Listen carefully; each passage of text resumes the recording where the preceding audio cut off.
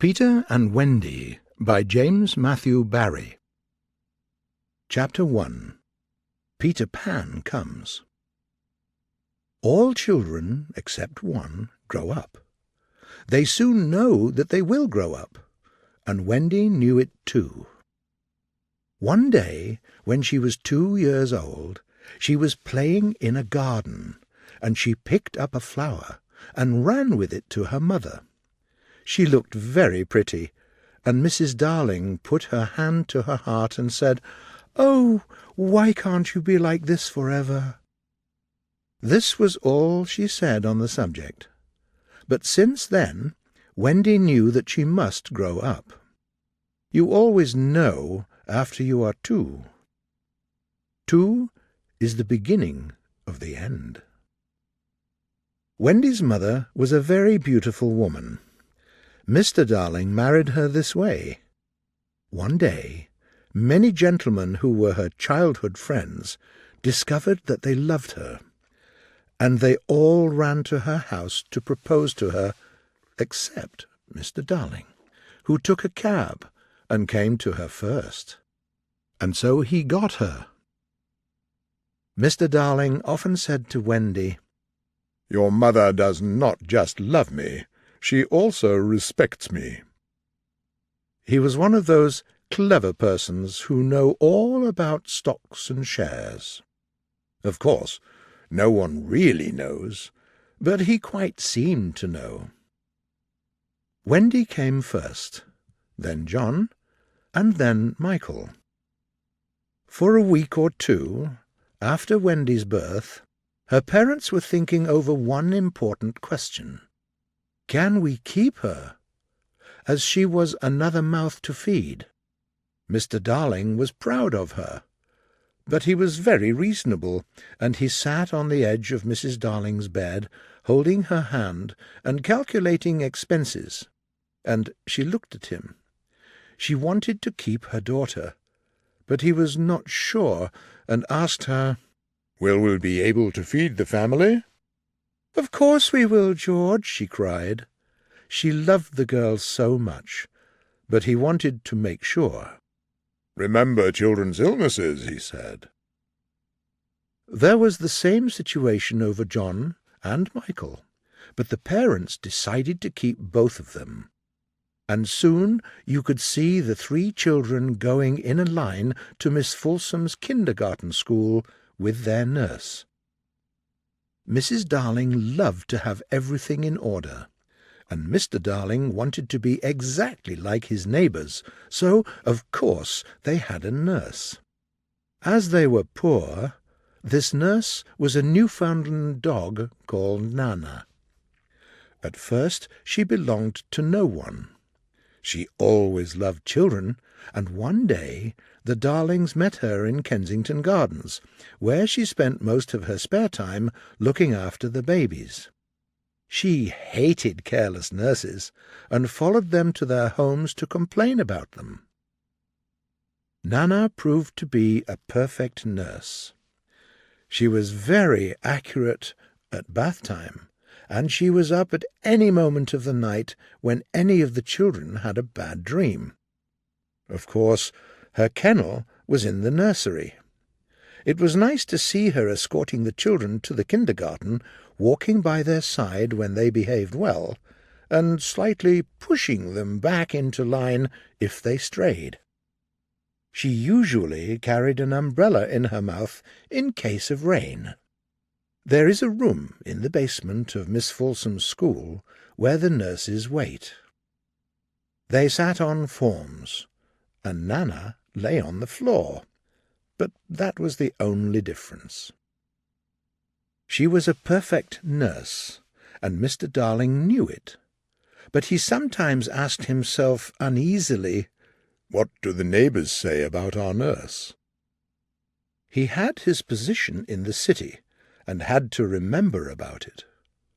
Nana also troubled him in another way. He had sometimes a feeling that she did not admire him. "I know she admires you, George," Mrs. Darling usually said, and asked the children to be especially nice to father. Sometimes they danced together, and their servant Lisa joined them. There never was a simpler, happier family until Peter Pan's coming. Mrs. Darling first heard of Peter when she was tidying up her children's minds. It is the nightly custom of every good mother, after her children are asleep, to put things in order in their minds. You can find it very interesting to watch your own mother doing this. It's like tidying up the drawers. When you wake in the morning, on the top of your mind you can find your good thoughts. All the bad ones are somewhere at the bottom, because you don't need them. We don't often see maps of persons' minds. Can you imagine a map of a child's mind? There are zigzag lines on it, just like your temperature on a card. And these are probably roads in the island, because the Neverland is always more or less an island, with bright splashes of colour here and there, and coral reefs, savages, and lonely places, and gnomes who are mostly tailors.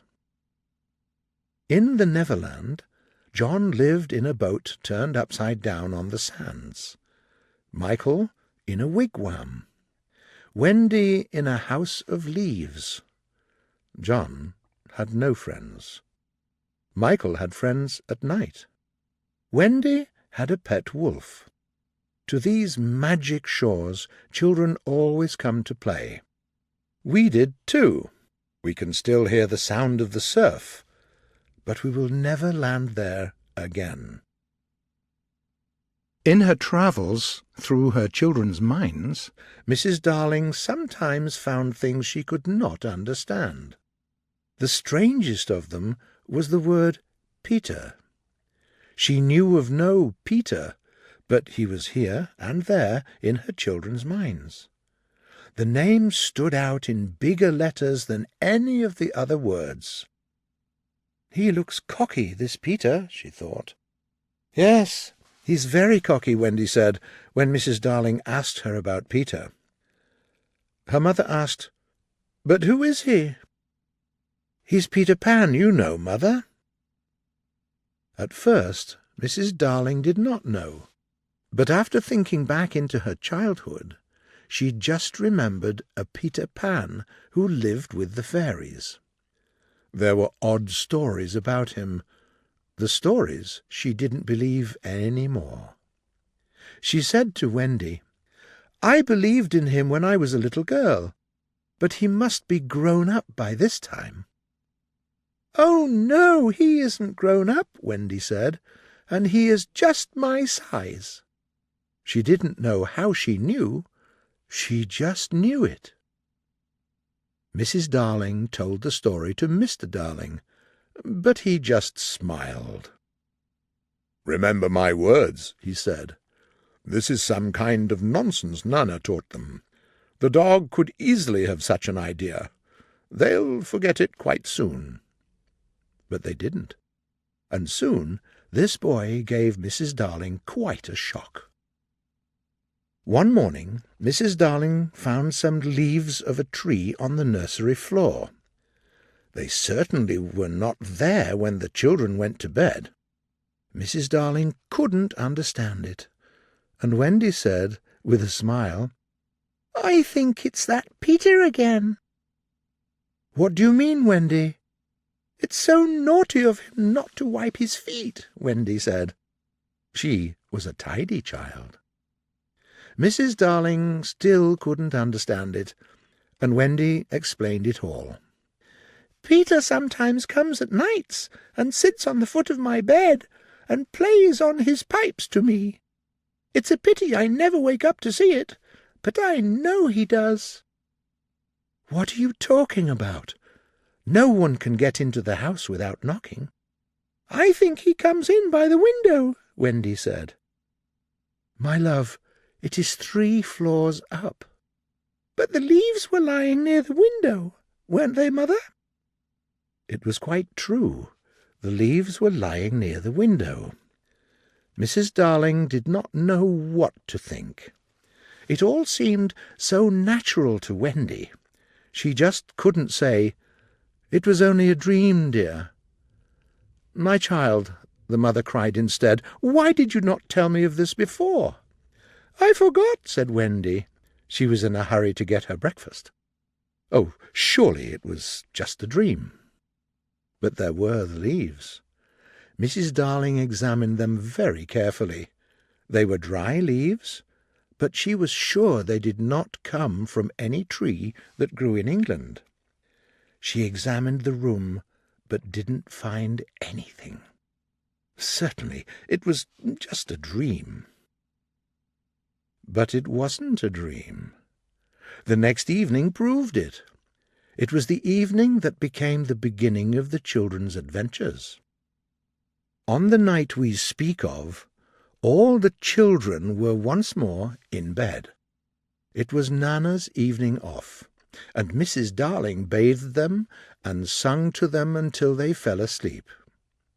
Everything looked so comfortable and so quiet that Mrs. Darling smiled and sat sewing near the fireplace.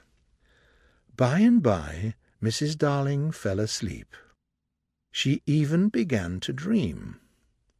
She saw that the island of Neverland was quite near, and the strange boy from this island was coming to their house. There was nothing to worry about, because his face seemed familiar to her. But in her dream he tore the film that hides the Neverland, and she saw Wendy and John and Michael peeping through the hole. Maybe her dream doesn't matter. But while she was dreaming, the window of the nursery opened and a boy dropped to the floor. He was not alone. There was also a strange little light that was rapidly moving around the room. Mrs. Darling woke up and saw the boy, and somehow she knew at once that he was Peter Pan. He was a lovely boy, dressed in dry leaves, but the most wondering thing about him was that he had all his first teeth. He showed them angrily when he saw that she was a grown-up. Chapter 2. The Shadow. Mrs. Darling screamed, and at that moment Nana came in. She growled and leapt at the boy. He rushed out of the window. Mrs. Darling screamed again, because she was afraid for the boy, and she ran down into the street to look for his little body. But it was not there. She looked up, and in the black night sky she could see only a shooting star. She returned to the nursery and found Nana with something in her mouth, which proved to be the boy's shadow. As he leapt at the window, Nana shut it quickly. Too late to catch him, but his shadow failed to get out. You may be sure Mrs. Darling examined the shadow carefully, but it was quite an ordinary one. Nana knew what to do with this shadow. She hung it out at the window, meaning, "He will come back for it. Let's put it where he can get it easily without disturbing the children." But Mrs. Darling could not let it stay there. The shadow looked like washing, and it looked quite out of place hanging there. She decided to roll the shadow up and put it away carefully in a drawer, until she had a chance to tell her husband about it. The chance came a week later, on that terrible Friday. Of course, it was a Friday. "I had to be especially careful on Fridays," she often said afterward to her husband. He sat beside her, and Nana sat on the other side and held her hand. "Oh, no, no," shook his head Mr. Darling. "It's my fault. I, George Darling, did it all with my own hands." So they sat in the evenings, recalling that Friday, even the smallest details of it. "Why did I accept the invitation from neighbours of the house 27? Said Mrs. Darling. "Why did I pour this stupid medicine in Nana's bowl?" said Mr. Darling. "Why did I show that I didn't like the medicine?" said the dog, with her eyes full of tears. "Oh, it's my love for garden parties, George." "No, my dear, it's all my stupid sense of humour." "No, it's my inability not to pay attention to trifles." And then one of them, or all three at once, started to cry. But let's return to that horrible evening. It began exactly like 100 other evenings. Nana filled the bath for Michael and put him on her back to carry the boy to the bathroom. "No, Nana, I won't go to bed," Michael was shouting, like a person who still believed that the decision depended on him. "I won't. It's still early. Nana, I won't love you any more. I don't want a bath." Then Mrs. Darling entered the room in her white evening dress. Wendy loved to see her mother in that evening dress. She was wearing a necklace and a bracelet. The bracelet belonged to Wendy, but Wendy gladly allowed her mother to wear it. She often did. Mrs. Darling found her 2 older children playing at being their parents. It was Wendy's birth, and John was saying, "I'm happy to inform you, Mrs. Darling, that you are now a mother." And Wendy danced with joy. It was very like the real Mrs. Darling. Then they had John's birth, and Michael came from his bath. He said, "And now it's my birth." But John said, "I don't think so. We don't want any more children." Michael was so unhappy. "Nobody wants me," he said sadly. But the lady in the evening dress didn't think so. "I do," she said. "I so want a 3rd child." "Boy or girl?" asked Michael. "Boy." And Michael leapt to her and hugged her. After that Friday she would often recall it, because it was his last hug. And then Mr. Darling rushed in the room, like a tornado, as he usually described it later, and this description is quite correct. Perhaps there was some excuse for him. He was dressing for the party, and everything was well but his tie. Sometimes he had no problems with it, but sometimes he just couldn't tie it properly. And that evening he absolutely failed to tie it. He rushed into the nursery holding a tie. "What's the matter, father?" "Here's a tie. I can't tie it." He was not sure Mrs. Darling understood the seriousness of the situation, and he continued, "I warn you of this, Mother. I can't go to the dinner party without a tie. It's a very important party, so after missing it I can't go to the office again. So you and I and the children will starve."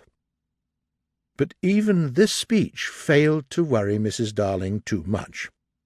"Let me try, dear," she said, and with her nice cool hands she tied the tie for him, while the children stood around looking at them. The fact that she managed to do it so easily could upset another man, but not Mr. Darling. He was a good man. He thanked her, and in another moment was dancing round the room with Michael on his back. "And what a dance it was," said Mrs. Darling afterwards. "The last dance in our life," said Mr. Darling. "Oh, George, do you remember Michael asked me, 'Mother, how did we get acquainted?'" "I remember." They were so sweet, weren't they, George? "Yes, they were. And they were ours. Ours! And now we don't have them." That terrible evening they stopped their dance when Nana came in, and Mr. Darling ran into her and fell down, and they had to brush his trousers. He was very unhappy. That's because our nurse is a dog. "George, Nana is a treasure," said Mrs. Darling. No doubt, but I have a feeling at times that she looks upon the children as puppies. "Oh, no, dear. I'm sure that she knows they have souls." Maybe, Mr. Darling said. Maybe. It was an opportunity for telling him about the boy. At first he didn't believe the story, but then became thoughtful when she showed him the shadow. "It's nobody I know," he said, examining it carefully. They were still discussing it when Nana came in with Michael's medicine. She offered him a spoonful of it, but Michael didn't want it. Mr. Darling was a strong man, but he behaved rather foolishly about the medicine. Mr. Darling had a weakness. "I can take any medicine quite bravely," he thought, but he was wrong. So when Michael refused to take his medicine, Mr. Darling said, "Be a man, Michael." "But I don't want it," Michael cried naughtily. Mrs. Darling left the room to get a chocolate for him, but Mr. Darling wanted to persuade him. "Michael," he said, "when I was your age, I took medicine without crying. I said, 'Thank you, dear parents, for giving me the medicine to make me well.'" And he really believed it. Wendy believed it too, and so she said, to cheer Michael up, "That medicine you sometimes take, Father, is much nastier, isn't it?" "Much nastier," Mr. Darling said bravely. "I can take it now to give you a lesson of courage, Michael. Oh, no, I can't. I lost the bottle." It was not really so. He hid it on the top of the wardrobe. But after Lisa's tidying up, it was back on his washstand, and Wendy knew it. "I know where it is, Father," Wendy cried. "I'll bring it." And she was off before he could stop her. Mr. Darling immediately grew unhappy. "John," said he, shivering, "it is so nasty." "It will soon be over, Father," said John. At this moment Wendy rushed into the room. She was holding a glass with the medicine in her hand. "I did my best to bring it quickly," she said. "I see," said Mr. Darling with irony in his voice. "Just let Michael drink first." "No, Father first," said Michael suspiciously. "I will be sick, you know," warned them Mr. Darling. "Come on, Father," said John. "Silence, John." "I thought you took it quite easily, Father," Wendy said in surprise. "That's not the point. It's not fair. There is more in my glass than in Michael's spoon," Mr. Darling said angrily. "Father, I'm waiting," said Michael coldly. "Oh, really? I'm waiting too." "Father's a coward." "No, you are a coward." "I'm not." "And I'm not afraid." "Well, then take it."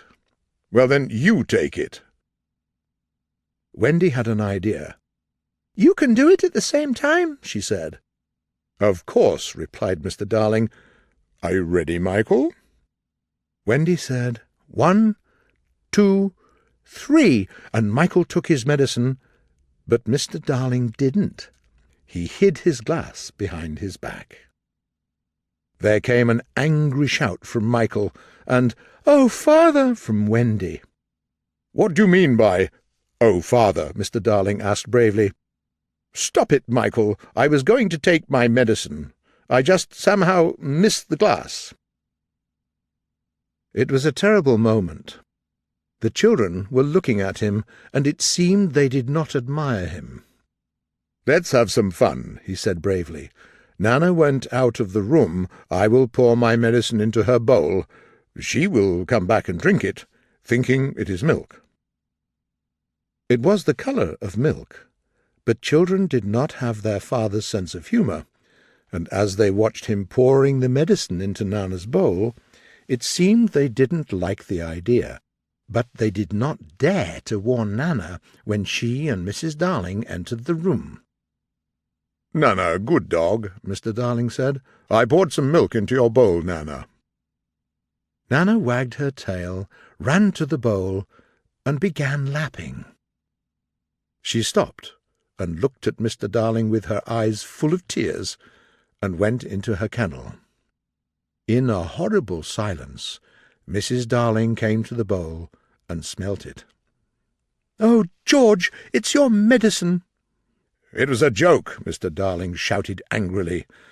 "I'm doing my best to make you laugh, but you never do." Mrs. Darling was comforting the boys, and Wendy hugged Nana. "So the dog is the chief person in the nursery, isn't she?" he shouted. "Enough! I will stop it right now." The children cried, and Nana hurried to him, wagging her tail to say, "I'm sorry."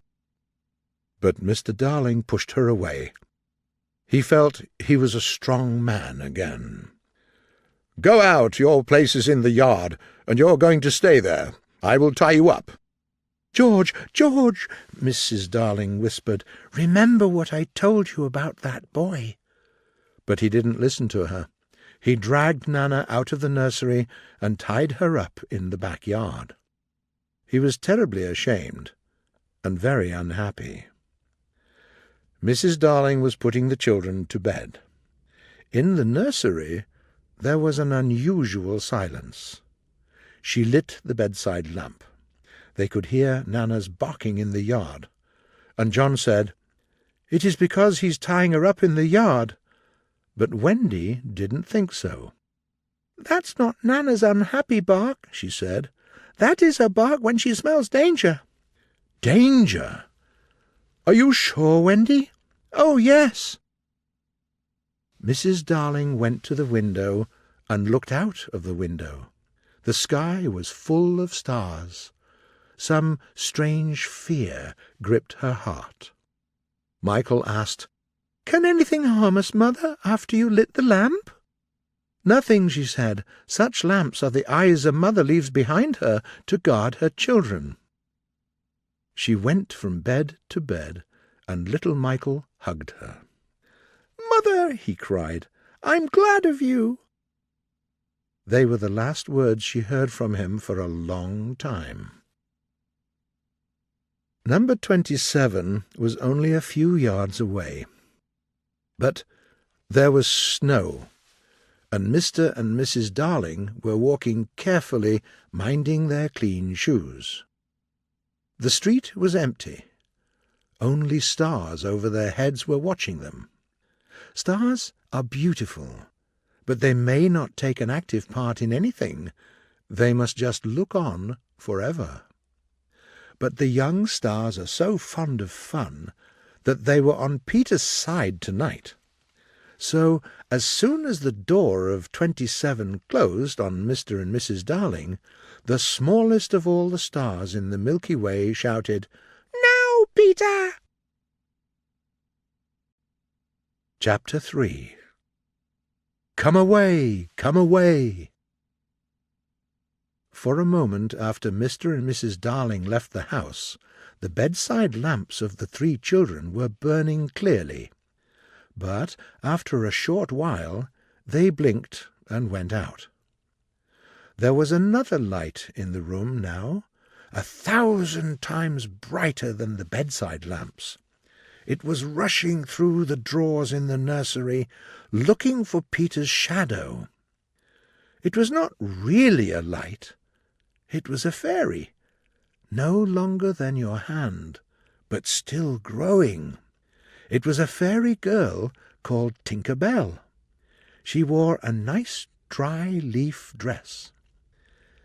In a moment after the fairy's coming, Peter Pan dropped in through the same window. "Tinker Bell," he called quietly, after making sure that the children were asleep. "Tink, where are you? Do you know where my shadow is?" The loveliest tinkle as of golden bells answered him. It was the fairy language. "The shadow is here, in the big box," Tinker Bell said. She meant the chest of drawers. Peter rushed to it and pulled out all the drawers one after another. He was throwing clothes and everything straight onto the floor. In a moment He found his shadow, and was so happy that he immediately shut the drawer and did not notice that Tinker Bell was inside. Maybe Peter believed that he and his shadow would immediately join like drops of water. Maybe he didn't think about it at all. Anyway, they didn't, and he had no idea what to do. He tried to stick it on with soap, but failed. He sat on the floor and cried. His crying woke Wendy, and she sat up in bed. "Boy," she said, "why are you crying?" Peter knew how to be polite. He learned good manners at the parties of the fairies. So he rose and bowed to her elegantly. Wendy liked it very much, and bowed to him elegantly from bed. "What's your name?" he asked. "Wendy Moira Angela Darling," she answered. She liked the sound of her full name. "What is your name?" "Peter Pan."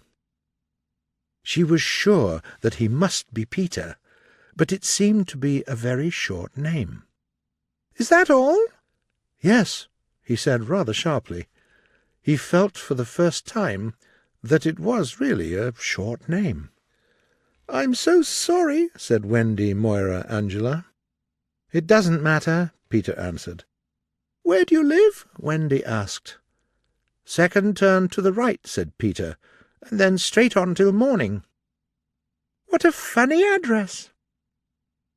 Peter felt that perhaps it was a funny address. "No, it isn't," he said. "I mean, is that what they write on your letters?" Wendy asked. "I don't get any letters," he said carelessly.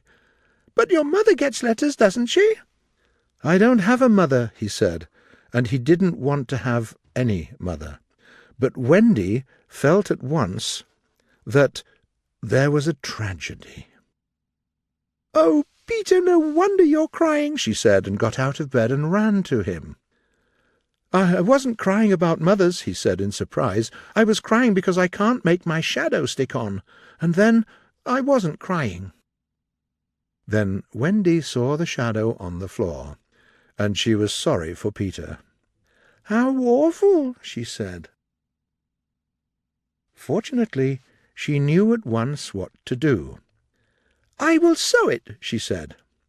"What do you mean?" he asked. "You're very ignorant." "No, I'm not." "I will sew it on for you, my little man," she said, though he was as tall as herself, and she got out her little box with needles and threads and everything, and sewed the shadow on Peter's foot.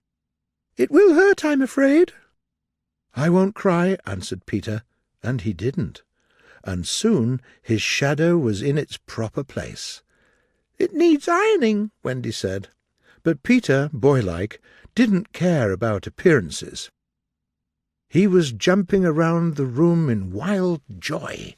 He was happy he got his shadow back, and he was quite sure he did it all by himself, and he immediately forgot about Wendy's help. "How clever I am!" he was shouting. It was quite a shock for Wendy. "Do you mean I did nothing?" she asked. "You did a little," Peter answered carelessly, and continued to dance. "A little?" Wendy repeated. She was quite angry. "Well, if I am no use, I can go away." And she leapt into bed and covered her face with the blankets. He wanted to make her look up and pretended to be going away, but it didn't help. Then he sat down on the edge of the bed and touched her gently with his foot. "Wendy," he said, "don't go away. I always behave like this when I'm happy with myself." Wendy didn't look up, but she was listening. "Wendy, one girl is more use than 20 boys." At this, Wendy couldn't help looking up. "Do you really think so, Peter?" "Yes, I do." "You're very nice," she said, "and I'll get up again." And she sat up with him on the side of the bed.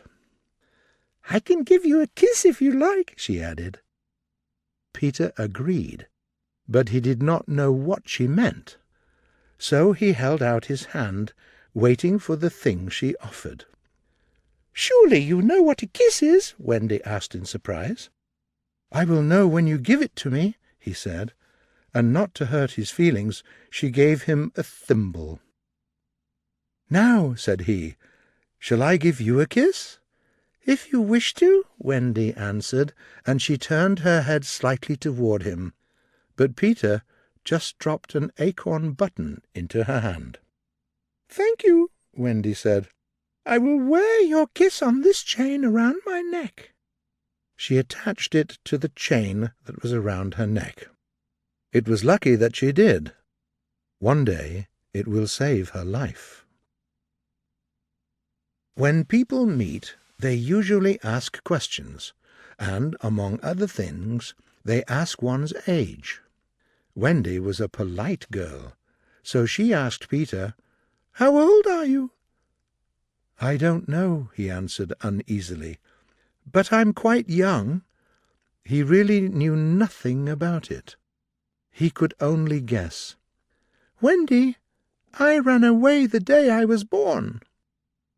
It surprised Wendy, and interested her too. "It was because I heard Father and Mother," he explained in a low voice, "talking about what I was to be when I became a man. But I don't want ever to be a man," he said with passion. "I want always to be a little boy and to have fun. So I ran away to Kensington Gardens and lived a long time among the fairies." She looked at him with admiration. "That's because I ran away," Peter thought. "He knows fairies," Wendy thought. She asked him a lot of questions about fairies, and it surprised him. For him, there was nothing extraordinary about fairies. They were getting in his way, and so on. But he liked them, and he told Wendy about the beginning of the fairies. "You see, Wendy, when the first baby laughed for the first time, its laugh broke into 1,000 pieces, and each of them turned into a fairy, and that was the beginning of fairies. And so there must be one fairy for every boy and girl." "Must be? Isn't there?" "No. You see, children know such a lot now, they soon don't believe in fairies. And every time a child says, 'I don't believe in fairies,' some fairy somewhere falls down dead." Suddenly he remembered Tinker Bell, and it surprised him that she was so quiet. "Tinker Bell, where are you?" "Peter," Wendy cried eagerly, "do you mean to tell me that there is a fairy in this room?" "She was here just now," he said a little impatiently. "You don't hear her, do you?" And they both listened. "The only sound I hear," said Wendy, "is like a tinkle of bells." "Well, that's Tink. That's the fairy language. I think I hear her too." The sound came from the chest of drawers, and Peter made a merry face. "Wendy," he whispered, "I believe I shut her up in the drawer." He let poor Tink out of the drawer, and she flew about the nursery shouting angrily. "You shouldn't say such things," Peter said. "Of course I'm very sorry, but how could I know you were in the drawer?" Wendy was not listening to him. "Oh, Peter," she cried, "can she stand still for a moment and let me see her?" "They hardly ever stand still," he said. But for one moment Wendy saw the romantic figure come to rest on the cuckoo clock. "Oh, she is so lovely!" she cried. "Tink," said Peter, "this lady wishes you were her fairy." Tinker Bell answered angrily. "What does she say, Peter?" "She's not very polite. She says, 'The girl is ugly, and I'm your fairy,'" said Peter. "You know you can't be my fairy, Tink, because I'm a gentleman and you are a lady." "You fool!" Tink answered and disappeared into the bathroom. "She's quite a common fairy," Peter exclaimed. "Her name is Tinker Bell because she mends the pots and kettles." They were together in the armchair by this time, and Wendy was asking him more questions. "You don't live in Kensington Gardens now, do you?" "Sometimes I do still." "But where do you live mostly now?" "With the Lost Boys." "Who are they?" "They are the children who fall out of their prams while the nurse is looking the other way. There are 7 days to claim such a child, and then they go to the Neverland. I'm captain." "What fun it must be!" "Yes," said Peter, "but we're rather lonely. There are no girls with us." "Are none of the others girls?" "Oh, no. Girls, you know, are much too clever to fall out of their prams." Wendy liked the idea. "I think," she said, "it's perfectly lovely the way you talk about girls.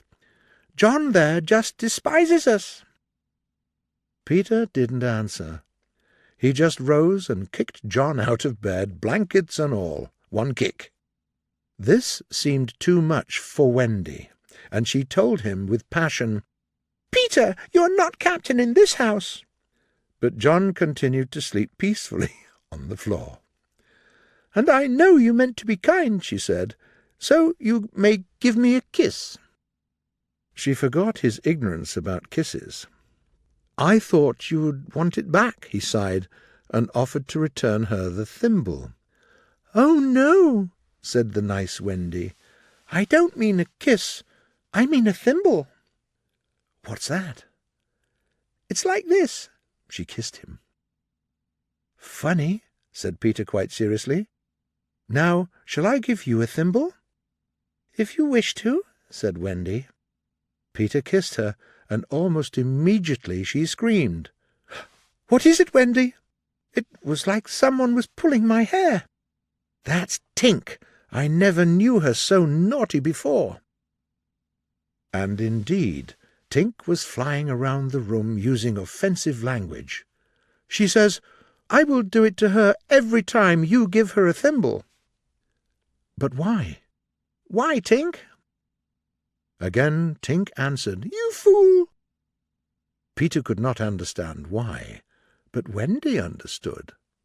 And it disappointed her a little when Peter said, "You know, Wendy, I came to the nursery window to listen to stories. You see, I don't know any stories. None of the Lost Boys know any stories." "How awful!" Wendy said. "Oh, Wendy, your mother was telling you such a lovely story." "Which story was it?" "About the prince who couldn't find the lady who wore the glass slipper." "Peter," said Wendy excitedly, "that was Cinderella, and he found her, and they lived happily ever after." Peter was so glad that he rose from the floor and hurried to the window. "Where are you going?" she cried. "To tell the other boys." "Don't go, Peter," she cried. "I know such lots of stories." Peter moved away from the window. There was a greedy look in his eyes, but somehow it didn't frighten Wendy. "I can tell all kinds of stories to the boys," said Wendy. And Peter took her hand and drew her to the window. "Let me go!" she exclaimed. "Wendy, come with me and tell the other boys," he asked. She liked it, but she said, "How can I? Think of Mother. And besides, I can't fly." "I'll teach you." "Oh, how lovely to fly!" "I'll teach you how to jump on the wind's back, and then we'll go away." "Oh!" she exclaimed. "Wendy, Wendy, when you are sleeping in your silly bed, you might be flying about with me, saying funny things to the stars." "Ooh!" "And, Wendy, there are mermaids." "Mermaids with tails?" "Such long tails." "Oh," cried Wendy, "to see a mermaid." "And we will respect you, Wendy, all of us." Wendy was full of excitement. She didn't know what to do. But he had no pity for her. "You can mend our clothes and make pockets for us. None of us has any pockets." How could she refuse? "Peter, could you teach John and Michael to fly too?" "If you like," he said indifferently, and she ran to John and Michael and shook them. "Wake up!" she cried. "Peter Pan is here, and he's going to teach us to fly." John opened his eyes. "Then I shall get up," he said. Of course, he was on the floor already. "I'm up," he said. Michael also got up, but Peter suddenly signed silence, and they listened eagerly. There was no barking. Nana was silent. It seemed there was dead silence. "Turn off the light! Hide! Quick!" cried John. He was captain now. But it was the only time throughout their adventure. When Lisa came into the bedroom holding Nana, it seemed that all three were sleeping peacefully.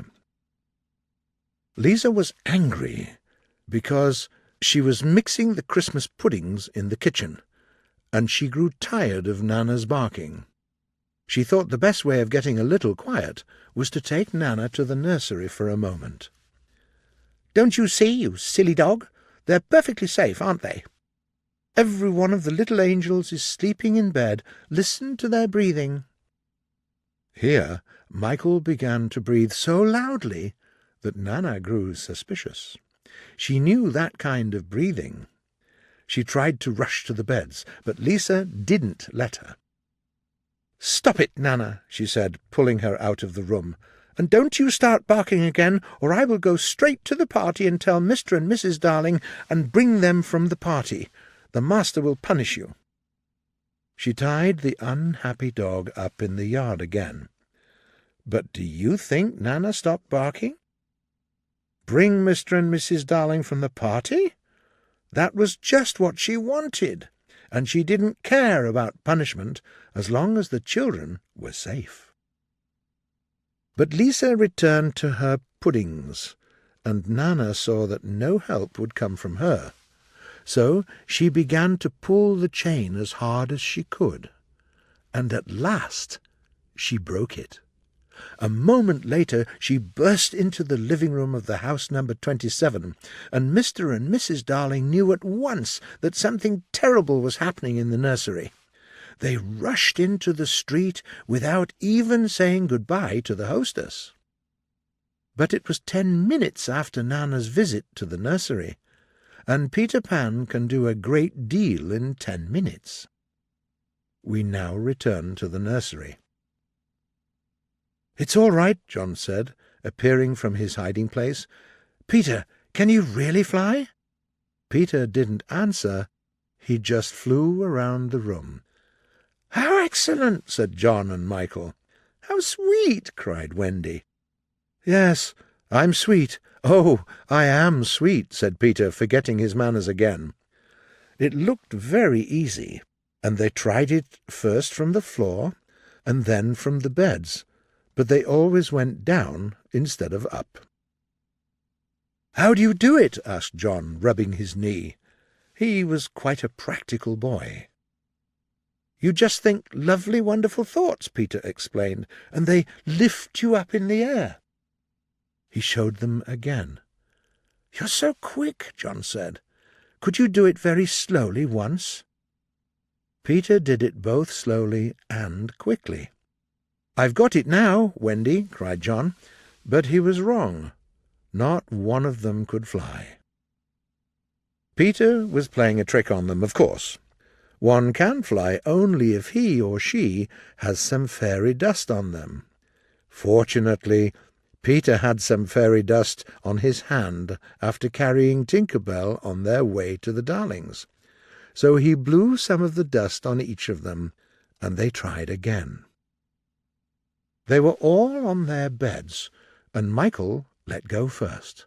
He didn't mean to let go, but he did it, and next moment he was flying about the room. "I'm flying!" he cried. John and Wendy followed him. "Great! Lovely! Look at me! Look at me! Look at me!" They were not so elegant as Peter, but still they were flying, up and down and round the room. "Let's go out!" cried John. Of course, it was just the thing Peter wanted. Michael was ready to go, but Wendy wasn't sure. "Mermaids," said Peter again. "Ooh, and there are pirates." "Pirates!" cried John. "Let us go at once," and he took his hat. It was just at this moment that Mr. and Mrs. Darling hurried with Nana out of 27.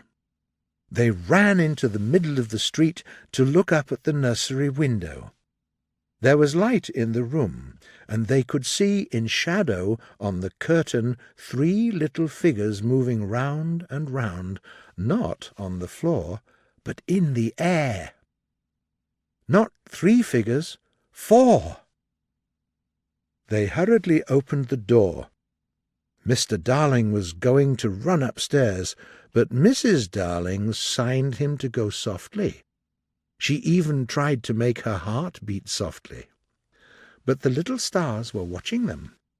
The stars blew the window open again, and the smallest star of all shouted, "Come away, Peter!" Then Peter knew that there was not a moment to lose. "Let's go!" he shouted, and immediately flew out of the window into the night, and Wendy, John, and Michael followed him. Mr. and Mrs. Darling and Nana rushed into the nursery too late. The nest was empty.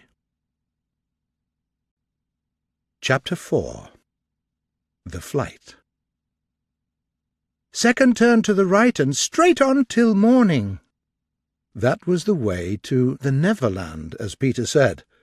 But even for the birds it would be impossible to find their way there with these instructions. Peter just said anything that came into his head. At first, Wendy and the boys trusted him absolutely. They admired flying and laughed, remembering their first flying attempts. How much time passed since they first tried it? They were flying over the sea before this thought began to disturb Wendy seriously. John thought it was their second sea and their third night. Sometimes it was dark, and sometimes light. Sometimes they were very cold, and sometimes too warm. They were very sleepy, and that was a danger, because as soon as they fell asleep, they fell down. The awful thing was that Peter thought it funny. "There he goes again!" cried Peter, as Michael suddenly dropped like a stone. "Save him! Save him!" cried Wendy, looking with horror at the cruel sea far below. And Peter followed him and caught him just before he could strike the sea. He did it very gracefully and cleverly. But he always waited till the last moment, and you felt it was his cleverness that interested him, and not the saving of human life. Peter could sleep in the air without falling, and just lying on his back and floating. "Be more polite to him," Wendy whispered to John. "Then tell him to stop showing off," said John. "You must be nice to him," Wendy said to her brothers. "He can leave us right here. What shall we do then?" "We could go back," Michael said. "How could we ever find our way back without him?" "Well, then, "We should go on," said John. "This is the awful thing, John. We have to go on because we don't know how to stop." This was true. "So," said John, "we'll fly and fly around the world, and in some time we must come back to our own window." Peter was not with them for the moment, and they felt rather lonely up there by themselves. Sometimes when he returned, he did not remember them, at least not well. Wendy was sure of it. Once she even had to call him by name. "Peter, I'm Wendy." He was very sorry. "Listen, Wendy," he whispered to her. "Always if you see me forgetting you, just keep on saying, 'I'm Wendy,' and then I'll remember." After many moons, they finally reached the Neverland, and not so much because Peter and Tinker Bell knew the road, as because the island was looking for them. It's the only way to get there. "There it is," said Peter calmly. "Where?" "Where?" "Where all the arrows are pointing." Indeed, 1,000,000 golden arrows were pointing it out to the children, all directed by the sun, who wanted them to be sure of their way before leaving them for the night. Wendy, John, and Michael stood on tiptoe in the air to see the island as soon as possible. Strange to say, they all recognized it at once, and, until fear fell upon them, they greeted it as a familiar friend to whom they were returning home for the holidays. "John, there's the lagoon!" "Wendy, look at the turtles burying their eggs in the sand!" "Listen, John, I see your flamingo with a broken leg." "Look, Michael, there's your cave." "John, what's that in the bushes?" "It's a wolf with little ones." "Wendy, I think it's your little pet wolf among them." "There's my boat, John." "No, it isn't. We burned your boat." "That's my boat, I'm sure. Oh, John, I see the smoke of the Indian camp." "Where? Show me." "There, just across the mysterious river." "I see now." Peter was a little annoyed with them for knowing so much about his island, and of course they knew the Neverland. But the Neverland can be frightening, you know. Even at home it can seem dark and threatening by bedtime. And now it was real, and there was no bedside lamp, and Nana, where was she? The children gathered round Peter, and he was not careless any more, but eager and energetic. They were flying low and very slowly, as if they had to push their way through hostile forces. "They don't want us to land," Peter explained. "Who are they?" Wendy whispered. But he could not say. Tinker Bell was sleeping on his shoulder, but now he wakened her and sent her on in front. "Would you like an adventure now?" he said to John, "or would you like to have your tea first?" Wendy said, "Tea first," quickly, and Michael pressed her hand in gratitude.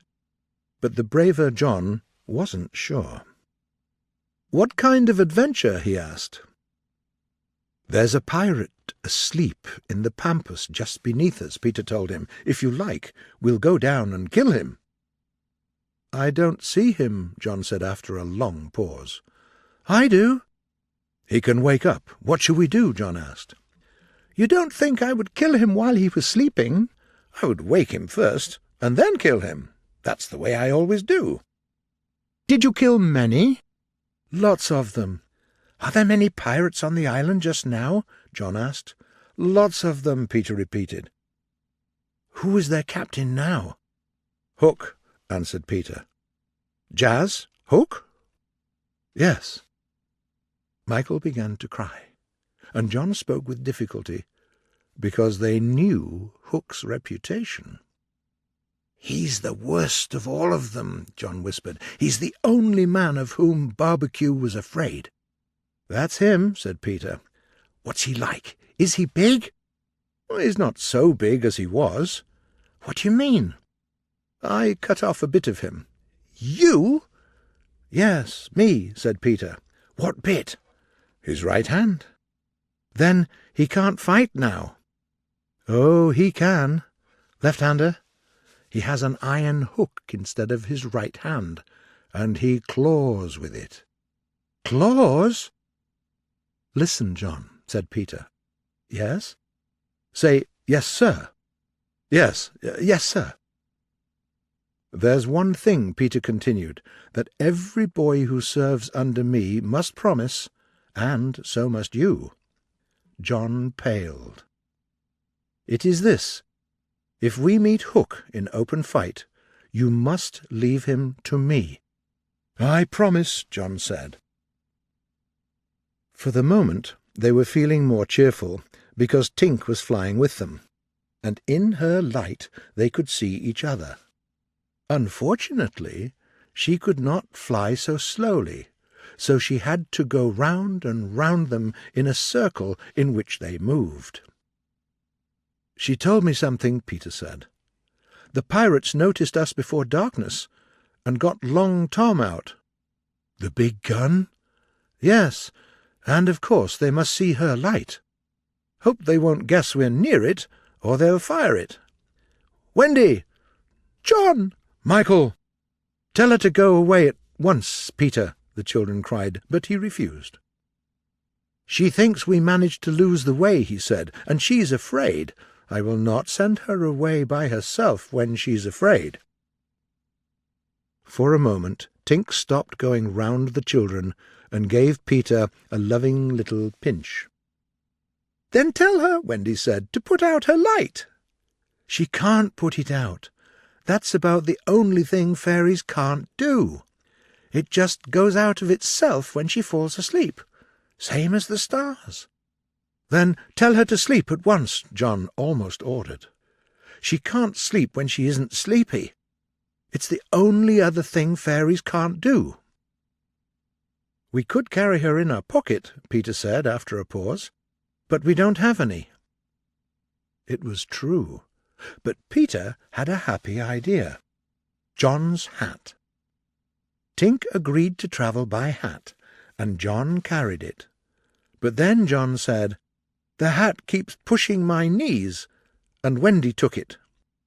And later this led to trouble, because Tinker Bell didn't like Wendy at all. They were flying in dead silence. There were some strange sounds sometimes, and Peter explained them. "Do you hear this sound? Wild beasts are drinking. And you hear this new sound? The Indians are sharpening their knives." But soon even these frightening sounds stopped. To Michael it was awful. "I really want something to make a sound," he cried.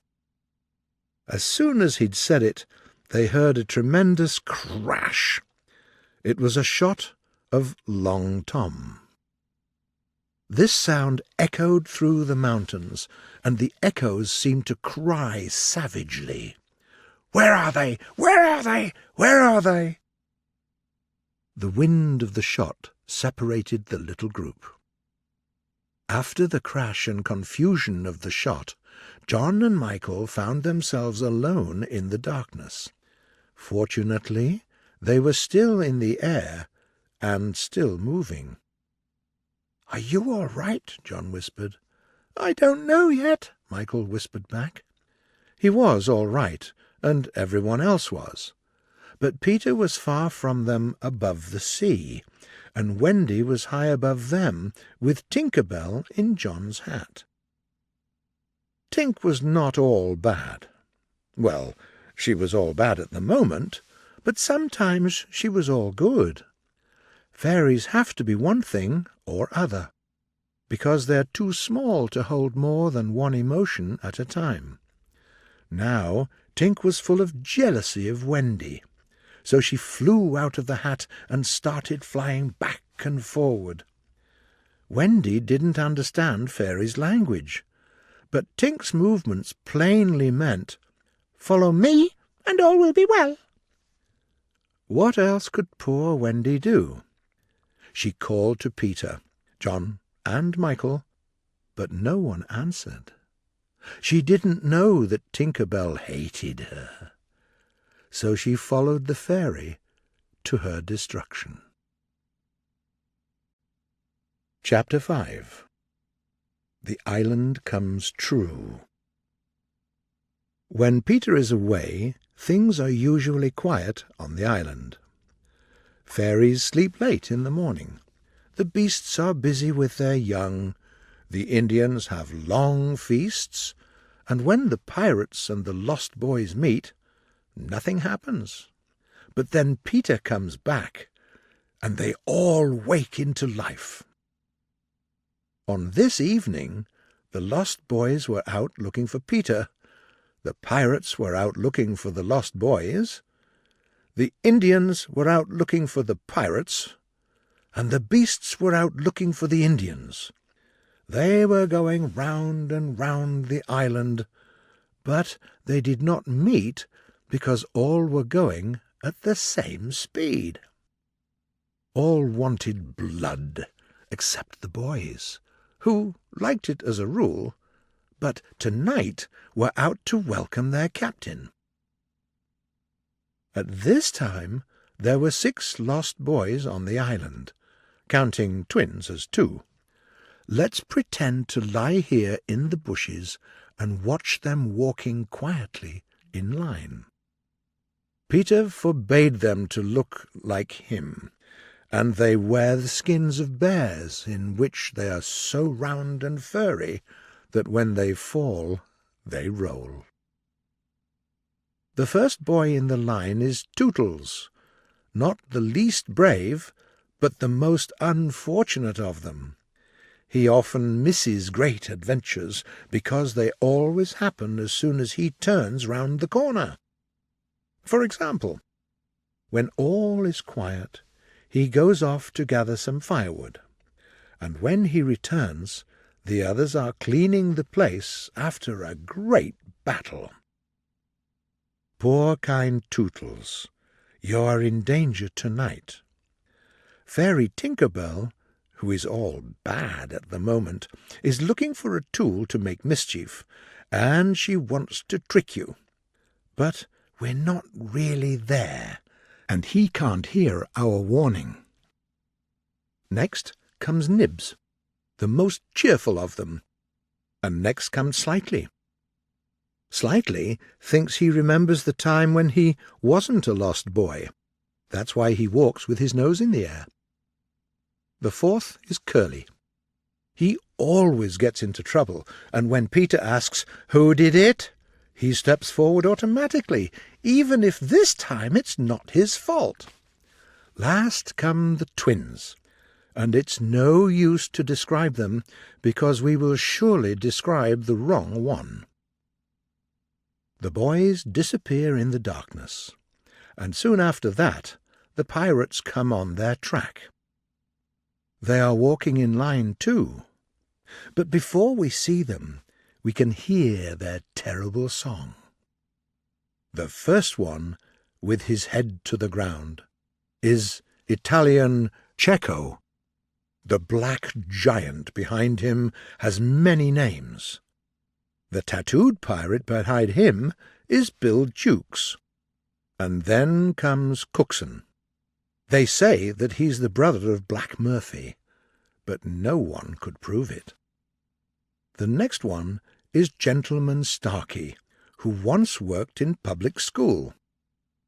Then Smee comes, a genial Irish pirate who kills his victims with simplicity unusual in the company.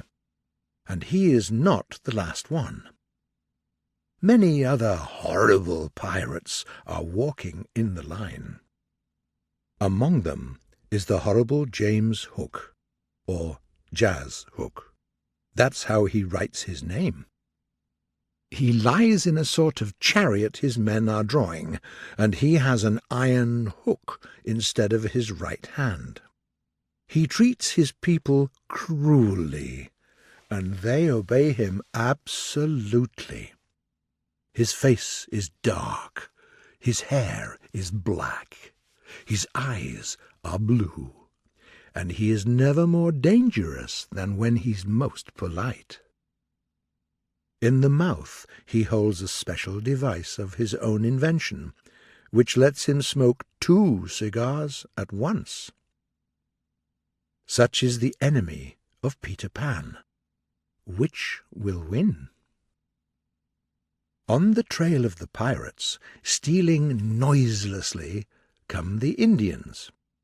They carry tomahawks and knives, and their naked bodies gleam with paint and oil. The first one is brave, great, big Little Panther. He is moving on all 4s. The last one is Tiger Lily, their beautiful princess. The Indians move noiselessly. The only sound is their heavy breathing. It's not easy to walk like this after all the feasts they had. The Indians disappear, and wild beasts come on their track. Here are lions, tigers, bears, and others. On this night, they are all hungry. After them comes the last figure of all, a gigantic crocodile. Soon we shall see for whom it is looking. The crocodile passes, but soon the boys appear again, because the procession must continue until one of the groups stops or changes its speed. Then quickly they will be on top of each other. All are keeping a sharp lookout in front, but none suspects that the danger may be creeping up from behind. This shows how real the island was. Finally, the boys stopped it and sat down on the lawn near their underground home. "I hope Peter will come back soon," every one of them said nervously. "I'm the only one who was not afraid of the pirates," Slightly said, and one could easily see why he wasn't the general favourite. "But I hope Peter will come back soon and tell us more about Cinderella." They talked of Cinderella.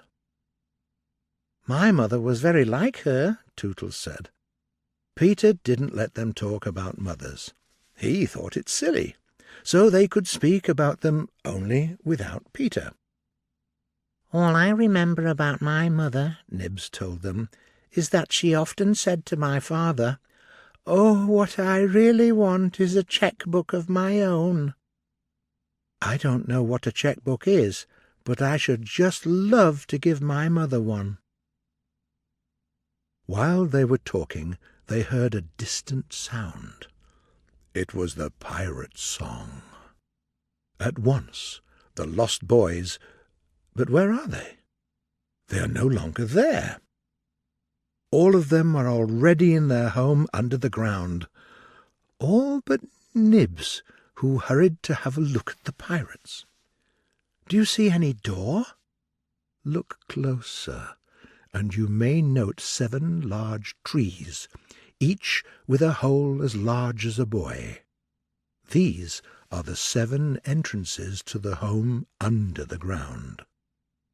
Captain Hook keeps looking for the entrance, but he can't find it. Will he find it tonight?"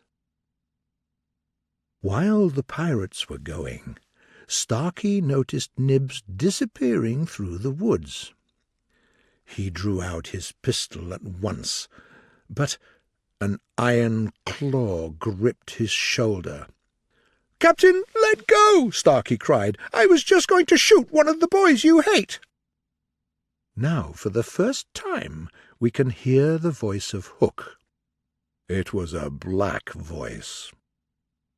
"Oh, yes, and Tiger Lily's Indians will hear the shot and come here in a minute. Do you want to lose your scalp?"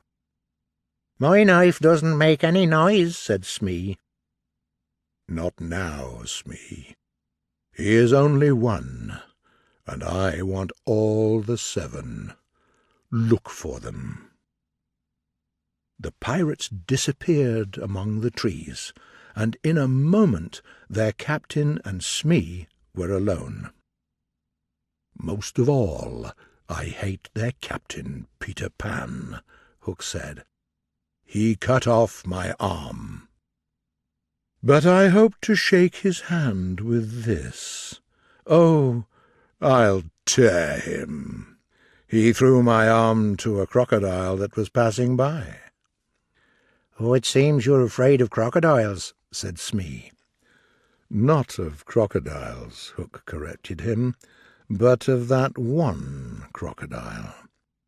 He lowered his voice. It liked my arm so much, Smee, that it keeps following me ever since, from sea to sea, and from land to land, looking for the rest of me." "In a way," said Smee, "it's sort of a compliment." "I want no such compliments," Hook said. He sat down on a large mushroom and continued, "Luckily, the crocodile ate my arm with the clock, and it keeps ticking inside it. and I run away as soon as I hear the ticking." And he laughed. "Smee," he said suddenly, "this seat is hot." He jumped up. "I'm burning!" They examined the mushroom. It was very big and thick. They tried to pull it up, and it came away at once in their hands, because it had no root. Stranger still, smoke began at once to rise. The pirates looked at each other. "A chimney!" they both exclaimed. It was the chimney of the home under the ground. The boys usually stopped it with the mushroom when enemies were so near. Not only smoke came out of it, there came also children's voices. The boys were talking happily in their safe hiding place. The pirates were listening for some time, and then replaced the mushroom. They looked around them and noted the holes in the 7 trees. "Did you hear them say Peter Pan's from home?" Smee whispered. Captain Hook stood still for some time, thinking. Then he smiled. "Tell me about your plan, Captain. What are you going to do?" Smee asked. "To return to the ship," said Captain Hook, "and cook a large, rich cake with green sugar on it. There is only one chimney, so there can be only one room below. But there are 7 doors. That shows they have no mother to tell them it's quite enough to have one door for all of them. We will leave the cake on the shore of the Mermaid's Lagoon. These boys are always swimming there, playing with the mermaids. They will find the cake, and they will eat it at once. They have no mother, and they don't know it's dangerous to eat rich cakes. And they will die." "Great plan!" Smee shouted, and they began to sing a pirate's song and dance. But suddenly they stopped. They heard a distant sound. "The crocodile," Hook whispered, and ran away, and Smee followed him. It indeed was the crocodile. It was looking for Hook. Once again the boys came out of their hiding place, and soon Nibs came running to the meadow. A pack of wolves pursued him. "Save me! Save me!" cried Nibs, falling on the ground. "What can we do? What can we do?" And then they cried, "What would Peter do?" Almost in the same breath they cried, "Peter would look at them through his legs." And then, "Let's do what Peter would do." It's the best way of defying wolves. So they bent and looked through their legs, and advanced the wolves, and the wolves immediately dropped their tails and ran away. Now Nibs rose from the ground and said, "I saw a wonderful thing. It was a great white bird. It's flying this way." "What kind of a bird do you think?" "I don't know," Nibs said, "but it looks very tired, and it flies, and it moans. Poor Wendy." "Poor Wendy?" "I remember," said Slightly immediately. "There are birds called Wendies." "See, here it is," cried Curly, pointing to Wendy in the sky. Wendy was now almost overhead, and they could hear her crying. But even more clearly they heard the shrill voice of Tinker Bell. She was flying around Wendy, pinching her every time she touched her. "Hello, Tink!" cried the wondering boys. "Peter wants you to shoot the Wendy," Tink answered loudly. The boys never asked questions when Peter gave orders. "Let's do what Peter wishes," they cried. "Quick, bows and arrows!" But their bows and arrows were in their hiding place, and they hurried to their tree and down to get them. Only Tootles had a bow and arrow with him, and Tink saw it. "Quick, Tootles, quick!" she shouted. "Peter will be happy." Tootles hurriedly fitted the arrow to his bow. "Out of the way, Tink!" he shouted, and then he fired, and Wendy fell to the ground with an arrow in her breast. Chapter 6. The Little House. When the other boys came with their bows and arrows, Tootles was standing proudly over Wendy's body. "You're too late," he cried proudly. "I shot the Wendy. Peter will like it very much." Overhead, Tinker Bell shouted, "You fool!" and hurried to a hiding place. The others did not hear her. They gathered around Wendy, and as they looked, a terrible silence fell upon the wood. Slightly was the first to speak. "This is not a bird," he said, with fear in his voice. "I think this must be a lady." "A lady," said Tootles, and fell to the ground. "And we killed her," Nib said. They took off their caps. "Now I see," Curly said. "Peter was bringing her to us." He threw himself sorrowfully on the ground. "The lady to take care of us at last," said one of the twins, "and you killed her." They were sorry for Tootles, but they were sorrier for themselves. "I did it," said Tootles. "When ladies come to me in my dreams, I say, 'Pretty mother, pretty mother.' But when at last she really came, I shot her." He moved slowly away. "Don't go," they called in pity. "I must," he answered. "I'm so afraid of Peter." At this tragic moment they heard a sound which made the heart of every one of them rise to his mouth. They heard Peter crow.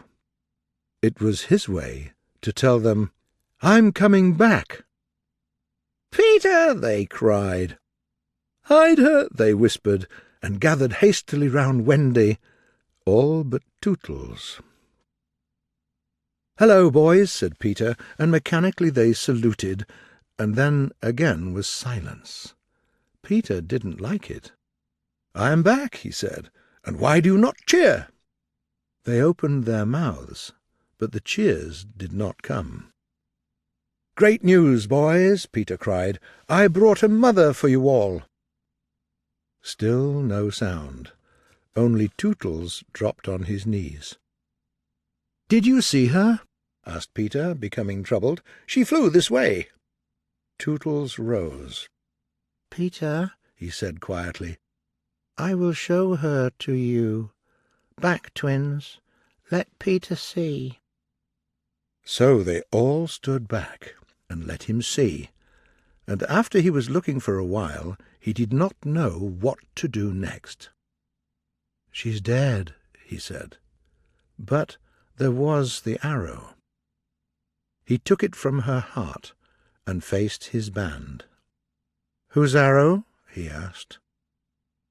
"Mine, Peter," said Tootles on his knees. Peter raised the arrow to use it as a knife. Tootles didn't move. "Strike, Peter," he said firmly. Twice Peter raised the arrow, and twice his hand fell. "I cannot strike," he said. "Something stops my hand." All looked at him in wonder except Nibs. Luckily, he looked at Wendy. "It is she!" he cried. "The Wendy lady! See, her arm!" It was true. Wendy really raised her arm. Nibs bent over her and listened carefully. "I think she said, 'Poor Tootles,'" he whispered.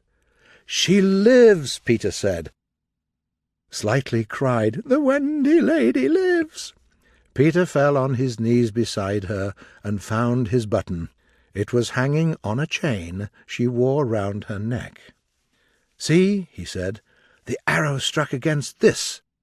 It is the kiss I gave her. It saved her life." "I remember kisses," Slightly said quickly. "Let me see it. Oh, yes, that's a kiss." Peter did not hear him. "Get better quickly, Wendy," he said. "Get better quickly, and I will show you the mermaids." Wendy was too weak to answer him, but there came a sound of crying from overhead. "Listen to Tink," said Curly. "She's crying because Lady Wendy lives." Then they told Peter of Tink's crime, and he became angrier than ever. "Listen, Tinker Bell," he cried. "I'm not your friend any more. Go away from me forever." She flew onto his shoulder and asked him to change his mind, but he brushed her off, and only when Wendy raised her arm again, he said, "Well, not forever, but for a whole week." Do you think Tinker Bell was thankful to Wendy for raising her arm? Oh, no! She wanted to pinch her more than ever. Fairies, indeed, are strange. But what to do with Wendy in her present delicate state of health? "Let us carry her down to the house," Curly said. "Oh, yes," Slightly agreed. "That is what one does with ladies." "No, no," Peter said. "You must not touch her. It is not quite respectful." "That," said Slightly, "is what I was thinking." "But she can't lie here," Tootles said. "She will die." "Oh, yes, she will die," Slightly agreed. "But what can we do?" "Let's build a little house round her," cried Peter. They were all in delight. "Quick," he ordered them. "Bring me each of you the best of what we have. Be sharp." The word started immediately, and while they were busy, John and Michael appeared. They were walking slowly and kept falling asleep, stopping, waking up, moving another step, and falling asleep again. "John, John, wake up!" cried Michael. "Where is Nana, John? Where's our mother?" "It's true. We were flying," John answered, rubbing his eyes. They were very happy to find Peter. "Hello, Peter," they said. "Hello," answered Peter. He didn't remember them quite well at the moment because he was too busy. "Is Wendy asleep?" they asked. "Yes." "John," Michael said, "let's wake her and get her to make supper for us." But as soon as he said it, some of the other boys came running with branches for the building of the house. "Look at them," he cried. "Curly," said Peter, "see that these boys help in the building of the house." "Yes, sir." "Build a house?" exclaimed John. "For Wendy." "For Wendy?" John asked. "But she's only a girl." "That," explained Curly, "is why we are her servants." "You? Wendy's servants?" "Yes," said Peter, "and you also." And John and Michael joined the other boys. Peter thought of everything. "Slightly," he cried, "bring a doctor." "Yes, sir," said Slightly at once, and disappeared. He returned in a moment, wearing John's hat, and looking very serious. "Please, sir," said Peter, going to him, "are you a doctor?" The difference between him and the other boys was that they knew when it was make-believe, and to him make-believe and true were exactly the same thing, so they had to keep pretending. "Yes, my little man," Slightly answered. "Please, sir," Peter explained, "a lady lies very ill." She was lying at their feet, but Slightly had the sense not to see. "Tut, tut, tut," he said. "Where is she?" "Right here, sir." "I will put a glass thing in her mouth," said Slightly, and he pretended to do it while Peter waited. "How is she?" asked Peter. "Tut, tut, tut," said Slightly. "This cured her."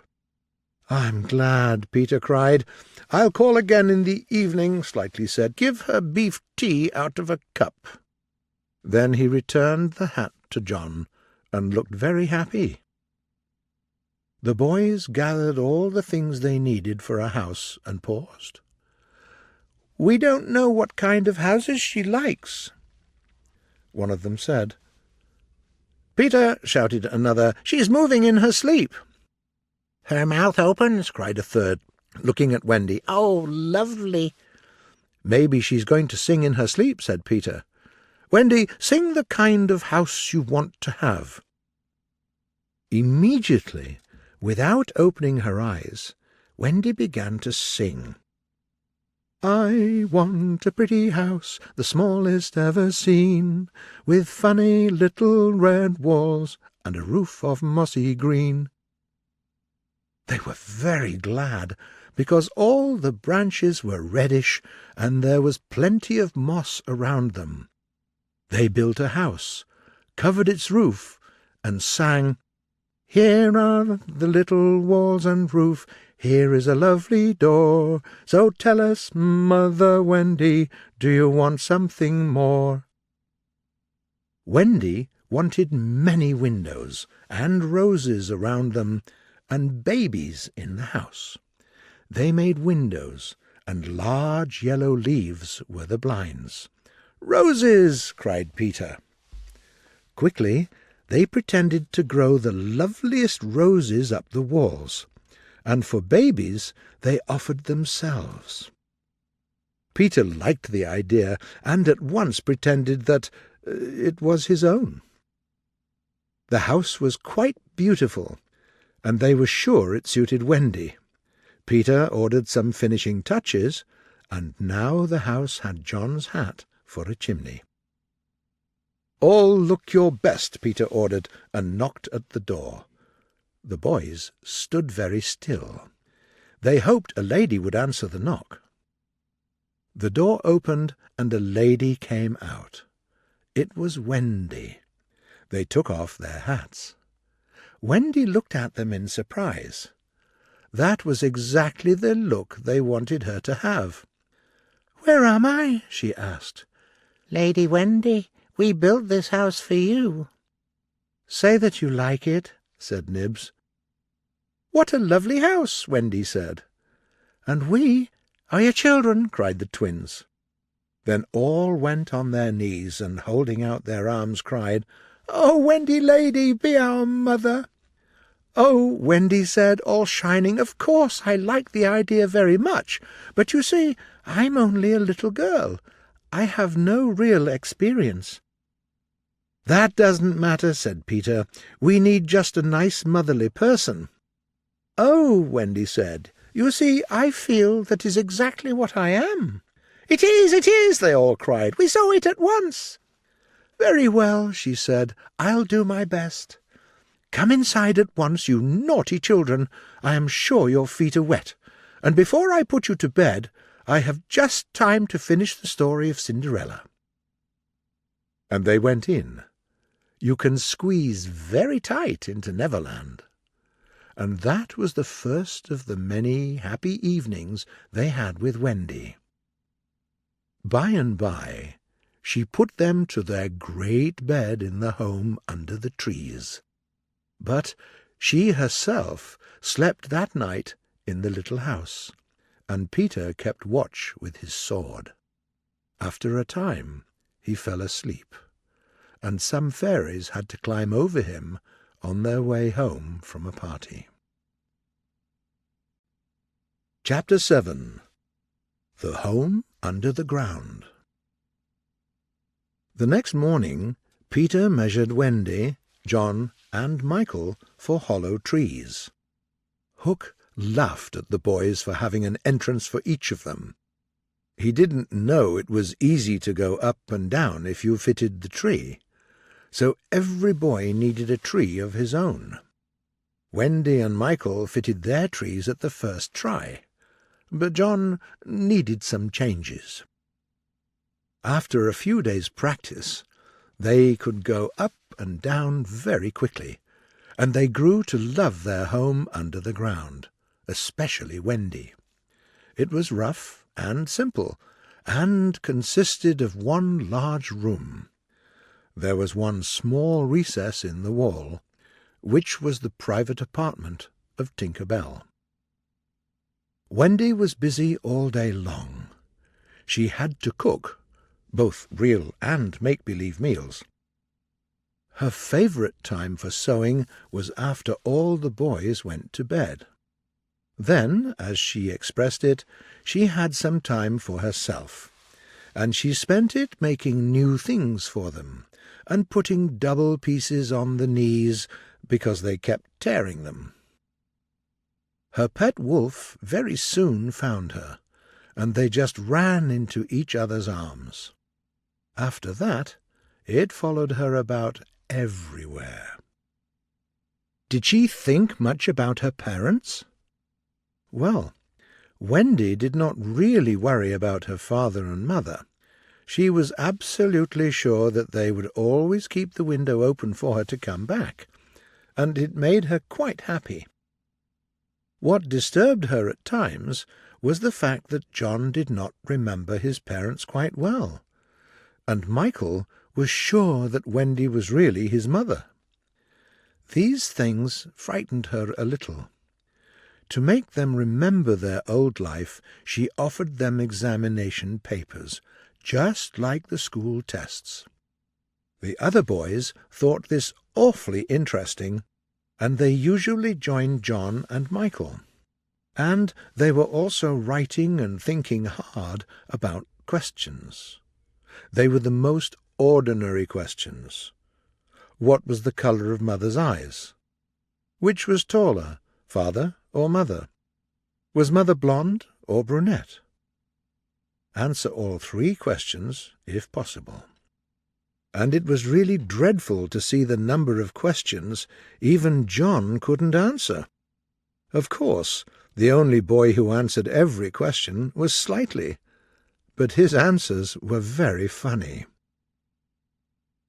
Peter did not take part in it. He despised all mothers except Wendy. And he was also the only boy on the island who couldn't write. He was, above all, that sort of thing. He often went out alone, and when he came back, one couldn't be sure about his adventures. He could have an adventure, and forget all about it, and say nothing about it, and when you went out, you found the body. Or he could tell a story about his adventure, but you could not find the body. But there were many adventures which she knew to be true because she took part in them. It is very difficult to describe all of them, or to choose one to tell about. We could tell of that cake the pirates cooked for the boys to eat and die. They put it in one unsuitable place or another. But Wendy always snatched it from the hands of her children, so in time the cake stopped looking so appetizing and turned quite hard and dry. And it became a great thing to throw at someone, and Hook finally fell over it in the dark. Or we can tell of the birds that were Peter's friends, particularly of the Never bird that lived in a tree over the lagoon, and how its nest fell into the water, and still the bird sat on her eggs, and Peter ordered not to disturb it. That is a pretty story, and the end shows how thankful a bird can be. But then we'll have to tell the whole adventure of the lagoon. A shorter adventure, and quite as exciting, was Tinker Bell's attempt to remove sleeping Wendy on a great floating leaf to the mainland. Fortunately, the leaf gave way, and Wendy woke, thinking it was bath time, and swam back. Or we can choose Peter's adventure with the lions, when he drew a circle round him on the ground with an arrow, and dared them to cross it, and he waited for hours with the other boys and Wendy looking at him from trees. But no lion dared to accept his challenge. Which of these adventures shall we choose? The best way is to toss for it. I tossed, and the lagoon won. Chapter 8. The Mermaid's Lagoon. The children often spent long summer days on beautiful Mermaid Lagoon, swimming or floating most of the time, playing the mermaid games in the water, and so on. Mermaids themselves were not very friendly with them. "Never a polite word from one of them," Wendy said sadly. They always dived when she approached them, and they treated all the boys in the same way, except, of course, Peter. They usually came ashore at the turn of the moon, and their strange cries sounded in the air. But the lagoon was dangerous for people then. Wendy was often at the lagoon on sunny days after rain, when the mermaids came up in extraordinary numbers, playing with their bubbles. The bubbles of many colours made in rainbow water they treat as balls, hitting them gaily from one to another with their tails, and trying to keep them in the rainbow till they burst. But the moment the children tried to join in, they had to play by themselves, because the mermaids immediately disappeared. They secretly watched the children, and were not above taking an idea from them. When John invented a new way of hitting the bubble, with the head instead of the hand, the mermaids adopted it. It was also rather pretty to see the children resting on a rock for half an hour after their midday meal. Wendy always made them have a rest, and they lay there in the sun, and Wendy sat beside them and looked important. It was one such day, and they were all on Maruna's rock. The rock was not much larger than their giant bed. The boys were sleeping, or lying with their eyes shut, and Wendy sat nearby sewing. Suddenly a change came to the lagoon. The sun went away, and the lagoon looked horrible and unfriendly. Something dark and terrible was coming. She remembered the horrible stories about the lagoon. Pirates sometimes took sailors there to put them on Maruna's rock, and when the tide rose, they drowned there.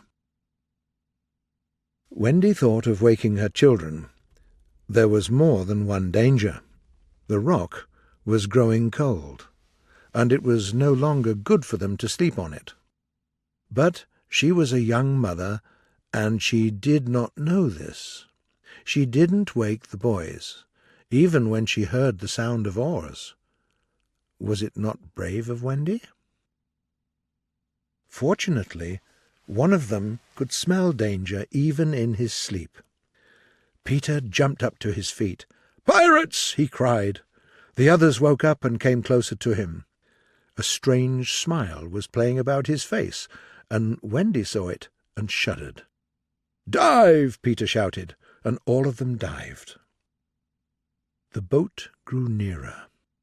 It was a pirate boat, with 3 figures in her, Smee and Starkey, and the third one was Tiger Lily. The pirates caught her when she was coming on board with a knife in her mouth, and tied her hands and feet, and decided to leave her on Maruna's rock. She knew why they took her there, but she was calm. She was the daughter of a chief, so she must die as the chief's daughter. It was dark, so the pirates didn't see the rock, and crashed into it. "Here's the rock," said Smee. "Let's put the girl on it and leave her here to drown." In a moment the girl was on the rock. Quite near the rock, but out of sight, there were 2 heads above the water, Peter's and Wendy's. Wendy was crying. It was the first tragedy she saw, and Peter never remembered the previous tragedies. He was less sorry for Tiger Lily than Wendy. It was 2 against 1 that made him angry, and he was going to save her. An easy way was to wait for the pirates to leave, but he didn't choose easy ways. He now imitated the voice of Hook. "Hey, you there," he called. "Oh, the captain," said the pirates in surprise. They looked round, but they couldn't see Hook. "We're putting the Indian on the rock," Smee called out. "Set her free," came the answer. "Free!" "Yes, let her go." "But, Captain—" "Now!" cried Peter. "This is very strange," Smee said. "Better do what the captain says," said Starkey nervously. "Yes, sir," Smee said, and cut Tiger Lily's ropes. Tiger Lily immediately dived into the water. At this moment they heard a shout. "Hey, you in the boat!" The real Hook was also in the water.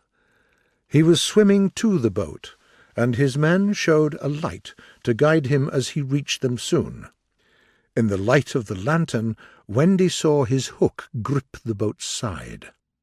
She saw his cruel face as he rose from the water. She wanted to swim away, but Peter was going to stay.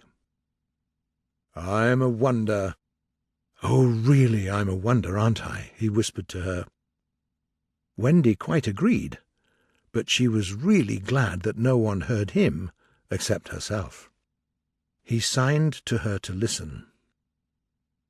"Captain, all is well?" the pirates asked. "We have a problem," he cried. "Now the boys have a mother." Wendy was very proud. "Oh, evil day!" cried Starkey. "What's a mother?" asked the ignorant Smee. Wendy was so shocked that she exclaimed, "He doesn't know!" Peter pulled her under water because Hook started up, crying, "What was that?" "I heard nothing," said Starkey, raising the lantern over the waters, and as the pirates looked, they saw a strange sight. It was a nest floating on the lagoon, and the Never-bird was sitting on it. "See," Hook said in answer to Smee's question, "that is a mother. What a lesson! The nest fell into the water, I think, but the mother can't leave her eggs." There was a break in his voice, as if for a moment he recalled innocent days when— but it was only for a moment. Smee, much impressed, looked at the bird, but the more suspicious Starkey said, "If she's the mother, maybe she's here to help Peter." "Maybe," said Hook. "Captain," said Smee, "we can kidnap those boys' mother and make her our mother, can't we?" "It's a good idea," cried Hook, and at once it took practical shape in his great brain. "We will catch the children and carry them to the ship. We will make the boys walk the plank, and Wendy will be our mother." Again Wendy forgot herself. "Never!" she cried. "What was that?" But the pirates didn't see anything suspicious. "Do you agree?" asked Hook. They all agreed. By this time they were on the rock, and suddenly Hook remembered Tiger Lily. "Where's the Indian girl?" he asked. Sometimes he liked a good joke, and they thought this one of such moments. "This is all right, Captain," Smee answered. "We let her go." "Let her go?" cried Hook. "You said so," said Smee. "You called over the water to us and said, 'Let her go,'" said Starkey. "What is going on here?" exclaimed the captain. His face turned black with anger, but he saw that they really believed their words.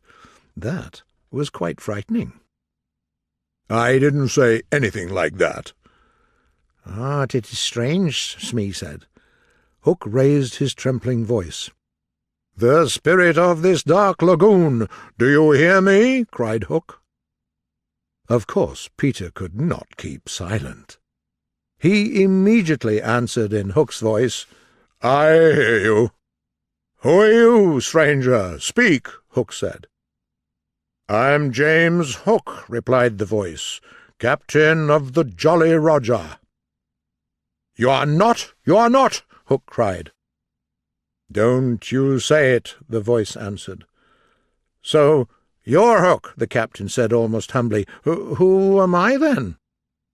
"A codfish," replied the voice. "Only a codfish." "A codfish?" Hook echoed helplessly, and it was then, but not till then, that his proud spirit broke. He saw his men draw back from him. "To have a codfish for a captain," the pirate said. But he didn't care. He felt his ego leaving him. "Don't leave me," he whispered. Suddenly he had an idea.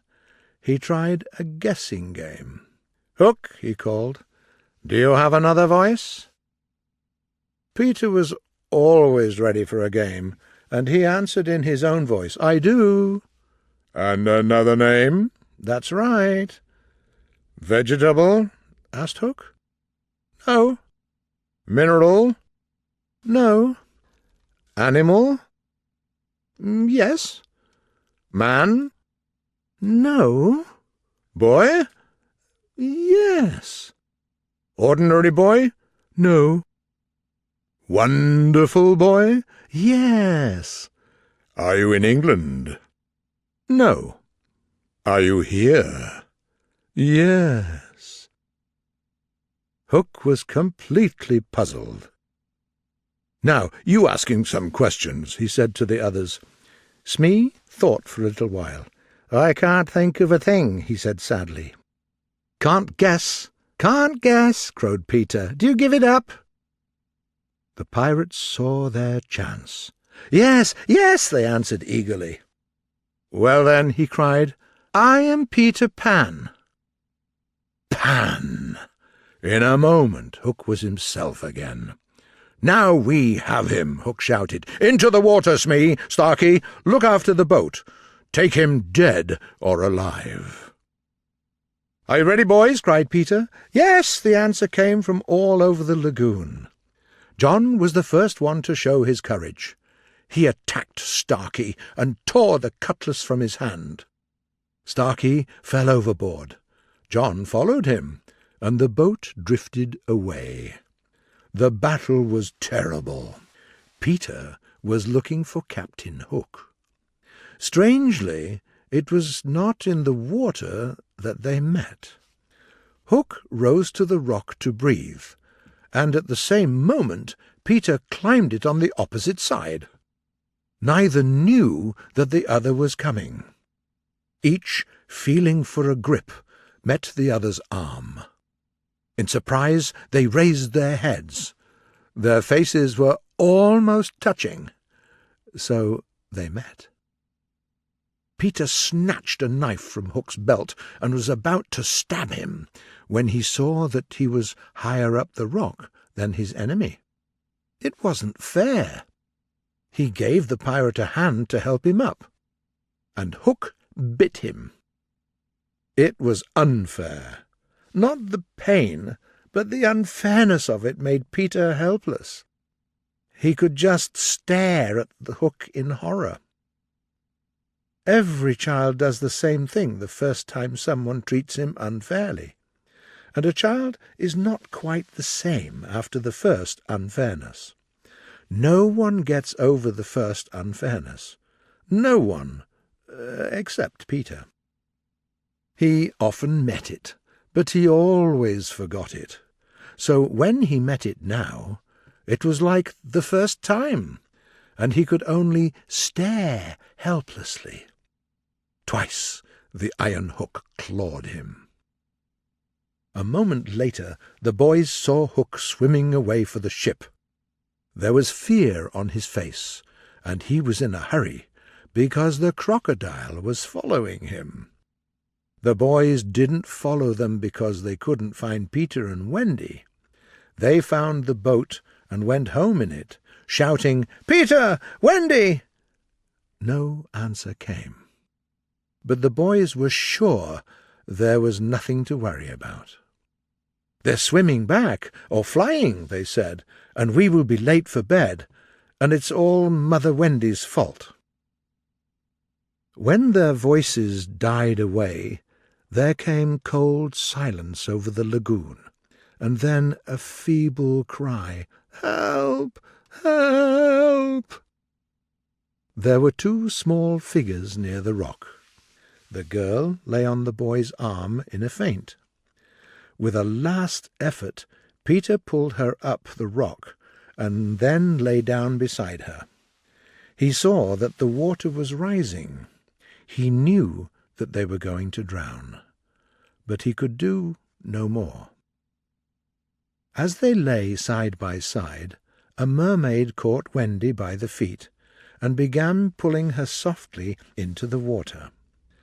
Peter woke up and was just in time to draw her back, but he had to tell her the truth.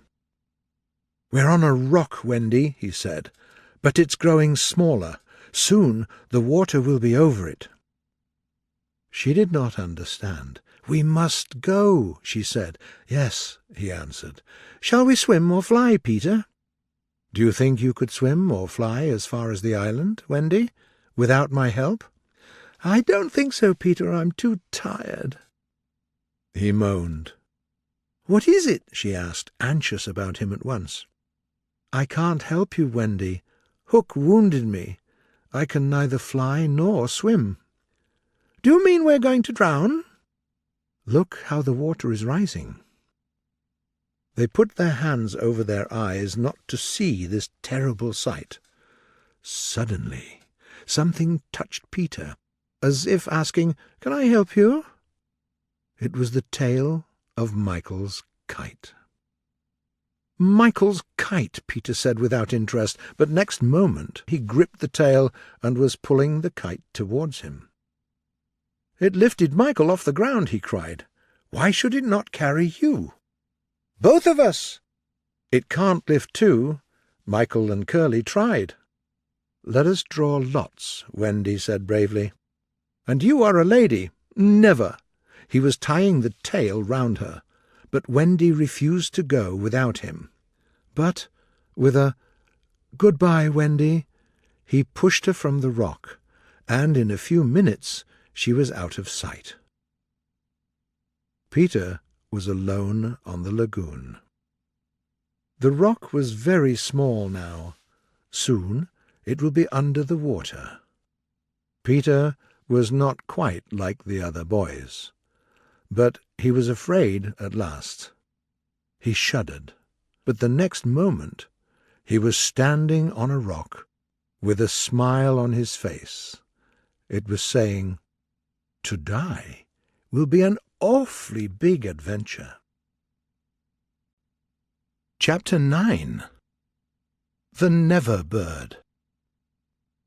The last sound Peter heard before he was quite alone was the mermaids diving into the water as they were returning to their bedrooms under the sea. He was too far away to hear their doors shut, but every door in the coral caves, where they live, rings a small bell when it opens or closes, and he heard the bells.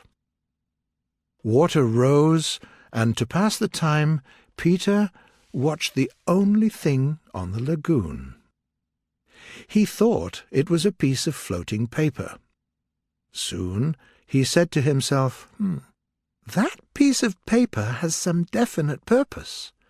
It is fighting the tide, and sometimes winning." It was not really a piece of paper. It was the Never Bird, and it was doing her best to reach Peter on the nest.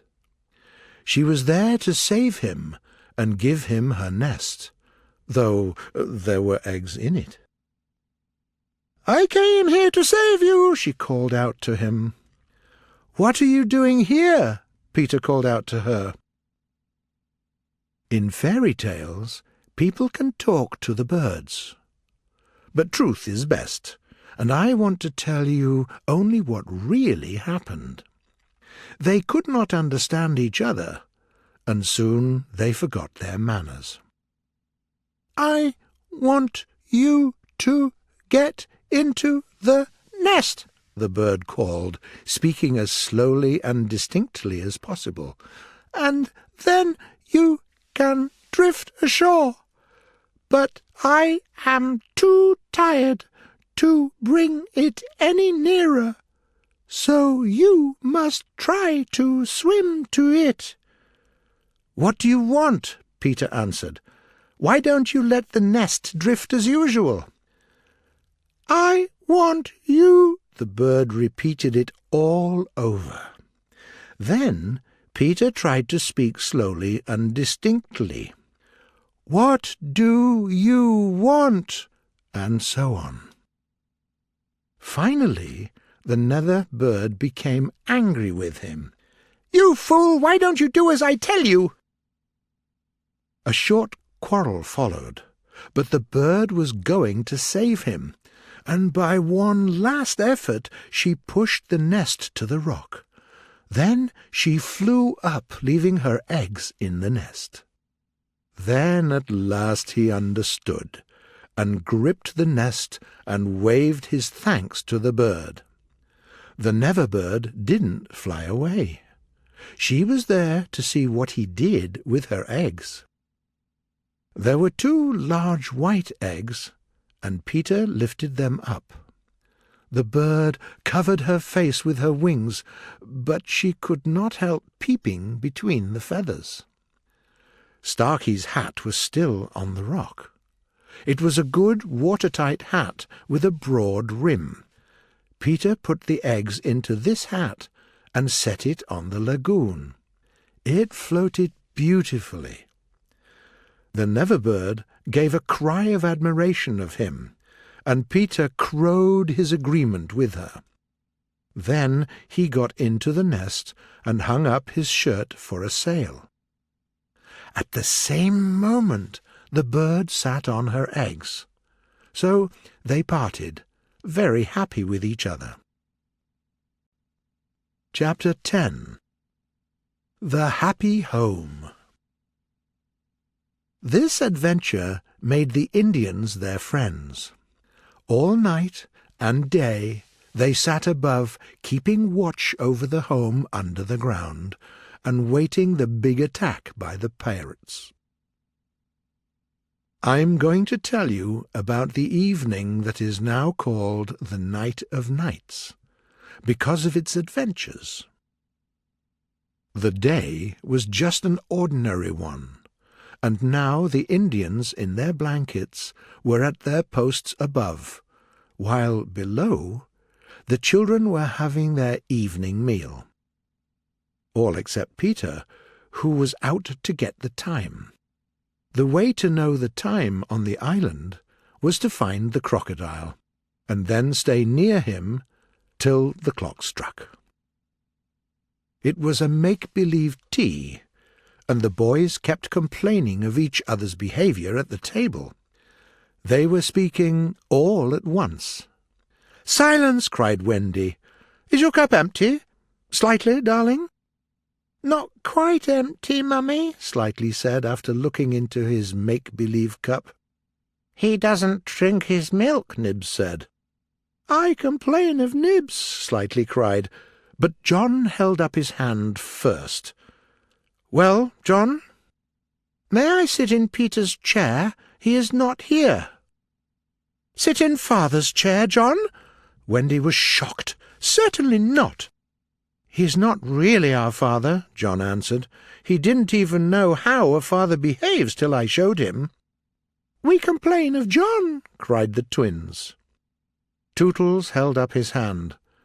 "I don't think," Tootles said, "that I could be father." "No, Tootles." "As I can't be father," he said, "I don't think, Michael, you can let me be baby?" "No, I can't," Michael said. He was already in his basket. Wendy wanted to have a baby in a cradle, so he had to sleep in a basket hanging from the ceiling. "As I can't be baby," Tootles said, "do you think I could be a twin?" "No, you can't," answered the twins. "It's very difficult to be a twin."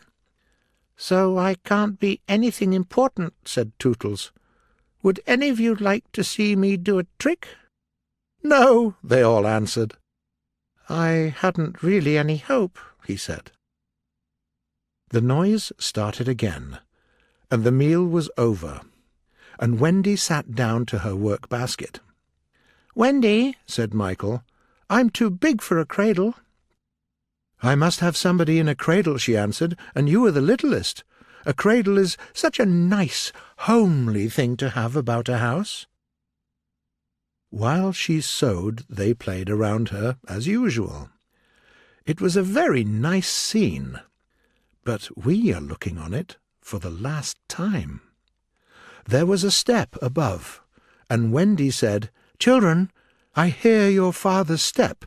He likes you to meet him at the door."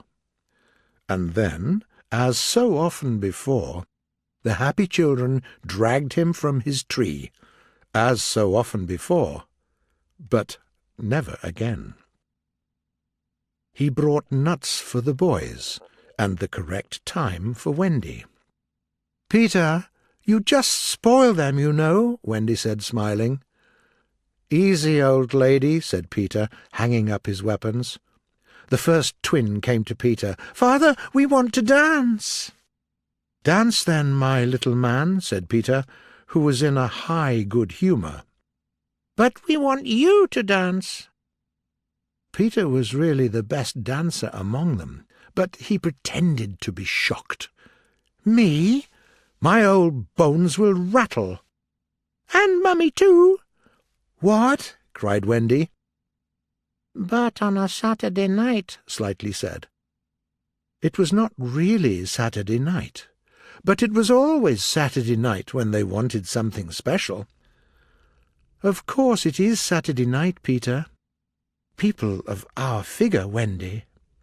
But it is only among our own children." "True, true." Then they were sitting by the fire, and Wendy said, "Dear Peter, with such a large family, of course, I am not like I was before, but you don't want to exchange me, do you?" "No, Wendy." Certainly he did not want to change, but he looked at her uncomfortably. "Peter, what is it?" "I was just thinking," he said. "It is only make-believe, isn't it, that I am their father?" "Oh, yes," Wendy said coldly. "You see," he continued, "it would make me seem so old to be their real father. But they are ours, Peter, yours and mine." "But not really, Wendy?" he asked anxiously. "Not if you don't wish it, Peter," she asked, trying to speak firmly. "What are your exact feelings to me?" "As a devoted son, Wendy." "I thought so," she said, and went and sat by herself at the far end of the room. "You're so strange," he said, "and Tiger Lily is just the same. There is something she wants to be to me, but she says it is not my mother." "No, indeed it is not," Wendy answered coldly. She didn't like Tiger Lily and her Indians being close to the house, and now we know why. "Then what is it?" "It isn't for a lady to tell." "Oh, very well," Peter said, a little hurt. "Perhaps Tinker Bell will tell me." "Oh, yes, Tinker Bell will tell you," Wendy said. "Perhaps Tink wants to be my mother?" Peter asked. "You fool!" cried Tinker Bell angrily. "I almost agree with her," Wendy said. Tink used the phrase so often that Wendy needed no translation. Wendy didn't know that it was their last evening in their home under the ground. That's why she said it. They didn't know it was their last hour on the island.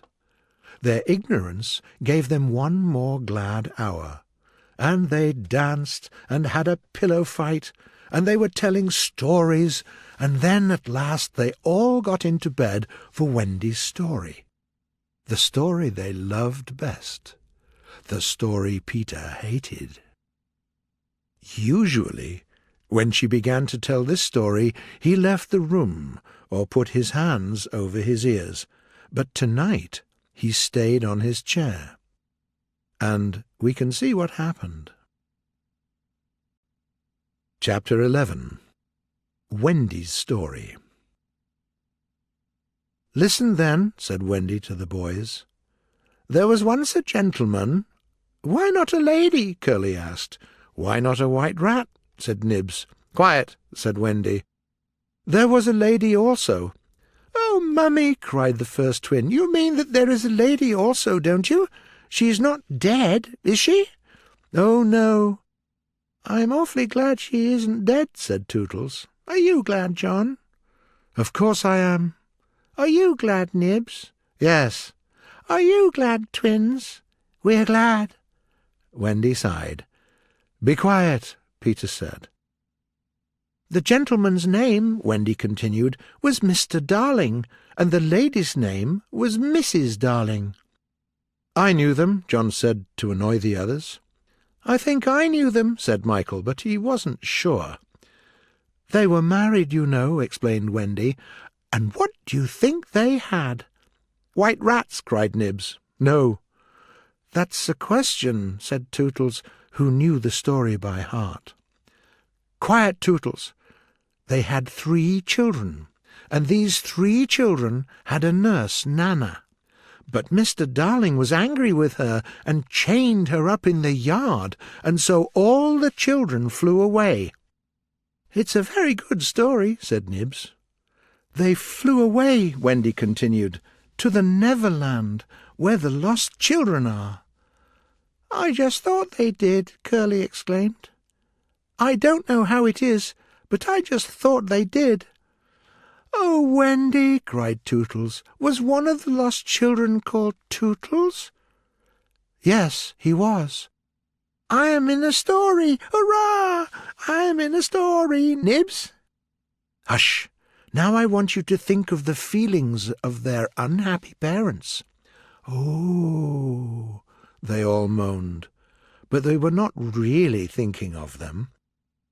"Think of empty beds." "Oh." "It's sad," the first twin said cheerfully. "I don't see how it can have a happy ending," said the second twin. "Do you, Nibs?" "I'm very anxious." "You just don't know how great a mother's love is," Wendy told them triumphantly. "That's why you don't know there is no need to be afraid." Peter hated this part of the story. "I like a mother's love," said Tootle, hitting Nibs with a pillow. "Do you like a mother's love, Nibs?" "I do," said Nibs, hitting back. "You see," Wendy said, "our heroine knew that the mother always leaves the window open for her children to fly back. So they stayed away for years and had a lovely time." "Did they ever go back?" "Let's have a look at the future," Wendy said. "Who is this elegant lady of uncertain age at London Station?" "Oh, Wendy, who is she?" cried Nibs. "Can it be—" "Yes." "No, it is the fair Wendy." "Oh, and who are the 2 noble figures with her? Can they be John and Michael?" "They are." "Oh." "See, dear brothers," says Wendy, "there is the window still standing open." So they flew up to their mummy and daddy, and all of them were very happy. That was the story, and they all liked it as much as Wendy herself. Everything is just as it should be, you see. Children are heartless creatures, and they leave for a selfish time and return sure that a reward is waiting for them, not punishment. So great was their faith in a mother's love that they felt they could be heartless for a bit longer. But there was one who knew better, and when Wendy finished, he moaned. "What is it, Peter?" she cried, running to him, thinking he was ill. "Where does it hurt, Peter?" "It isn't that kind of pain," Peter answered darkly. "Then what is it?" "Wendy, you are wrong about mothers." They all gathered round him, frightened, and Peter told them his story. "Long ago," he said, "I thought, like you, that my mother could always keep the window open for me. So I stayed away for moons and moons and moons, and then flew back. But I found the window closed, and there was another little boy sleeping in my bed."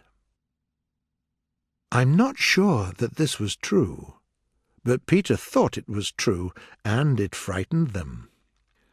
Are you sure mothers are like that? Yes. So this was the truth about mothers. "Wendy, let's go home," cried John and Michael together. "Yes," she said. "Not tonight?" asked the lost boys. They knew a person can get on quite well without a mother, only mothers think one can't. "At once," Wendy answered. "I think our mother is very unhappy now." She was very anxious. It made her forget about Peter's feelings, and she said to him rather sharply, "Peter, will you make the necessary arrangements?" "If you wish it," he answered, as if she asked him to pass the nuts. She didn't mind parting, did she? Then he, Peter Pan, was not going to show her that he did. But, of course, he cared very much. He gave instructions to the Indians and came back home. The boys were in a panic. The idea of losing Wendy horrified them. "It'll be worse than before she came," they cried. "We won't let her go. Let's keep her prisoner. Chain her up." An instinct told her to which of them to turn. "Tootles," she cried, "will you help me?" "I'm just Tootles," he said, "and nobody cares about me. But I will fight the first one who does not behave to Wendy like an English gentleman." Then Peter returned, and the boys saw at once that he wouldn't help them. He wouldn't keep any girl in the Neverland against her will. "Wendy," he said, "the Indians will guide you through the wood. I told them so." "Thank you, Peter." Then, he continued, "Tinker Bell will take you across the sea. Wake her, Nibs." Nibs knocked twice before he got an answer, though Tink was sitting up in bed listening for some time. "Who are you? How dare you? Go away!" she cried. "Get up, Tink," Nibs said, "and take Wendy on a journey." Of course, Tink was happy to hear that Wendy was going away, but she was not going to help her. "I won't. Go away." "Get up, Tink, or I'll open the curtain and we will see you in your nightgown," Peter said, and Tink immediately got up. The boys looked sad and unhappy. "Children," Wendy said, "come with me. I'm sure my father and mother will adopt you." The invitation was made especially for Peter, but each of the boys was thinking of themselves, and at once they jumped with joy. "Peter, can we go?" the boys cried. "All right," Peter answered with a smile, and immediately they rushed to get their things. "And now, Peter," Wendy said, "I'm going to give you your medicine before we go." And she took the bottle with the medicine. He didn't move. "Get your things, Peter," she cried. "No," he answered, pretending indifference. "I'm not going with you, Wendy." "Yes, Peter." "No." "We will find your mother," she said. But Peter could do very well without a mother. "No, no," he told Wendy, "she will want me to grow up. But I just want always to be a little boy and to have fun. But Peter, no." "Peter isn't coming," Wendy said to the boys. "Peter is not coming." All the boys looked at him. "He won't let us go then," they thought. But he was too proud for that. "I hope you will like your mothers," he said. "Goodbye, Wendy," and he held out his hand. It seemed he wanted them to go because he had something important to do. She had to take his hand. "Will you remember to take your medicine, Peter?" "Yes." There was an awkward pause. Peter was not going to show his feelings. "Are you ready, Tinker Bell?" he called out. "Yes." "Then lead the way." Tink flew up the nearest tree, but no one followed her, because at this moment the pirates made their terrible attack upon the Indians. Everybody was looking at Peter, asking mutely not to leave them. Peter grabbed his sword. He was ready for battle. Chapter 12. The children become prisoners. The pirate attack was a complete surprise. There were unwritten laws of savage war. The Indians always attacked the enemies, and they usually did it at dawn. The Indians knew the pirates were near, and they were waiting for dawn to attack them. But the pirates attacked them instead. The battle was terrible, but Hook was not going to destroy the Indians. He wanted to get Peter Pan and Wendy and Peter's band, but chiefly Pan. Why did a man hate such a small boy as Peter? It wasn't because of his arm, and it wasn't because of the crocodile. There was something about Peter which made the pirate captain mad. It was not his courage. It was his cockiness. While Peter lived, Hook felt that he was a lion in a cage with a sparrow. Hook was thinking hard how to get down the trees and in the home underground. The boys below were listening to the silence that came after the battle. Their fate depended on the result. "Who won, Peter?" they asked. "The Indians always beat their tom-tom when they win," Peter answered. The pirates were standing near the trees.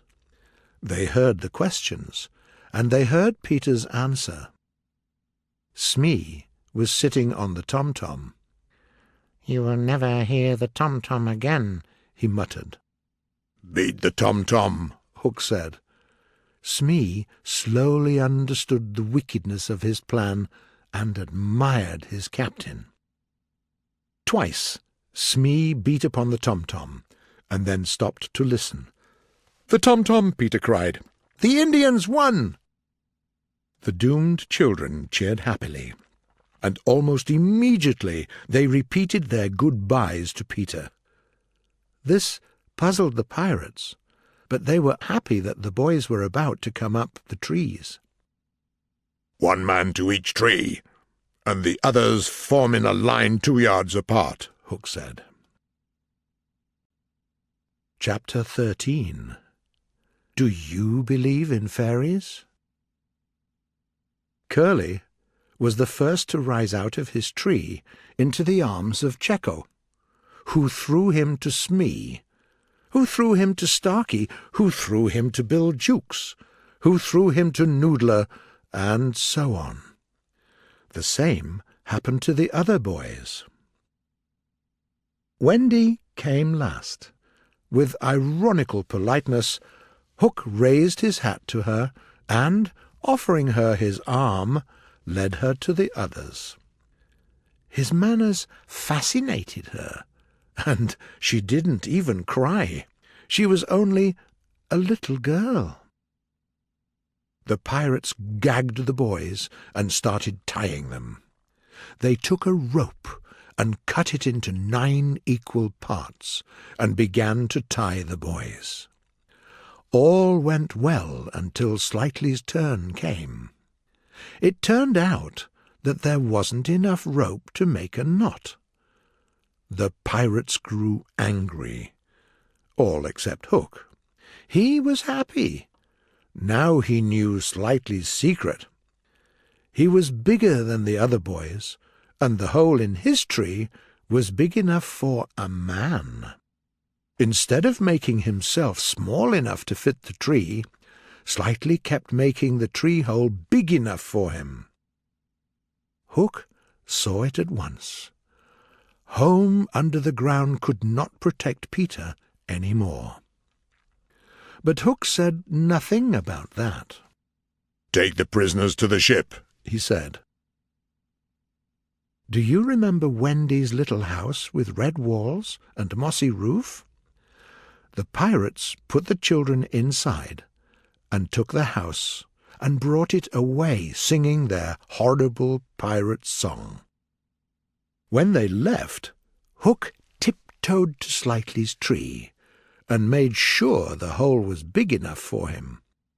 There he stood motionless, listening carefully and thinking it over.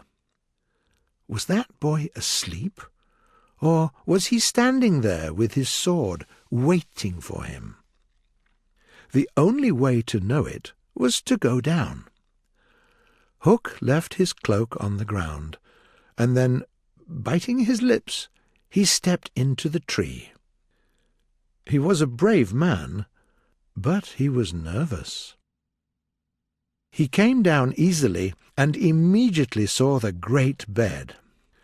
On the bed Peter lay asleep. He lay in front of Hook, defenceless, looking cocky even in his sleep. Hook was happy, but soon he found out that he couldn't reach Peter.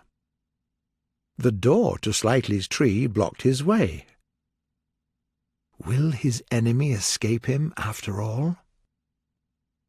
Then he saw the cup with Peter's medicine. He could reach it easily, and he grew cheerful once again. Hook always carried about his person a small bottle of poison. 5 drops of this he now added to Peter's cup. Then he looked at Peter and got out of the house and walked away, muttering to himself. Peter slept on. Then he suddenly sat up in his bed. He heard a soft knocking at the door of his tree. Peter gripped his dagger. Then he spoke. "Who's that?" There was no answer. Then again came the knock. "Who are you?" No answer. "I won't open unless you speak," Peter cried. Then at last the visitor spoke, in a lovely bell-like voice. "Let me in, Peter." It was Tink, and he quickly let her in. She flew into the room. Her face was red, her dress was dirty. "What is it?" "Oh, you can never guess," she cried, and offered him 3 guesses. "Tell me," Peter cried. "The pirates attacked Wendy and all the boys and took them prisoner." "I'll save her," he cried, gripping his sword and dagger. He wanted to do something nice for Wendy right now. He could take his medicine. He promised her. He took the cup. "No!" cried Tinker Bell. "Why not?" "There is poison in it." "Poison? There can't be any poison." "Hook poisoned it." "Don't be silly. Hook can't get here." He seemed to be right. Tinker Bell did not know the dark secret of Slightly's tree. But she heard Hook's muttering, and she knew there was poison in the cup. "Besides," said Peter, quite believing himself, "I didn't fall asleep." He raised the cup. There was no time for words now. It was time for action, and Tink hurried between his lips and the cup and drank it. "Tink, why did you drink my medicine?" But she did not answer. She was flying with difficulty. "What is the matter with you?" cried Peter, suddenly afraid. "It was poison, Peter," she told him softly, "and now I'm going to die." "Oh, Tink, did you drink it to save me?" "Yes, but why, Tink?" The wings didn't carry her, and she landed on his shoulder and whispered in his ear, "You fool!" And then she walked to her room and lay down on her bed. He dropped on his knees near her room, and the tears were running down his cheeks. Her light was growing faint. Her voice was so low that at first he could not understand what she said. Then he understood. "I still can get well," she said. "Fairies always get well when children believe in them." There were no children there, and it was night time. But Peter addressed all children dreaming of the Neverland, boys and girls who were quite near him in their dreams. "Do you believe?" he cried. Tink sat up in bed to listen. "What do you think?" she asked Peter. "Do you believe in fairies?" he shouted to them. "Then clap your hands. Don't let Tink die." Many clapped. Some didn't. Suddenly the clapping stopped, as thousands of mothers rushed to their nurseries to know what was happening there. But it was enough. Tink got well. Her voice grew strong. She jumped out of bed, and next moment was flying merrily. "And now to save Wendy!" Peter rose from his tree with his weapons. The moon was high in the sky. It meant he couldn't fly low, because his shadow would disturb the birds, and they would make noise and warn the pirates of his approach. Peter had to go through the forest looking for footmarks and all sort of signs. "They all know how to leave me a sign," he said to himself. "Slightly can set fire to a tree, and Curly can drop seeds, and Wendy can leave her handkerchief at some important place." The crocodile passed him, but not another living thing, not a sound, not a movement. But he knew well that danger might be at the next tree. "Hook or me this time," he swore. He crawled forward like a snake, and then jumped on his feet and ran silently, one finger on his lips and his dagger ready at hand. He was very happy. Chapter 14. The Pirate Ship. The pirate ship, Jolly Roger, lay low in the water in the mouth of the pirate river. The pirates were on deck. Some of them were playing cards, and 4 of them were sleeping. They were tired after carrying the little house with their prisoners. No one was keeping watch, because the people were too much afraid of the ship to attack it. Hook was walking on the deck deep in thought. It was his hour of triumph. Peter Pan was dead, and the other boys were on the ship about to walk the plank. Hook felt very lonely. This man never felt more alone than when his dogs, pirates, were around him. Hook was not his true name. I can't tell you his real name, because it will be a shock for many. He still remembered traditions of his public school, and he still had the passion for good manners. Good manners, that is all what really matters. He knew it, and he kept thinking of good manners. But there was one important question. Is it not bad manners to think about good manners? He didn't know.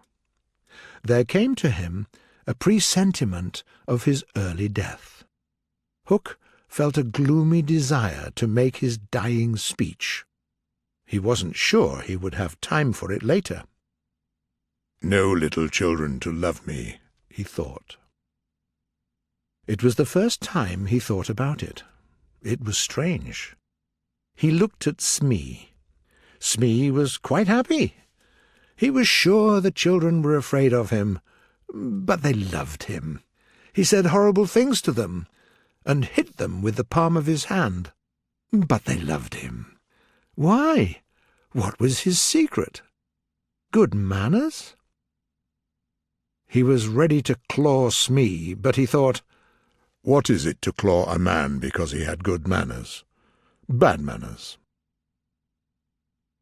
The pirates got noisy, and he immediately quieted them, and there was no sign of human weakness on his face. "Did you chain the children so that they cannot fly away?" Hook asked the pirates. "Yes, sir." "Then bring them here."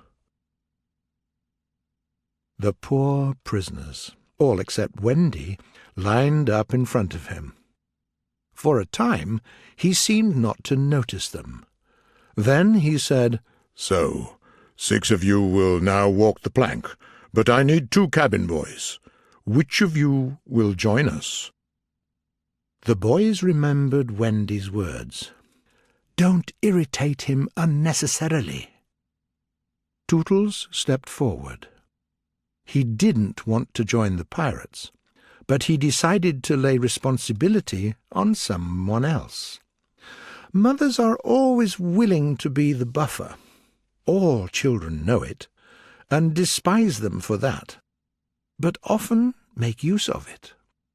So Tootles stepped forward and said, "You see, sir, I don't think my mother would like me to be a pirate. Would your mother like you to be a pirate, Slightly?" He looked at Slightly, who said, "I don't think so." "Would your mother like you to be a pirate, Twin?" "I don't think so," said the first twin, as clever as the others. "Nibs, would you—" "Stop it," said Hook. "You boy," he said to John, "did you ever want to be a pirate?" John really sometimes dreamed about it, and he was surprised that Hook chose him. "I once thought of calling myself Red-Handed Jack," he said uncertainly. "Good name. We'll call you that here. Just you join us." "What do you think, Michael?" asked John. "What would you call me?" Michael asked. "Blackbeard Joe." "What do you think, John?" Michael asked. He wanted John to decide, and John wanted him to decide. "You must swear down with the king," added Hook. "Then I refuse," John cried. "And I refuse," cried Michael. Hook shouted, "All right then, bring up their mother. Get the plank ready." They were only boys, and they went white as they saw Jukes and Checo preparing the plank. But they tried to look brave when pirates brought Wendy up. Wendy despised those pirates very much. To the boys, there was some glamour in being a pirate, but all that she saw was that it was very dirty on the ship. "So, my beauty," said Hook, "you will see your children walk the plank." "Will they die?" asked Wendy. "They will. Silence all for a mother's last words to her children." "These are my last words, dear boys," Wendy said firmly.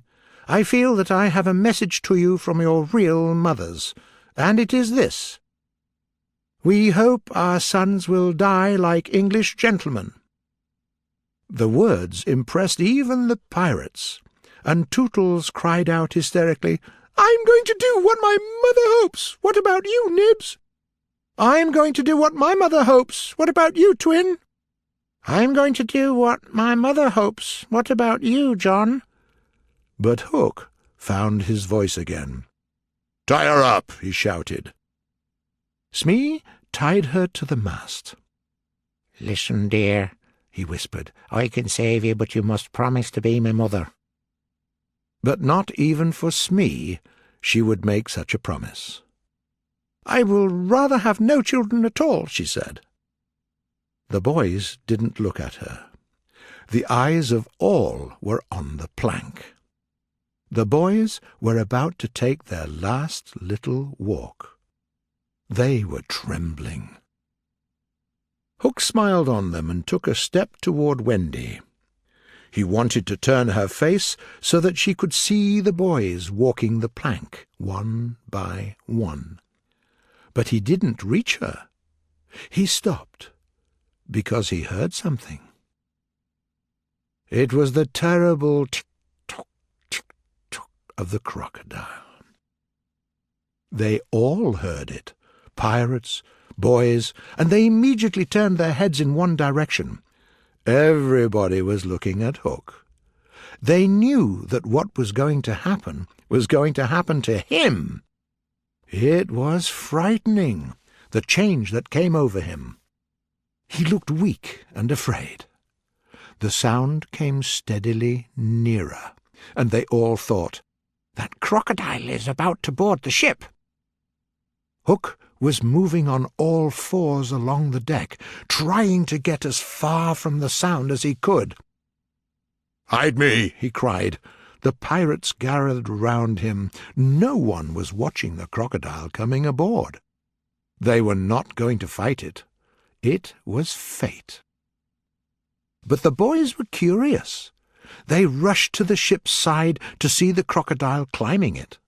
Then they got the strangest surprise of the night of nights. It was not a crocodile coming. It was Peter.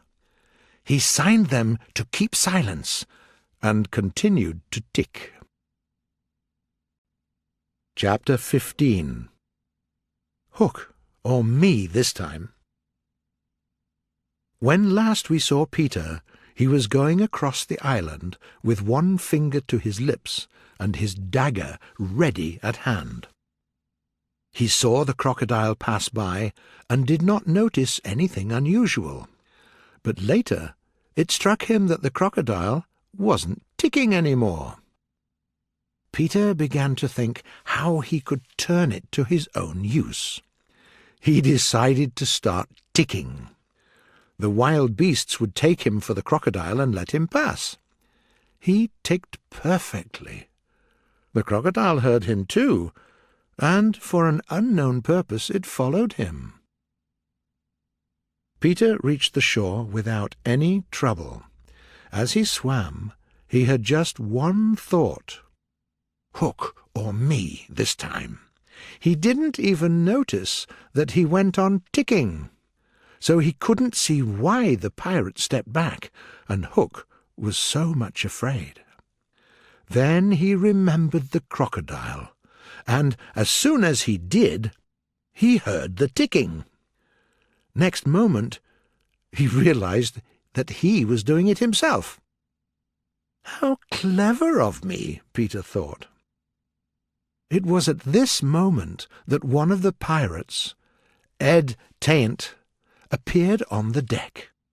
Peter struck true and deep. Ed fell forward.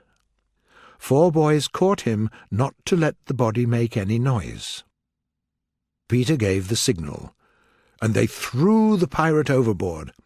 There was a splash, and then silence. It all happened in a minute. 1 slightly began to count. Peter tiptoed to the cabin. The other pirates realized that there was no ticking any more. "That's all right, Captain," Smee said. "All's quiet again." Hook listened carefully. There was no sound, and he rose to his feet. "Then back to the plank," he cried, hating the boys more than ever. They were witnesses to his fear. "Do you want a touch of the cat before you walk the plank?" he asked them. At that they fell on their knees. "No, no, no," they cried. "Bring the cat, Jukes," said Hook. "It's in the cabin." The cabin. Peter was in the cabin. The children looked at each other. "Yes," said Jukes, and went to the cabin. The pirates started another horrible song. They had to stop it, because they heard a scream from the cabin, and then a crowing sound. It really puzzled the pirates. "What was that?" cried Hook. 2, said Slightly. The Italian Cecco rushed into the cabin. He came out unsteadily. "What's the matter with Bill Jukes?" asked Hook. "He's dead," answered Cecco. "Bill Jukes dead," cried the pirates. "There is dark in the cabin, but there is something terrible in there. You heard it crowing." "Cecco," Hook said, "go back and bring me out this cock." Cecco didn't want to go, but Hook showed him his iron claw. Cecco went into the cabin. There was no more singing. All were listening now. And again there came a scream, and again a crow. No one spoke except Slightly. 3, he said. "Who will bring me that cock?" Hook said. "Wait till Chekhov comes out," muttered Starkey. "Do you want to go, Starkey?" No," Starkey cried. "My Hook thinks you do," said Hook, approaching him. Starkey looked around for help, but everyone stepped back. With a terrible scream, the pirate threw himself overboard and into the sea. 4, said Slightly. "I'll bring out that cock myself," Hook said, and went into the cabin. 5, that was what Slightly wanted to say, but Hook came out quite unsteadily and without his lantern. "Something blew out the light," Hook said. "What of Checo?" asked Noodler. "He is as dead as Jukes," said Hook shortly. "Our ship is doomed," said the pirates. The boys cheered, and Hook immediately turned to them. "Open the cabin and let them go in. Let them fight with this cock for their lives. We don't care for the result," Hook said. The boys pretended to be unhappy about it. The pirates pushed them in and closed the door. "Now listen," cried Hook, and all listened. But no one dared to watch the door. They all turned away. Wendy was the only one who was watching the door. She was waiting for Peter. She didn't wait for a long time. In the cabin, Peter found what he needed, a key to unchain the boys. They armed themselves with all sorts of things they found in the cabin. Then Peter signed them to hide and hurried to free Wendy. Then they could easily fly away. But there was Peter's oath. "Hook or me this time." Peter signed Wendy to hide too, and put on her cloak, and took her place by the mast. Then he crowed. He killed the boys then, the pirates thought. They were afraid more than ever. Hook tried to calm them down, but he saw that they were ready to attack him. "I see it now, boys," he said. "There is a person on board who is the cause of this problem." "Yes," they muttered, "a man with a hook." "No, it is a girl. A woman on board means no luck for a pirate ship." "Maybe," they said uncertainly. "Throw the girl overboard," cried Hook, and they rushed to the mast. "There's no one who can save you now." "There's one," answered the figure. "Who's that?" "Peter Pan!" As he spoke, Peter threw off his cloak. Now it was clear who the terrible creature was. Hook tried to speak, but he couldn't. At last he cried, "Cut him into pieces," but his voice sounded uncertainly. "Down, boys!" Peter called out, and in another moment the clash of arms was resounding through the ship. The pirates were too frightened to fight together. They were just running and waving their swords. Each of them believed that he was the only one still alive. Some of them jumped overboard. Others hid in dark corners, where Slightly found them. He didn't fight, but he was running about with a lantern and counted 5, 6, 7, 8, 9, 10, 11. Finally, there was only Hook fighting. The boys formed a ring around him and kept attacking him, but they couldn't win. "Stop it, boys!" cried a boy, hurrying to the circle. "This man is mine!" And Hook found himself face to face with Peter. The others stepped back and formed a ring around them. For long the two enemies looked at one another, Hook shuddering, and Peter with a strange smile on his face. "So, Pan," said Hook at last, "this is all your doing." "Yes, James Hook," came the answer. "It is all my doing." "Proud and insolent youth," said Hook, "prepare to meet your death." "Dark and evil man, I will destroy you," said Peter. Without more words they began the fight. Both were perfect swordsmen. Hook was not so quick as Peter, but his arm was longer. He had a hook, too, and finally he tried to claw Peter. But Peter doubled and pierced Hook in the ribs. At the sight of his own blood, and the unusual colour of it, the sword fell from Hook's hand. "Now!" cried all the boys. But Peter offered Hook to pick up his sword. Hook did it quickly, but he felt that Peter was showing good manners. "Man, who and what are you?" he cried. "I'm youth, I'm joy," Peter answered. This, of course, was nonsense, but it was proof to the unhappy Hook that Peter did not know who or what he was. It is a sign of having good manners. Hook was fighting now without hope. There was only one thing he wanted to see before his death: to see Peter showing bad manners. Seeing Peter's approach, he got ready to jump overboard and into the sea. He didn't know that the crocodile was waiting for him in the water. He had one last triumph. Looking at Peter through his shoulder, he invited him with a gesture to use his foot. It made Peter kick instead of stab. "Bad manners," Hook said, and went down to the crocodile. That's how James Hook died. 17, Slightly said, but he was not quite correct.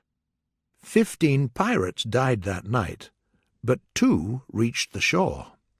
The Indians caught Starkey and made him nurse all their children. Smee wandered about the world and telling people, "I'm the only man Jas Hook feared." Wendy praised the boys equally, and then she took them into Hook's cabin and pointed to his watch. It said 2:30.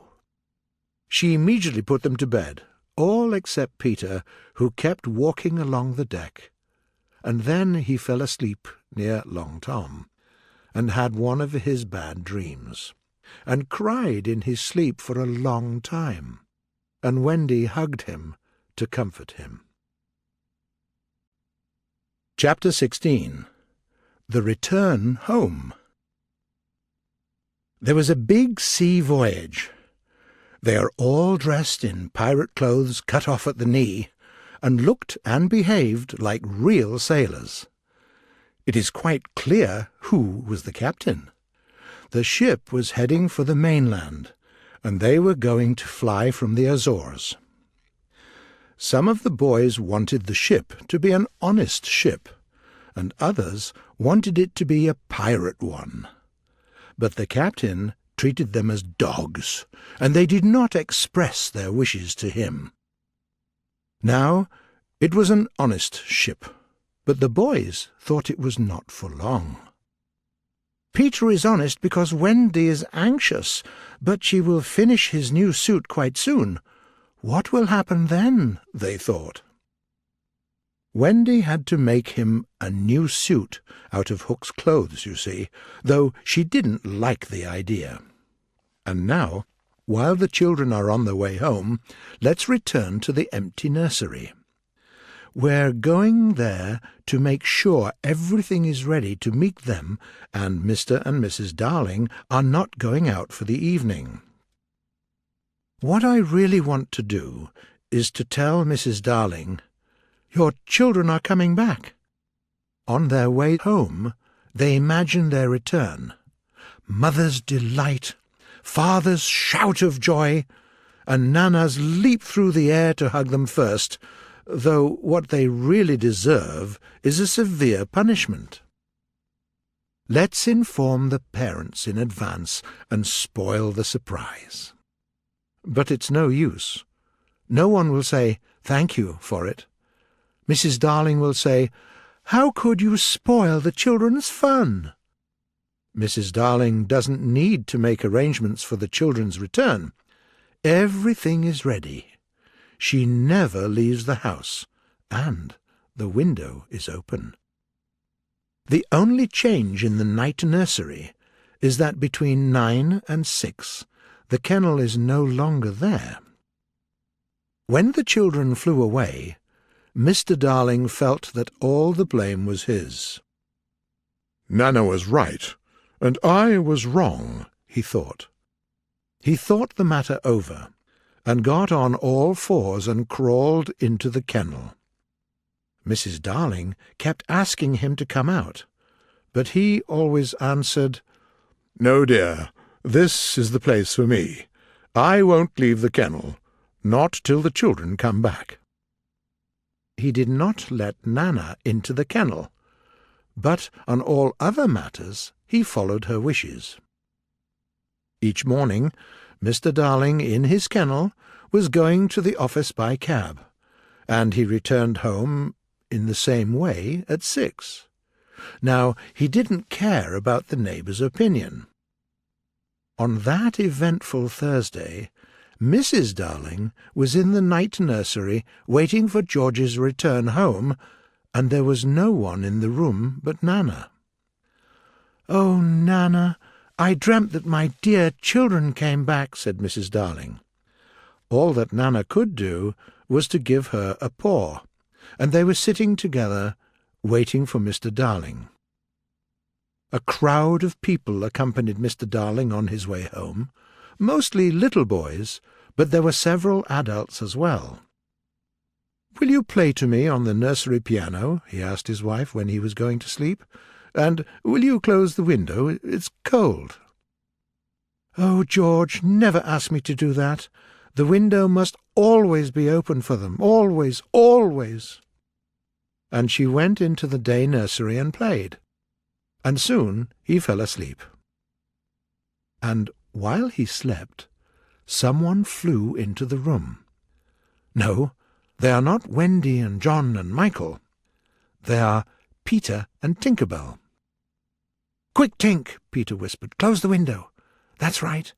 Now, you and I must get away by the door, and when Wendy comes she will see the closed window, and she will have to go back with me." Then he peeped into the day nursery to see who was playing. He whispered to Tink, "It's Wendy's mother. She's a pretty lady, but not so pretty as my mother. Her mouth is full of thimbles, but not so full as my mother's was." Of course, he knew nothing about his mother. He didn't know the music, but he knew it was saying, "Come back, Wendy, Wendy, Wendy." And Peter cried in answer, "You will never see Wendy again, lady. I closed the window." The music stopped, and he peeped in to see why. Mrs. Darling laid her head on the box, and there were 2 tears in her eyes. "She wants me to open the window," thought Peter, "but I won't." The tears were still there. "She's awfully fond of Wendy," he said to himself. He was angry with her now for not seeing why she could not have Wendy. The reason was so simple. "I'm fond of her too. We can't both have her, lady." But the lady could not see it, and he was unhappy. He made funny faces and tried to feel careless, but he couldn't. "All right," he said, and opened the window. "Come on, Tink," he cried, and flew away. So Wendy and John and Michael found the window open for them after all, which, of course, was more than they deserved. They dropped on the floor shamelessly, and Michael said, "John, this place looks familiar." "Of course it does. There is your old bed." "So it is," Michael said uncertainly. "The kennel!" cried John, and he went across to look in it. "Maybe Nana is inside it," Wendy said. But John shook his head.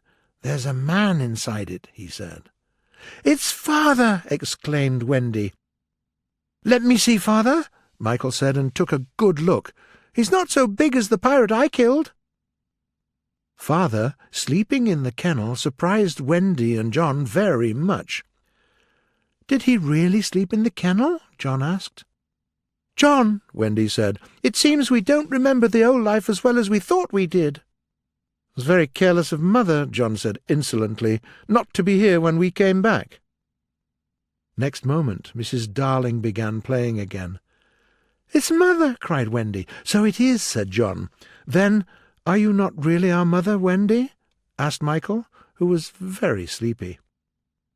"Oh!" exclaimed Wendy, "we came back in time."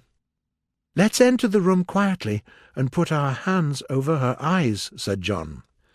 But Wendy offered a better plan. "Let's go to bed and be there when she comes in." And so they did. Mrs. Darling came in to make sure her husband was sleeping. The children waited for her cry of joy, but it did not come. She saw them, but she did not believe they were there. You see, she saw them in their bed so often in her dreams that she thought this was just another dream. She sat down in the chair by the fire. Children could not understand this, and a cold fear fell upon all three of them. "Mother!" cried Wendy. "That's Wendy," she said, but still she was sure it was the dream. "Mother!" "That's John," she said. "Mother!" cried Michael. He remembered her now. "That's Michael," she said, and she stretched out her arms for the three little selfish children, and they ran to her. "George! George!" she cried when she could speak, and Mr. Darling woke to share her joy, and Nana rushed in. There was a lovely sight, but there was no one to see it, except the little boy, who was staring in at the window. His life was full of pleasures that other children can never know. But he was looking through the window at the one joy he could not have. Chapter 17. When Wendy Grew Up. I hope you want to know what became of the other boys. They were waiting below, counting for 500, to give Wendy time to explain about them. Then they went up by stairs to make a better impression. They stood in a line in front of Mrs. Darling with their hats off. The pirate clothes are quite out of place, they thought. They said nothing, but their eyes asked her to have them. They completely forgot about Mr. Darling. Of course, Mrs. Darling said at once, "I will adopt you, all of you." Mr. Darling was very unhappy. 6 children are a large number, he thought. "I must say," he said to Wendy, "that you don't do things by halves." The twins thought he meant them. "Do you think there are too many of us? We can go away, sir," said the first twin proudly. "Father!" Wendy cried, shocked. "George!" Mrs. Darling exclaimed. Then he burst into tears, and the truth came out. "I'm very glad to adopt all of you," he said, "but why didn't you ask me? I'm a man of no importance in my own house." "I don't think he's a man of no importance," Tootles cried immediately. "Do you, Curly?" "No, I don't. Do you, Slightly?" "No, I don't. What about you, twins?" It turned out that none of them thought so. Mr. Darling was happy again. "I will find space for you all in the drawing-room. And I'm not sure that we have a drawing-room, but we pretend we have, and it's all the same." He went off dancing through the house, and they all danced after him, searching for the drawing-room, and they found it somewhere, and they all fitted in. As for Peter, he saw Wendy once again before he flew away. He did not exactly come to the window, but he passed it so that she could open it if she liked and call to him. That is what she did. "Hello, Wendy. Goodbye," he said. "Oh, Peter, are you going away?" "Yes." "Don't you feel, Peter," she said, "that you would like to say something to my parents about a very sweet subject?" "No." "About me, Peter?" "No." Mrs. Darling came to the window because she was keeping a sharp eye on Wendy. She said to Peter, "I adopted all the other boys, and I want to adopt you too." "Will you send me to school?" he asked. "Yes." "And then to an office?" "I think so." "Soon I will be a man?" "Very soon." "I don't want to go to school and learn serious things," he said. "I don't want to be a man. Oh, Wendy's mother, just imagine, one morning I wake up and I have a beard." "Peter," said Wendy, "I will love you with a beard," and Mrs. Darling stretched out her arms to him, but he flew back. "Keep back, lady. No one is going to catch me and make me a man." "But where are you going to live?"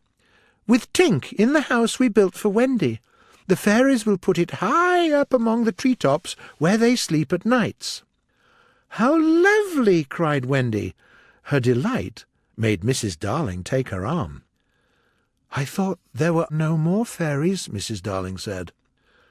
"There are always a lot of young ones," explained Wendy, "because, you see, when a new baby laughs for the first time, a new fairy is born. As there are always new babies, there are always new fairies." "I will have such fun," said Peter, looking at Wendy. "It'll be rather lonely in the evening," she said, "sitting by the fire." "Well, then, come with me to the little house." "May I, Mummy?" "Certainly not. You're home again, and I want to keep you." "But he does so need a mother." "So do you, my love." "All right," Peter said, pretending that he invited her only to be polite. But Mrs. Darling saw that his lip was trembling. "I can let Wendy go to you for a week to help you with your spring cleaning," she said. "Would you like that?" "Spring will be so long in coming," Wendy sighed. But Peter was quite happy once again. He had no sense of time. "You won't forget me, Peter, will you, before spring cleaning time comes?" "Of course I won't," Peter said, and then he flew away. He took Mrs. Darling's kiss before leaving. The kiss in the corner of her mouth no one could have, but Peter took it quite easily. Of course, all the boys went to school, and a week later each of them thought, "What fools we are! Why did we leave the island?" But it was too late now, and soon they became quite ordinary people, like you and me. Soon they forgot how to fly. "Not enough practice," they said, but what it really meant that they no longer believed. Michael believed longer than the other boys, so he was with Wendy when Peter came for her at the end of the first year. She flew away with Peter in the dress she made from the leaves and berries living in the Neverland, and her one fear was the thought, "Of course, he will notice how short it is now." But he didn't. He had so much to say about himself. It turned out they couldn't discuss the events of the past. He didn't remember them. "Who is Captain Hook?" he asked with interest when she spoke of his enemy. "Don't you remember?" she asked in surprise. "How you killed him and saved all our lives?" "I forget them after I kill them," he answered carelessly. "Who is Tinker Bell?" he asked next. Wendy explained, but it was no use. He didn't remember. Next year he did not come for her. "Perhaps he's ill," Michael said. "You know, he's never ill." Michael came close to her and whispered with a shiver, "Perhaps there is no such person, Wendy." He was crying. Peter came next spring, but he didn't remember anything about his missing the last year. That was the last time the girl Wendy ever saw him. When they met again, Wendy was a married woman, and Peter was no more to her than a memory. Wendy was a grown-up woman. She was one of those who liked to grow up. All the boys grew up too. You may see the twins, and Nibs and Curly, any day going to an office, each carrying a little bag and an umbrella. Michael is an engine driver. Slightly married a lady of title, and he became a lord. Do you see that, Judge? That was once Tootles. The man who doesn't know any story to tell his children was once John. Wendy was married, and Peter Pan didn't come to the church to stop the ceremony. Then Wendy had a daughter. Her name was Jane. She loved to hear of Peter Pan, and Wendy told her all that she could remember. Jane slept in Wendy's old nursery. It was Jane's nursery now. There were only 2 beds in it, Jane's and her nurse's, and there was no kennel. Once a week Jane's nurse had her evening off, and then it was Wendy's task to put Jane to bed. That was the time for stories. Jane usually raises the sheet over her mother's head and her own, and in the awful darkness she whispers, "What do we see now?" "I don't think I see anything tonight," says Wendy. "Yes, you do," says Jane. "You see the time when you were a little girl." "That is a long time ago, dear," says Wendy. "Oh, how time flies." "Does it fly?" asks the child. "The way you flew when you were a little girl?" "The way I flew? Do you know, Jane, sometimes I'm not sure I really could fly." "Yes, you could." "The dear old days when I could fly." "Why can't you fly now, Mother?" "Because I grew up. When people grow up, they forget the way." "Why do they forget the way?" "Because they are no longer merry and innocent and heartless. It is only the merry and innocent and heartless ones who can fly." "What is merry and innocent and heartless? I want to be merry and innocent and heartless." Sometimes Wendy says, "I see something. I do believe that it is this nursery." "I do believe it is," says Jane. "Go on."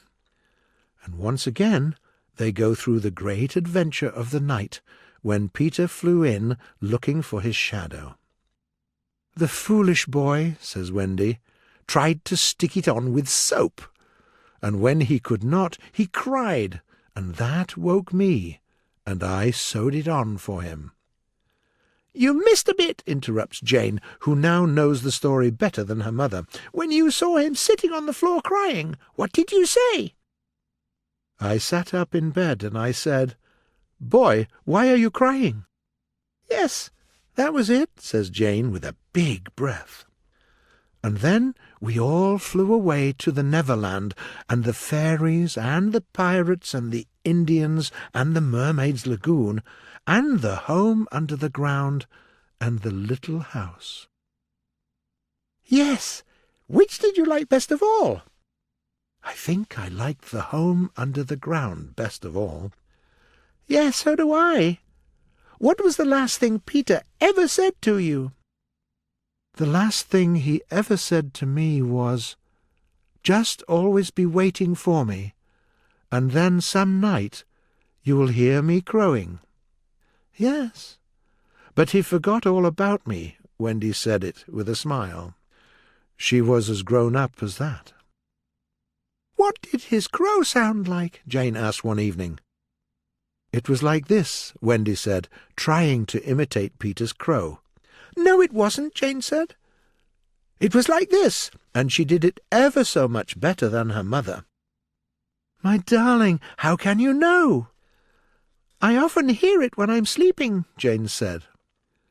"Ah, yes, Many girls hear it when they are sleeping, but I was the only one who heard it awake." "Lucky you," said Jane. And then, one night, came the tragedy. It was the spring of the year, and Jane was now asleep in her bed. Wendy was sitting on the floor, very close to the fire, because there was no other light in the nursery. And while she sat sewing, she heard a crow. Then the window opened, and Peter dropped in on the floor. He was exactly the same as ever, and Wendy saw at once that he still had all his first teeth. He was a little boy, and she was a grown-up woman. "Hello, Wendy," he said, not noticing any difference, because he was thinking only of himself. "Hello, Peter," she answered. Something inside her was crying, "Woman, woman, let go of me." "Hello, where is John?" he asked, suddenly missing the third bed. "John is not here now," she answered. "Is Michael asleep?" he asked, looking at Jane. "Yes," she answered, and now she felt that she was untrue to Jane as well as to Peter. "That is not Michael," she said quickly. Peter looked. "Hello, is it a new one?" "Yes." "Boy or girl?" "Girl." But he didn't understand. "Peter," she said, "are you expecting me to fly away with you?" "Of course. That's why I'm here. Do you remember that this is spring cleaning time?" "I can't come," she said. "I don't remember how to fly." "I'll soon teach you again." "Oh, Peter, don't waste the fairy dust on me." She rose to her feet. "What is it?" he cried. "I will turn up the light," she said, "and then you can see for yourself." For almost the only time in his life, Peter was afraid. "Don't turn up the light," he cried. She touched the hair of the tragic boy. She was not a little girl with a broken heart. She was a grown woman smiling at it all, but her eyes were wet. Then she turned up the light, and Peter saw. He gave a cry of pain. "What is it?" he cried again. "I'm old, Peter. I am ever so much more than 20. I grew up long ago," said Wendy. "You promised not to." "I couldn't help it. I'm a married woman, Peter." "No, you're not." "Yes, and the little girl in the bed is my baby." "No, she's not." But he thought she was, and he took a step toward the sleeping child. He sat down on the floor and began to cry. Wendy did not know how to comfort him. She was only a woman now, and she ran out of the room to try to think. Peter continued to cry, and soon the sound woke Jane. She sat up in bed and was curious at once. "Boy," she said, "why are you crying?" Peter rose and bowed to her, and she bowed to him from the bed. "Hello," he said. "Hello," said Jane. "My name is Peter Pan," he told her. "Yes, I know." "I came back for my mother," he explained, "to take her to the Neverland." "Yes, I know," Jane said. "Here am I." When Wendy returned, she found Peter sitting on the bed and crowing, while Jane was happily flying around the room. "She is my mother," Peter exclaimed. "He does so need a mother," Jane said. "Yes, I know," Wendy said. "No one knows it so well as I." "Goodbye," said Peter to Wendy. He rose in the air, and the shameless Jane rose with him. Wendy rushed to the window. "No, no!" she cried. "It's just for spring cleaning time," Jane said. "He wants me always to do his spring cleaning." "If only I could go with you," Wendy said. "You see, you can't fly," said Jane. Of course, Wendy let them fly away together. She stood at the window, watching them flying into the sky until they were as small as stars. As you look at Wendy, you may see her hair becoming white, and her figure little again, for all this happened long ago. Jane is now a common grown-up, with a daughter called Margaret, and every spring-cleaning time, except when he forgets, Peter comes for Margaret and takes her to the Neverland, where she tells him stories about himself, to which he listens gladly. When Margaret grows up, she will have a daughter, who will be Peter's mother in turn, and it will go on that way, as long as children are merry, innocent, and heartless.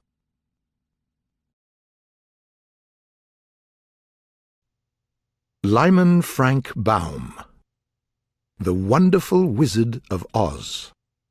Chapter 1. The Cyclone.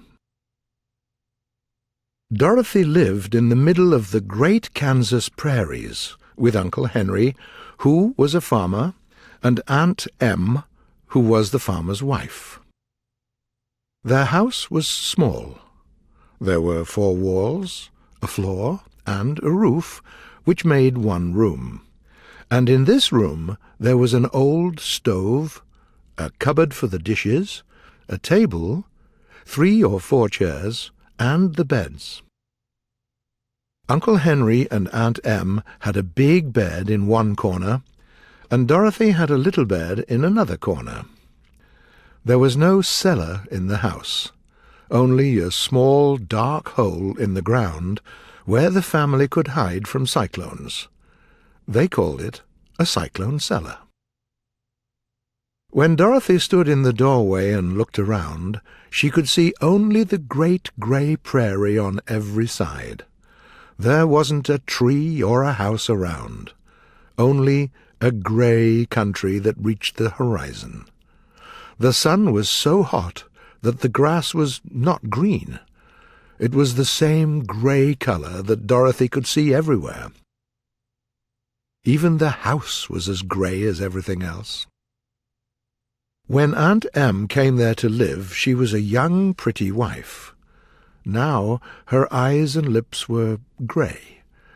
She was thin and never smiled.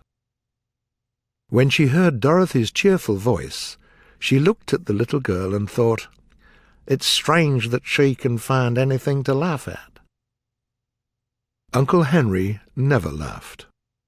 He worked hard from morning till night, and did not know what joy was. He was grey also, from his long beard to his rough boots, and he looked solemn, and didn't speak very often.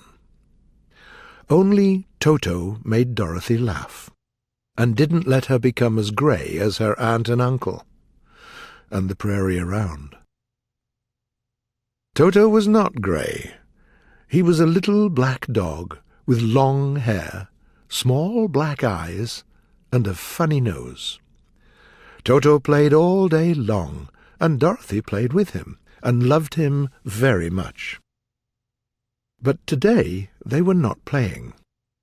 Uncle Henry was sitting in the doorway and looking anxiously at the sky, which was even greyer than usual. Dorothy was standing in the doorway with Toto in her arms, and looking at the sky too. Aunt Em was washing the dishes. From the far north they heard a low howl of the wind. Then they heard a howl of the wind from the south. Uncle Henry stood up. "The cyclone is coming, Em," he called to his wife. "I'll go and look after the cows and horses." Then he ran toward the sheds. Aunt Em stopped washing the dishes and came to the door. She looked at the sky and saw the coming danger. "Quick, Dorothy!" she screamed. "Run for the cellar!" Toto jumped out of Dorothy's arms and hid under the bed, and the girl rushed to get him. Aunt Em opened the door in the floor and climbed down the steps into the small, dark hole. Dorothy caught Toto at last and started to follow her aunt. When she was almost near the cellar, she heard a great howl from the wind, and the house shook so hard that she fell down suddenly upon the floor. Then a strange thing happened. The house turned around 2 or 3 times and rose slowly through the air. "It feels like it's going up in a balloon," thought Dorothy. The north and south winds met where the house stood, and made it the centre of the cyclone. The winds raised the house up higher and higher until it was at the very top of the cyclone, and carried it miles and miles away. It was very dark, and the wind howled round Dorothy. She was so afraid. Toto also did not like it. He ran about the room and barked loudly, but Dorothy sat quite still on the floor and waited to see what was going to happen next. Once Toto got too near the open cellar door and almost fell in, but Dorothy caught Toto by the ear and closed the cellar door quickly. At first, the little girl worried that the house was going to break to pieces and kill her and Toto when it fell again. But as the hours passed and nothing terrible happened, she stopped worrying and decided to wait and see what the future was going to bring her. At last she got to her bed and lay down upon it, and Toto followed and lay down beside her. Soon Dorothy closed her eyes and fell fast asleep. Chapter 2. The Council with the Munchkins. A sudden shock woke Dorothy up.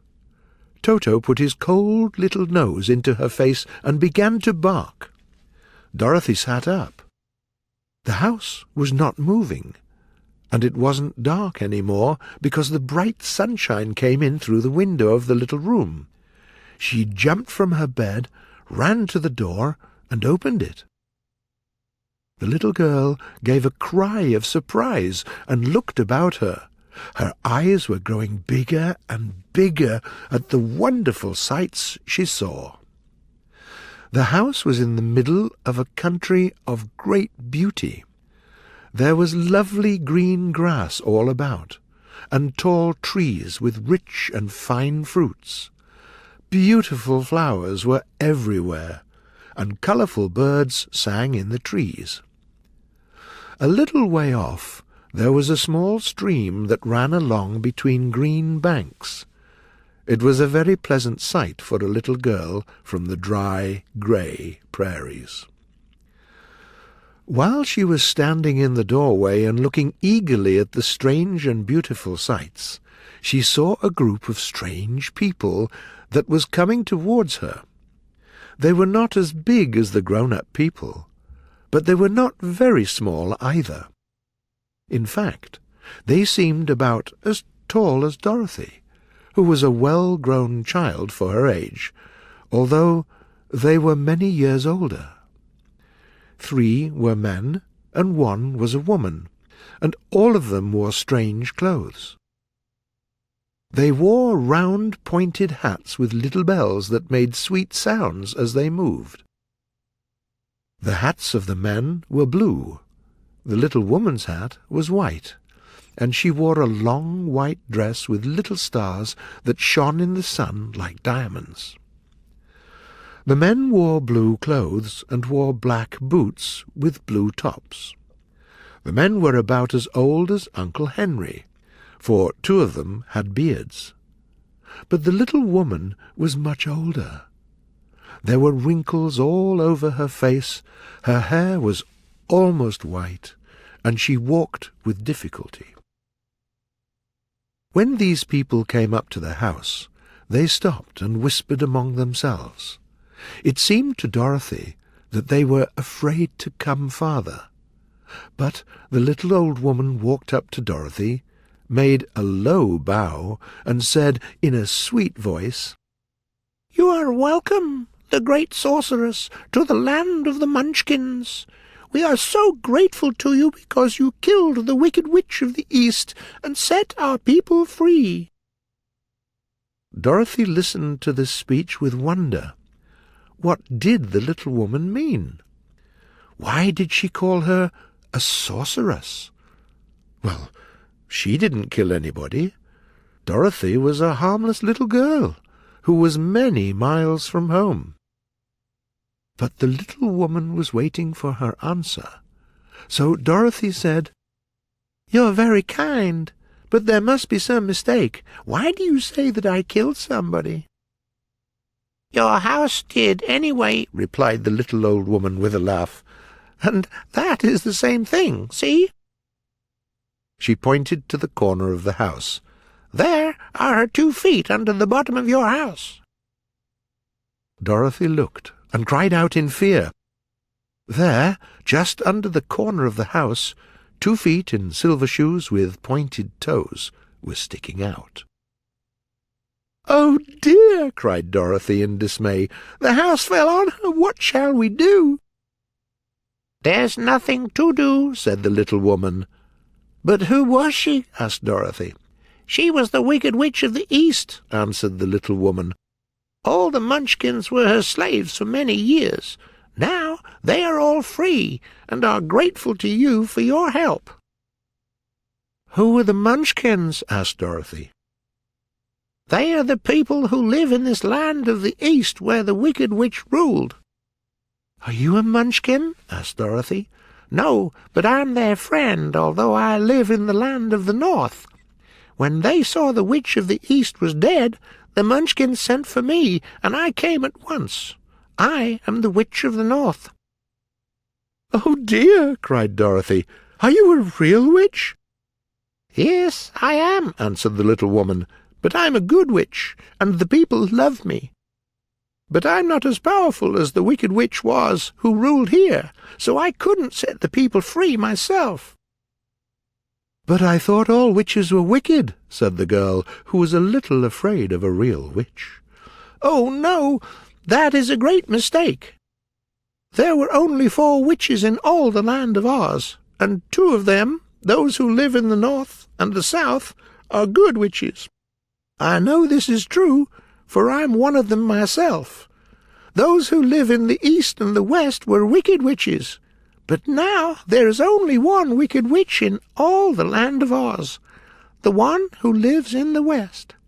"But," said Dorothy after a moment's thought, "Aunt Em says there are no witches any more." "Who is Aunt Em?" asked the little old woman. "She is my aunt who lives in Kansas, where I come from." The Witch of the North thought for a while. Then she looked up and said, "I do not know where Kansas is, but tell me, is it a civilized country?" "Oh, yes, it is," replied Dorothy. "Then that explains everything. In the civilized countries I believe there are no witches, wizards, sorceresses, or magicians left. But, you see, the land of Oz is not civilized, because a desert cuts it off from all the rest of the world.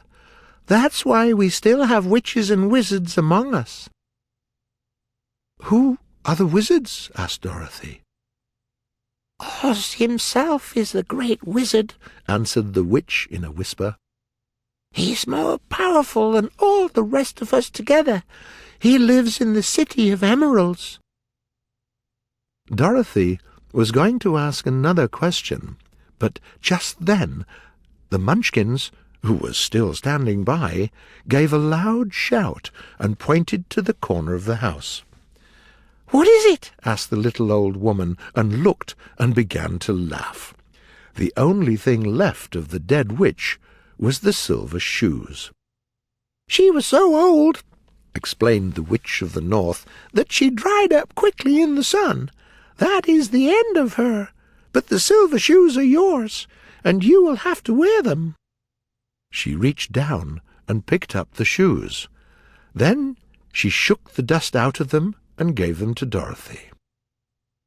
"The Witch of the East was proud of those silver shoes," said one of the Munchkins, "and there is some charm in them, but we don't know what it is." Dorothy carried the shoes into the house and placed them on the table. Then she came out again to the Munchkins and said, "I want to get back to my aunt and uncle, for I'm sure they will worry about me. Can you help me find my way?" The Munchkins and the witch first looked at one another, and then at Dorothy, and then shook their heads. "At the east, not far from here," said one, "there is a great desert that no one can cross." "It's the same thing at the south," said another Munchkin. "The south is the country of the Quadlings." "It is the same at the west," said the third man. "It is the country of the Winkies, and the wicked witch of the west rules it. Don't go there, or she will make you her slave." "The north is my home," said the old lady, "and it is the same there. The great desert is all around this land of Oz. I'm afraid, my dear, you will have to live with us." Dorothy began to cry at this, for she felt lonely among all these strange people. Her tears made the kind Munchkins sad, and they took out their handkerchiefs and began to cry also. As for the little old woman, she took off her cap, put its pointed end to her nose, and began to count. 1, 2, 3, in a solemn voice. At once the cap changed to a slate with some words on it.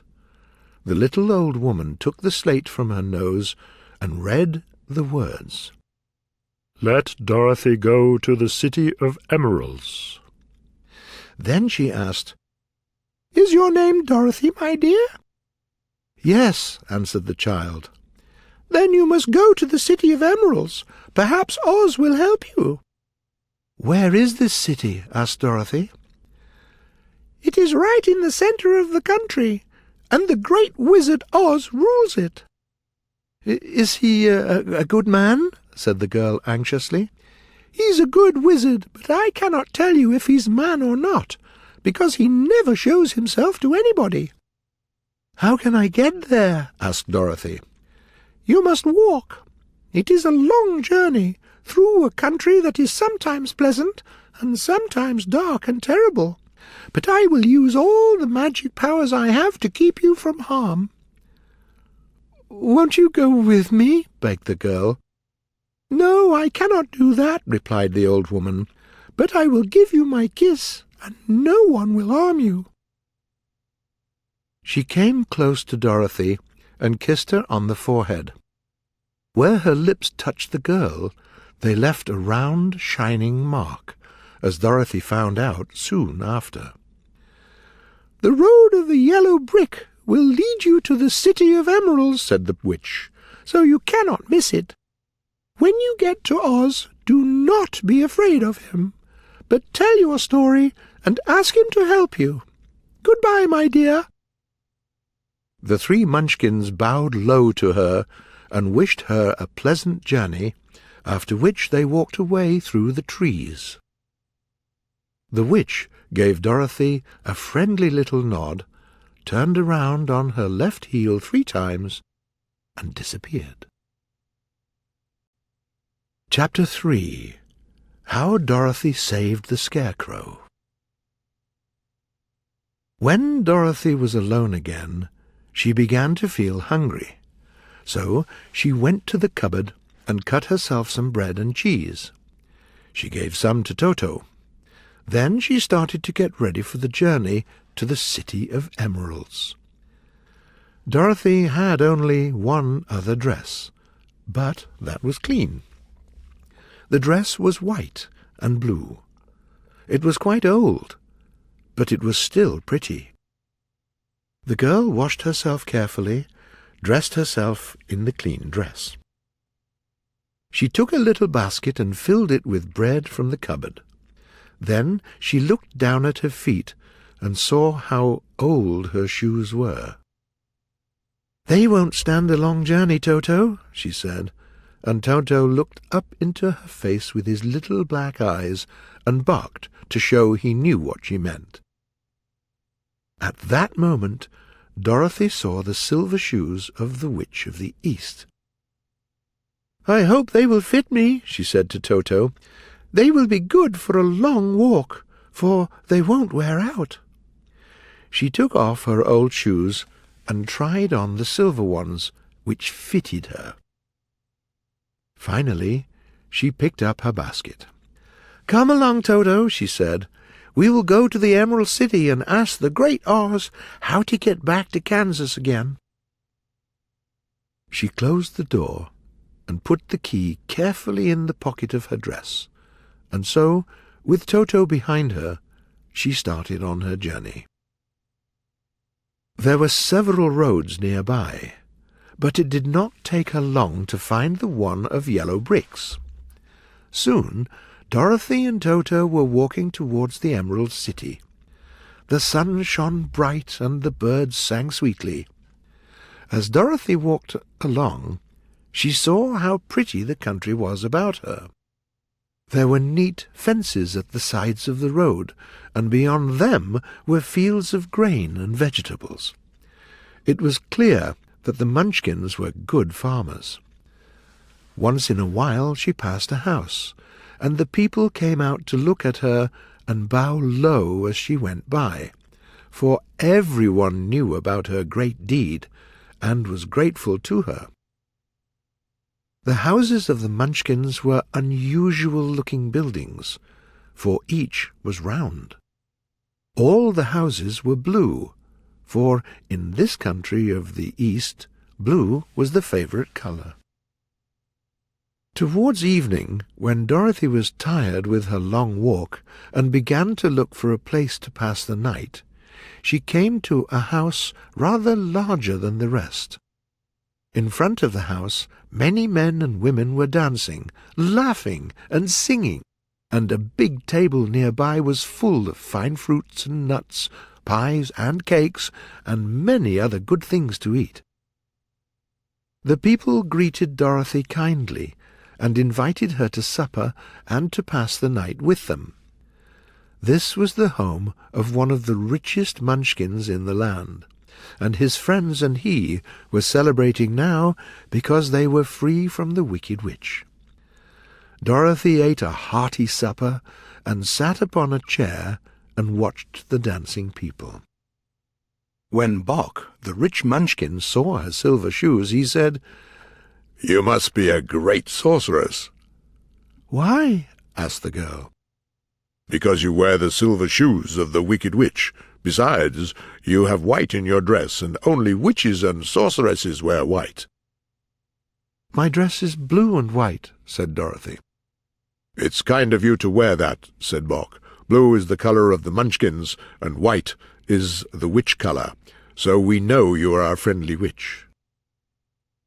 Dorothy did not know what to say to this, for all the people thought that she was a witch, and she knew very well she was only an ordinary little girl in a strange land, miles and miles away from home. When she got tired of watching the dancing, Bock led her into the house, where he gave her a room with a pretty bed in it. Dorothy slept soundly in it till morning, with Toto beside her. She ate a hearty breakfast and watched Munchkin children who played with Toto and pulled his tail and laughed. There were no dogs in the Munchkin land, and Toto was a fine curiosity to all the people. "How far is it to the Emerald City?" the girl asked. "I do not know," answered Bog gravely, "for we never go there. It is better for people to keep away from Oz, if they do not have business with him. But it is a long way to the Emerald City, and it will take you many days. The country here is rich and pleasant, but you must pass through rough and dangerous places before you reach the end of your journey." This worried Dorothy a little, but she knew that only the Great Oz could help her get to Kansas again, so she bravely decided not to turn back. "Thank you for your kindness and your help," she said to Bock, and again started along the road of yellow brick. When she grew tired, she stopped to rest. Dorothy climbed to the top of the fence beside the road and sat down.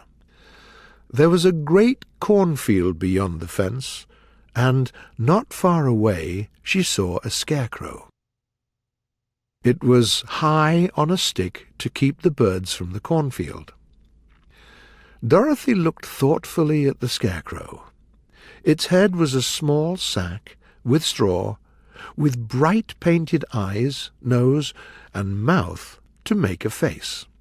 An old pointed blue hat was on his head, and the rest of the figure was old clothes, also stuffed with straw. On the feet there were some old boots with blue tops, such as every man wore in this country. While Dorothy was looking earnestly into the queer painted face of the scarecrow, she saw that one of the eyes slowly winked at her. She didn't believe it at first, for scarecrows in Kansas never wink. But soon the figure nodded its head to her in a friendly way. Then she climbed down from the fence and walked up to it, while Toto ran around the stick and barked. "Good day," said the scarecrow, rather timidly. "Did you speak?" asked the girl in wonder. "Certainly," answered the scarecrow. "How do you do?" I'm pretty well, thank you," replied Dorothy politely. "How do you do?" "I'm not feeling well," said the scarecrow with a smile. "It's so boring to stay up on this stick night and day to scare away crows." "Can't you get down?" asked Dorothy. "No, I cannot. Will you help me? I'd be grateful to you." Dorothy reached up both arms and lifted the figure off the stick, for it was quite light. "Thank you very much," said the scarecrow, when he was on the ground. "I feel like a new man." Dorothy was surprised at this, for scarecrows in Kansas never speak or bow or walk. "Who are you?" asked the scarecrow as they walked along. "And where are you going?" "My name is Dorothy," said the girl, "and I'm going to the Emerald City to ask the great Oz to send me back to Kansas." "Where is the Emerald City?" he said, "and who is Oz?" "Don't you know?" she asked him in surprise. "No, I don't. I don't know anything. You see, I have no brains at all. There's only straw inside my head," he answered sadly. "Oh," said Dorothy, "I'm so sorry for you." "Do you think," he asked, "Oz can give me some brains?" "I cannot tell," she replied, "but you may come to the Emerald City with me if you like." "That is good," said the scarecrow. "You see," he continued, "I don't mind my stuffed legs and arms and body, because nothing can hurt me. But I do not like it when people call me a fool because my head is full of straw instead of with brains as yours is." "I understand how you feel," said the little girl, who was really sorry for him. "Come to the Emerald City with me, and I'll ask Oz to do all he can for you." "Thank you," he answered gratefully. They walked back to the road. Dorothy helped him get over the fence, and they started along the path of yellow brick for the Emerald City. Toto did not like the scarecrow at first, and he often growled at him in an unfriendly way. "Don't mind Toto," said Dorothy to her new friend. "He never bites." "Oh, I'm not afraid," replied the scarecrow. "He can't hurt the straw. Let me carry that basket for you. I do not mind it, for I can't grow tired. I'll tell you a secret," he continued as he walked along. "There is only one thing in the world I'm afraid of." "What is that?" asked Dorothy. "The Munchkin farmer who made you?" "No," answered the scarecrow. "It's fire." Chapter 4. The Road Through the Forest. After a few hours, the road became rough, and the walking grew so difficult that the scarecrow often stumbled over the yellow bricks, and Dorothy had to walk around the holes in the road. The farms were not as neat here as they were farther back. There were fewer houses and fewer fruit trees, and the farther they went, the more lonesome the country became. At noon they sat down by the roadside near a little stream, and Dorothy opened her basket and got out some bread. She offered a piece to the Scarecrow, but he said, "I'm never hungry, and it's a lucky thing I'm not, for my mouth is only painted." Dorothy nodded and went on eating her bread. "Tell me something about yourself and the country you came from," said the Scarecrow after her dinner. So she told him all about the cyclone and Kansas and how grey everything was there. The Scarecrow listened carefully and said, "I cannot understand why you want to leave this beautiful country and go back to the dry, grey place you call Kansas." "That is because you have no brains," answered the girl. "Kansas is grey, but I want to live there and not in any other country. There's no place like home." The Scarecrow sighed. "Of course I cannot understand it," he said, "for I have no brains." "Will you tell me a story while we are resting?" asked the child. The Scarecrow looked at her sadly and answered, "I really know nothing. The farmer made me only the day before yesterday. I don't know what happened in the world before that time. Then the farmer carried me under his arm to the cornfield and set me up on a tall stick, where you found me. He soon walked away and left me alone. I did not like to be alone, so I tried to walk after him, but I couldn't. So I had to stay on that stick. It was a lonely life, for I had nothing to think of. Many crows and other birds flew into the cornfield, but as soon as they saw me they flew away again because they thought I was a munchkin. And this pleased me and made me feel that I was quite an important person. By and by an old crow flew near me. He looked at me carefully, and then he sat on my shoulder and said, "That farmer can't fool me in this clumsy way. Any clever crow can see that you're only a stuffed manful of straw." Then he flew down and ate all the corn he wanted. The other birds saw it and came to eat the corn too. So in a short time there were a lot of them about me. I felt sad at this, for it showed I was not such a good Scarecrow after all. But the old crow comforted me. He said, "Brains are the only important thing in this world for men, crows, and other beasts. When you get brains, you'll become as good as any of the farmers, and even better than some of them." Then the crows flew away. I thought this over and decided to try hard to get some brains. But good luck you came along and pulled me off the stick, and from what I say I am sure the great Oz will give me brains as soon as we get to the Emerald City. "I hope so," said Dorothy earnestly, "for you really want to have them." "Oh, yes, I want it so much," replied the Scarecrow. "It is such an uncomfortable feeling to know that you're a fool." "Well," said the girl, "let us go." And she gave the basket to the Scarecrow. There were no fences at all beside the road, and there were no fields of grain or vegetables now, and the land was rough.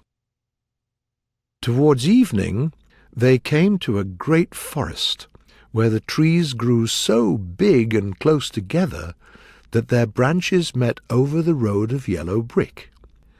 It was quite dark under the trees, but the travellers did not stop, and went on into the forest.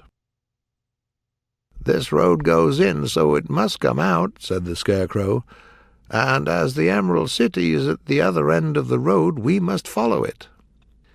"Anyone knows that," said Dorothy, "Certainly, that is why I know it," answered the Scarecrow. After an hour or so, it became very dark, and they were stumbling along in the darkness. Dorothy could not see anything at all, but the Scarecrow said, "I can see as well by day." So she took him by his arm and continued her way quite well. "As soon as you see any house or any place where we can pass the night," she said, "you must tell me, for it is very uncomfortable to walk in the dark." Soon after that, the Scarecrow stopped. "I see a little cottage at the right of us," he said. "Shall we go there?" "Yes, let's go there," answered the child. "I'm very tired." So the Scarecrow led her through the trees until they reached the cottage, and Dorothy entered and found a bed of dry leaves in one corner. She lay down at once, and with Toto beside her, soon fell asleep. The Scarecrow, who was never tired, stood up in another corner and waited until morning came. Chapter 5. The Rescue of the Tin Woodman. When Dorothy woke up, the sun was shining through the trees, and Toto was running after birds and squirrels. She sat up and looked around her. The Scarecrow was still standing in his corner and waiting for her. "We must go and search for water," she said to him. "Why do you want water?" he asked. "To wash my face after the dust of the road, and to drink, so the dry bread will not stick in my throat." "It must be inconvenient to be a live person," said the Scarecrow thoughtfully, "for you must sleep and eat and drink. But you have brains, and it makes up for the trouble." They left the cottage and walked through the trees until they found a little stream of clear water, where Dorothy drank and bathed and ate her breakfast. She saw there was not much bread in the basket, and the girl was thankful the Scarecrow did not have to eat anything, for there was hardly enough for herself and Toto for the day. When she finished her meal and was ready to go back to the road of yellow brick, she heard a deep groan nearby. "Oh, what was that?" she asked timidly. "I don't know," replied the Scarecrow, "but we can go and see." Just then they heard another groan, and this time the sound came from behind them. They turned and walked through the forest a few steps, when Dorothy saw something that was shining in the sunlight that came through the trees. She ran to the place and then stopped, with a little cry of surprise. There was a man made entirely of tin. He was standing beside a half-chopped tree. In his raised hands there was an axe. The man stood motionless, and it seemed to Dorothy that he could not move at all. Dorothy looked at him in surprise. So did the Scarecrow, while Toto barked loudly at the Tin Man. "Did you groan?" asked Dorothy. "Yes," answered the Tin Man. I did. I can't move. It happened to me a year ago. Can you help me?" The sad voice in which the man spoke moved the girl, and she asked softly, What can I do for you?" "Get an oil can and oil my joints," he answered. "They are rusted so badly that I cannot move them at all. As soon as you oil them well, I'll be all right again. You'll find an oil can on a shelf in my cottage." Dorothy at once ran back to the cottage and found the oil can, and then she returned and asked anxiously, "Where are your joints?" "Oil my neck first," replied the Tin Woodman. So she oiled it. When the man could turn his tin head, he said, Now oil the joints in my arms." And Dorothy oiled them. When the Tin Man's joints were quite free from rust, he gave a sigh of relief, lowered his axe, and put it near the tree. "This is a great comfort," he said. "I rusted a year ago, and I'm glad to be able to put it down at last. Can you oil the joints of my legs now? Then I'll be all right once more." So they oiled his legs until he could move them freely. The Tin Man was a very polite creature, and very grateful, so he said, "Thank you for your help, but what are you doing here?" "We're on our way to the Emerald City to see the Great Oz," Dorothy answered, "and we stopped at your cottage to pass the night." "Why do you wish to see Oz?" he asked. "I want him to send me back to Kansas, and the Scarecrow wants him to put some brains into his head," she replied. The Tin Woodman thought it over for a moment. Then he said, "Do you think Oz can give me a heart?" "I think he can," Dorothy answered. "Can I go to the Emerald City with you? I hope Oz will help me." "Come along," said the Scarecrow. "I'll be glad to have your company," added Dorothy. So the Tin Woodman picked up his axe, and they all passed through the forest until they came to the road of yellow brick. "Can you put the oil can in your basket?" asked the Tin Woodman. "I always rust when it rains, so you will need the oil can to oil me." Dorothy and the Scarecrow were very lucky to have the Tin Woodman in their company, for soon they came to a place where the trees and branches grew so thick over the road that the travellers could not pass. But the Tin Woodman took his axe and chopped so well that soon he cleared a passage for the travellers. Dorothy was thinking so carefully as they walked along that she did not notice when the Scarecrow stumbled into a hole and rolled over to the side of the road. So he had to ask Dorothy for help. "Why didn't you walk round the hole?" asked the Tin Woodman. "I don't know enough," replied the Scarecrow. "There is only straw in my head, you know, and that is why I'm going to Oz to ask him for some brains." "Oh, I see," said the Tin Woodman. "But after all, brains are not the best things in the world."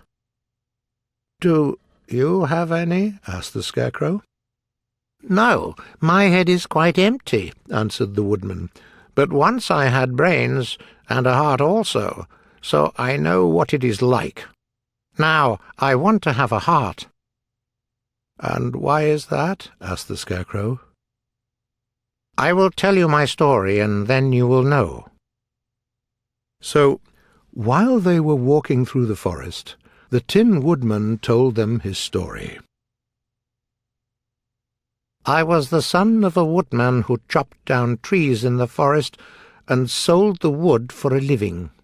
When I grew up, I became a woodman too, and after my father's death I took care of my old mother as long as she lived.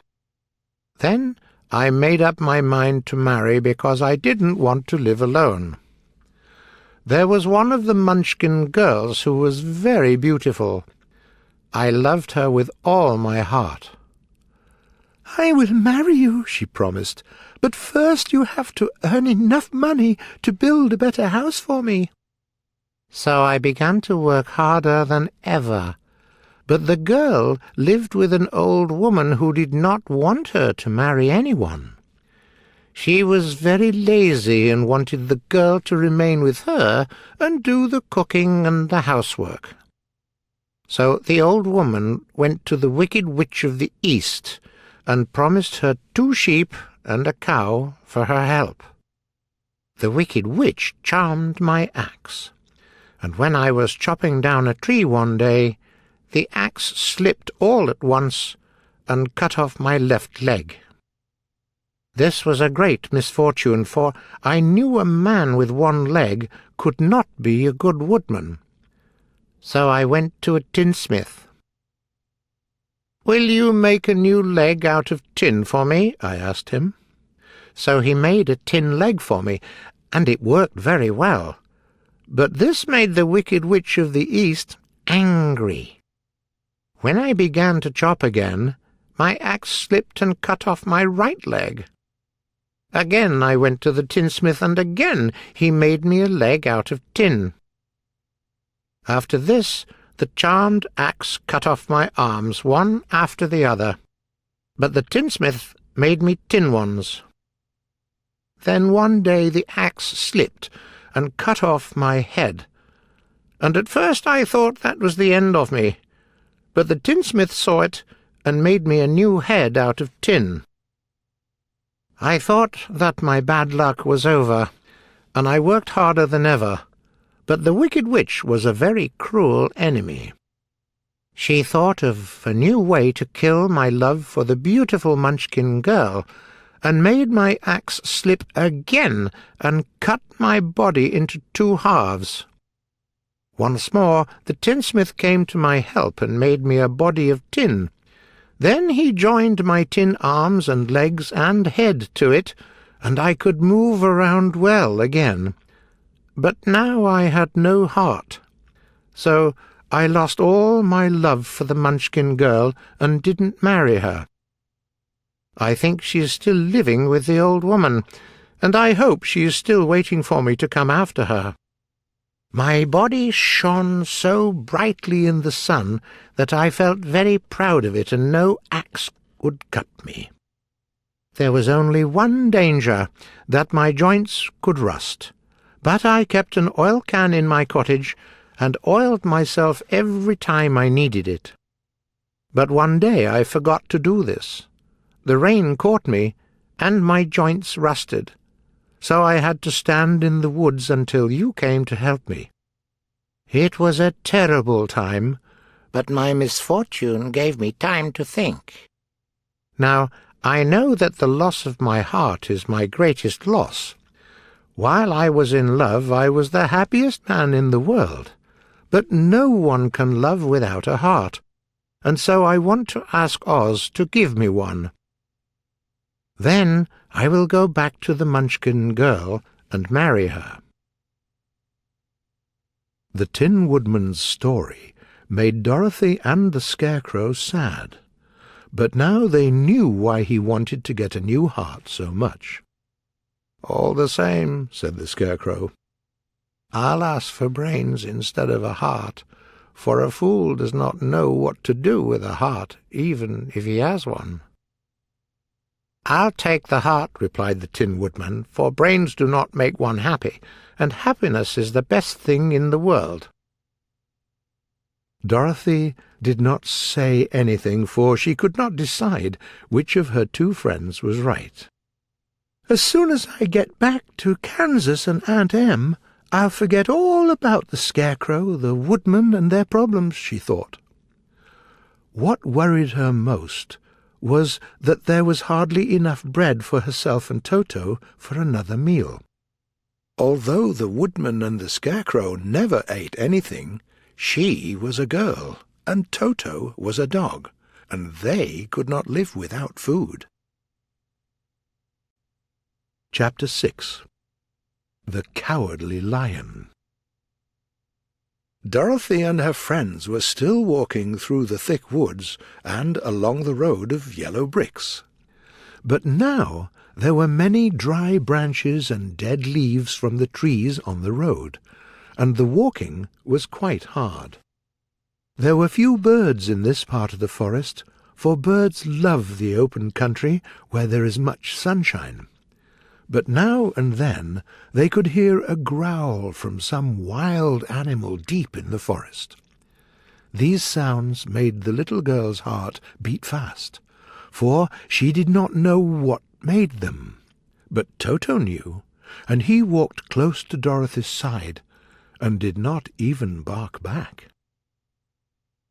"How long will it take us," the child asked of the Tin Woodman, "to leave the forest?" "I cannot tell," answered the Woodman, "for I don't know the way to the Emerald City, but my father went there once when I was a boy." "It's a long journey through a dangerous country," he said.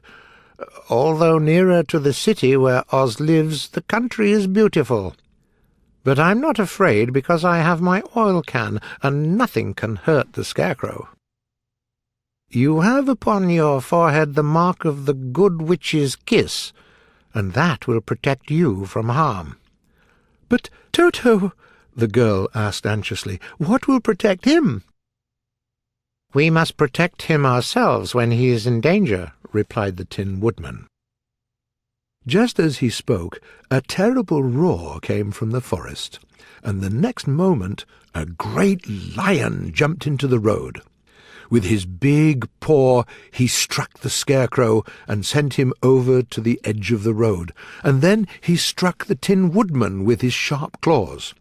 But, to the lion's surprise, he did not hurt the Tin Man, although the beast knocked him down, and the woodman fell down and lay still.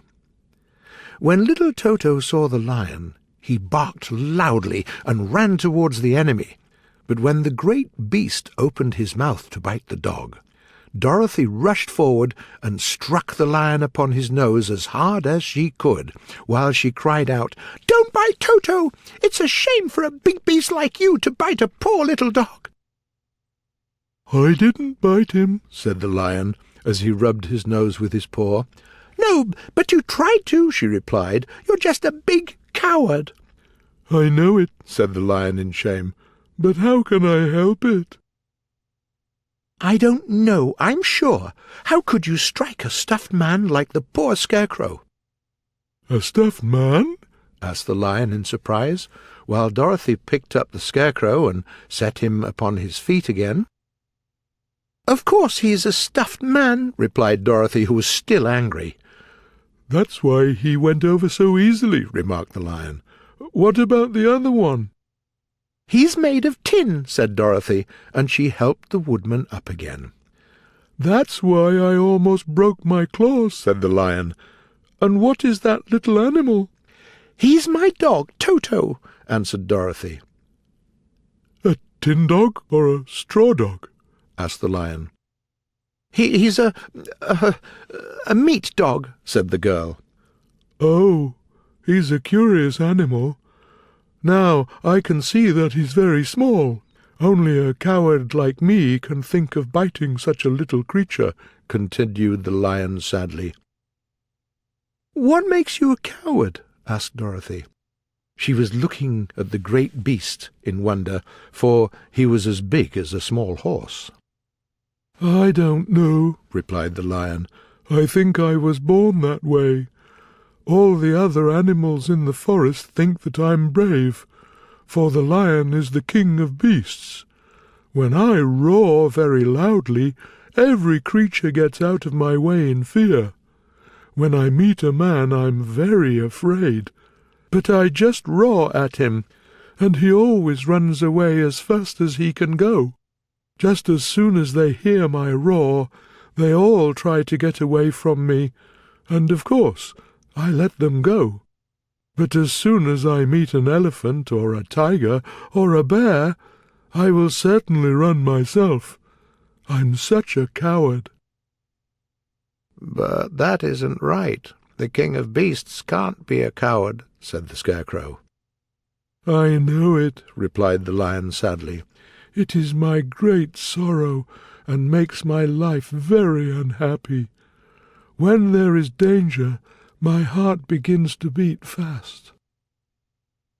"Maybe you have heart disease," said the Tin Woodman. "Maybe," said the lion.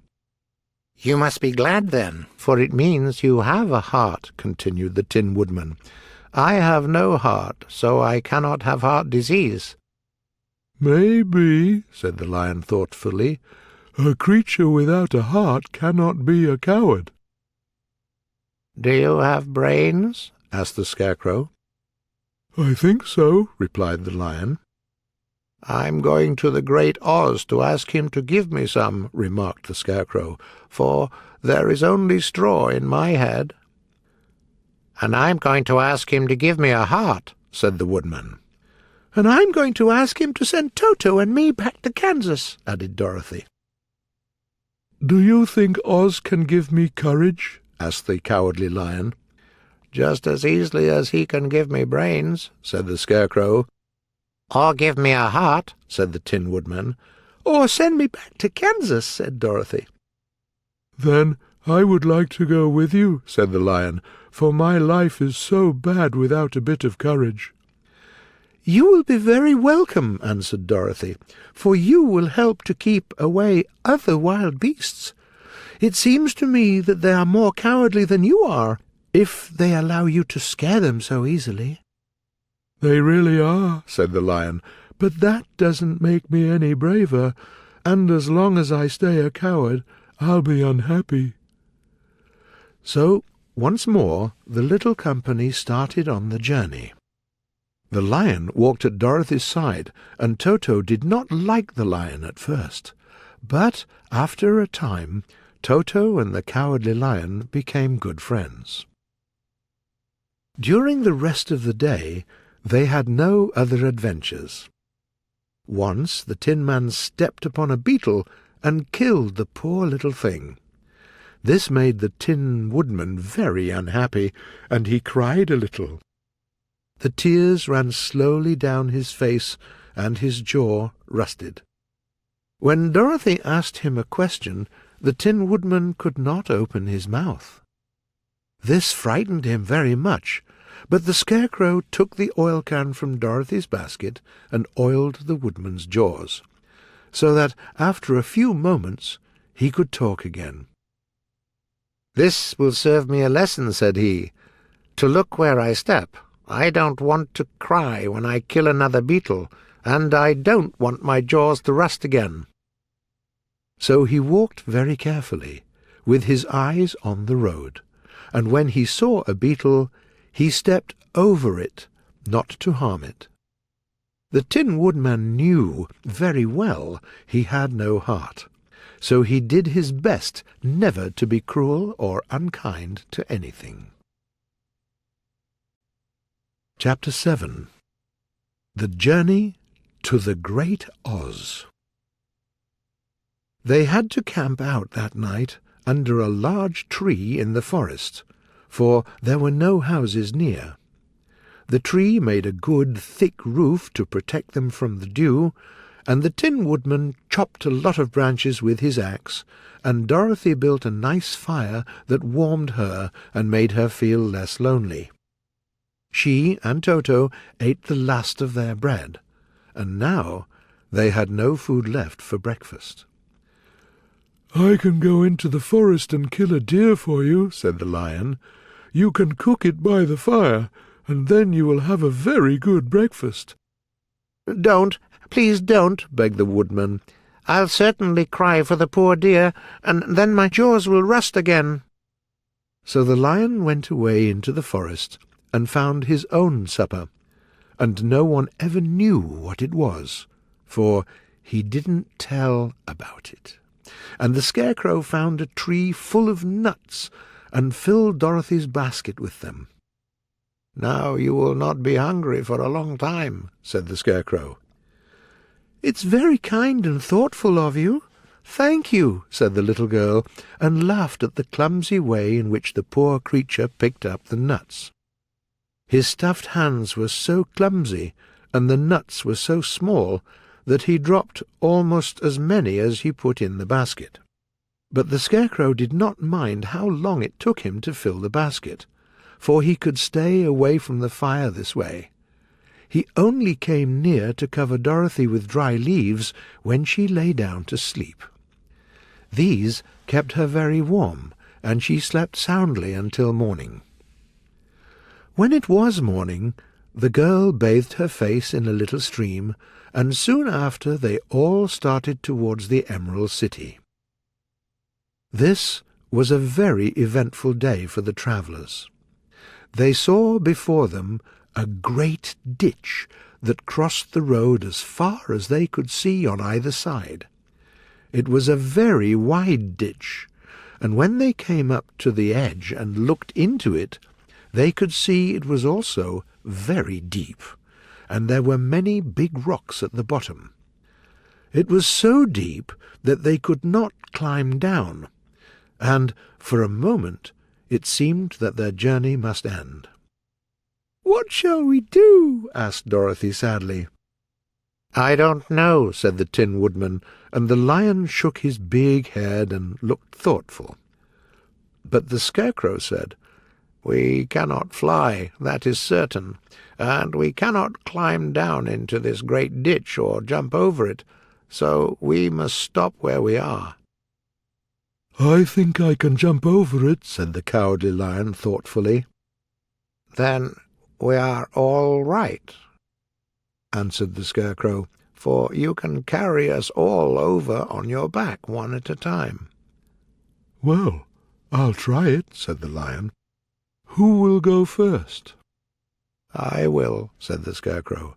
"The ditch is very wide, and you may fall down. The fall won't hurt me at all, but I don't want Dorothy to die or the Tin Man to crash on the rocks below." "I'm very afraid of falling myself," said the Cowardly Lion, "but I think we must try it. So get on my back, and we will make a try." The Scarecrow sat upon the Lion's back, and the big beast walked to the edge of the ditch and stopped. "Why don't you run and jump?" asked the Scarecrow. "Because that isn't the way we lions do things," he replied. Then he made a great jump and landed safely on the other side.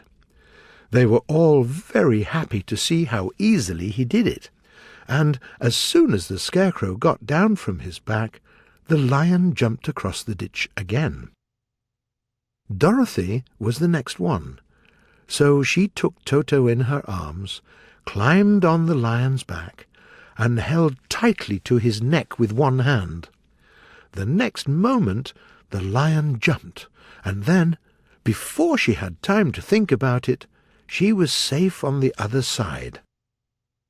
The Lion went back a third time and got the Tin Woodman, and then they all sat down for a few moments to give the beast some rest. The forest was very thick on this side of the ditch, and it looked dark. Soon they got up and started along the road of yellow brick again. They wanted to come to the end of the woods and reach the bright sunshine again. They soon heard strange noises deep in the forest, and the Lion whispered to them, "The Kalidahs live in this part of the country." "What are the Kalidahs?" asked the girl. "They are terrible beasts with bodies like bears and heads like tigers," replied the Lion. "Their claws are so long and sharp they can kill me as easily as I can kill Toto. I'm very afraid of the Kalidahs." "Of course you are," replied Dorothy. "It's not surprising. They're terrible beasts." The Lion wanted to reply when suddenly they came to another ditch across the road. But this one was so wide and deep that the Lion knew at once he could not jump across it. So they sat down to think what to do, and after a while the Scarecrow said, "There is a great tree close to the ditch. The Tin Woodman must chop it down.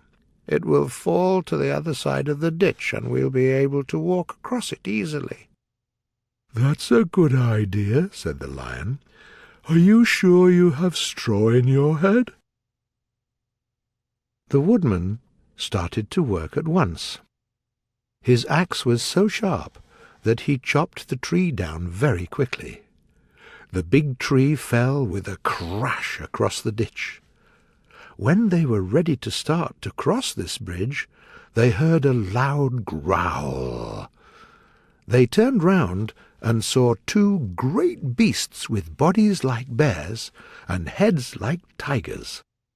The monsters were running towards them. "They are the Kalidahs," said the Cowardly Lion, and began to tremble with fear. "Quick!" cried the Scarecrow. "Let us cross over." So Dorothy went first with Toto in her arms, the Tin Woodman followed, and the Scarecrow came next. The lion, although he was certainly afraid, turned to face the Kalidahs, and then he gave a roar. It was so loud and terrible that Dorothy screamed, and the Scarecrow fell over backwards. Even the fierce beasts stopped and looked at him in surprise. But then the Kalidahs saw that they were bigger than the lion, and remembered that there were two of them, and only one of him. They again rushed forward, and the lion crossed over the tree and turned to see what the monsters were going to do next. The fierce beasts also began to cross the tree, and the lion said to Dorothy, "That's the end. They will surely kill us, but stand close behind me, and I will fight them as long as I live." "Wait a minute," called the Scarecrow. "The woodman must chop away the end of the tree that lies on our side of the ditch." The Tin Woodman began to use his axe at once, and very soon the tree with the two Kalidahs fell with a crash into the ditch. "Well," said the Cowardly Lion with a sigh of relief, "I see we're going to live a little while longer, and I'm glad of it. Those creatures frightened me so badly that my heart is beating yet." "Oh," said the Tin Woodman sadly, "it's a pity that I do not have a heart that can beat." This adventure made the travellers want to get out of the forest more than ever, and they walked so fast that Dorothy became tired and had to ride on the lion's back. To their great joy, the trees became thinner the farther they went, and in the afternoon they suddenly came upon a wide river. On the other side of the water they could see the road of yellow brick. It ran through a beautiful country. They could see green fields, bright flowers, and trees full of fine fruits. They were very happy to see this country before them. "How shall we cross the river?" asked Dorothy. "That is easy enough," replied the Scarecrow. "The Tin Woodman will build us a raft, and we will get to the other side." So the woodman took his axe and began to chop down small trees to make a raft, and while he was busy at this, the Scarecrow found on the river-bank a tree full of fine fruit. Dorothy was very hungry, and she made a hearty meal of the nice fruit. But when night came, the Tin Woodman was still making a raft. So they found a nice place under the trees where they slept well until the morning, and Dorothy dreamed of the Emerald City, and of the good Wizard Oz, and of her home in Kansas. Chapter 8. The Deadly Poppy Field.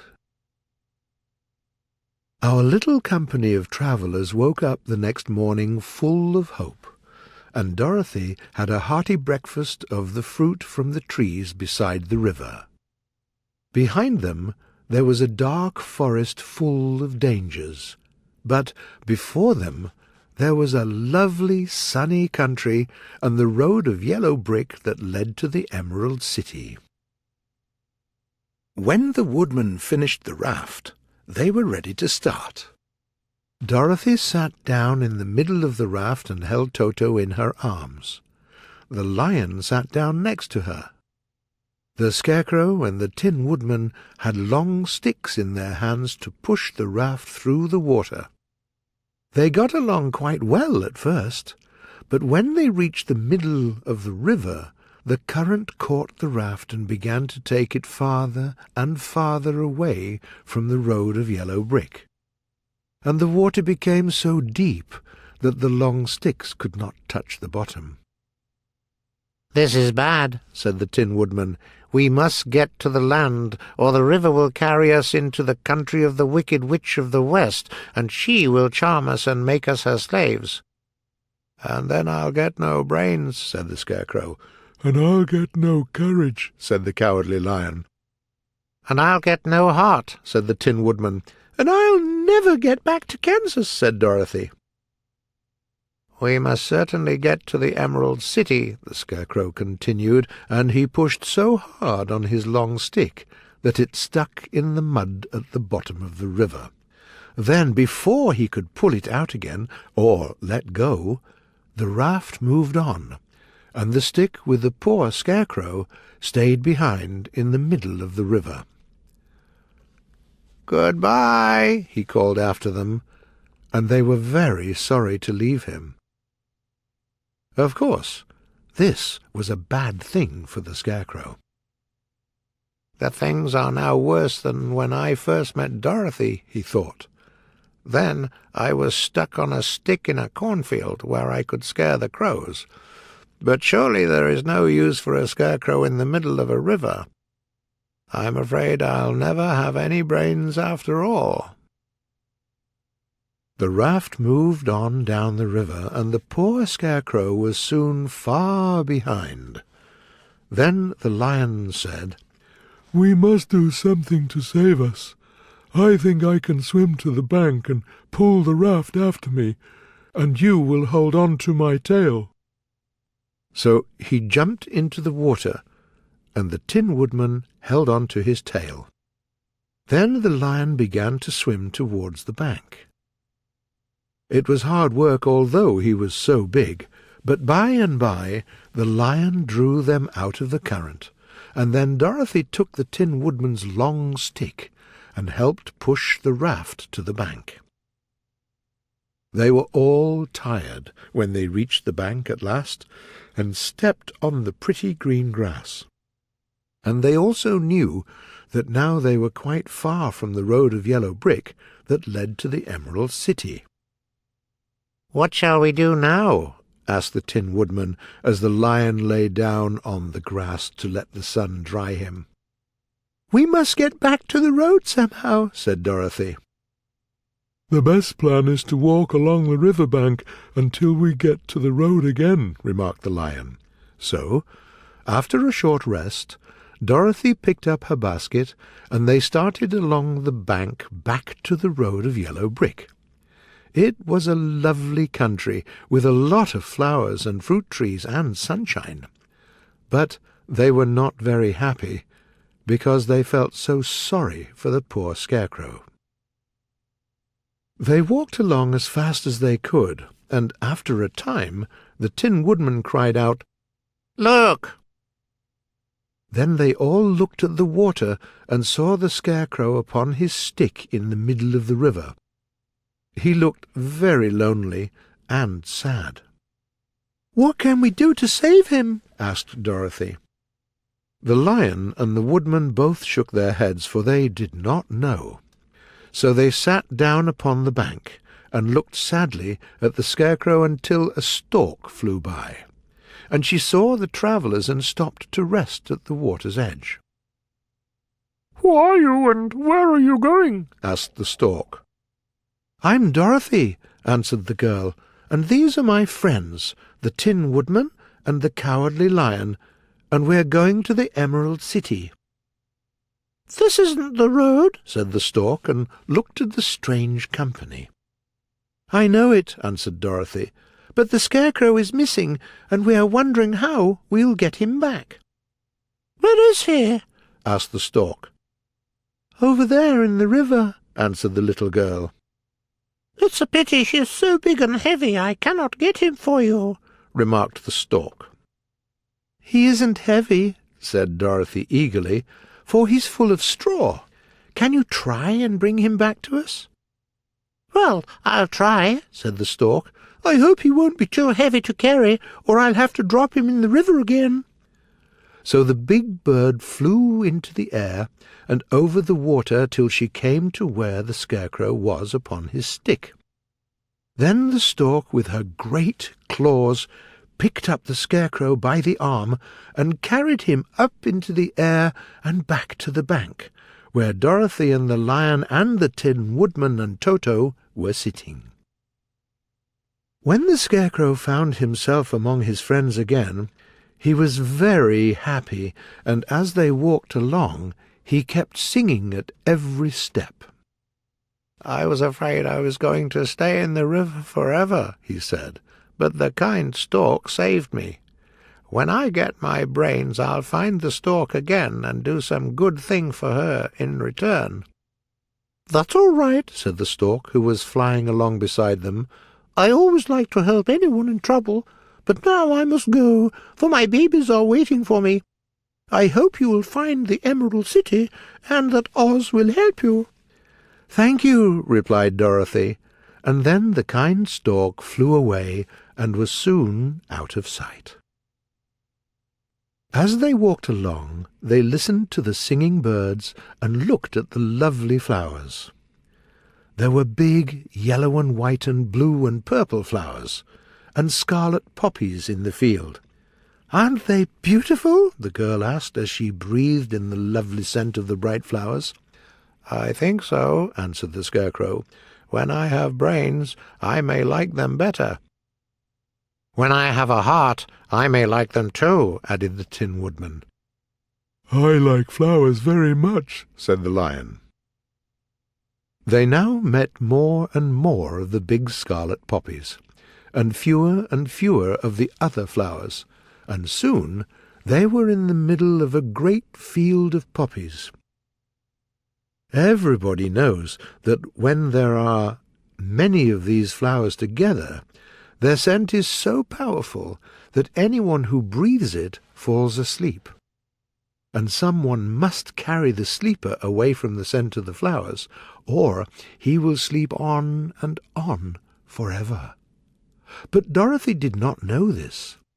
So soon she felt she must sit down to rest and to sleep.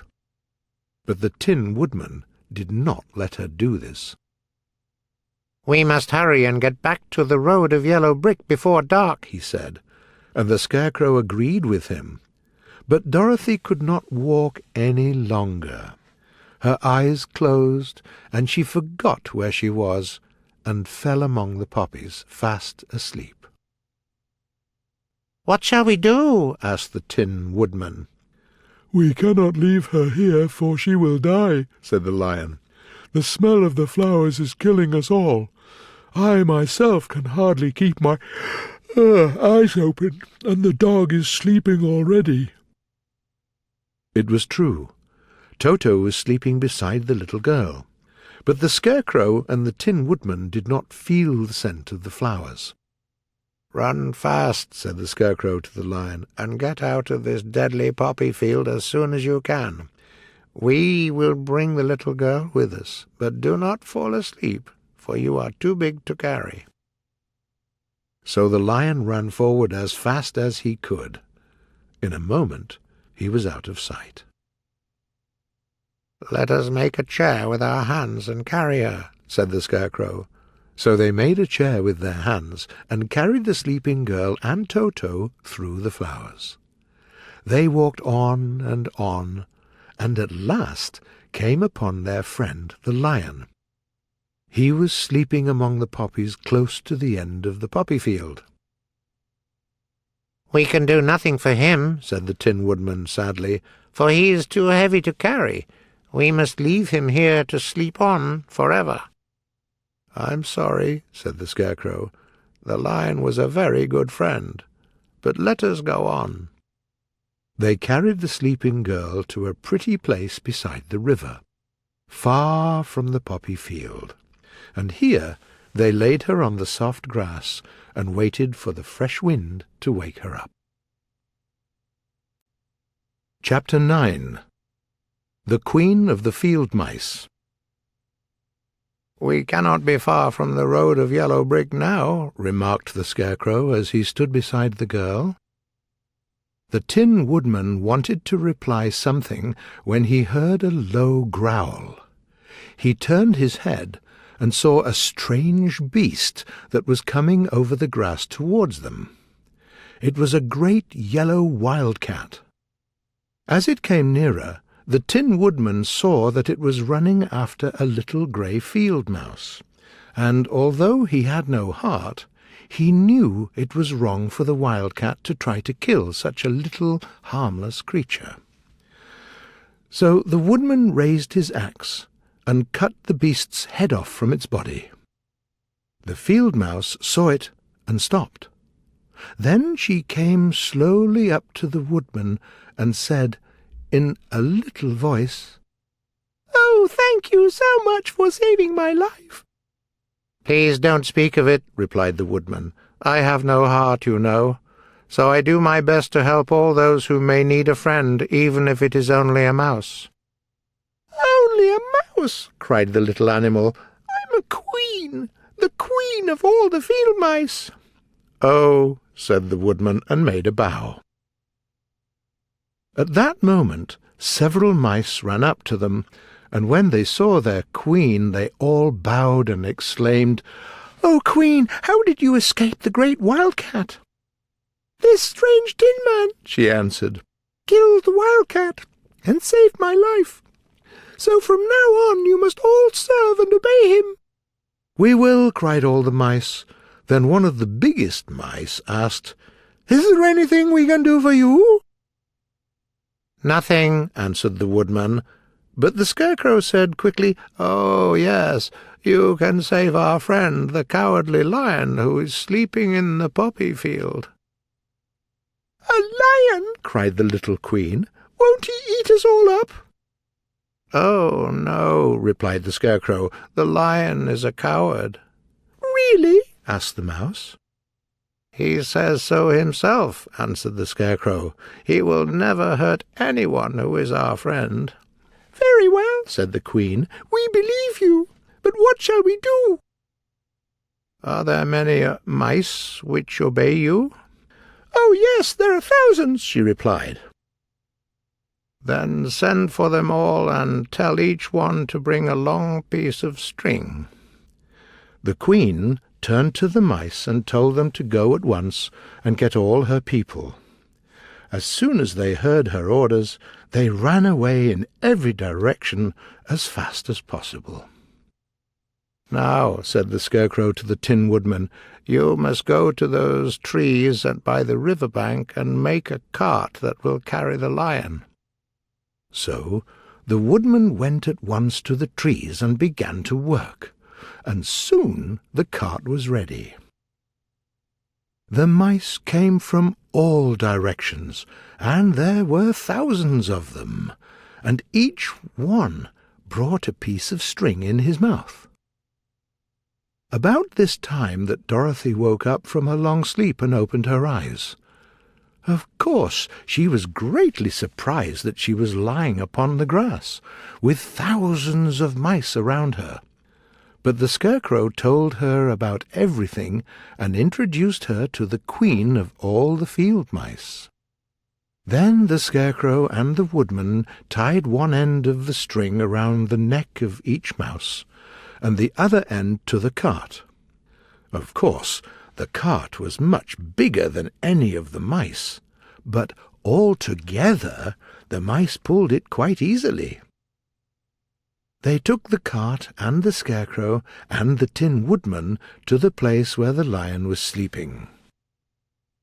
After some hard work, for the lion was heavy, they got him up on the cart and started back. Soon they rolled the lion out of the poppies to the green fields, where he could breathe the sweet, fresh air again. Dorothy came to meet them, and said to the little mice, "Thank you for saving my friend from death." Then the woodman and the Scarecrow set the mice free, and they ran away through the grass to their homes. The queen of the mice said, "When you need us again, come out into the field and call, and we'll hear you and come to help you. Goodbye." "Goodbye," they all answered, and the queen ran away. After this, they sat down beside the lion, who was still sleeping. Chapter 10. The Guardian of the Gate. When the Cowardly Lion woke up, he was very glad that he was still alive, "I ran as fast as I could," he said, "but the flowers were too strong for me. How did you get me out?" Then they told him of the field mice, and the Cowardly Lion said, "How strange it all is! But, friends, what shall we do now?" "We must find the road of yellow brick again," said Dorothy, "and then we can go to the Emerald City." So they all started on their journey again. Soon they reached the road of yellow brick, and turned again towards the Emerald City where the great Oz lived. The road was good now, and the country about was beautiful. There were fences and houses beside the road, but they were green. The people were all dressed in clothes of a lovely emerald green colour, and wore pointed hats like those of the Munchkins. Sometimes people came to the doors and looked at them, but no one came near them or spoke to them because of the great lion, of which they were very much afraid. "I think it is the land of Oz," said Dorothy, "and we are surely getting near the Emerald City." "Yes," answered the Scarecrow. "Everything is green here, while in the country of the Munchkins blue is the favourite colour. But the people do not seem as friendly as the Munchkins, and I'm afraid we won't find a place to pass the night." "Toto and I are very hungry," said the girl. "Let us stop at the next house and talk to the people." So, when they came to a big farmhouse, Dorothy walked bravely up to the door and knocked. A woman opened it a little and said, "What do you want, child? And why is the great lion with you?" "Can we pass the night with you?" asked Dorothy. "The lion is my friend, and he will not hurt you." "He isn't wild, is he?" asked the woman, and opened the door a little wider. "No, he isn't," said the girl, "and he's a great coward, too. He will be more afraid of you than you are of him." The woman thought it over and said, "Well, you may come in, and I will give you some supper and a place to sleep." So they all entered the house. There was a man and 2 children in the house. They didn't expect to see such a strange company, and while the woman was laying the table, the man asked, "Where are you all going?" "To the Emerald City," said Dorothy, "to see the great Oz." "Oh," exclaimed the man, "are you sure Oz will see you?" "Why not?" "Well, people say that he never shows himself to anybody. I visited the Emerald City many times in the past, and it is a beautiful and wonderful place, but I never saw the great Oz." "Does he never go out?" asked the Scarecrow. "Never. He sits day after day in the great throne-room of his palace, and even those who serve him do not see him face to face." "What is he like?" asked the girl. "That is hard to tell," said the man thoughtfully. "You see, Oz is a great wizard, and he can change his form. So some people say he looks like a bird, and some say he looks like an elephant, and some say he looks like a cat. But who the real Oz is, when he's in his own form, no one can tell." "That's very strange," said Dorothy. "We must try in some way to see him." "Why do you wish to see the terrible Oz?" asked the man. "I want to ask him to give me some brains," said the Scarecrow eagerly. "Oh, that will be easy for Oz," said the man. "He has more brains than he needs." "And I want to ask him to give me a heart," said the Tin Woodman. "That'll be easy too," continued the man, "for Oz has lots of hearts, of all sizes and shapes." "And I want to ask him to give me courage," said the Cowardly Lion. "Oz keeps a great bottle of courage in his throne-room," said the man. "He will be glad to give you some." "And I want to ask him to send me back to Kansas," said Dorothy.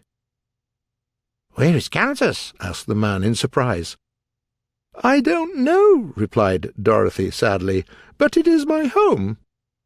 "Well, Oz can do anything, so I think he will find Kansas for you. But first you must see him, and that will be a hard task, for the great wizard does not like to see anybody." "But what do you want?" he asked Toto. But Toto didn't say anything, for he could not speak. "Supper is ready," said the woman. So they gathered around the table, and Dorothy had a hearty meal. The lion and Toto ate some of the porridge, but did not like it. The Scarecrow and the Tin Man ate nothing at all. The woman now gave Dorothy a bed to sleep in, and Toto lay down beside her. The lion lay down near the door and guarded it. The Scarecrow and the Tin Woodman stood up in a corner all night, for they could not sleep. Early next morning they started on their way, and soon saw a beautiful green glow in the sky just before them. "That's the Emerald City, I'm sure," said Dorothy. As they walked on, the green glow became brighter and brighter. They were glad that their journey was going to end soon. In the afternoon they came to the great wall around the city. It was high and thick, and of a bright green colour. In front of them, and at the end of the road of yellow brick, there was a big gate. Emeralds covered it all over. There was a bell beside the gate, and Dorothy rang it. Then the big gate opened, and they all passed through. Now they were in a big room. Emeralds covered its walls too. There was a little man in the room. He was about the same size as the Munchkins. His clothes were green, and even his skin was slightly green in colour. At his side there was a large green box. When he saw Dorothy and her friends, the man asked, "What do you wish in the Emerald City?" "We are here to see the great Oz." The answer surprised the man so much that he sat down to think it over. "The last time when anyone asked me to see Oz was many years ago," he said. "He is powerful and terrible, and he doesn't like it when people ask him to do stupid things. He gets angry and destroys such people." "But it is very important," replied the Scarecrow, "and we don't know that Oz is a good wizard." "Yes, he is," said the Green Man, "and he rules the Emerald City wisely and well.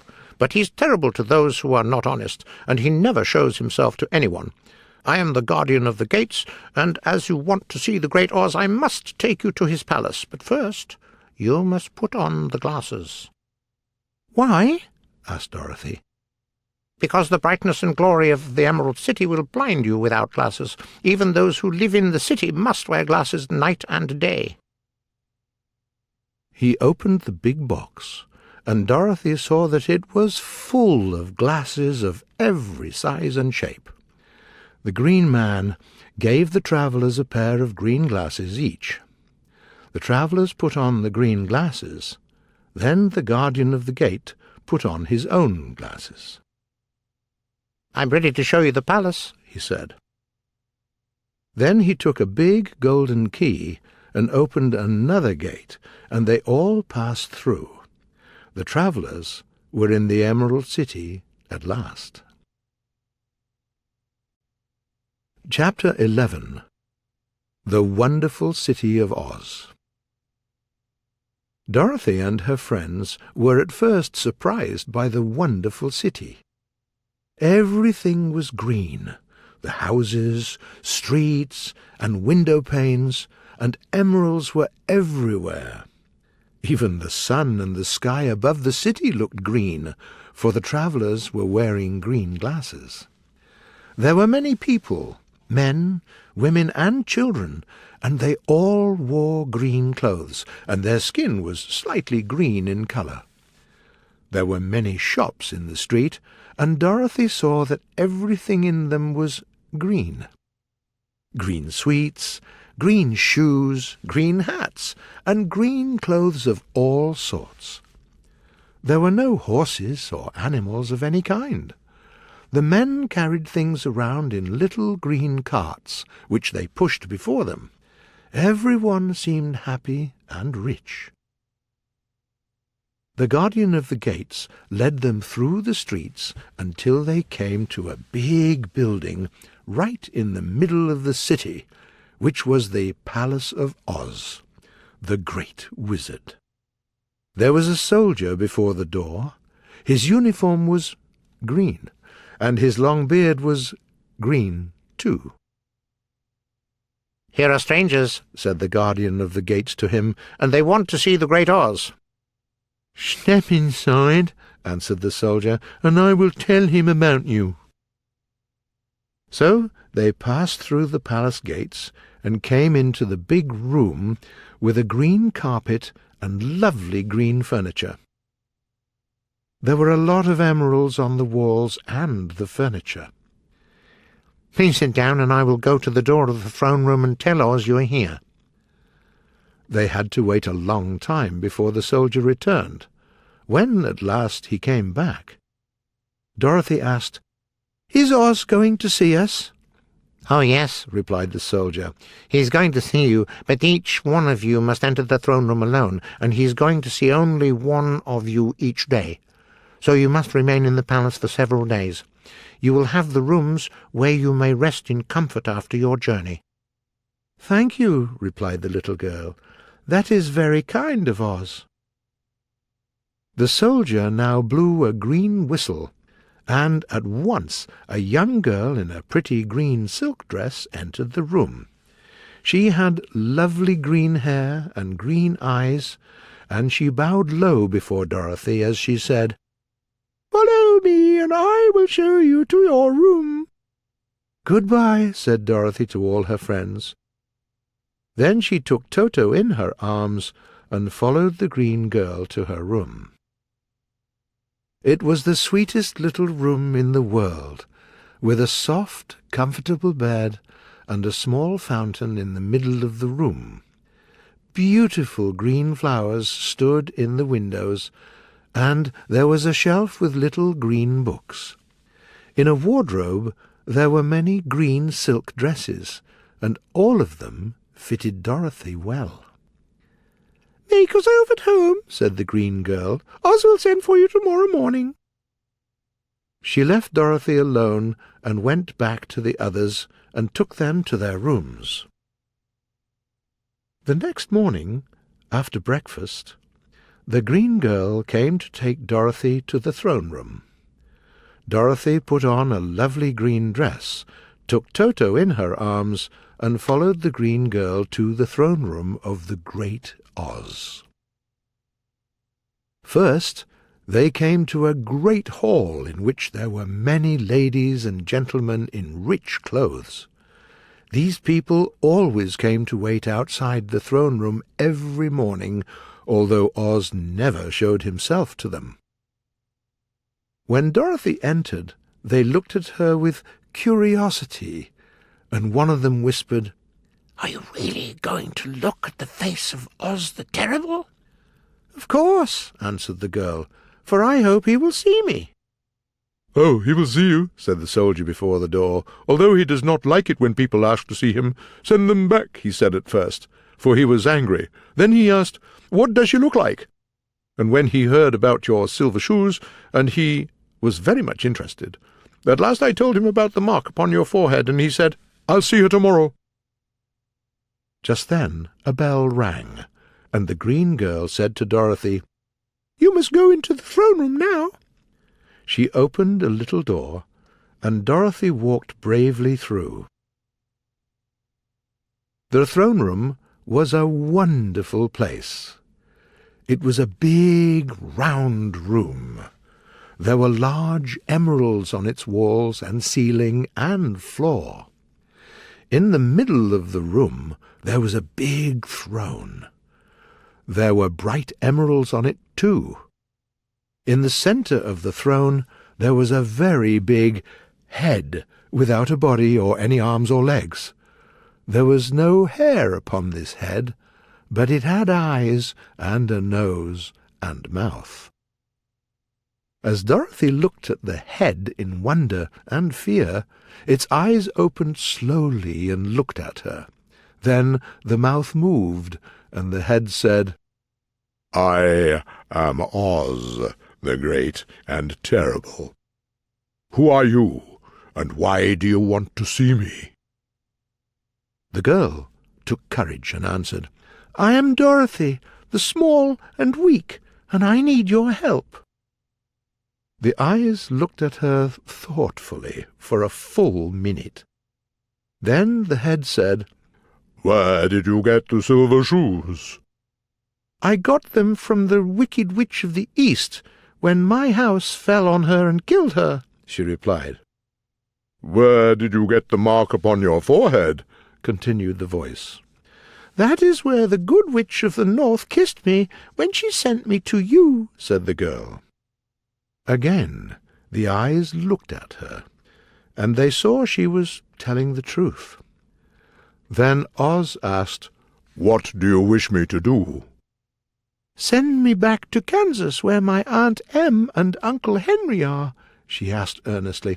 "I don't like your country, although it is so beautiful, and I'm sure my Aunt Em and Uncle Henry are very unhappy because I am away so long." The eyes closed and opened 3 times, and then they turned up to the ceiling and down to the floor, and at last they looked at Dorothy again. "Why do you think I do this for you?" asked Oz. "Because you are strong, and I am weak. Because you are a great wizard, and I am only a little girl." "But you killed the Wicked Witch of the East, so you are strong," said Oz. "That just happened," replied Dorothy simply. "I did not want it." "Well," said the head, "I will give you my answer. I will send you back to Kansas, but you must do something for me in return. In this country, everyone must pay for everything he gets. Help me, and I will help you." "What must I do?" asked the girl. "Kill the Wicked Witch of the West," answered Oz. "But I cannot!" exclaimed Dorothy in surprise. "You killed the Witch of the East, and now you wear the silver shoes, which have a powerful charm. There is only one Wicked Witch in all this land now, and when you can tell me she is dead, I will send you back to Kansas, but not before." The little girl began to cry. "Oh, how can I kill the Wicked Witch if you, who are great and terrible, cannot kill her yourself?" "I do not know," said the head, "but that is my answer, and until the Wicked Witch dies, you will not see your uncle and aunt again. Remember that the witch is wicked, very wicked, and you must kill her. Now go, and do not ask to see me again until the Wicked Witch is dead."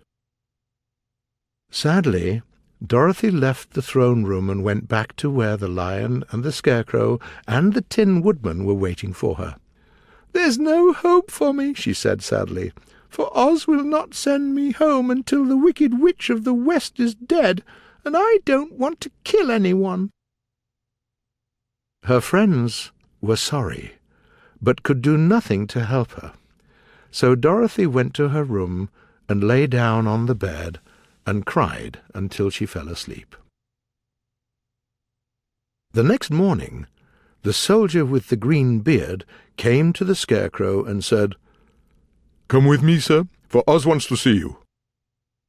So the Scarecrow followed him and entered the great throne room, where he saw a very lovely lady who was sitting in the emerald throne.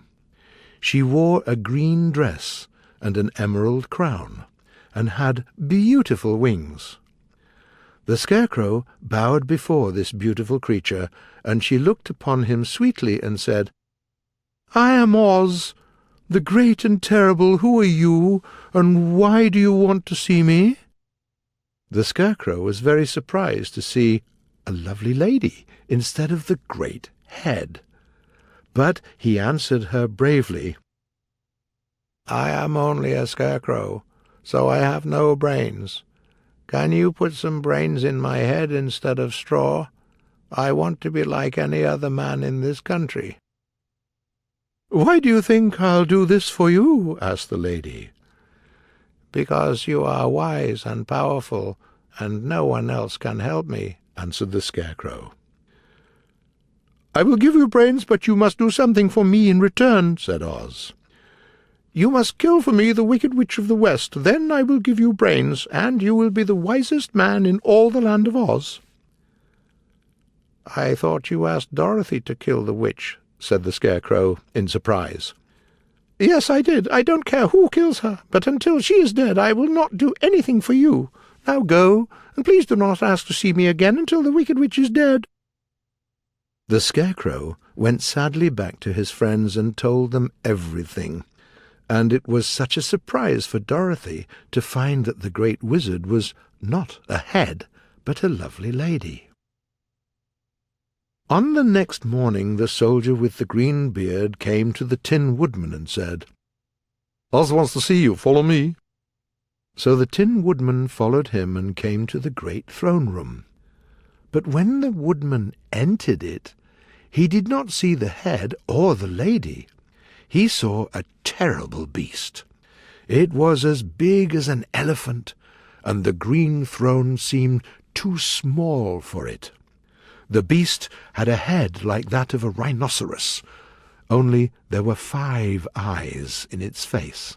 It had 5 long arms and 5 long legs. Thick hair covered every part of its body. It was lucky that the Woodman was tin, so he was not at all afraid. "I am Oz, the great and terrible," roared the beast. "Who are you, and why do you want to see me?" "I'm a Tin Woodman. I have no heart, and cannot love. Can you give me a heart? I want to be just like other men." "Why do you think I'll do this for you?" asked the beast. "Because I ask it, and you alone can do this," answered the Woodman. Oz gave a low growl at this, but said, "You must do something for me to get a heart." "What must I do?" asked the Woodman. "Help Dorothy to kill the Wicked Witch of the West," replied the beast. "When the witch is dead, come to me, and I will give you the biggest and kindest and most loving heart in all the land of Oz." So the Tin Woodman had to return sadly to his friends and tell them of the terrible beast. Then the lion said, "I hope he will be a beast when I go to see him. I'll roar at him as loudly as I can, and frighten him so much that he will give me courage." The next morning, the soldier with the green beard led the lion to the great throne-room, and the lion at once passed through the door.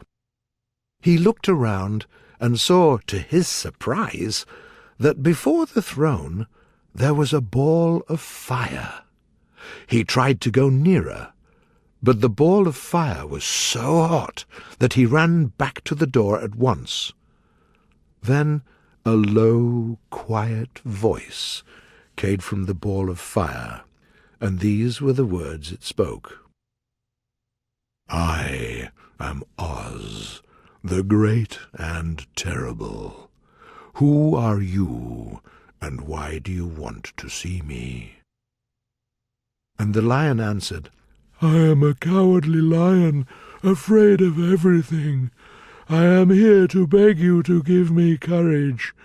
I want to become a real king of beasts." "Why do you think I'll do this for you?" asked Oz. "Because of all wizards you are the greatest," answered the lion. The ball of fire was silent for a time, and then the voice said, "Kill the wicked witch, and I will give you courage. But as long as the witch lives, you must remain a coward." The lion was very angry, but did not say anything. Then the ball of fire became so hot that the lion rushed from the room. He was glad to find his friends, who were waiting for him, and told them of the terrible ball of fire. "What shall we do now?" asked Dorothy sadly. "There is only one thing we can do," replied the Lion, "and that is to go to the land of the Winkies, find the wicked witch and destroy her, and then I'll have my courage." "And I'll have my brains," added the Scarecrow. "And I'll have a heart," added the Tin Woodman. "And I'll see Aunt Em and Uncle Henry," said Dorothy. Then she added, "I think we must try it, but I'm sure I do not want to kill anybody." "I will go with you, but I'm a coward, and I cannot kill the witch," said the Lion. "I will go too," said the Scarecrow, "but I'm a fool and won't help you much. I do not have a heart, but I cannot harm anyone, even a witch," remarked the Tin Woodman, "but I'll go with you." So they decided to start on their journey the next morning, and the Woodman sharpened his axe and oiled all his joints well. The Scarecrow stuffed himself with fresh straw, and Dorothy put new paint on his eyes to make him see better. The Green Girl, who was very kind to them, filled Dorothy's basket with food. Dorothy went to bed quite early and slept soundly until morning. Chapter 12. The Search for the Wicked Witch. The soldier with the green beard led them through the streets of the Emerald City until they reached the room where the guardian of the gates lived. The guardian took their green glasses and put them back in his great box, and then he politely opened the gate for our friends. "Which road leads to the Wicked Witch of the West?" asked Dorothy. "There is no road," answered the guardian of the gates. "No one ever wishes to go that way." "How then are we going to find her?" asked the girl. "That will be easy," replied the man, "for when she knows you are in the country of the Winkies, she will find you and make you all her slaves." "She will not," said the Scarecrow, "for we are going to destroy her." "Oh, that is different," said the guardian of the gates. "But take care, for she is wicked and fierce, and may not allow you to destroy her. Keep to the west, where the sun sets, and you will find her." "Thank you," said the travellers, and turned towards the west. Dorothy still wore the pretty silk dress, but now, to her surprise, she found it was no longer green, but white. Soon they left the Emerald City far behind. As they walked, the ground became rougher and hillier, and there were no trees or farms or houses in this country of the West. They walked all the afternoon, and before night Dorothy and Toto and the Lion were so tired that they lay down upon the grass and fell asleep. The Woodman and the Scarecrow guarded them all night. The Wicked Witch of the West had only one eye, but it was as powerful as a telescope and could see everywhere. So, as she sat in the door of her castle, she just looked around and saw Dorothy and her friends. They were still far from her castle, but the Wicked Witch was angry to find them in her country, so she blew her silver whistle. At once a lot of great wolves gathered around her. They had long legs and fierce eyes and sharp teeth. "Go to those people," said the witch, "and kill them." "Are you not going to make them your slaves?" asked the leader of the wolves. "No," she answered. "One is of tin, and one is of straw. One is a girl, and another is a lion. They are not fit to work, so you may kill them." "Very well," said the wolf, and he ran away quickly, and the other wolves followed him. It was lucky the Scarecrow and the Woodman did not sleep, and heard the wolves.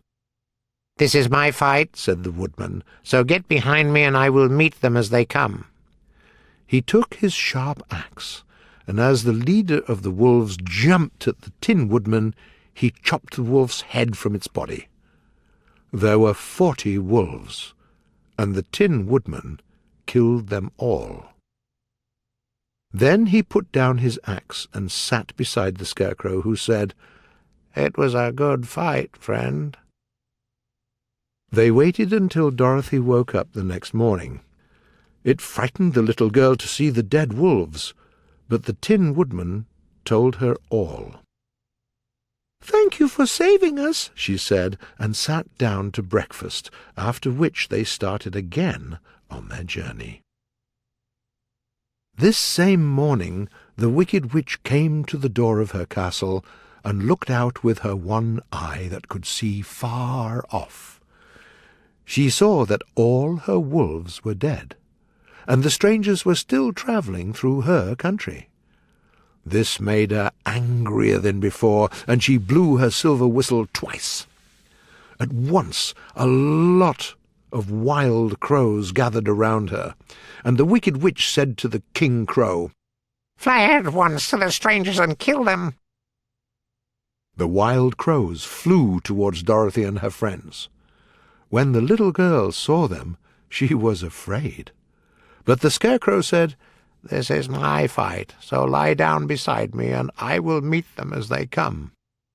So they all lay upon the ground except the Scarecrow, and he stood up and raised his arms.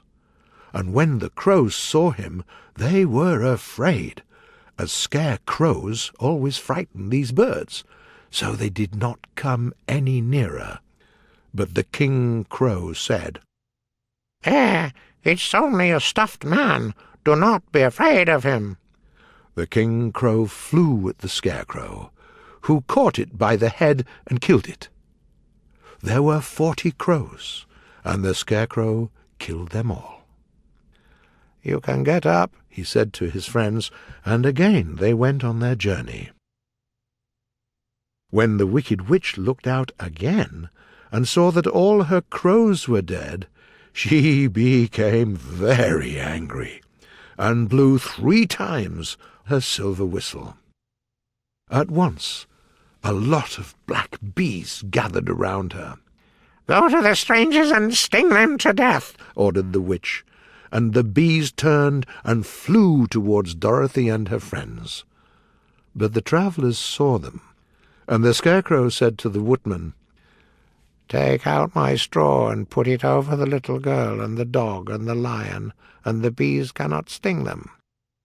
So the Woodman did this, and as Dorothy lay close beside the lion and held Toto in her arms, the straw covered them all. The bees came and found only the Woodman to sting. So they flew at him and broke off all their stings against the tin, but it did not hurt the Woodman at all, and as bees cannot live with broken stings, they all died. Then Dorothy and the lion got up, and the girl helped the Tin Woodman put the straw back into the Scarecrow again, until he was as good as ever. So they started on their journey once more. The Wicked Witch was very angry when she saw that her black bees were dead. So she called a dozen of her slaves, who were the Winkies, and said, "Go to the strangers and destroy them." The Winkies were not very brave, but they had to obey the Wicked Witch. So they walked away until they came near to Dorothy. Then the lion gave a great roar and jumped at them, and frightened them terribly, and the poor Winkies ran back as fast as they could. When they returned to the castle, the Wicked Witch beat them and sent them back to their work. Then she sat down to think what she was going to do next. She was a powerful and wicked witch, and she soon made up her mind what to do. There was in her cupboard a golden cup with beautiful diamonds and rubies. This golden cup had a charm. Its owner could call 3 times upon the winged monkeys, and they had to obey any order from the owner. But no person could call upon these strange creatures more than 3 times. "I already called upon them 2 times in the past," thought the Wicked Witch. Once they helped me to make the Winkies my slaves. The second time they helped me fight against the great Oz himself, and made him leave the land of the West. I can use this golden cup only one more time. But now that my fierce wolves and my wild crows and my black bees are dead, and my slaves are afraid of the cowardly lion, this is the only way to destroy Dorothy and her friends." So the wicked witch took the golden cup from her cupboard and placed it upon her head. Then she spoke upon her left foot and said slowly, "Eppe, pepe, kake." Next she stood upon her right foot and said, "Hilo, holo, hello." After this she stood upon both feet and cried in a loud voice, "Zizzy, zoozy, zick!"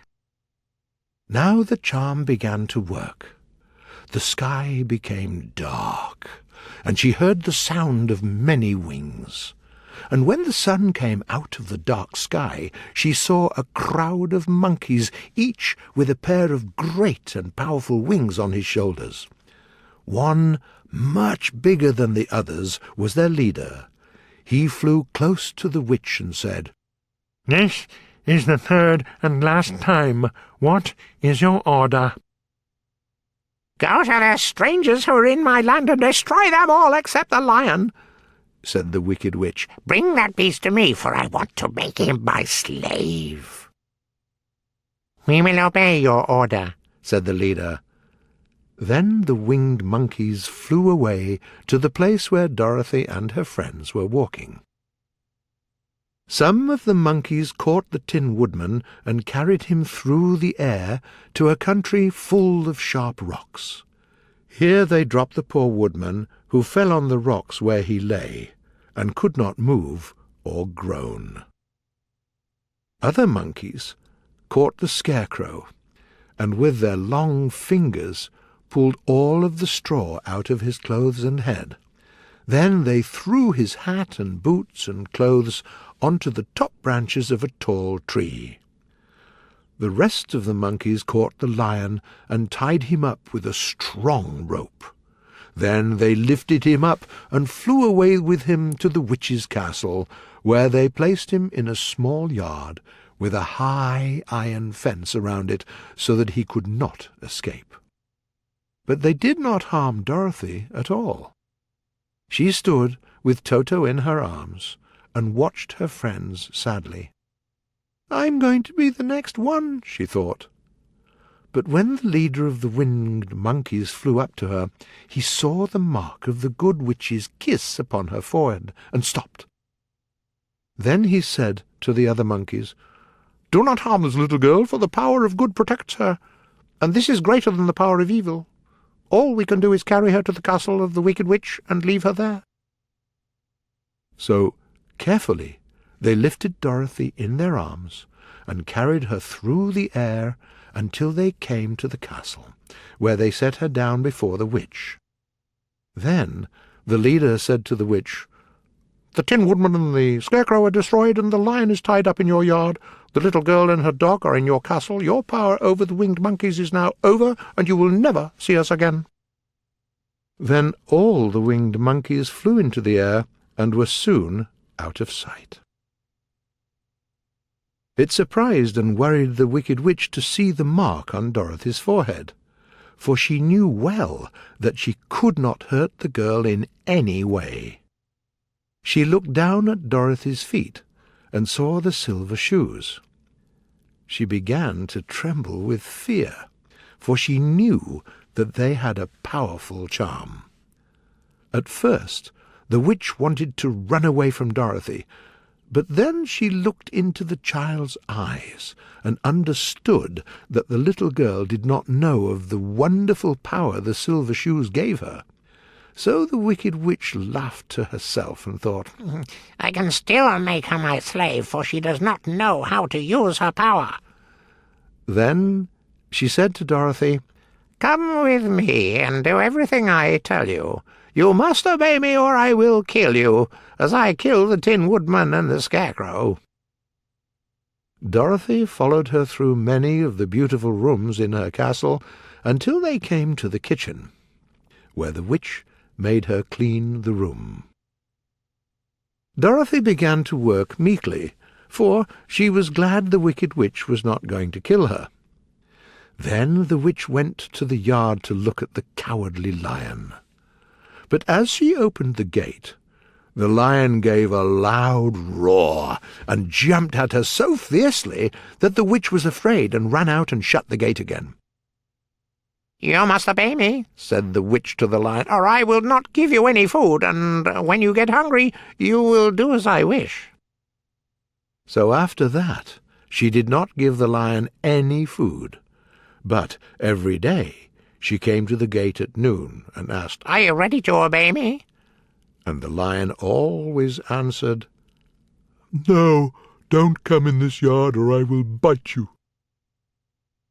In fact, the lion did not have to obey the witch because every night, while the woman was asleep, Dorothy brought him some food. Then they talked of their troubles and tried to plan some way to escape. But they could find no way to get out of the castle, for the yellow Winkies, who were the slaves of the wicked witch, guarded it. The girl had to work hard during the day, but the witch could not harm Dorothy because of the mark upon her forehead. The child did not know this, and was full of fear for herself and Toto. Dorothy's life became very sad, and she often cried. Soon the wicked witch decided to get the silver shoes which the girl always wore. "My bees and my crows and my wolves are dead, but I cannot use the power of the golden cup any more," she thought. "So I must get the silver shoes. They will give me more power than the silver whistle or the golden cup ever could." She wanted to steal the silver shoes, but the child never took them off except at night, and when she took her bath. The witch was too much afraid of darkness to go in Dorothy's room at night to take the shoes, and her fear of water was greater than her fear of the dark, so she never came near when Dorothy was taking her bath. But finally the witch decided how to get what she wanted. She placed a piece of iron in the middle of the kitchen floor, and then used her magic powers to make the iron invisible. So when Dorothy walked across the floor, she stumbled over it and fell. She was not much hurt, but in her fall one of her silver shoes came off. The witch picked it up and put it on her own foot. The wicked witch was quite happy because one of the shoes gave her half of their charm. The little girl became angry and said to the witch, "Give me back my shoe." "I will not," replied the witch, "for it is now my shoe, not yours." "You're a wicked creature," cried Dorothy. "You have no right to take my shoe from me." "I'll keep it just the same," said the witch, and laughed after. "One day I'll get the other one from you too." This made Dorothy so angry that she picked up the bucket of water that stood near and threw it over the witch. The witch became wet from head to foot. The wicked woman gave a loud cry of fear, and then, as Dorothy looked at her in wonder, the witch began to melt. "See what is happening?" she screamed. "In a minute I'll melt away." "I'm very sorry," said Dorothy, who was really afraid because the witch was really melting away like sugar before her very eyes. "Don't you know that water may kill me?" asked the witch. "Of course not," answered Dorothy. "Well, in a few minutes I'll melt away and you will have the castle to yourself. Look out, here I go." With these words the witch fell down and melted away. Dorothy picked up her silver shoe, cleaned it, and dried it with a cloth, and put it on her foot again. Then she ran out to the yard to tell the news to the lion. Chapter 13. The Rescue. The cowardly lion was happy to hear that the wicked witch was dead, and Dorothy at once set him free. They went together to the castle, where Dorothy called all the Winkies together and told them, "You are no longer slaves." The yellow Winkies were very happy to be free at last, and made this day a great holiday. "It's a pity that our friends the Scarecrow and Tin Woodman are not with us," said the Lion. "Do you think we can rescue them?" asked the girl anxiously. "We can try," answered the Lion. So they called the yellow Winkies and asked them, "Can you help us rescue our friends?" "We will do our best for you," answered the Winkies. So Dorothy chose a number of the Winkies, and they all started away. They travelled that day and part of the next until they came to the rocky country where the Tin Woodman lay. His axe was near him, rusty and broken. The Winkies lifted him carefully in their arms and carried him back to the yellow castle again. When they reached the castle, Dorothy said to the Winkies, "Are any of your people tinsmiths?" "Oh, yes, some of us are very good tinsmiths," they told her. "Then bring them to me," she said. And when the tinsmiths came, she asked, "Can you mend him?" The tinsmiths looked the woodman over carefully, and then answered, "Yes, we can mend him. He will be as good as ever." So they began to work in one of the big yellow rooms of the castle, and worked for 3 days and 4 nights, until the woodman's arms and legs and body and head and joints worked as well as ever. The tinsmiths mended the woodman's axe too. At last he walked into Dorothy's room and said, "Thank you for rescuing me." They were so happy that they even cried a little. Then Dorothy told the woodman her story. "It's a pity we do not have the Scarecrow with us," said the Tin Woodman. "We must try to find him," said the girl. So she called the Winkies to help her, and they walked all that day and part of the next until they came to the tall tree in the branches of which there were the Scarecrow's hat and boots and clothes. It was a very tall tree, and no one could climb it. But the woodman said at once, "I'll chop it down, and then we can get the Scarecrow's clothes."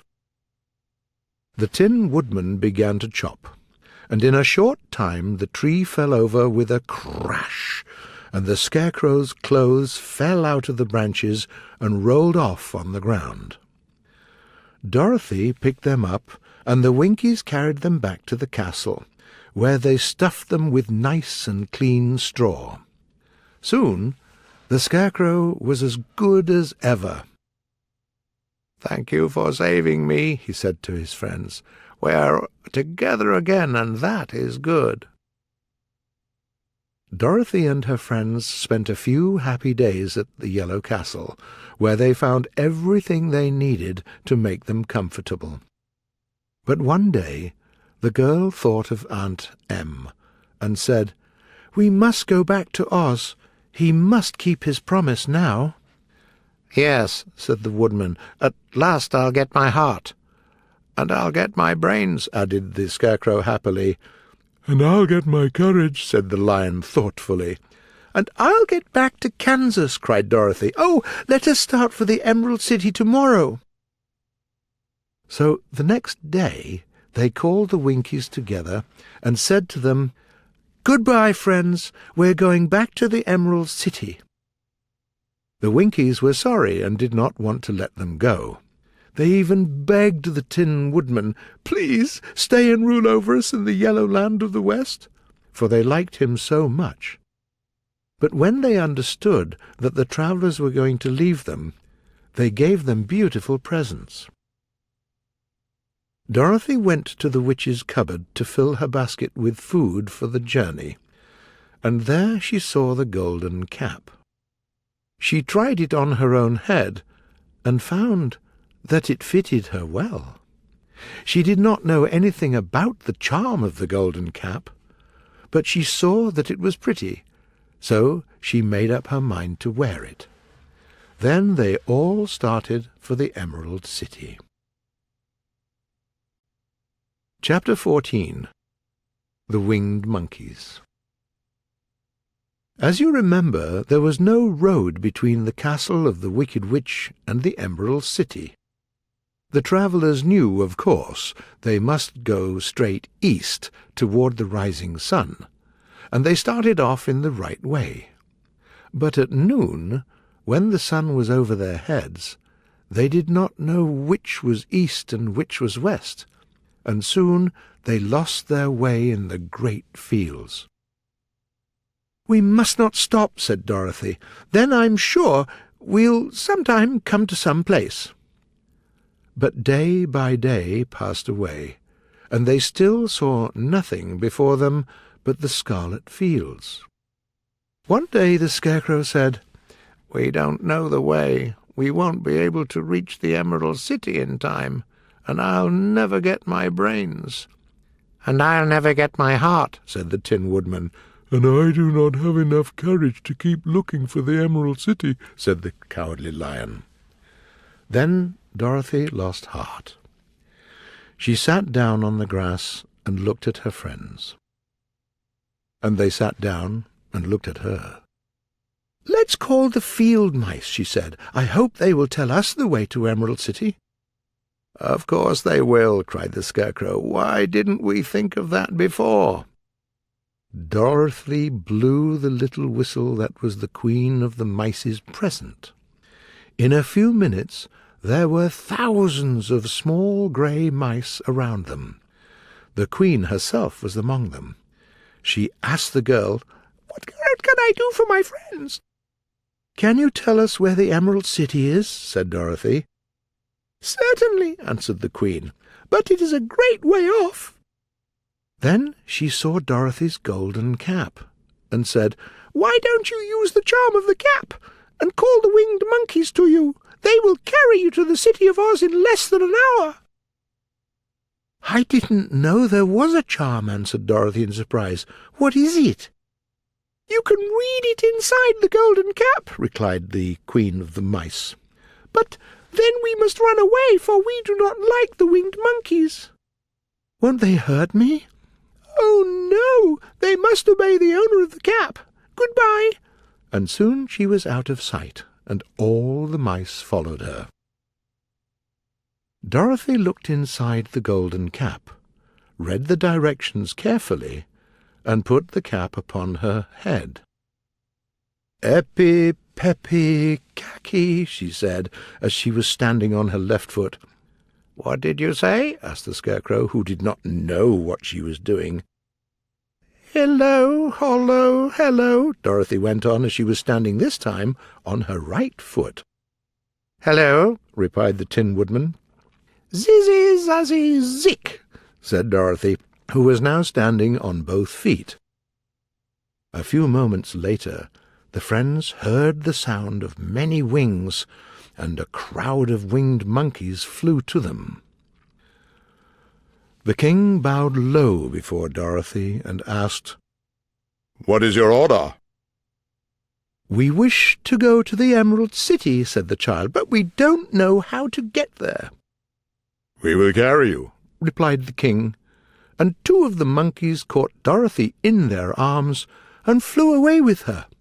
Others took the Scarecrow and the Woodman and the Lion, and 1 little monkey took Toto and flew after them. The Scarecrow and the Tin Woodman didn't like it at first, but soon they saw that the monkeys were not going to harm them, and relaxed. Dorothy was riding easily between 2 of the biggest monkeys, one of them the king himself. They held her in their hands, and were careful not to hurt the girl. "Why do you have to obey the charm of the golden cap?" she asked. "It's a long story," answered the king with a laugh. "But as we have a long journey before us, I will tell you about it." "I'll be glad to hear it," she replied. "Once," began the leader, "long ago, long before Oz, we were free and lived happily in the great forest. We flew from tree to tree, ate nuts and fruits, and did just as we pleased, and enjoyed every minute of the day. Nobody ruled us." There lived here, then, away at the north, a beautiful princess, who was also a powerful sorceress. She used all her magic powers to help the people, and she never hurt anyone who was good. Her name was Gaylette, and she lived in a handsome ruby palace. Everyone loved her, but her greatest sorrow was that she could find no one to love in return, for all the men were much too stupid and ugly for such a beautiful and wise princess. At last she found a boy who was handsome and wise. Gaylette made up her mind to make him her husband when he grew to be a man, so she took him to her ruby palace and used all her magic powers to make him as strong and good and handsome as any woman could wish. When he grew to be a man, Kilala was his name, was the best and wisest and the most handsome man in all the land. Gaylette was making everything ready for the wedding.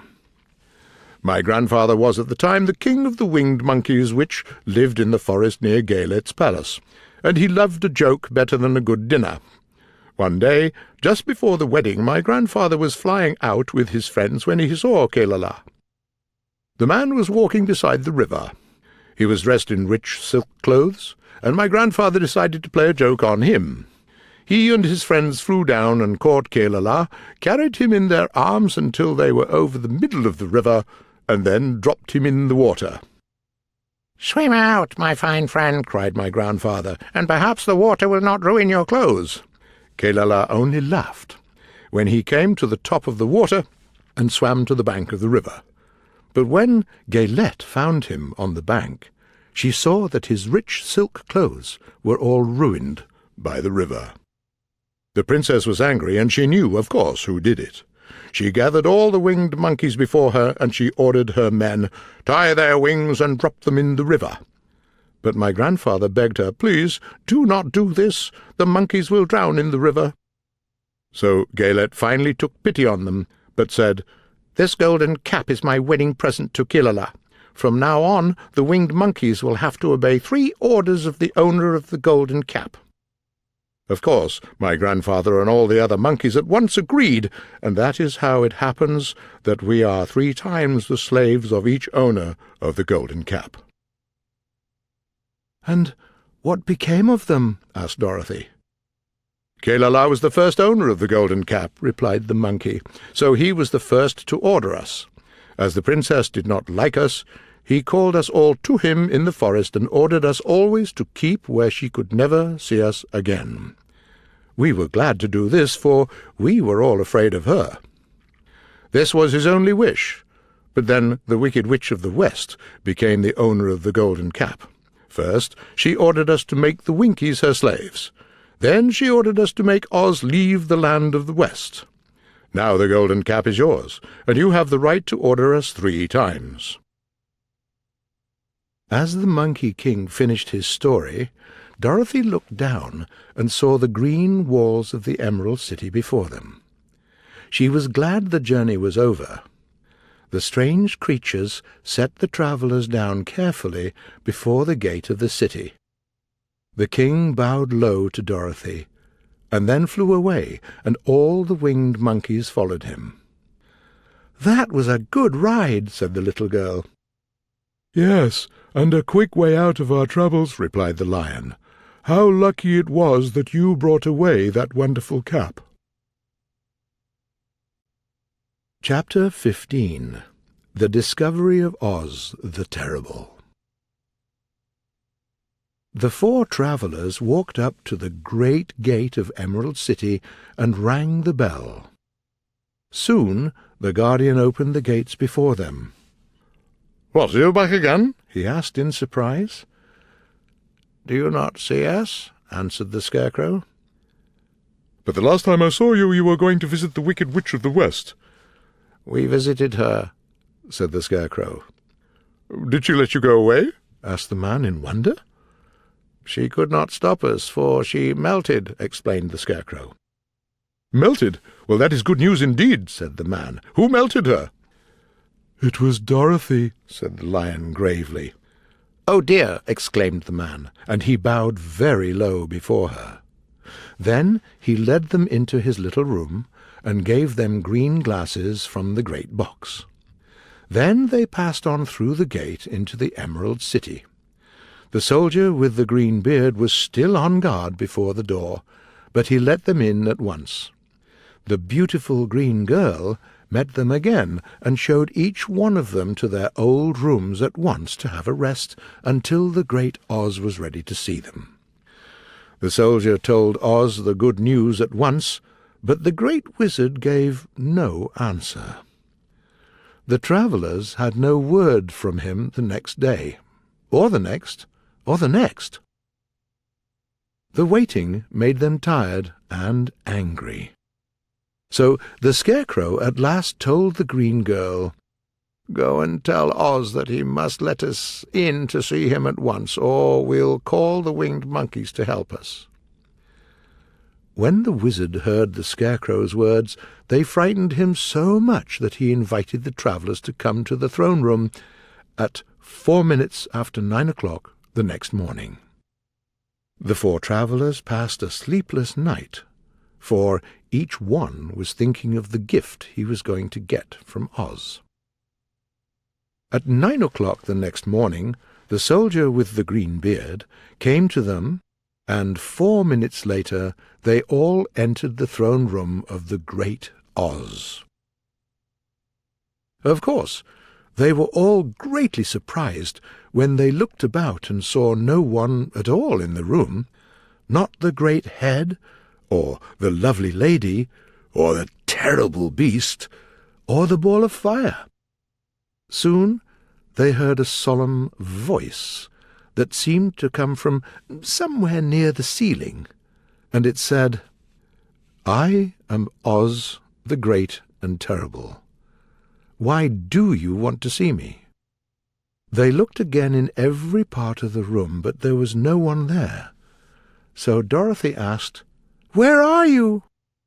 "I am everywhere," answered the voice, "but I am invisible. I will now seat myself upon my throne, and you may talk to me." Indeed, the voice seemed just then to come straight from the throne itself. So they walked towards it and stood in front of it, while Dorothy said, "The Wicked Witch is dead, and we are here because you must keep your promise, Oz." "What promise?" asked Oz. "You promised to send me back to Kansas," said the girl. "And you promised to give me brains," said the Scarecrow. "And you promised to give me a heart," said the Tin Woodman. "And you promised to give me courage," said the Cowardly Lion. "Is the Wicked Witch really dead?" asked the voice, and Dorothy thought it trembled a little. "Yes," she answered. "I melted her with a bucket of water." "Oh dear," said the voice. "How suddenly? Well, come to me tomorrow, for I must have time to think it over." "We shall not wait a day longer," said the Scarecrow. "There is nothing to think about," said the Tin Man. "You must keep your promises to us," exclaimed Dorothy. And the lion gave a loud roar. It was so fierce and terrible, and frightened Toto so much that the little dog jumped away from the lion and tipped over the screen that stood in the corner. As it fell with a crash, they looked that way, and the next moment all of them saw a little old man with a bald head and a wrinkled face, who looked as much surprised as they were. The Tin Woodman raised his axe, rushed towards the little man, and cried out, "Who are you?" "I am Oz, the Great and Terrible," said the little man in a trembling voice. But don't harm me, please don't. I'll do anything you want me to." Our friends looked at him in surprise and dismay. "I thought Oz was a great head," said Dorothy. "And I thought Oz was a lovely lady," said the Scarecrow. "And I thought Oz was a terrible beast," said the Tin Woodman. "And I thought Oz was a ball of fire," exclaimed the Lion. "No, you are all wrong," said the little man meekly. "You saw what I wanted you to see." "Are you not a great wizard?" cried Dorothy. "Don't speak so loud, my dear, or someone may hear you, and this will ruin me," he said. "Everybody thinks I'm a great wizard." "And aren't you?" "Not a bit of it, my dear. I'm just an ordinary man." "You're more than that," said the Scarecrow angrily. "You're a humbug." "You're right," said the little man. "I am a humbug." "But this is terrible," said the Tin Woodman. "How shall I ever get my heart?" "Or I my courage?" asked the Lion. "Or I my brains?" exclaimed the Scarecrow. "My dear friends," said Oz, "please do not speak of these little things. Think of me and the terrible trouble I'm in now." "Doesn't anyone else know you're a humbug?" asked Dorothy. "No one knows it, only you four, and myself," replied Oz. "I made a great mistake when I let you into the throne room. Usually I do not see even my people, and so they believe I'm something terrible." "But I don't understand," said Dorothy. "Why did I see you as a great head?" "Oh, that was easy," answered Oz. "Step this way, please, and I will tell you all about it." He led the friends to a small back room, and they all followed him. He pointed to one corner in which the great head lay. It was a paper head with a painted face. "I put it on the throne," said Oz. "I stood behind the screen and pulled a string to make the eyes move and the mouth open." "But how about the voice?" she asked. "Oh, I can make any sound a bird or a beast makes," said the little man. "And here are the other things I used when I saw you." He showed the Scarecrow the dress and the mask of the lovely lady, and the Tin Woodman saw that his terrible beast was only a dress of skins, and the Lion saw that his ball of fire was only a ball of cotton. "Shame on you," said the Scarecrow. "You are such a humbug." I certainly am," answered the little man with sorrow, "but it was the only thing I could do. Sit down, please, and I will tell you my story." So they sat down and listened while he told them his story. "I was born in Omaha." "Why, that isn't very far from Kansas," cried Dorothy. "No, but it's farther from here," he said sadly. "When I grew up, I began to fly hot air balloons. Well, one day I went up in the balloon, but a strong current of air caught the balloon and carried it many, many miles away. For a day and a night I travelled through the air, and on the morning of the second day I woke up and saw that the balloon was over a strange and beautiful country. When the balloon came down, a lot of strange people came up to me.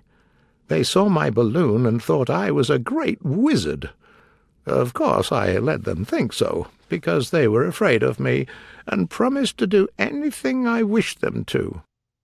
So I ordered them to build this city, and my palace, and they did it.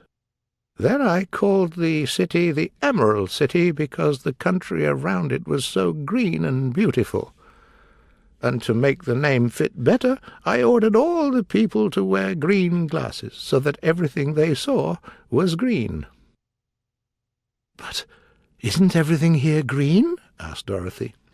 "No more than in any other city," replied Oz. "But when you wear green glasses, everything you see looks green to you. They built the Emerald City many years ago, for I was a young man when the balloon brought me here, and I'm a very old man now. I'm very good to the people, and they like me, but I never show myself to any of them. One of my greatest fears was the witches. I have no magical powers at all, but the witches are really able to do wonderful things. There were 4 of them in this country, and they ruled the people who lived in the north and the south and the east and the west. It was a lucky thing that the witches of the north and south were good, and I knew they were not going to do me any harm. But the witches of the east and the west were wicked. But they were afraid to harm me, for they thought I was more powerful than they themselves. As it was, I lived in fear of them for many years. So you can understand how happy I was when I heard that the wicked witch of the east was dead. When you came to me, I was ready to promise anything for your help with the other witch. But now the wicked witch of the west is dead, too, and I am sorry, but I cannot keep my promises." "I think you're a very bad man," said Dorothy. "Oh, no, my dear, I'm really a very good man, but I'm a very bad wizard." "Can't you give me my brains?" asked the Scarecrow. "You don't need them. You are learning something every day. A baby has brains, but it doesn't know much. The longer you live, the more you know, and the cleverer you become." "That may all be true," said the Scarecrow, "but I'll be very unhappy without brains." Oz looked at him carefully. "Well," he said with a sigh, "I'm not a magician, as I said, but come to me tomorrow morning, and I will stuff your head with brains. I cannot tell you how to use them. You must find that out for yourself." "Oh, thank you, cried the Scarecrow. "I'll find a way to use them." "But how about my courage?" asked the Lion anxiously. "You have a lot of courage, I am sure," answered Oz. "All you need is to believe in yourself. There is no creature that is not afraid when it faces danger. The true courage is in facing danger when you're afraid, and you have that kind of courage." "Perhaps I have, but I'm afraid just the same," said the Lion. "I'll really be very unhappy without the sort of courage that makes one forget he's afraid." "Very well, I will give you that sort of courage tomorrow," replied Oz. "How about my heart?" asked Tin Woodman.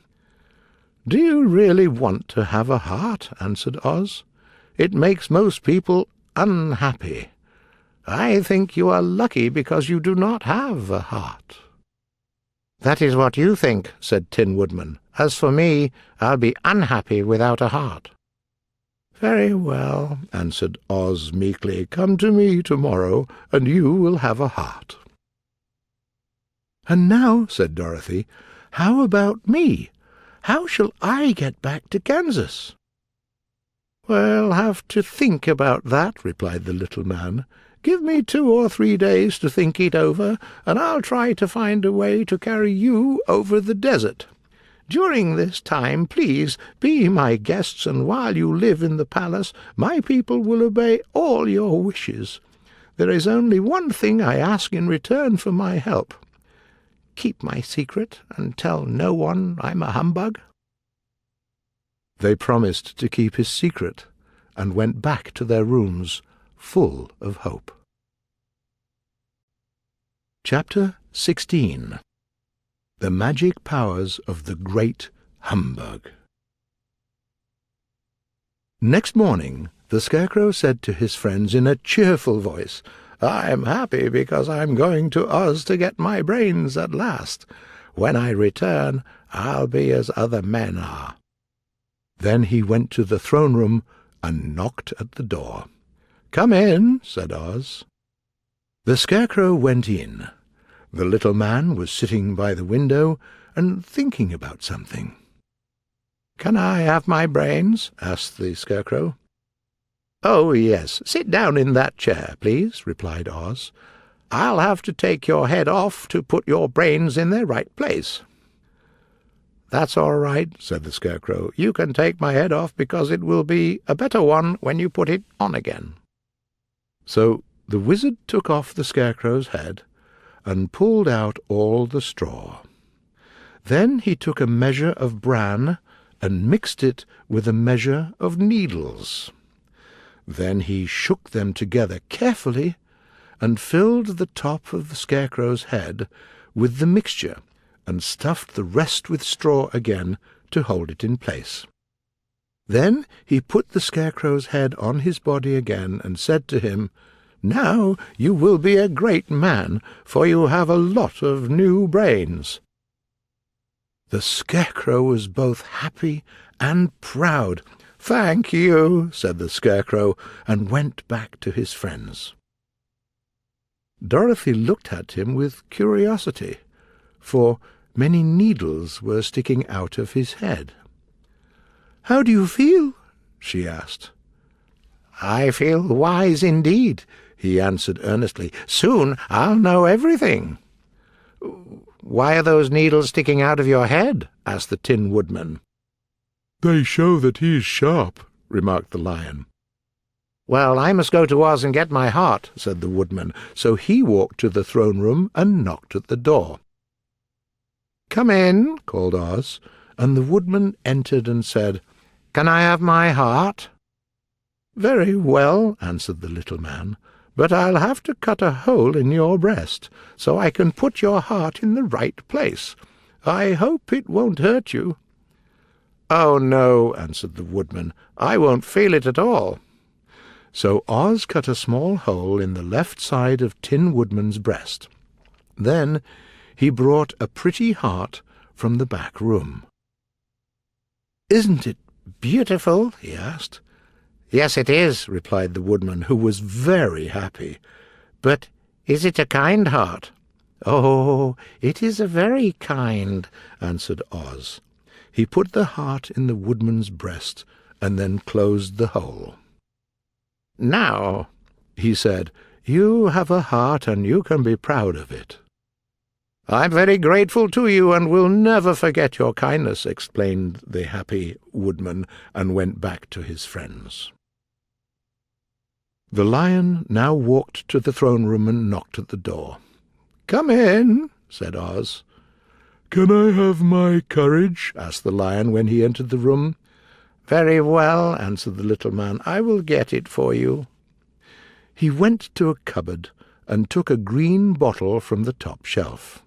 He poured the contents of the bottle into a green gold dish and placed it before the Cowardly Lion. Then the wizard said, "Drink it. This will give you your courage." So the Lion drank it all. "How do you feel now?" asked Oz. "Full of courage," replied the Lion, who went happily back to his friends. When Oz was alone again, he said to himself, "It was easy to make the Scarecrow and Lion and the Woodman happy, because they believed I could do anything. But I don't know how to carry Dorothy back to Kansas." Chapter 17. How the Balloon was Launched. For 3 days Dorothy heard nothing from Oz. These were sad days for the little girl, although her friends were all quite happy. "These are wonderful thoughts in my head," said the Scarecrow, "but I'm not going to tell you what they are, for I think you won't understand them." "When I walk about, my heart is beating in my chest," added the Tin Woodman, "and it is kinder than my old heart." "I'm afraid of nothing in the world," remarked the Lion, "and I'm ready to fight an army of fierce Kalidas." So each of the little company was happy except Dorothy, who wanted more than ever to get back to Kansas. On the 4th day, to her great joy, Oz sent for her, and when she entered the throne-room he said, "Sit down, my dear. I think I know how to get you out of this country." "And back to Kansas?" she asked eagerly. "Well, I'm not sure about Kansas," said Oz, "for I do not know which way it lies. But the first thing to do is to cross the desert. Then it will be easy to find your way home." "How can I cross the desert?" she asked. "Well, I'll tell you what I think," said the little man. "You see, when I came to this country it was in a balloon. and you also came through the air. A cyclone carried you, so I believe the best way to get across the desert will be through the air. Now, I'm not a magician, and I cannot make a cyclone, but I believe I can make a balloon." "How?" asked Dorothy. "We can make a balloon of silk," said Oz, "and fill it with hot air. Then we'll be able to fly it." "We?" exclaimed the girl. "Are you going with me?" "Yes, of course," replied Oz. "I do not want to be a humbug any more. One day my people may discover I'm not a wizard, and then they will be very angry with me. So I will go back to Kansas with you." "I'll be glad to have your company," said Dorothy. "Thank you," he answered. "Now, let us begin to work on our balloon. Will you help me sew the silk together?" So Oz began to cut the silk, and Dorothy sewed it together. It took Dorothy 3 days to sew all the silk together. At last they had a big bag of green silk, more than 20 feet long. "But we must have a basket to ride in," said Oz. So he sent the soldier with the green beard for a big clothes basket and fitted it with many ropes to the bottom of the balloon. When it was all ready, Oz told his people that he was going to make a visit to the great brother wizard who lived in the clouds. Everyone came to see the wonderful sight. Oz ordered to place the balloon in front of the palace, and the people looked at it with much curiosity. The soldiers made a fire, and Oz filled the balloon with hot air. Then Oz got into the basket and said to all the people in a loud voice, "I am now going away to make a visit. While I am away, the Scarecrow will rule over you. I order you to obey him." Now the balloon was ready for the journey back to Kansas. "Come, Dorothy," cried the wizard. "Hurry up, or the balloon will fly away." "I can't find Toto anywhere," replied Dorothy, who did not wish to leave her little dog behind. When Dorothy at last found him, she picked him up and ran towards the balloon. Suddenly, the ropes that were holding the balloon near the ground broke, and the balloon rose into the air without her. "Come back!" she screamed. "I want to go too." "I can't come back, my dear," called Oz from the basket. "Goodbye." "Goodbye!" shouted everyone. The wizard was rising every moment farther and farther into the sky. And that was the last time they ever saw the great Oz, the wonderful wizard. But the people remembered him and said to one another, "Oz was always our friend. When he was here, he built for us this beautiful Emerald City, and now he's away, and the wise Scarecrow rules over us." Chapter 18. Away to the South. Dorothy and her friends also felt sorry at losing Oz. The Scarecrow was now the ruler of the Emerald City, and although he was not a wizard, the people were proud of him, for, they said, there is not another city in all the world where a stuffed man rules. And they were quite right. On the next morning, the 4 travellers met in the throne-room. The Scarecrow sat in the big throne, and the others stood before him. "We are not so unlucky," said the new ruler, "for we have this palace and the Emerald City, and we can do just as we please. Now I am the ruler of this beautiful city, and I am quite happy about this." "I am also happy about my new heart," said the Tin Woodman. "I am happy because I know that I'm brave now," said the Lion. "Stay with us, Dorothy," continued the Scarecrow, "and we'll all be happy together." "But I don't want to live here," cried Dorothy. "I want to go to Kansas and live with Aunt Em and Uncle Henry." "Well, then, what can we do?" asked the woodman. The Scarecrow decided to think, and he thought hard. Finally, he said, "Call the winged monkeys and ask them to carry you over the desert." "I never thought of that," said Dorothy happily. "I'll go at once for the golden cap." When she brought it into the throne room, she spoke the magic words, and soon the winged monkeys flew in through the open windows and stood beside her. "What is your second order?" asked the Monkey King, and bowed before the little girl. "What do you wish?" "I want you to fly me to Kansas," said Dorothy. But the Monkey King shook his head. "We cannot do this," he said, "for we cannot leave this country. We'll be glad to serve you in any way in our power, but we cannot cross the desert. Goodbye." And with another bow, the Monkey King flew away through the window, and the other monkeys followed him. Dorothy was ready to cry. "This was my second wish," she said, "and the winged monkeys could not help me." "It is certainly too bad," said the woodman. The Scarecrow was thinking again. "Let us call in the soldier with the green beard," he said at last, "and ask his advice." So, when the soldier entered the throne room, the Scarecrow said to him, "This little girl wishes to cross the desert. How can she do it?" "I cannot tell," answered the soldier, "for nobody ever crossed the desert in the past." "Is there no one who can help me?" asked Dorothy earnestly. "I think Glinda can help you," he answered. "Who is Glinda?" asked the Scarecrow.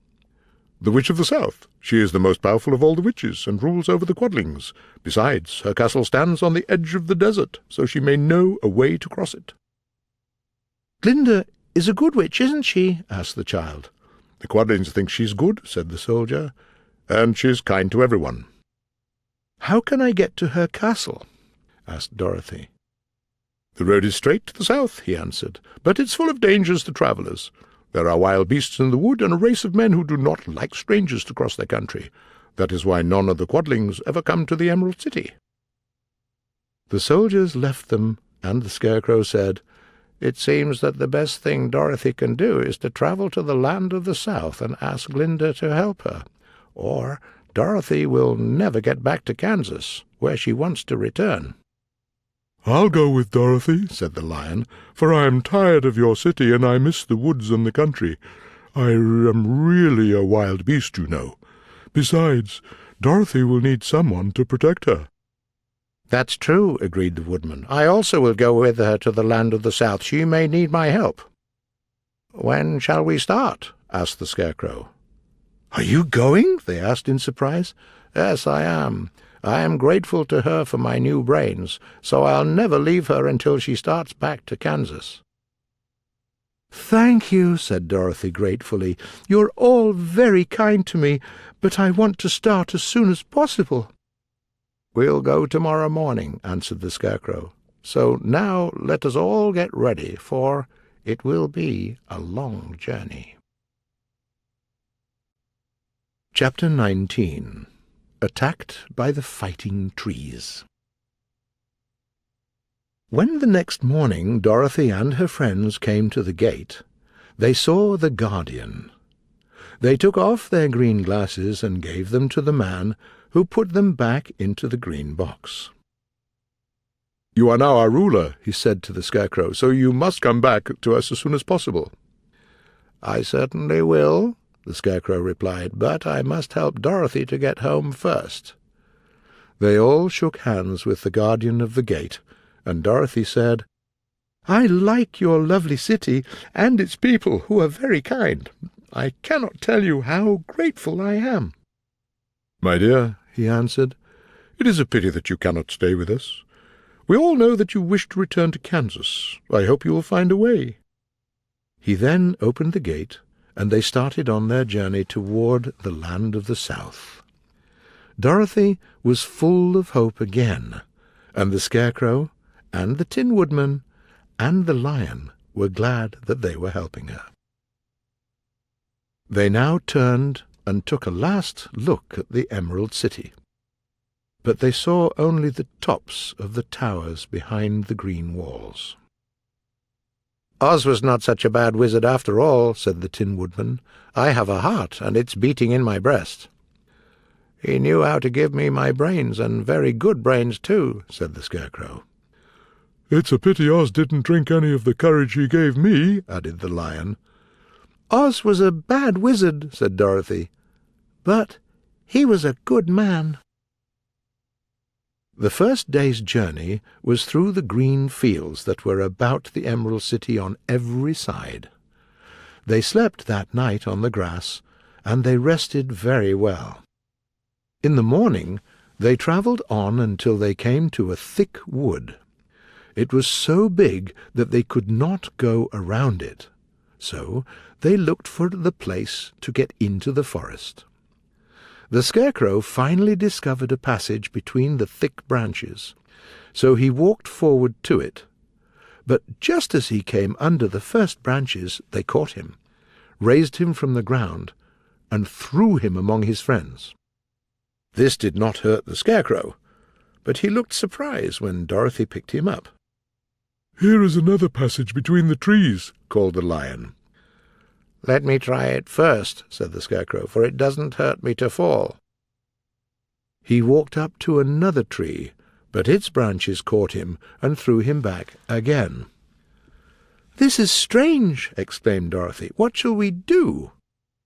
"It seems to me that the trees want to fight us and stop our journey," remarked the Lion. "I believe I will try it myself," said the Woodman. He raised his axe and walked up to the trees. When a big branch went down to catch him, the Woodman chopped it off with the axe. At once the tree began to shake all of its branches, and the Tin Woodman passed safely under it. "Come on," he shouted to the others. "Be quick." They all ran forward and passed under the tree without harm. The other trees of the forest did nothing to keep them back, so the four travellers walked through the trees until they came to the farther edge of the wood. Then, to their surprise, they saw before them a wild country and another forest. The trees here were bigger and older than in the forest they left behind. Chapter 20. The Lion becomes the King of Beasts. "This forest is wonderful," said the Lion, and looked around him with joy. "It is the most beautiful place in the world." "It is too dark," said the Scarecrow. "Not at all," answered the Lion. "I would like to live here all my life. See how soft the dry leaves are under your feet, and how tall these old trees are. It's a good home for any beast." "Perhaps there are wild beasts in the forest now," said Dorothy. "I think there are," replied the Lion, "but I do not see any of them about." They walked through the forest until it became too dark to go any further. Dorothy and Toto and the Lion lay down to sleep, while the Woodman and the Scarecrow guarded them as usual. When morning came, they started again. Suddenly they heard the growl of many wild animals, but none of them was afraid, and they went on until they came to an opening in the wood, in which there were hundreds of different beasts.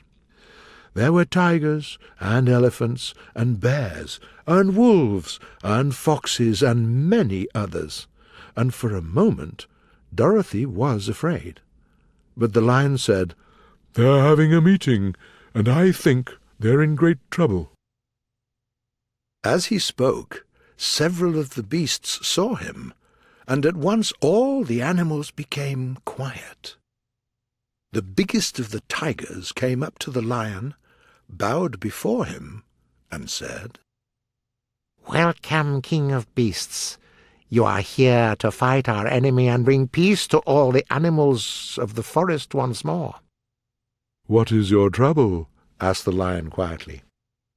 "We are afraid of a fierce monster, answered the tiger. "It is like a great spider, with a body as big as an elephant and legs as long as the tallest tree in our forest.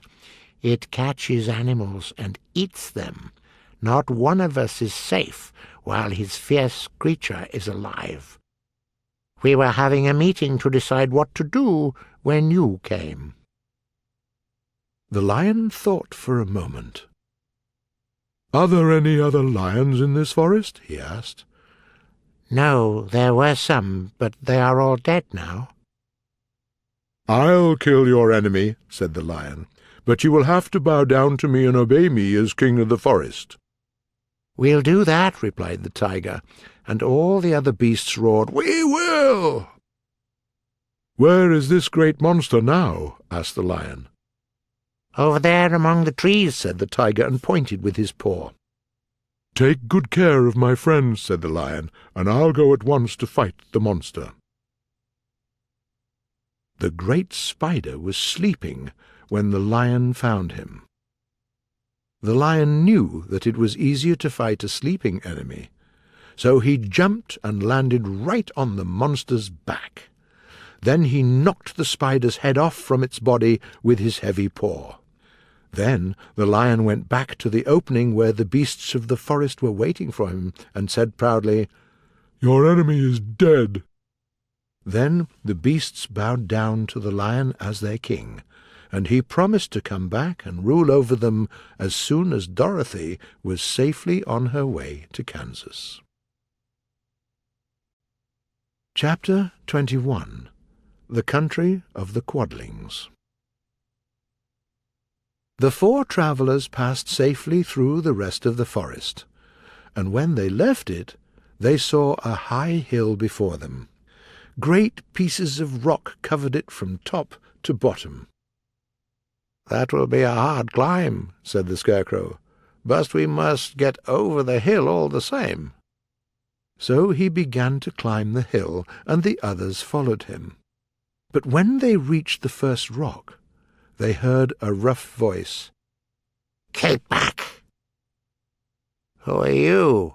asked the Scarecrow. Then a head showed itself over the rock, and the same voice said, "It's our hill, and we don't allow anyone to cross it." "But we must cross it," said the Scarecrow. "We're going to the country of the Quadlings." "But you will not," replied the voice, and a strange man stepped from behind the rock. He was quite short and quite fat, and had a big head on a thick, wrinkled neck, but he had no arms at all. When the Scarecrow saw this, he thought, "This strange creature will not stop us." So he said, "I'm sorry, you may like it or not, but we must pass over your hill." And he walked bravely forward. But at this moment the strange man's neck became very long, and his head struck the Scarecrow and knocked him down the hill. Then his head went back to the body, and the man laughed loudly and said, "It isn't as easy as you think." Then hundreds of strange hammerhead creatures came from behind the other rocks. Then the lion became quite angry. He gave a loud roar and ran up the hill. Again, the strange man's neck became very long, and his head knocked the lion down the hill. Dorothy ran down and helped the Scarecrow to his feet, and the lion came up to her and said, "We cannot fight these hammerhead people." "What can we do, then?" she asked. "Let us call the winged monkeys," said the Tin Woodman. "You can order them one more time." "Very well," she answered. Then Dorothy put on the golden cap, said the magic words, and in a few moments a crowd of the winged monkeys stood before her. "What is your order?" asked the king of the monkeys, and bowed low to her. "Carry us over the hill to the country of the Quadlings," answered the girl. "We'll do this," said the king, and at once the winged monkeys caught the four travellers and Toto up in their arms and carried them safely over the hill and set them down in the beautiful country of the Quadlings. "This is the last time you can call us," said the leader to Dorothy, "so goodbye and good luck to you." "Goodbye, and thank you very much," replied the girl, and the monkeys rose into the air and flew away.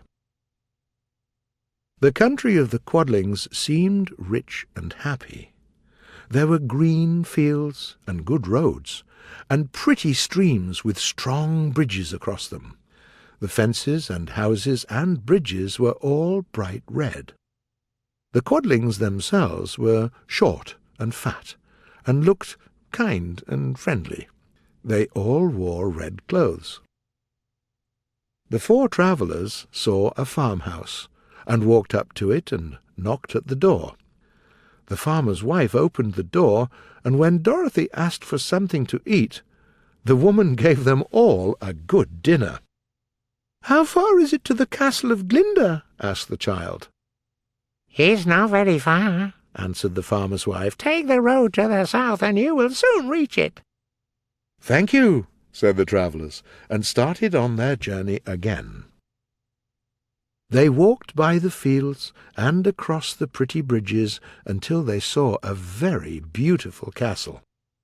Before the gates there were 3 young girls.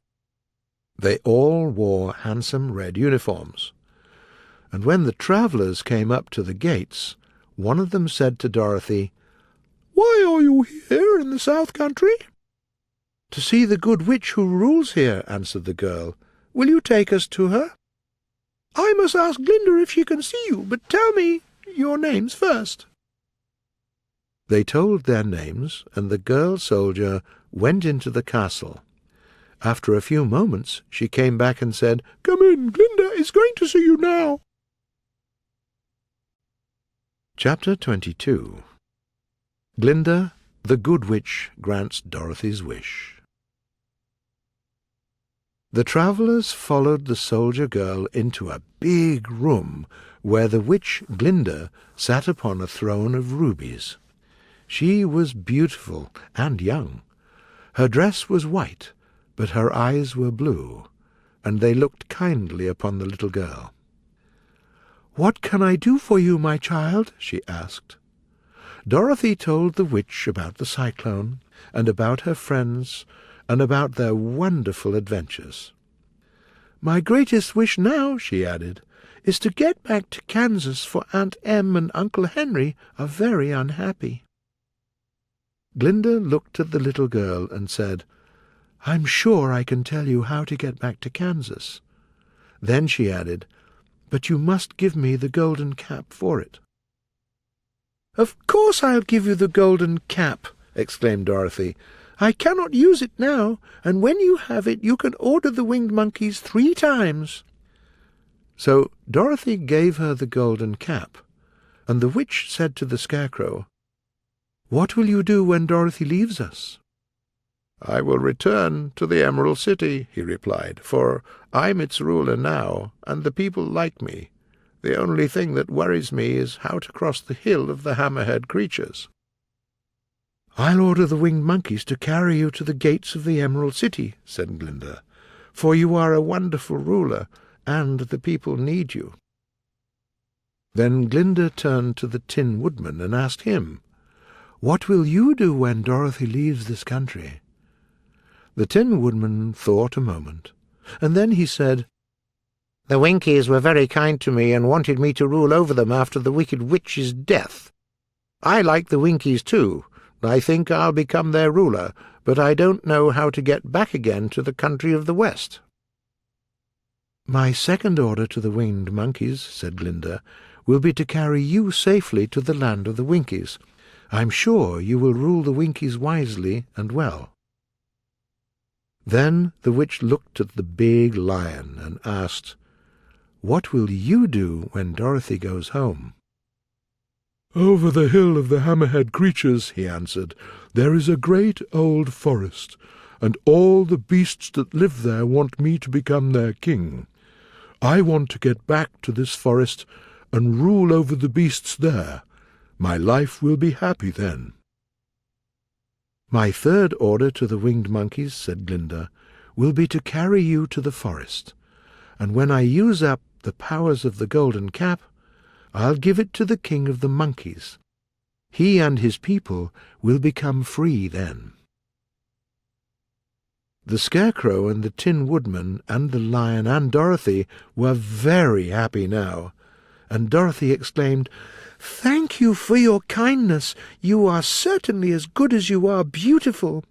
But how shall I get back to Kansas?" "Your silver shoes will carry you over the desert," replied Glinda. "It's a pity that you didn't know their power on the very first day you came to this country." "No, it isn't, because she helped me get my wonderful brains," cried the Scarecrow.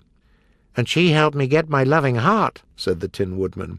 "And she helped me get my courage," exclaimed the Lion.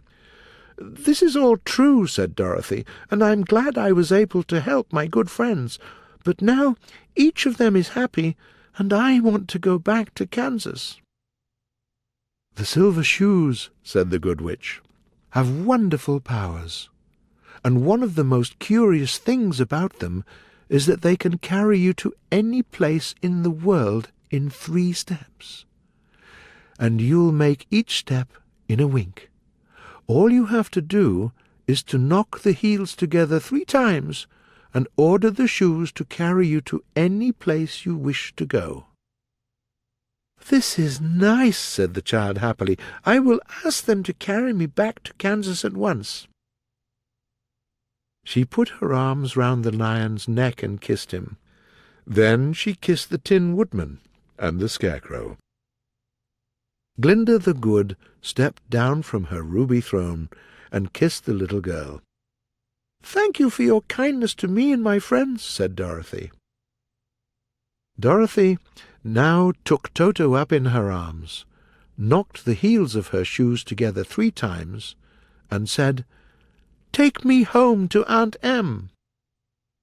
She made only 3 steps, and then she stopped so suddenly that she rolled over upon the grass several times before she knew where she was. Then she sat up and looked round. "I'm home!" she cried. She was sitting on the Kansas prairie, and just before her there was a new farmhouse. Dorothy stood up and saw that Silver Shoes were gone. Chapter 23. Home Again. Aunt Em came out of the house and looked around. Then she saw Dorothy, who was running towards her. "My child!" she cried, and put her arms round Dorothy's neck. "Where did you come from?" "From the land of Oz," said Dorothy gravely, "and here is Toto too. And oh, Aunt Em, I'm so glad to be at home again."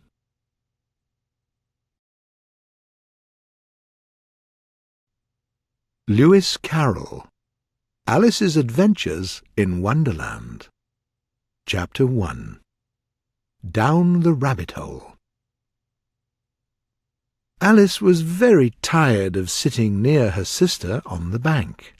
She had nothing to do. She looked into the book that her sister was reading, but it had no pictures and no dialogues in it. "What is the use of a book without such things?" thought Alice. "Shall I get up and pick some daisies to make a daisy chain? But it's so hot." At that moment, a white rabbit with pink eyes ran close by her.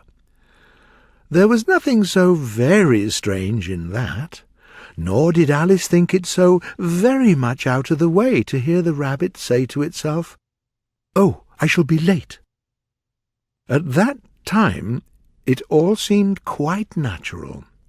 But when the rabbit took a watch out of its waistcoat pocket and looked at it and then hurried on, Alice jumped to her feet. A rabbit with a waistcoat pocket!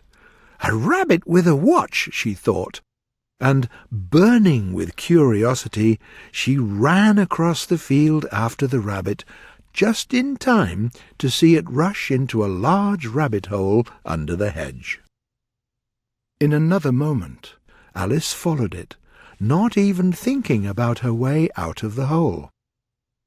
The rabbit hole went straight on like a tunnel, and then suddenly Alice found herself falling down a very deep well. The well was very deep, or maybe she was falling very slowly, but she had plenty of time to look about her and to wonder what was going to happen next. First, she tried to look down and see what was there below, but it was too dark to see anything. Then she looked at the sides of the well and noticed that there were cupboards and bookshelves. Here and there she saw maps and pictures on the walls. She took down a jar from one of the shelves as she passed. There was a label, "Orange Marmalade," on it. But to her great disappointment, it was empty. "I don't want to drop it. It can kill somebody," Alice thought, and she managed to put it into one of the cupboards on her way down. "Well," thought Alice to herself, "after this fall I won't be afraid of tumbling downstairs. How brave they'll all think me at home." Down, down, down. Will she ever reach the bottom of the well? "I must be somewhere near the centre of the earth," Alice said. "Let me see. That would be 4,000 miles down, I think." This was not a very good opportunity for showing off her knowledge, because there was no one to listen to her. But still, it was good practice to say it over. "Yes, that's about the right distance. But then I wonder what latitude or longitude I came to." Alice had no idea what latitude and longitude were, but thought that they were nice long words to say. She began again. "Shall I fall right through the earth? How funny it'll be to meet people that walk with their heads downward. The antipathies, I think." Now she was quite glad there was no one listening, because it didn't sound like the right word. "But I shall have to ask them the name of the country. Please, ma'am, is this New Zealand or Australia?" And she tried to curtsy as she spoke. Can you imagine curtsying when you're falling through the air? And she will think, "Oh, what an ignorant little girl." No, it'll never do to ask. Down, down, down. There was nothing else to do, so Alice soon began talking again. "Dinah'll miss me very much tonight." Dinah was her cat. "I hope they'll remember her saucer of milk at tea-time. Dinah, my dear, it's a pity you're not here with me. There are no mice in the air, I'm afraid, but maybe there are bats. But do cats eat bats, I wonder?" Alice was growing sleepy, and she went on saying to herself sleepily, "Do cats eat bats? Do cats eat bats? And sometimes, do bats eat cats?" She couldn't answer any of the questions, so it didn't much matter which way she put it. She was falling down and dreaming that she was walking hand in hand with Dinah, and saying to her very earnestly, "Well, Dinah, tell me the truth. Did you ever eat a bat?" When suddenly, thump, thump, she fell down upon a heap of sticks and dry leaves, and that was the end of her fall. It didn't hurt a bit, and Alice jumped to her feet in a moment. She looked up, but it was all dark overhead. Before her was another long passage, and the white rabbit was still in sight, trotting down it. Alice hurried after him, and was just in time to hear it say, as it turned the corner, "Oh, my ears and whiskers, how late I am!" She was close behind it when she turned the corner, but there was no rabbit in sight. She found herself in a long, low hall with lamps hanging from the roof. There were doors all round the hall. Alice tried every door, but they were all locked. She walked sadly to the middle of the hall. "How shall I get out of here?" she thought. Suddenly she came upon a 3-legged glass table. There was nothing on it except a little golden key. "It can open one of the doors," Alice said, and hurried to try it. But the locks were too big, or maybe the key was too little. At any rate, she failed to open any of them. She was going round the hall for the second time when she came upon a low curtain, and behind it was a little door about 15 inches high. She tried the little golden key in the lock, and to her great delight it fitted.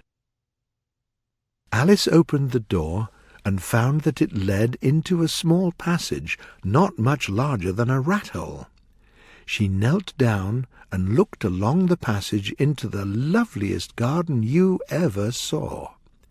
She wanted to get out of that dark hall and walk among those bright flowers and those cool fountains so much, but even her head was too big to go through the passage. "And what's the use of my head in the garden without my shoulders anyway?" poor Alice thought. "Oh, why can't I shut up like a telescope?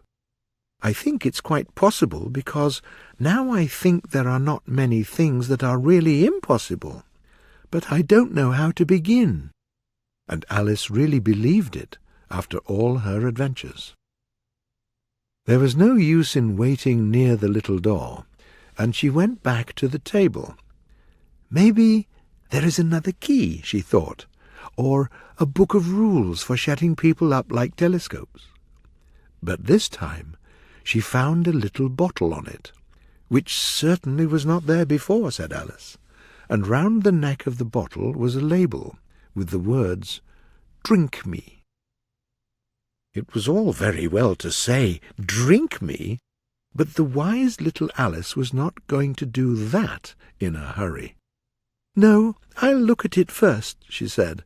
"Maybe there's a word poison on it."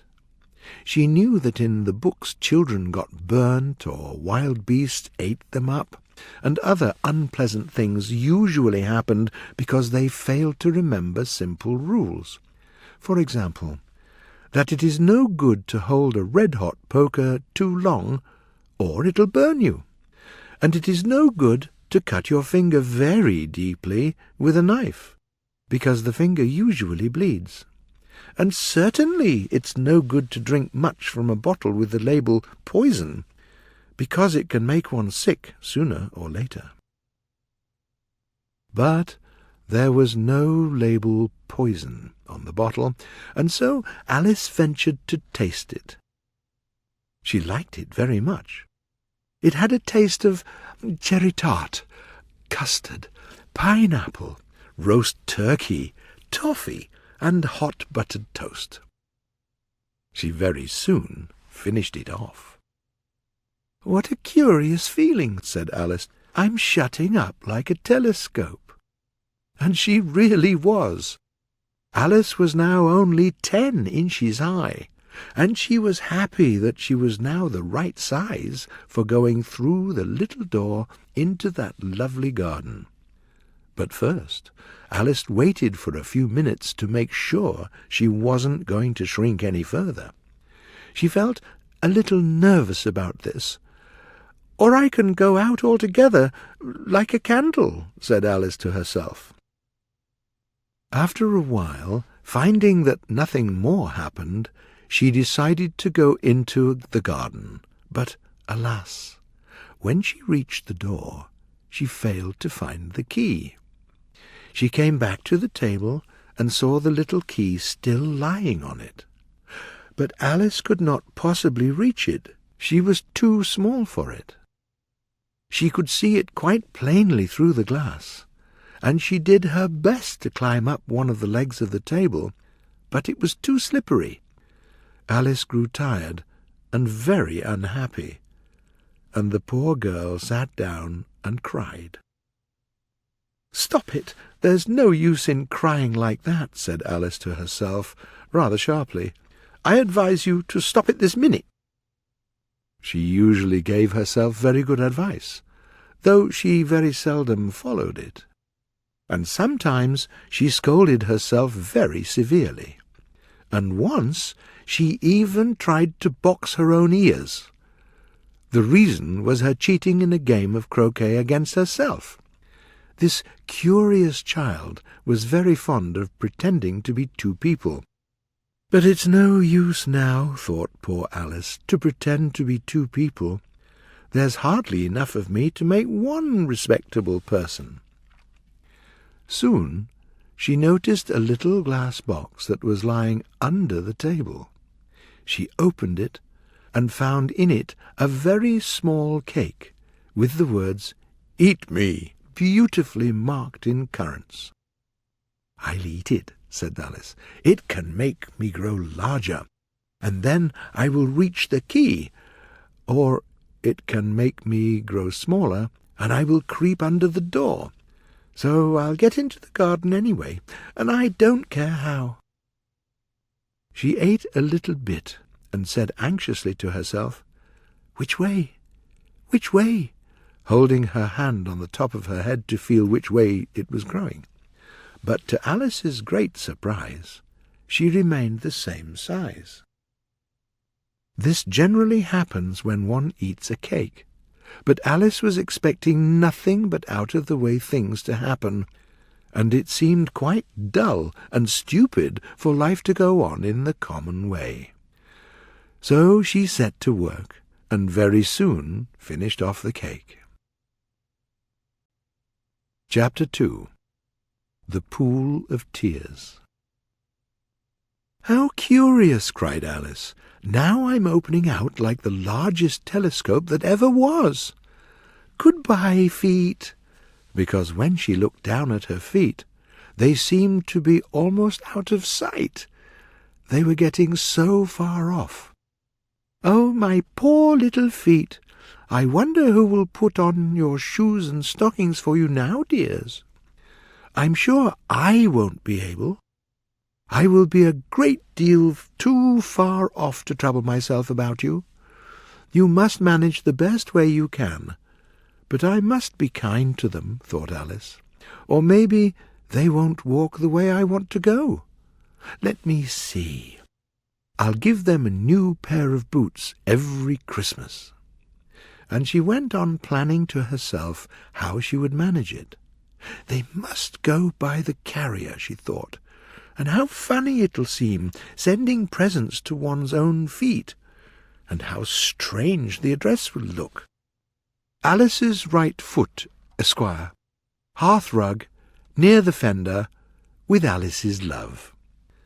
Oh, what nonsense I'm talking!" Just then her head struck against the roof of the hall. She was now more than 9 feet high, and she at once took up the little golden key and hurried off to the garden door. Poor Alice!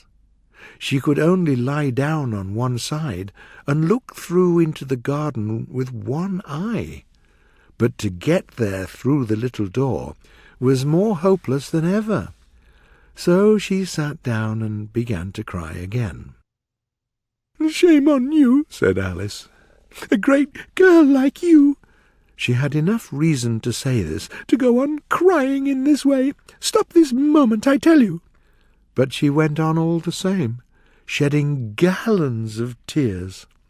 Soon there was a large pool all round her, about 4 inches deep, and reaching half down the hall. After a time she heard a soft pattering of feet in the distance, and she hastily dried her eyes to see what was coming. It was the White Rabbit returning, beautifully dressed, with a pair of white gloves in one hand and a large fan in the other. He was running in a great hurry, muttering to himself, "Oh, the Duchess, the Duchess! Oh, I'm so late! She will be angry!" Alice felt so unhappy that she was ready to ask help of anyone.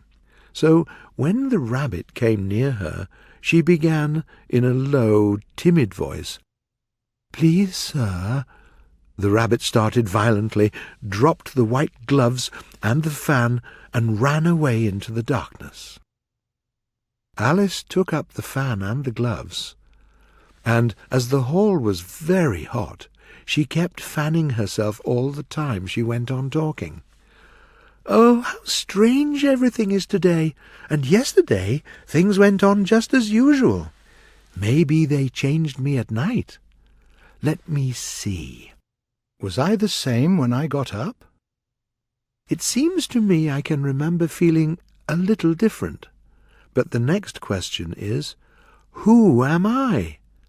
Ah, that's the great puzzle." And she began thinking over all the children she knew that were of the same age as herself. "I'm sure I'm not Ada," she said, "because her hair is curly, and mine isn't. And I'm sure I'm not Mabel, because I know all sorts of things, and she knows nearly nothing. Besides, she's she, and I'm I, and oh, how puzzling it all is. Well, do I remember all the things I learnt? Let me see. London is the capital of Paris, and Paris is the capital of Rome, and Rome— No, that's all wrong. I'm certain. It seems I'm Mabel after all. I'll try and repeat a poem." And she began to repeat it, but her voice sounded strange, and the words were strange too. "How does the little crocodile improve his shining tail, and pour the waters of the Nile on every golden scale? How cheerfully he seems to grin, how neatly spreads his claws, and welcome little fishes in with gently smiling jaws." "I'm sure those are not the right words," said poor Alice, and her eyes filled with tears again. "So I'm Mabel after all, and I will have to go and live in her little house, and have nearly no toys to play with, and oh, so many lessons to learn. No, I think I'll stay down here. It'll be no use their putting their heads down and saying, 'Come up again, dear.' I will only look up and say, 'Who am I, then? Tell me that first, and I'll think about it.' But oh," cried Alice with tears in her voice, I really want them to come and put their heads down. I'm so very tired of being all alone here."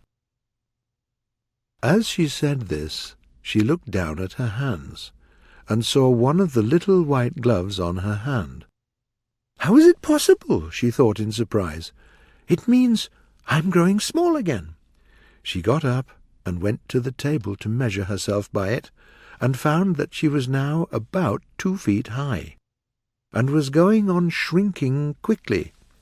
She soon found out that the cause of this was the fan she was holding, and she dropped it hastily, just in time to avoid shrinking away altogether. "That was a narrow escape," said Alice. The sudden change frightened her, but she was happy to be safe. "And now for the garden," and she ran with all speed back to the little door. But, alas, the little door was locked again, and the little golden key was lying on the glass table as before. "And things are worse than ever," thought the poor child, "because I never was so small as this before, never, and it's too bad." As she said these words, her foot slipped, and in another moment she was up to her chin in salt water. "I'm in the sea," was her first idea. "I can go back by railway then." After her journey to the seaside, Alice believed that everywhere on the English coast there were some bathing machines in the sea, some children digging in the sand with wooden spades, lodging-houses, and behind them a railway station. But she soon made out that she was in the pool of her own tears. "This is my punishment for crying so much," said Alice, trying to find her way out. "I will drown in my own tears. It will be strange, won't it? But everything is strange today." Just then she heard something splashing in the pool next to her, and she swam nearer to make out what it was. At first she thought it was a walrus or a hippopotamus, but then she remembered how small she was now, and she soon made out that it was only a mouse swimming in the pool like her. "Shall I speak to this mouse?" thought Alice. "Everything is so out of the way down here that it is very likely it can talk. At any rate, there's no harm in trying." So she began. "Oh, mouse, do you know the way out of this pool? I'm very tired of swimming about here." The mouse looked at her and seemed to wink at her with one of its little eyes, but it said nothing. "Perhaps it doesn't understand English," thought Alice. "Perhaps it's a French mouse. It came over with William the Conqueror." With all her knowledge of history, Alice had no very clear sense of time. So she began again. "Où est ma chat?" which was the first sentence in her French textbook. The mouse suddenly jumped out of the water, trembling all over with fright. "Oh, I'm so sorry," cried Alice hastily. "I quite forgot you didn't like cats." "Not like cats?" cried the mouse indignantly. "How can I like them?" "Please don't be angry about it," Alice pleaded. "But what a pity I can't show you our cat Dinah. She is such a nice, quiet creature," Alice went on, half to herself, as she swam lazily about in the pool, "and she sits purring so nicely by the fire, licking her paws and washing her face. And she is such a nice, soft thing to nurse, and she's so good at catching mice." "Oh, I'm so sorry," cried Alice again, because this time the mouse looked really offended. "We won't talk about her any more." "Indeed," cried the mouse, who was trembling down to the end of its tail. "I won't talk on such a subject. Our family always hated cats. Nasty things. Don't let me hear the name again." "I won't indeed," said Alice, in a great hurry to change the subject of conversation. Are you fond of dogs?" The mouse did not answer, so Alice went on eagerly. "There is such a nice little dog near our house, a little bright-eyed terrier, you know, with, oh, such long curly brown hair, and it brings back things when you throw them, and all sorts of things. I can't remember half of them, and it belongs to a farmer, you know, and it is so useful. It kills all the rats and—" "Oh, no!" cried Alice. "I'm sorry." The mouse was swimming away from her as hard as it could. So she called after it, "Dear mouse, please come back again, and we won't talk about cats or dogs." When the mouse heard this, it turned round and swam slowly back to her. Its face was quite pale, with anger, Alice thought, and it said in a low, trembling voice, "Let's get to shore, and then I'll tell you my history, and you'll understand why it is I hate cats and dogs." It was indeed time to go, for the pool was getting quite crowded with the birds and animals. There were a duck and a dodo, a lory and an eaglet, and several other curious creatures. Alice led the way, and the whole party swam to the shore. Chapter 3. A Caucus Race and a Long Tail.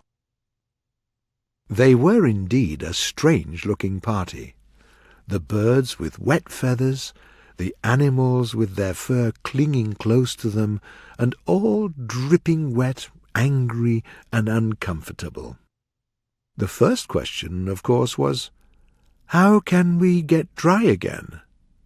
They had a consultation about this, and after a few minutes it seemed quite natural to Alice to find herself talking familiarly with them. Indeed, She had quite a long argument with the Lory, who at last turned sulky, and only repeated, "I'm older than you, and I know better." And at this Alice wanted to know how old it was, but the Lory refused to tell its age. At last, the mouse, who seemed to be a person of authority among them, called out, "Sit down, all of you, and listen to me.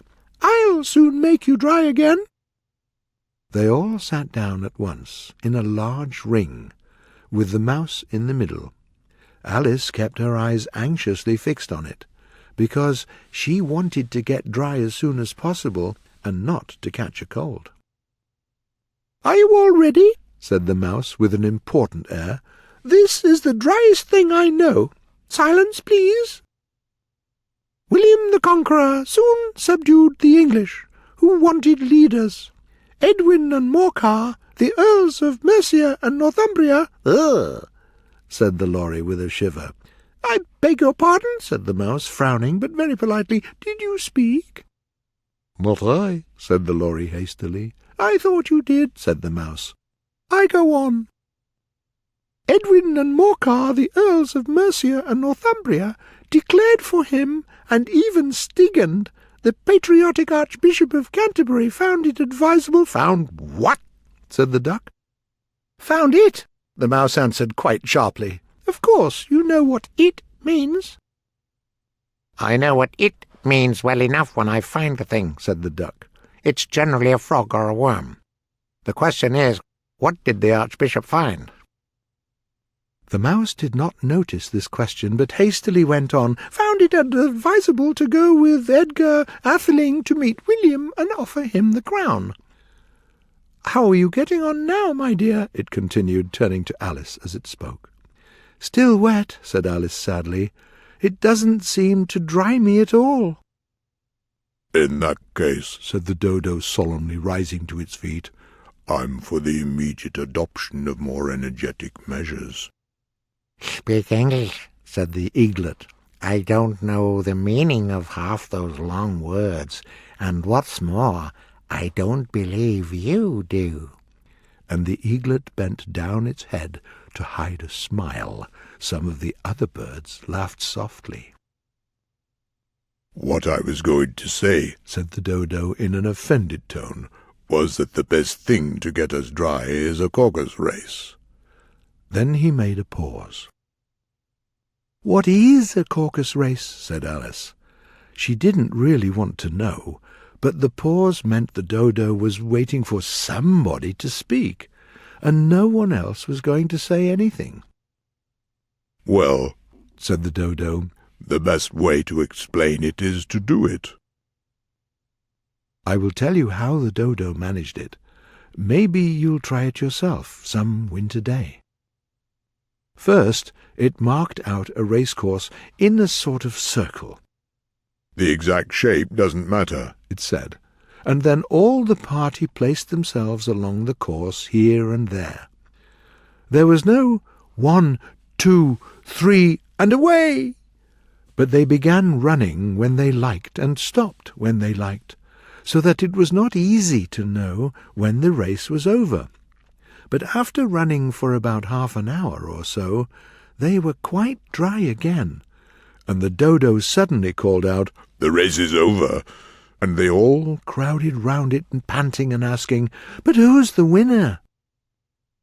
This question the dodo could not answer without a great deal of thought, and it sat for a long time with one finger pressed upon its forehead, the position in which you usually see Shakespeare in the pictures of him, while the rest waited in silence.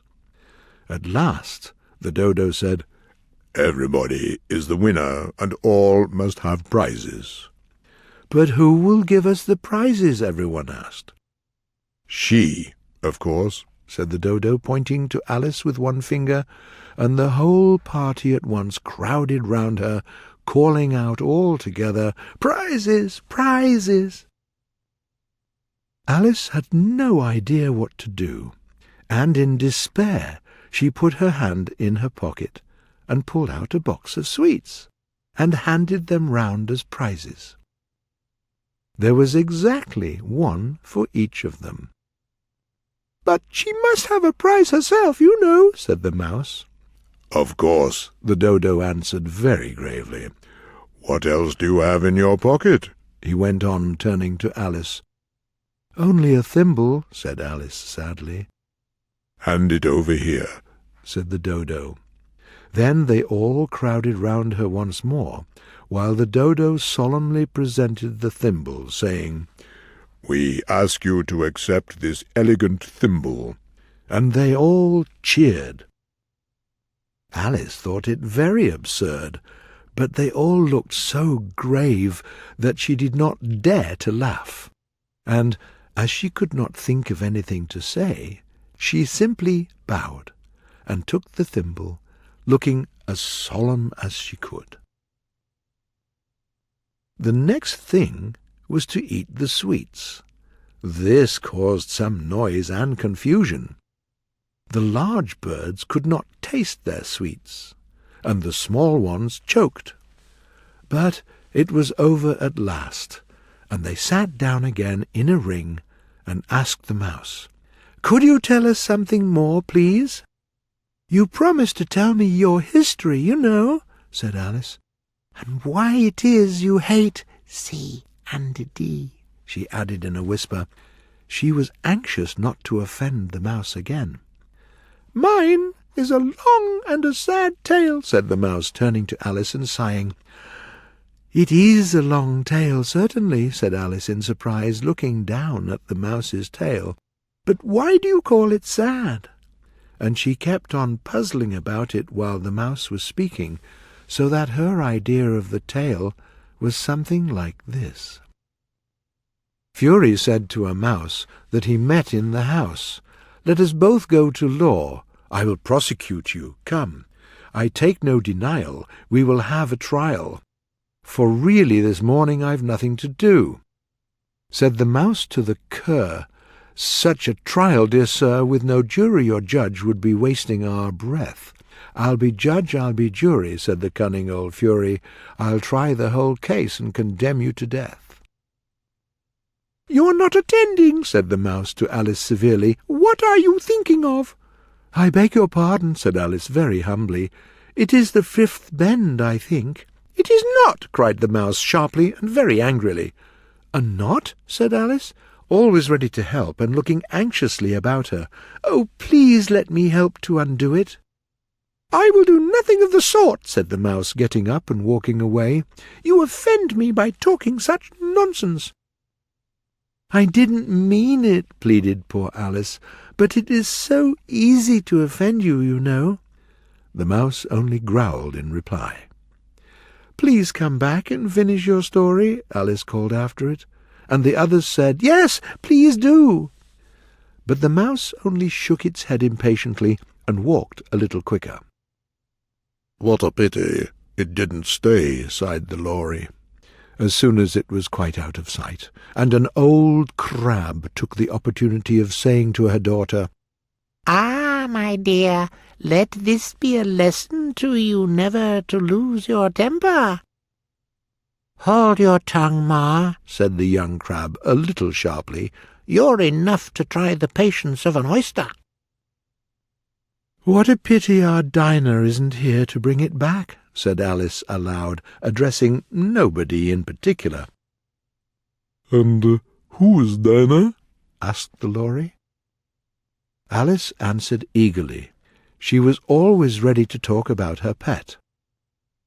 "Dinah's our cat, and she's so good at catching mice you can't think. And oh, it is so great to see her hunting after the birds. She can eat a little bird as soon as she looks at it." This speech really impressed the party. Some of the birds hurried off at once, and a canary called out in a trembling voice to its children, "Come away, my dears, it's high time you were all in bed."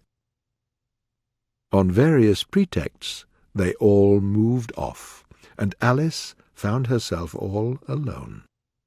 "Why did I mention Dinah?" she said to herself sadly. "Nobody seems to like her down here, and I'm sure she's the best cat in the world. Oh, my dear Dinah, will I ever see you again?" And here poor Alice began to cry again, because she felt very lonely and unhappy. But soon she again heard a soft pattering of footsteps in the distance, and she looked up eagerly, half hoping that the mouse was coming back to finish his story. Chapter 4. The Rabbit Sends in a Little Bill. It was the White Rabbit, trotting slowly back again and looking anxiously about as it went, as if it was looking for something, and she heard it muttering to itself, "The Duchess, the Duchess, oh, my poor paws, oh, my fur and whiskers, she'll give the order to execute me, I'm sure. Where can they be, I wonder?" Alice guessed in a moment that the rabbit was looking for the fan and the pair of white gloves, and she began looking for them too, but they were nowhere in sight. Even the great hall, with the glass table and the little door, disappeared completely. Very soon the rabbit noticed Alice and called out to her in an angry tone, "Mary Ann, what are you doing here? Run home this moment and bring me a pair of gloves and a fan. Quick now!" It frightened Alice, and she ran off at once in the direction it pointed to, without trying to explain the mistake. "He took me for his housemaid," she said to herself as she ran. "How surprised he'll be when he finds out who I am! But I'll bring him his fan and gloves. I hope I will find them." As she said this, she came upon a neat little house, on the door of which was a bright brass plate, with the name W. Rabbit upon it. She went in without knocking, and hurried upstairs. She was afraid to meet the real Mary Ann. "How strange it seems," Alice said to herself, "to have orders from a rabbit. I believe Dinah will be giving me orders next. I can imagine it. Miss Alice, come here directly and get ready for your walk." "Coming in a minute, nurse. But now I must see that Mouse doesn't get out. Only I don't think," Alice went on, "that Dinah would stay in the house after it." Soon she found her way into a tidy little room with a table near the window, and on the table she saw a fan and 2 or 3 pairs of little white gloves. She took up the fan and a pair of gloves, and was just going to leave the room when she saw a little bottle that stood near the looking-glass. There was no label this time with the words, "Drink me," but she uncorked it and put it to her lips. "I know something interesting is sure to happen," she said to herself, "whenever I eat or drink anything, so I'll just see what this bottle does. I hope it'll make me grow large again, because I'm quite tired of being such a little girl." It did so indeed, and as she was still drinking, she found her head pressing against the ceiling, and had to stoop not to break her neck. She put down the bottle hastily, saying to herself, "That's quite enough, more than enough. I hope I won't grow any more, but now I can't get out of the room." She went on growing and growing, and very soon had to kneel down on the floor. In another minute there was not even room for this, and she tried the effect of lying down with one elbow against the door, and the other arm curled round her head.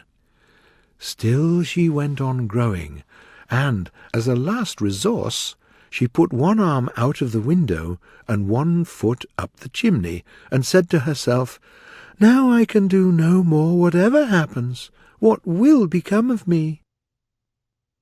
Luckily for Alice, she grew no larger. Still, it was very uncomfortable, and there seemed to be no chance to get out of the room again. She felt very unhappy. It was much better at home, thought poor Alice, when one wasn't always growing larger and smaller and taking orders from mice and rabbits. Why did I jump down that rabbit hole? And yet It's so curious, you know, this sort of life. While reading fairy tales, I thought that kind of thing never happened, and now here I am in the middle of one. They will write a book about me, I'm sure they will, and when I grow up, I will write one. But I'm grown up now, she added sadly. At least there's no room to grow up any more here. But then, thought Alice, will I never get any older than I am now? That'll be a comfort, never to be an old woman. But then, always to have lessons to learn. Oh, I don't like that. Oh, you stupid Alice, she answered herself. How can you learn lessons here? There's hardly room for you, and no room at all for any books. And so she went on, taking first one side and then the other, and making quite a conversation of it altogether. But after a few minutes she heard a voice outside and stopped to listen. "Marianne, Marianne," said the voice, "bring me my gloves this moment." Then came a soft pattering of feet on the stairs. Alice knew it was the rabbit coming to look for her, and she trembled so that she shook the house, quite forgetting that she was now about 1,000 times bigger than the rabbit, and had no reason to be afraid of it. Soon the rabbit came up to the door and tried to open it, but the door opened inwards, and Alice had to press her elbow hard against it, so he failed to do it. Alice heard it say to itself, "Then I'll go round and I'll get in the window." "No, you won't," thought Alice. And after waiting till she thought she heard the rabbit just under the window, she suddenly spread out her hand and tried to snatch it. She did not catch anything, but she heard a shriek and a fall and a crash of broken glass. "It fell into the cucumber frame, or something of the sort, I believe," Alice thought. Next came an angry voice, the rabbit's. "Pat, Pat, where are you?" And then a new voice answered, "I'm here, digging for apples, Your Honour." "Digging for apples indeed," said the rabbit angrily. "Here, come and help me get out of this." Sounds of more broken glass. "Now tell me, Pat, what's that in the window?" "Sure, it's an arm, Your Honour." "An arm, you stupid? Who ever saw such a big arm? It fills the whole window." "Sure it does, Your Honour, but still it's an arm." "Well, it's got no business there at any rate. Go and take it away." There was a long silence after this, and Alice could only hear whispers now and then, such as, "Sure I don't like it, Your Honour, at all, at all." "Do as I tell you, you coward." And at last she spread out her hand again and snatched the air once more. This time there were 2 shrieks and more sounds of broken glass. "What a number of cucumber frames they have," thought Alice. "I wonder what they'll do next. Will they be able to pull me out of the window? I hope they will. I'm sure I don't want to stay here any longer." She waited for some time without hearing anything more. At last came a sound of little cartwheels and the sound of many voices talking all together. She made out the words, "Where's the other ladder?" "Here's mine. Bill is bringing the other." "Bill, bring it here." "Here, put them up at this corner. Now, tie 'em together first." "They don't reach high enough." "Oh, they'll do very well. Don't be particular. Bill, take this rope. Will the rope bear? Mind that loose slate. Oh, it's coming down. Heads below." A loud crash. "Well, who did that?" "It was Bill, I'm sure." "Who will go down the chimney?" "Not me. You do it." "I won't. Bill will go down." "Bill, you go down the chimney." "Oh, so Bill is going to come down the chimney," said Alice to herself. "It seems they make Bill do everything. This fireplace is narrow, but I think I can kick a little." She drew her foot as far down the chimney as she could, and waited till she heard a little animal, she couldn't guess what animal it was, scratching and scrambling about in the chimney close above her. Then, saying to herself, "This is Bill," she gave one sharp kick and waited to see what would happen next. The first thing she heard was a general chorus of, "There goes Bill!" Then the rabbit's voice, "Catch him, you, by the hedge!" Then came silence, and then another confusion of voices. "Hold up his head! Give him some brandy! How is it, old fellow? What happened to you? Tell us all about it." Last came a little voice. "That's Bill," thought Alice. "Well, I hardly know. No more, thank you. I'm better now. It was such a shock. All I know is, something came at me, and I went up like a skyrocket." "That's true, old fellow," said the others. "We must burn the house down," said the rabbit's voice, and Alice called out as loud as she could, "Don't you dare, or Dinah'll come and get you." There was a dead silence at once, and Alice thought to herself, "I wonder what they will do next. Take the roof off?" After a minute or two, they began moving about again, and Alice heard the rabbit say, "A barrowful will do to begin with." A barrowful of what? thought Alice, but she had not long to doubt. The next moment a shower of little stones came rattling in at the window, and some of them hit her in the face.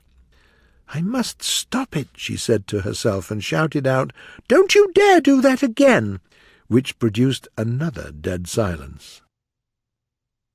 Alice noted with some surprise that the little stones were all turning into little cakes as they lay on the floor, and a bright idea came into her head. "I can eat one of those cakes," she thought. "It will certainly make some change in my size. It can't possibly make me larger, so it will make me smaller." And she ate one of the cakes, and was happy to see that she began shrinking at once. As soon as she was small enough to get through the door, she ran out of the house, found quite a crowd of little animals and birds waiting outside. The poor little lizard Bill was in the middle, and 2 guinea pigs were giving it something out of a bottle. They all rushed at Alice the moment she appeared, but she ran off as hard as she could, and soon found herself safe in a thick forest. "The first thing," said Alice to herself, wandering through the wood, "is to grow to my right size again, and the second thing is to find my way into that lovely garden. I think that is the best plan." It was a great plan, no doubt. The only difficulty was that she had not the smallest idea of how to set about it. And while she was walking among the trees, a little sharp bark just over her head made her look up in a great hurry. A very big puppy was looking down at her with large round eyes, and timidly stretching out one paw, tried to touch her. "Poor puppy," said Alice in a coaxing tone, and she tried hard to whistle to it, but she was terribly afraid. "It may be hungry," she thought, "and in that case it will eat me up in a moment." Hardly knowing what she was doing, she picked up a little stick and offered it to the puppy. The puppy happily jumped into the air and rushed at the stick and pretended to attack it. Alice quickly stepped behind a great thistle, and that was the only reason why Puppy didn't run over her. The moment she appeared on the other side, the puppy rushed at the stick again, and tumbled head over heels in its hurry. Then Alice, thinking it was very like playing with a cart-horse, and expecting every moment to find herself under its feet, ran round the thistle again. The puppy kept attacking the stick, running a very little way forwards each time and a long way back, and barking hoarsely all the time. At last it sat down, panting, with its tongue hanging out of its mouth, and its great eyes half shut. This seemed to Alice a good opportunity for making her escape. So she set off at once and ran till she was quite tired and out of breath, and till the puppy's bark sounded quite faint in the distance. "What a nice little puppy it was," said Alice, as she leant against a flower to have some rest, and fanned herself with one of its leaves. "What a pity I'm not the right size. Oh, I have to grow up again. Let me see. How can I do it? I think I must eat or drink something. But the great question is, what?" Alice looked all round her at the grass and flowers, but she did not see anything that looked like the right thing to eat or drink. And there was a large mushroom growing near her, about the same height as herself, and she looked under it, and on both sides of it, and behind it, and stretched herself up on tiptoe, and looked over the edge of the mushroom. And she immediately saw a large caterpillar that was sitting on the top with its arms folded, quietly smoking a long hookah, and not noticing Alice or anything else. Chapter 5. Advice from a Caterpillar. The caterpillar and Alice looked at each other for some time in silence. At last the caterpillar took the hookah out of its mouth and addressed her in a sleepy voice. "Who are you?" said the caterpillar. This was not an encouraging beginning of a conversation. Alice answered quite timidly, I hardly know, sir. At least I know who I was this morning, but I don't know who I am now." "What do you mean by that?" said the caterpillar severely. "Explain yourself." "I can't explain myself, I'm afraid, sir," said Alice, "because I'm not myself, you see." "I don't see," said the caterpillar. "I'm afraid I can't put it more clearly," Alice answered very politely, "because I can't understand it myself, and it is so confusing to change sizes all day long." "It isn't," said the caterpillar. "Well, maybe you think so now," said Alice, "but some day you will turn into a chrysalis, and then into a butterfly. Maybe you'll feel it a little out of the way." "Not a bit," said the caterpillar. "Well, your feelings may be different," said Alice. "All I know is, it seems very strange to me." "You," said the caterpillar with contempt. "Who are you?"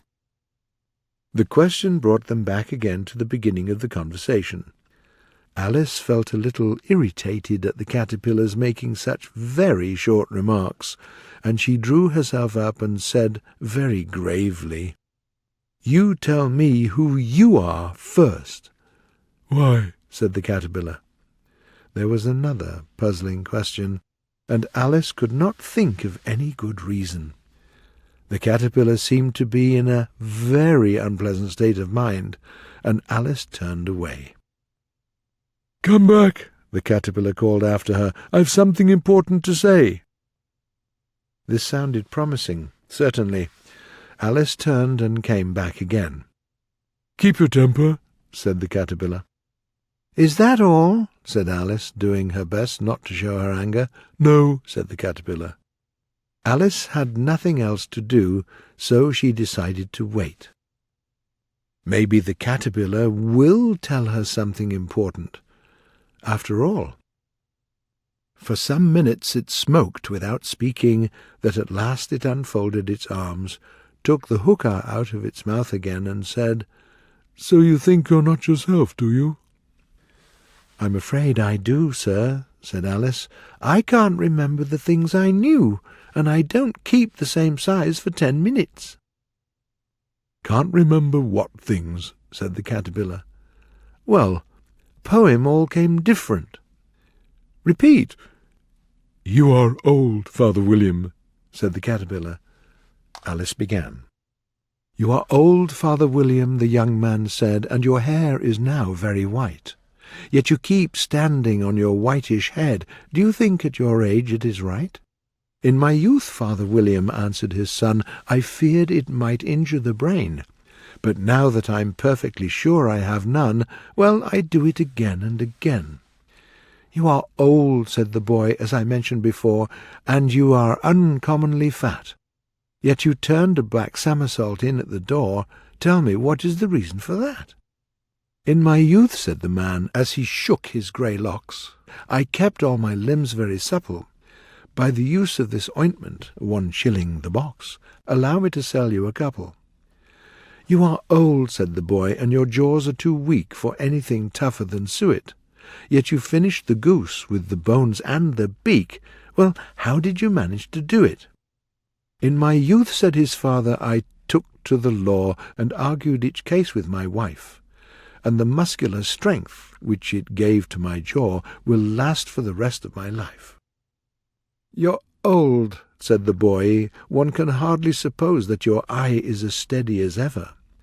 But you balanced an eel on the end of your nose. What made you so awfully clever?" "Another question. No, it's quite enough," said his father. "Don't give yourself airs. Do you think I can listen all day to such stuff? Go away, or I'll kick you downstairs." "It's all wrong," said the caterpillar. "Not quite right, I'm afraid," said Alice timidly. "Some of the words are different." "It's wrong from beginning to end," said the caterpillar decidedly, and there was silence for some minutes.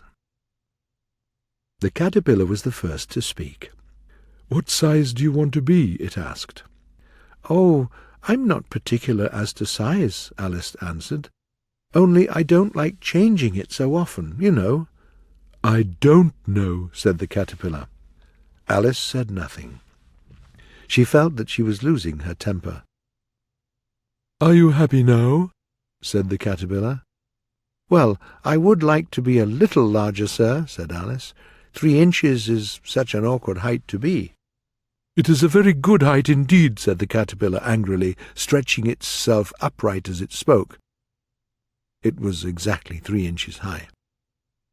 "But it seems awkward to me," pleaded poor Alice as she thought, "it's so easy to offend somebody here." "You'll get used to it in time," said the caterpillar, and it put the hookah into its mouth and began smoking again. This time Alice waited patiently. In a minute or two the caterpillar took the hookah out of its mouth and yawned once or twice and shook itself. Then it got down off the mushroom and left with the remark, "One side will make her grow taller, and the other side will make her grow shorter." "One side of what? The other side of what?" thought Alice to herself. "Of the mushroom," said the caterpillar aloud, and in another moment it was out of sight. Alice was looking thoughtfully at the mushroom for a minute, trying to make out which were the 2 sides of it. It was a very difficult question, because the mushroom was perfectly round. At last she stretched her arms round it, and broke off a bit with each hand. "And now which is which?" she said to herself, and bit a little of the right-hand piece to try the effect. The next moment her chin struck her foot. This very sudden change frightened her, and she set to work at once to eat some of the other bit. "Oh, my head's free at last," said Alice in delight, which changed into alarm in another moment. She couldn't find her shoulders. All she could see, when she looked down, was a very long neck, which rose out of a sea of green leaves far below. "What can it be?" said Alice. "And where are my shoulders? And, oh, my poor hands, I can't see you." Alice failed to find her hands and lift them to her head, and she tried to get her head down to them. To her delight, her neck could bend easily in any direction, like a serpent. She was going to dive in among the green leaves, which turned out to be the tops of trees, when a sharp hiss made her draw back in a hurry. A large pigeon was beating her violently with its wings. "Serpent!" screamed the pigeon. "I'm not a serpent," said Alice indignantly. "Let me alone." "Serpent, I say again," repeated the pigeon, and added with a kind of sob, "Nothing seems to suit them." "What are you talking about?" said Alice. "I build nests in the roots of trees, and in the banks, and in the hedges," the pigeon went on, not listening to her. "But those serpents, they're everywhere. I must be on the lookout for serpents night and day. I can't even sleep." "I'm very sorry about that," said Alice. "I chose the highest tree in the wood," continued the pigeon, raising its voice to a shriek, "and I thought, 'Here's a safe place at last.' But they come down from the sky. You, serpent." "But I'm not a serpent, I tell you," said Alice. I'm a... "Well, what are you?" said the pigeon. "I can see you're trying to invent something." "I'm a little girl," said Alice doubtfully. "I don't believe you," said the pigeon in a tone of the deepest contempt. "Little girls don't have such necks as yours. No, you're a serpent, and there's no use in denying it. I think you'll be telling me next that you never eat eggs." "Little girls eat eggs quite as much as serpents do, you know," said Alice, who was a very truthful child. "I don't believe it," said the pigeon, "or else they're a kind of serpent, that's all I can say." This was such a new idea to Alice that she was quite silent for a minute or two. That gave the pigeon the opportunity of adding, "You're looking for eggs. I know that well enough, and I don't care what you are." "But I do," said Alice hastily. "But I'm not looking for eggs. I don't like them raw." "Go away, then," said the pigeon in a sulky tone, as it settled down again into its nest. Alice bent her neck and dived down in among the trees. Her neck kept getting entangled among the branches, and she often had to stop and untwist it. Then she remembered that she still held the pieces of mushroom in her hands, and she set to work very carefully, biting first at one and then at the other, and growing taller sometimes and sometimes shorter. Soon she managed to achieve her usual height. At first it felt quite strange to be her usual size once again, but she got used to it in a few minutes and began talking to herself. "Well, the next thing is to get into that beautiful garden. But how?" As soon as she said this, she came suddenly upon the open place, with a little house in it about 4 feet high. "It won't do to go there this size," Alice thought. "I'll frighten everybody who lives there." And she ate another piece of mushroom and shrank, and was happy to become 9 inches high. Chapter 6. Pig and Pepper. For a minute or two she stood looking at the house, and wondering what to do next. Then suddenly a footman in livery, he looked exactly like a fish, ran out of the wood and knocked loudly at the door. Another footman in livery, with a round face and large eyes like a frog, opened it. She felt very curious to know what it was all about, and came a little way out of the wood to listen. The fish footman took from under his arm a great letter, nearly as large as himself, and handed it over to the other, saying, "For the Duchess, an invitation from the Queen to play croquet." The frog footman repeated, changing the order of words a little, "From the Queen, an invitation for the Duchess to play croquet." Then they both bowed low, and their curls got entangled together. Alice laughed so much at this that she had to run back into the wood for fear of their hearing her, and when she came back there was only a frog footman sitting on the ground near the door, staring stupidly up into the sky.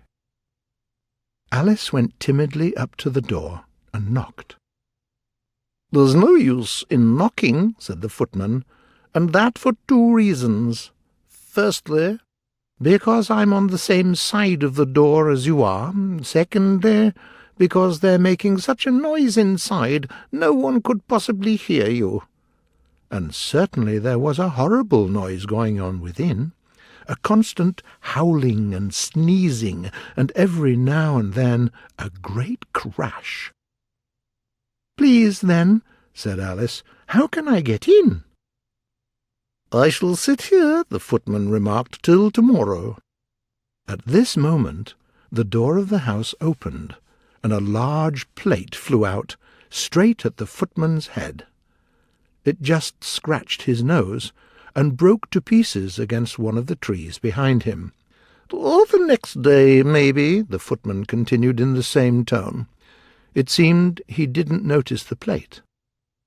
"How can I get in?" Alice asked again, a little louder. "Do you have any reason to get in at all?" said the footman. "That's the first question, you know."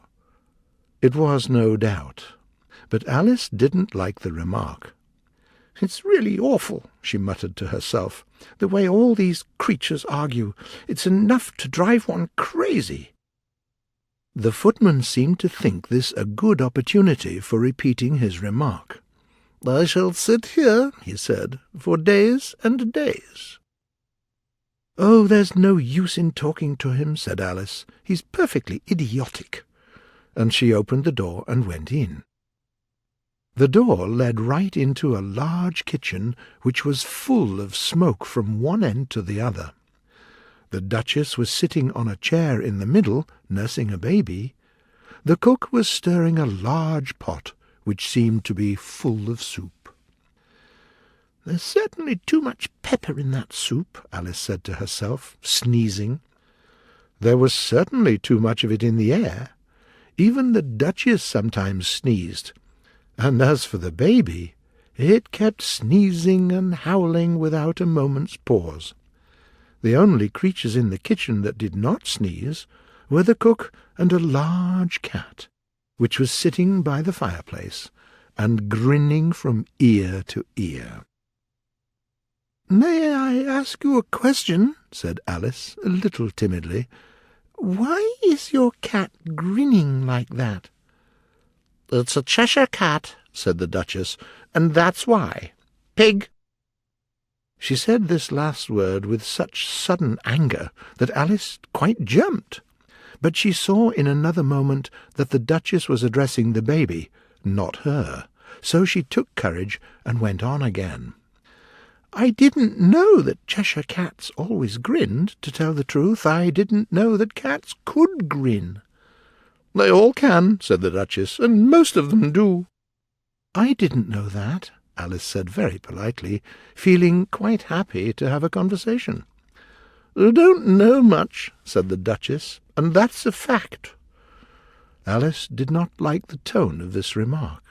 She decided to introduce some other subject of conversation.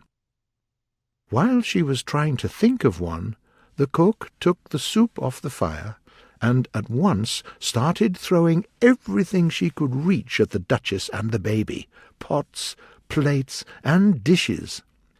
The Duchess took no notice of them even when they hit her, and the baby was howling so much already that Alice wasn't sure about his reaction. "Oh, please stop it!" cried Alice, jumping up and down in her terror. "Oh, mind his little nose!" as an unusually large pot flew close by it. "Everybody must mind one's own business," the Duchess growled. "It would make the world go round a deal faster than it does." "Which would not be an advantage," said Alice, very glad to get an opportunity of showing off a little of her knowledge. "Just think of what work it would make with a day and night. It takes the earth 24 hours to turn round on its axis." "Talking of axes," said the Duchess, "off with our head." Alice looked anxiously at the cook, but the cook was busily stirring the soup, and seemed not to be listening, so she went on again. 24 hours, I think, or is it 12? Oh, stop it," said the Duchess. "I hate figures." And she began nursing her child again, singing a sort of lullaby to it as she did so, and shaking it at the end of every line.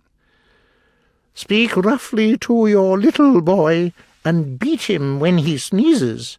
He only does it to annoy, because he knows it teases." Chorus, in which the cook and the baby joined. "Wow! Wow! Wow!" While singing, The Duchess kept tossing the baby violently up and down, and the poor child howled so that Alice could hardly hear the words. "I speak severely to my boy. I beat him when he sneezes, because I know he can enjoy the pepper when he pleases." Chorus. Wow! Wow! Wow! "Well, you may nurse it a bit," the Duchess said to Alice, throwing the baby to her as she spoke. "I must go and get ready to play croquet with the Queen." And she hurried out of the room. The cook threw a frying pan after her as she went out, but it just missed her. Alice caught the baby with some difficulty because it held out its arms and legs in all directions. Just like a starfish, thought Alice. The poor child was snorting terribly when she caught it, and kept doubling itself up and straightening itself out again, so that for the first minute or two she could only hold it. Finally, she managed to twist it up into a sort of knot and carried it out into the open air. "I must take this child away with me," thought Alice, "or they will kill it in a day or two. It will be murder to leave it behind." She said the last words out loud, and the baby answered by a grunt.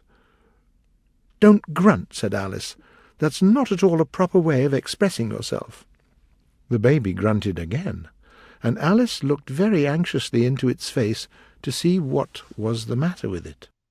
There could be no doubt that it had a very turned-up, pig-like nose, and its eyes were extremely small for a baby. Altogether, Alice did not like the look of the baby at all. But perhaps it was only sobbing, she thought, and looked into its eyes again. But there were no tears. "Don't you turn into a pig, my dear," said Alice gravely, "or I'll have nothing to do with you." The poor creature sobbed again, or grunted. It was impossible to say which, and they went on for some time in silence. Alice was just beginning to think to herself, "Well, what shall I do with this creature at home?" when it grunted again, so violently that she looked down into its face quite anxiously. This time there could be no mistake about it. It was really a pig, and it would be quite absurd to carry it further. So she put the little creature down, and was happy to see it trot away quietly into the wood.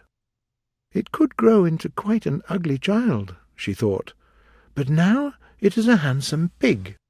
And she began thinking over the way of turning some other children she knew into pigs, when she was a little startled by seeing the Cheshire Cat sitting on a branch of a tree a few yards off. The cat only grinned when it saw Alice. It looked good-natured, she thought, but it had very long claws and a great many teeth, so she decided to treat it with respect. "Would you tell me, please, which way shall I go from here?" she asked. "That depends on where you want to get to," said the cat. "I don't much care where," said Alice. "Then it doesn't matter which way you go," said the cat. "So long as I get somewhere," Alice added as an explanation. "Oh, you're sure to do that," said the cat. "Just keep walking." Alice tried another question. "What sort of people live here?" "In that direction," the cat said, waving its right paw around, "lives a hatter, and in that direction," waving the other paw, "lives a March hare. Visit any of them. They're both mad." "But I don't want to meet mad people," Alice said. "Oh, you can't help that," said the cat. "We're all mad here. I'm mad, you're mad." "How do you know I'm mad?" said Alice. "Of course you are," said the cat. "That's why you're here." Alice didn't think that proved it at all. "And how do you know that you're mad?" she went on. "To begin with," said the cat, "a dog's not mad. Is it right?" "I think so," said Alice. "Well then," the cat went on, "you see, a dog growls when it's angry, and wags its tail when it's happy. And I growl when I'm happy, and wag my tail when I'm angry. It proves that I'm mad." "I call it purring, not growling," said Alice. "Call it what you like," said the cat. "Do you play croquet with the Queen today?" "Unfortunately, she didn't invite me," said Alice. "You'll see me there," said the cat, and disappeared. It didn't really surprise Alice. After all the out-of-the-way things of the day, she was still looking at the tree when the cat suddenly appeared again. "And what happened with the baby?" said the cat. "It turned into a pig," Alice quietly said. She made no comment on the cat's sudden appearance. "I knew that," said the cat, and disappeared again.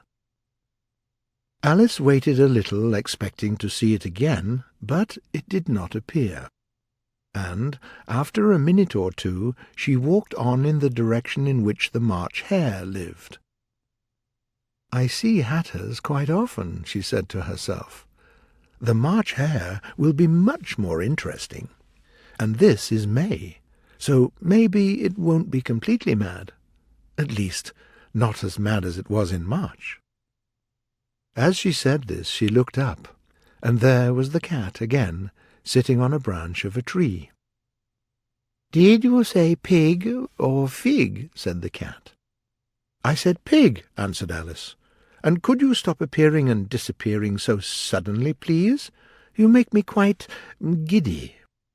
"All right," said the cat, and this time it disappeared quite slowly, beginning with the end of its tail and ending with the grin. The grin was the last thing to disappear. "Well, a cat without a grin is quite an ordinary thing," thought Alice. "But a grin without a cat, it's the most curious thing I ever saw in my life." Soon she saw the house of the March Hare. She knew it at once because the chimneys looked like ears. The house was so large that Alice bit another piece of the left-hand mushroom and raised herself to about 2 feet high. Only then she dared to go further, walking timidly and saying to herself, "He may be mad after all. Oh, why didn't I choose the Hatter instead?" Chapter 7. A Mad Tea Party. There was a table under a tree in front of the house, and the March Hare and the Hatter were having tea at it. A dormouse was sitting between them. It was sleeping, so the Hatter and the March Hare were using it as a cushion and talking over its head. "Very uncomfortable for the dormouse," thought Alice, "but it's sleeping and it doesn't seem to mind." The table was a large one, but the three were all sitting together at one corner of it. "No room, no room!" they cried out when they saw Alice coming. "There's plenty of room," said Alice indignantly, and she sat down in a large armchair at one end of the table. "Have some wine," offered the March Hare. Alice looked all round the table, but there was no wine. "I don't see any wine," she remarked.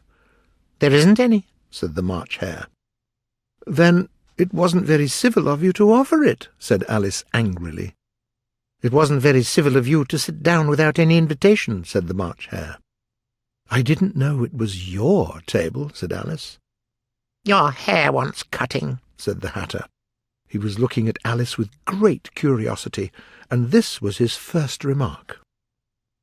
"It's not civil to make personal remarks," Alice said. "It's very rude." The Hatter opened his eyes very wide on hearing this, but all he said was, "Why is a raven like a writing desk?" "We shall have some fun now," thought Alice. "I like riddles. I believe I can guess that," she added aloud. "Do you mean that you think you can find out the answer to it?" said the March Hare. "Exactly so," said Alice. "Then "You should say what you mean," the March Hare went on. "I do," Alice answered. At least I mean what I say. That's the same thing, you know." "Not the same thing a bit," said the Hatter. "One can just as well say that I see what I eat is the same thing as I eat what I see." "One can just as well say," added the March Hare, "that I like what I get is the same thing as I get what I like." "One can just as well say," added the Dormouse, who seemed to be talking in his sleep, "that I breathe when I sleep is the same thing as I sleep when I breathe." "It is the same thing with you," said the Hatter, and here the conversation dropped, and the party sat silent for a minute, while Alice thought over all she could remember about ravens and writing-desks, which wasn't much. The Hatter was first to break the silence. "What day of the month is it?" he said, turning to Alice and holding his watch. He was looking at it uneasily, shaking it every now and then, and holding it to his ear. Alice said, "The 4th." "2 days wrong," sighed the Hatter. "It's the butter, I'm sure. I told you so," he said, looking angrily at the March Hare.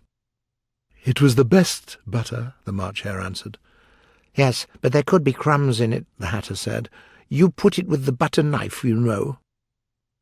The March Hare took the watch and looked at it. Then he dipped it into his cup of tea and looked at it again. But after that he could only repeat, "It was the best butter, you know." "What a funny watch," Alice remarked, looking at it over his shoulder. "It tells the day of the month, and it doesn't tell what time it is." "Of course," muttered the Hatter. "Does your watch tell you what year it is?" "Of course not," Alice said. "But that's because it stays the same year for such a long time together." "Which is just the case with mine," said the Hatter. Alice couldn't understand it. The Hatter's remark seemed to have no sort of meaning in it, and yet it was certainly English. "I don't quite understand you," she said as politely as she could. "The Dormouse is sleeping again," said the Hatter, and he poured a little hot tea upon its nose. The Dormouse shook its head impatiently, and said, without opening its eyes, Of course, just what I was going to remark myself." "What about the riddle?" the Hatter said, turning to Alice again. "Can you find out the answer?" "No, I give it up," Alice said. "What's the answer?" "I don't know," said the Hatter. "No idea," said the March Hare. Alice sighed. "You can do something better with the time," she said, "than waste it in asking riddles that have no answers." "You don't know time as well as I do," said the Hatter. "That's why you don't know it's not it, it's him." "I don't know what you mean," said Alice. "Of course you don't," the Hatter said with contempt. "I believe you never even spoke to time." "Maybe not," Alice answered, "but I know I have to beat time when I learn music." "Ah, that's it," said the Hatter. "He doesn't like beating. You must keep on good terms with him, and he will do almost anything for you with the clock. Just imagine, it's 9 o'clock in the morning, just time to begin lessons.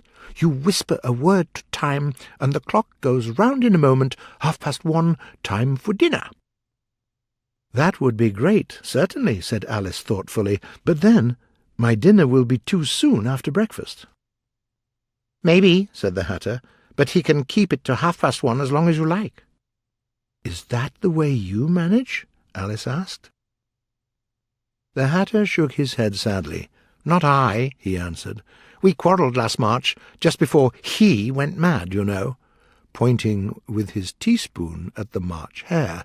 "It was at the great concert, and I was singing. Twinkle, twinkle, little bat, how I wonder what you're at. You know the song, I believe?" "It sounds familiar," said Alice. "Well, after the first verse, the Queen jumped up and called out, 'He's murdering the time! Off with his head!'" "How horrible!" exclaimed Alice. "And after that," the Hatter went on sadly, "he stopped doing anything I ask. It's always 6 o'clock now." A bright idea came into Alice's head. "Is that the reason you have so many tea things here?" she asked. "Yes, that's it," said the Hatter with a sigh. "It's always tea time, and we've no time to wash the dishes." "And you keep moving round?" said Alice. "Exactly so," said the Hatter. "But what happens when you come to the beginning again?" Alice asked eagerly. "Let's change the subject," the March Hare interrupted, yawning. "I'm getting tired of this. Let the young lady tell us a story." "I'm afraid I don't know one," said Alice anxiously. "Then the Dormouse will," they both cried. "Wake up, Dormouse!" And they pinched it on both sides at once. The Dormouse slowly opened his eyes. "I wasn't sleeping," he said in a hoarse voice. "I heard every word you were saying." "Tell us a story," said the March Hare. "Yes, please do," pleaded Alice. "And be quick about it," added the Hatter, "or you'll fall asleep again before the end of it." "Once upon a time there were 3 little sisters," the Dormouse began in a great hurry, "and their names were Elsie, Lacie, and Tilly, and they lived at the bottom of a well—" "What did they live on there?" said Alice, who always took a great interest in questions of eating and drinking. "They lived on treacle," said the Dormouse, after thinking a minute or two. "It's impossible, you know," Alice remarked. "One can't live on treacle without being ill." "But they were ill," said the Dormouse, "very ill." Alice tried to imagine this extraordinary way of living, but it puzzled her too much.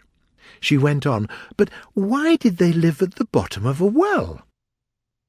"Take some more tea," the March Hare said to Alice. "How can I have more?" Alice asked in an offended tone. "I had no tea." "You mean you can't take less," said the Hatter. "It's very easy to take more than nothing." "Nobody asked your opinion," said Alice. "Who's making personal remarks now?" the Hatter asked triumphantly.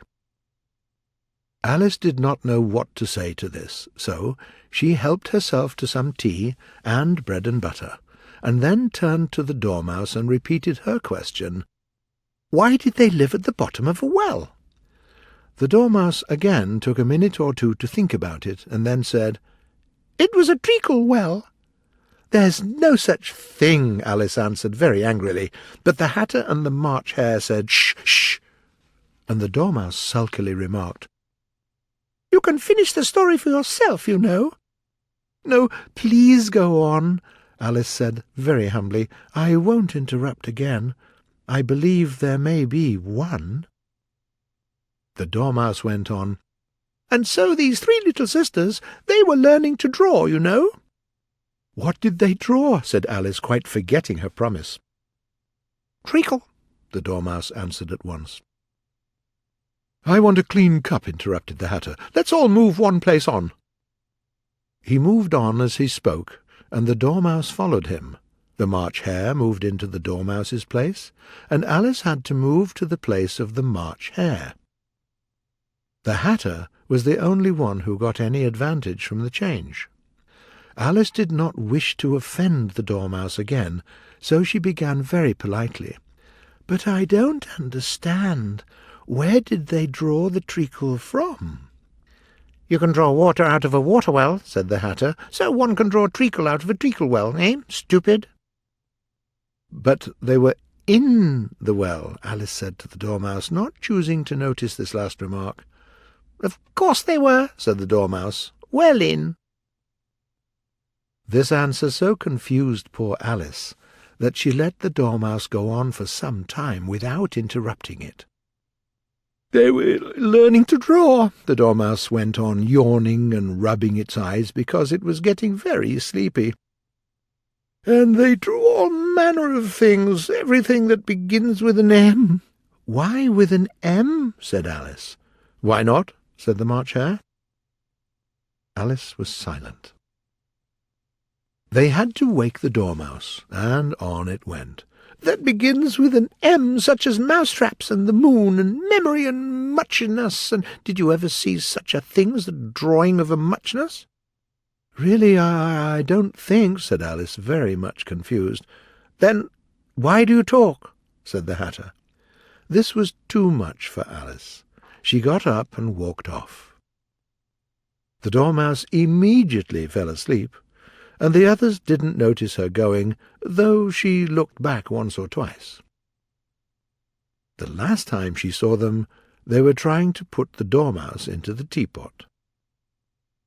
"At any rate, I'll never go there again," said Alice, walking through the wood. "It's the stupidest tea-party I ever was at in all my life." Just as she said this, she noticed that one of the trees had a door leading right into it. "That's very curious," she thought. "But everything's curious today. I think I may as well go in at once." And she went in. Once more, Alice found herself in a long hall and close to the little glass table. "I'll manage better this time," she said to herself, and took the little golden key and unlocked the door that led into the garden. Then she set to work biting at the mushroom till she was about a foot high. Then she walked down the little passage, and then she found herself at last in the beautiful garden among the bright flower beds and cool fountains. Chapter 8. The Queen's Croquet Ground. A large rose tree stood near the entrance of the garden. The roses growing on it were white, but there were 3 gardeners busily painting them red. Alice thought this a very curious thing, and she went nearer to watch them. And just as she came up to them, one of them said, "Be careful, Five! Stop splashing paint over me like that." "I couldn't help it," said 5. "7 pushed me." On which 7 looked up and said, "That's right, 5. Always blame the others." "Don't you talk," said 5. "The Queen said only yesterday I must give the order to execute him." "For what?" "That's not your business, 2, said 7. "Yes, it is his business," said 5. "I'll tell him. It was for bringing the cook tulip roots instead of onions." 7 stopped painting and said, "Well, this is really an unjust thing," when he suddenly noticed Alice and stopped abruptly. The others looked round also, and all of them bowed low. "Excuse me, why are you painting those roses?" said Alice, a little timidly. 5 and 7 said nothing, but looked at 2. 2 began in a low voice. "The fact is, miss, the Queen ordered to plant here a red rose tree. As soon as she sees the white roses instead, she will give the order to execute us, you know. So, you see, miss, we are doing our best." At this moment 5 exclaimed, "The Queen! The Queen!" and the 3 gardeners instantly fell down flat upon their faces. There was a sound of many footsteps, and Alice looked round, eager to see the Queen. First came 10 soldiers carrying clubs. They had the same shape as the 3 gardeners, oblong and flat, with their hands and feet at the corners. Next came the 10 courtiers. They had diamonds all over them, and walked 2 and 2 as the soldiers did. After them came the royal children with hearts all over them. There were 10 of them, and they were jumping happily along hand in couples. Next came the guests, mostly kings and queens, and among them Alice saw the white rabbit. It was talking nervously, smiling at everybody, and didn't notice her. Then followed the knave of hearts, carrying the king's crown on a velvet cushion, and last of all this grand procession came the King and Queen of Hearts. "Shall I lie down on my face like the gardeners did?" Alice thought. "But what is the use of a procession then? Nobody will see it." So she stood still where she was and waited. When the procession came opposite to Alice, they all stopped and looked at her. and the Queen said severely, "Who is this?" She said it to the Knave of Hearts, who only bowed and smiled. "Idiot," said the Queen, and, turning to Alice, she went on, "What's your name, child?" "My name is Alice, your Majesty," said Alice very politely, but she added to herself, "They're only a pack of cards, nothing to be afraid of." "And who are these?" said the Queen, pointing to the 3 gardeners who were lying round the rose-tree. "I don't know," said Alice bravely. "It's not my business." The Queen turned red with anger, and after glaring at her for a moment like a wild beast, screamed, "Off with her head! Off!" "Nonsense," said Alice, very loudly and decidedly, and the Queen was silent. The King laid his hand upon her arm, and timidly said, "Remember, my dear, she is only a child." The Queen turned angrily away from him and said to the Knave, "Turn them over." The Knave did so, very carefully, with 1 foot. "Get up," said the Queen, in a shrill, loud voice, and the 3 gardeners immediately jumped up and began bowing to the King, the Queen, the royal children, and everybody else. "Stop it!" screamed the Queen. "You make me giddy. Why are you here?" "You see, your Majesty," said 2 very timidly, going down on 1 knee as he spoke, "we were trying to—" "I see," said the Queen, looking at the roses. "Off with their heads!" And the procession moved on, 3 of the soldiers remaining behind to execute the unfortunate gardeners, who ran to Alice for protection. "Don't worry," said Alice, and she put them into a large flower-pot that stood nearby. The 3 soldiers wandered about for a minute or 2 looking for them, and then quietly marched off after the others. "Are their heads off?" shouted the Queen. "There are no heads, your Majesty," the soldiers answered. "That's right," shouted the Queen. "Can you play croquet?" The soldiers were silent and looked at Alice. It was a question for her. "Yes, I can," shouted Alice. "Come on, then," roared the Queen, and Alice joined the procession. "It's a very fine day," said a timid voice at her side. It was the White Rabbit, who was looking anxiously into her face. "Very," said Alice. "Where's the Duchess?" "Hush, hush," said the Rabbit in a low, hurried tone. He looked anxiously over his shoulder as he spoke, and then raised himself on tiptoe, put his mouth close to her ear, and whispered, "She's under sentence of execution." "What for?" said Alice. "Did you say, 'What a pity'?" the Rabbit asked. "No, I didn't," said Alice. "I don't think it's a pity. I said, 'What for?'" "She boxed the Queen's ears," the Rabbit began. Alice couldn't help laughing. "Oh, hush," the Rabbit whispered in a frightened tone. "The Queen will hear you. You see, she came late, and the Queen said—" "Get to your places!" shouted the Queen, and people began running about in all directions, tumbling up against each other, and they were ready in a minute or 2, and the game began. What a curious croquet ground, Alice thought. It was all ridges and furrows.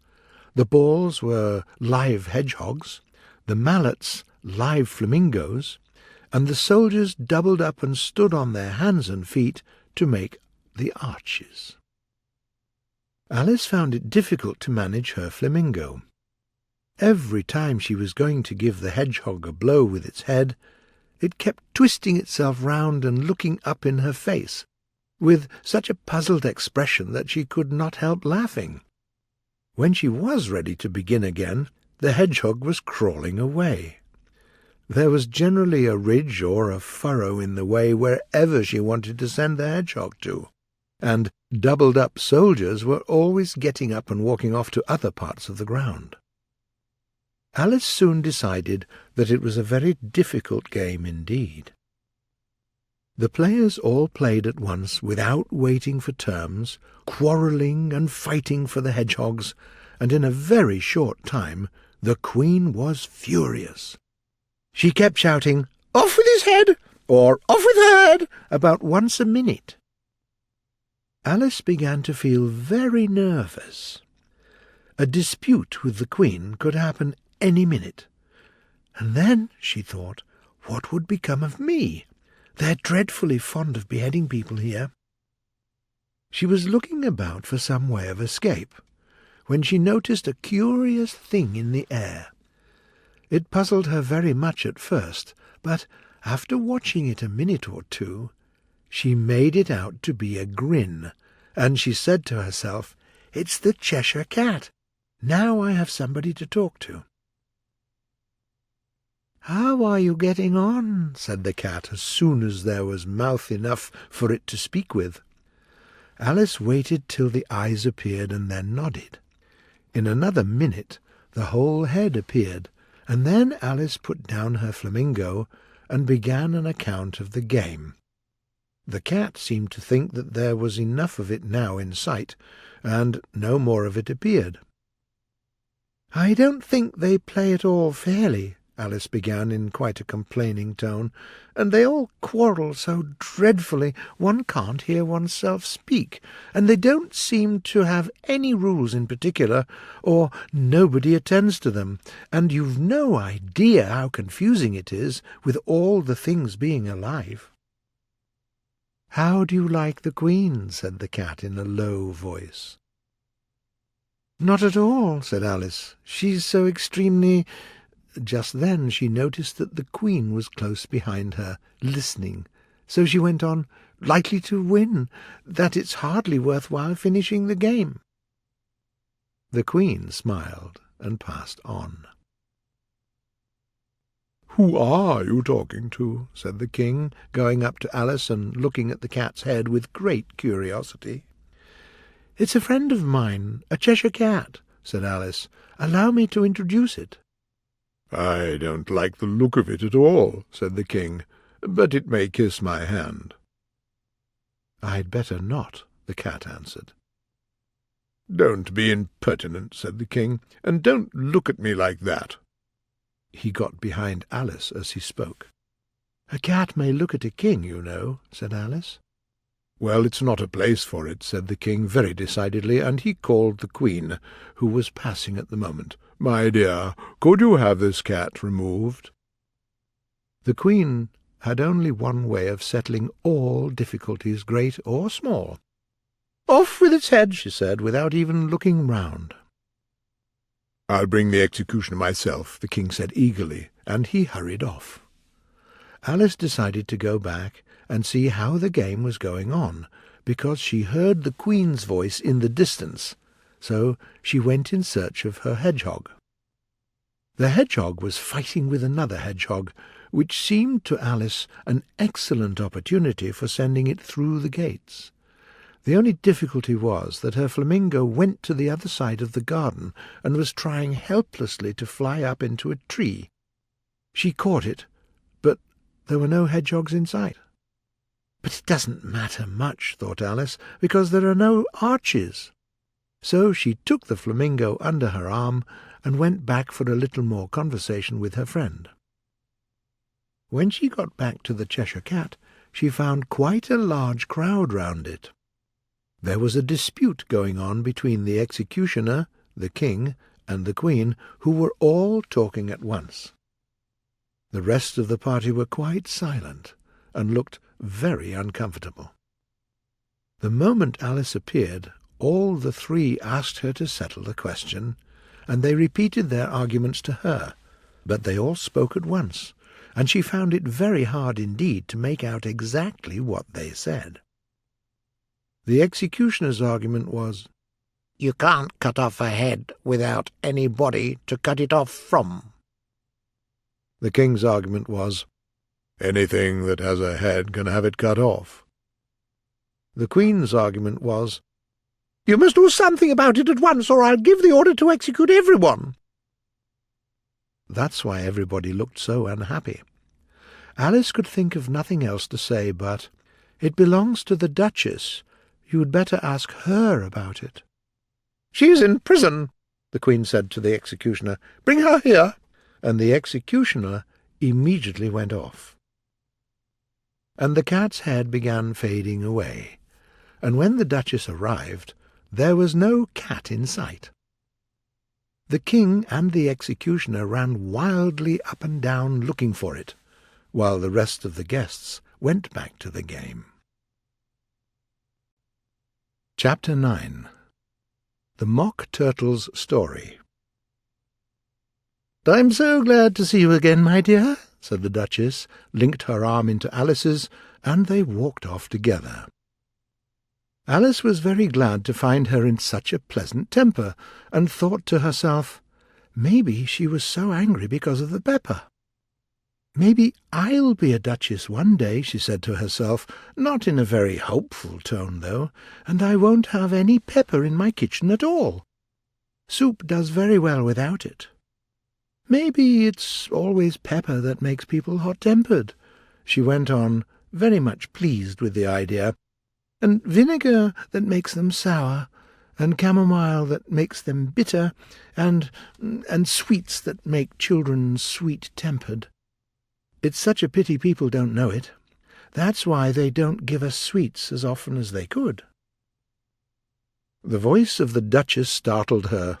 It sounded quite close to her ear. "You're thinking about something, my dear, and that makes you forget to talk. I can't tell you just now what the moral of that is, but I shall remember it soon." "Maybe there isn't any," Alice remarked.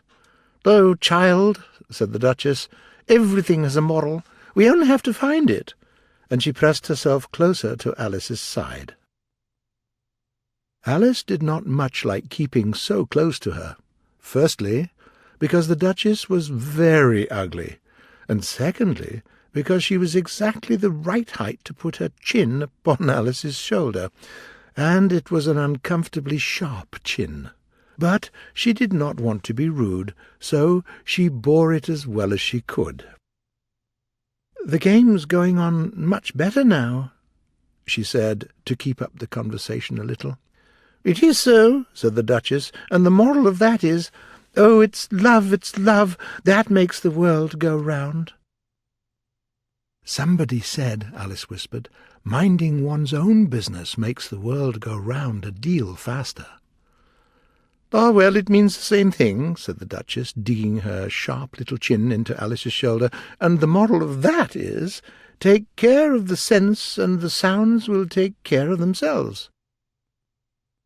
"She is so fond of finding morals in things," Alice thought to herself. "I'd like to put my arm round your waist," the Duchess said after a pause, "but I'm doubtful about the temper of your flamingo. Shall I try the experiment?" "He may bite," Alice said, not enthusiastic about the experiment. "Very true," said the Duchess. "Flamingos and mustard both bite, and the moral of that is, birds of a feather flock together." "Only mustard isn't a bird," Alice remarked. "Right, as usual," said the Duchess. "It's a mineral, I think," said Alice. "Of course it is," said the Duchess, who seemed ready to agree to everything that Alice said. "There's a large mustard mine near here, and the moral of that is, the more there is of mine, the less there is of yours." "Oh, I know," exclaimed Alice, who wasn't listening. "It's a vegetable. It doesn't look like one, but it is." "I quite agree with you," said the Duchess, "and the moral of that is—" "Please don't trouble yourself to find it," said Alice. "No, don't talk about trouble," said the Duchess. "I'll make you a present of all my sayings of the day." A cheap sort of present, thought Alice. I'm glad they don't give birthday presents like that, but she did not venture to say it out loud. "Thinking again?" the Duchess asked, digging her sharp little chin into Alice's shoulder. "I have a right to think," said Alice sharply. "Just about as much right," said the Duchess, "as pigs have to fly, and the But here, to Alice's great surprise, the Duchess's voice faded away, even in the middle of her favourite word moral, and her arm began to tremble. Alice looked up, and there stood the Queen in front of them, with her arms folded, frowning like a thunderstorm. "A fine day, your Majesty," the Duchess began in a low, trembling voice. "I give you a warning," shouted the Queen, stamping on the ground as she spoke. "Either you or your head must come off, and immediately. Make your choice." The Duchess immediately disappeared. "Let's go on with the game," the Queen said to Alice, and Alice slowly followed her back to the croquet ground. The other guests were resting in the shade, but the moment they saw the Queen, they hurried back to the game. All the time they were playing, the Queen kept quarrelling with the other players and shouting, "Off with his head!" or "Off with her head!" The soldiers took the unfortunate guests to prison, so by the end of half an hour or so there were no arches, and all the players, except the King, the Queen, and Alice, were in prison and under sentence of execution. Then the Queen stopped and said to Alice, "Do you know the Mock Turtle's history?" "No," said Alice. "I don't even know what a mock turtle is." "It's the thing they make mock turtle soup from," said the Queen. "I never saw one, or heard of one," said Alice. "Come on, then," said the Queen, "and he will tell you his history." As they walked off together, Alice heard the King say in a low voice to the company generally, "I pardon you, all of you." "That's a good thing," she thought to herself. They very soon came upon a griffin sleeping in the sun. "Get up, lazy creature," said the Queen, "and take this young lady to see the Mock Turtle and to hear his history. I must go back and see after some executions." And she walked off, leaving Alice alone with the griffin. The griffin sat up and rubbed its eyes. Then it watched the Queen till she was out of sight, and then it laughed. "Ha, ha, what fun!" said the griffin, half to itself, half to Alice. "What is the fun?" said Alice. "She, of course," said the griffin. "It's all her fancy, that they never execute anybody, you know. Come on." "Everybody says 'come on' here," thought Alice, as she went slowly after it. "Everybody gives me orders here." Soon they saw the Mock Turtle in the distance, sitting sad and lonely on a little rock, and as they came nearer, Alice could hear him sighing. She pitied him deeply. "What is his sorrow?" she asked the griffin, and the griffin answered, very nearly in the same words as before, "It's all his fancy, that. He has no sorrow, you know. Come on." So they went up to the Mock Turtle, who looked at them with large eyes full of tears, but said nothing. "This young lady," said the griffin, "wants to know your history." "I'll tell it to her," said the Mock Turtle. "Sit down, both of you, and don't speak a word till the end." So they sat down, and nobody spoke for some minutes. Alice thought to herself, "I wonder how he can ever finish. He doesn't even begin." But she waited patiently. "Once," said the Mock Turtle at last with a deep sigh, "I was a real turtle." A very long silence followed. Alice was ready to get up and say, "Thank you, sir, for your interesting story," but she could not help thinking there must be more to come, so she sat still and said nothing. "When we were little," the Mock Turtle went on at last more calmly, though still sobbing a little now and then, "we went to school in the sea. The master was an old turtle. We called him Tortoise." "Why did you call him Tortoise? He was a turtle," Alice said. "We called him Tortoise because he taught us," said the Mock Turtle angrily. "Really, you are very dull." "Shame on you, to ask such a simple question," added the Griffin, and then they both sat silent and looked at poor Alice, who felt ready to sink into the earth. At last the Griffin said to the Mock Turtle, "Go on, old fellow," and he went on in these words. "Yes, we went to school in the sea. We had the best of educations. Imagine, we went to school every day." "I go to day school too," said Alice. "Why are you so proud about that?" "With extras?" asked the Mock Turtle a little anxiously. "Yes," said Alice. "We learn French and music." "And washing?" said the Mock Turtle. "Certainly not," said Alice indignantly. "Ah, then it isn't a really good school," said the Mock Turtle in a tone of great relief. "At ours they had at the end of the bill French, music, and washing extra." "Did you really need washing?" said Alice, "living at the bottom of the sea?" "I couldn't afford to learn it," said the Mock Turtle with a sigh. "I only took the regular course." "What was that?" asked Alice.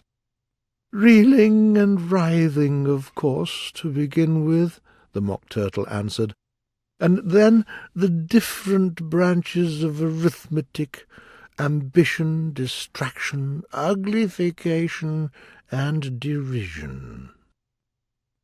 "I've never heard of uglification," Alice ventured to say. "What is it?" The Gryphon lifted up both its paws in surprise. "What? Never heard of uglification?" it exclaimed. "You know what to beautify is, I think." "Yes," said Alice doubtfully. "It means to make anything prettier." "Well, then," the Gryphon went on, "you must be stupid not to know what to uglify is." Alice did not venture to ask any more questions about it. So she turned to the Mock Turtle and said, "What other subjects did you have?" "Well, there was mystery," the Mock Turtle answered. "Mystery, ancient and modern, with seaography, then drawling.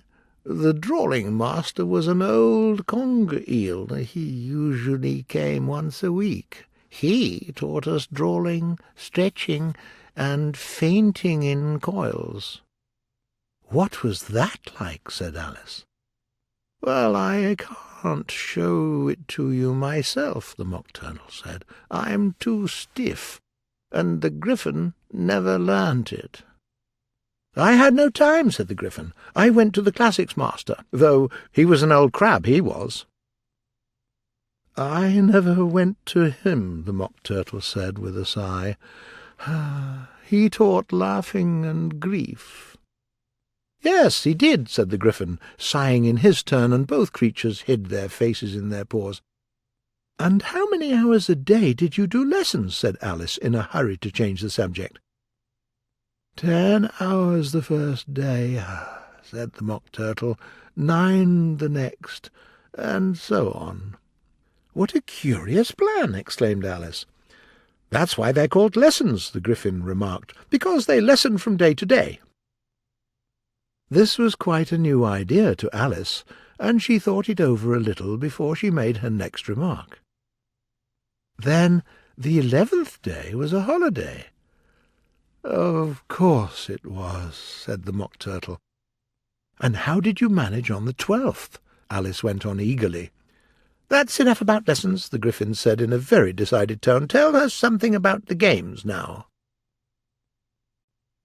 Chapter 10. The Lobster Quadrille. The Mock Turtle sighed deeply and drew the back of his paw across his eyes.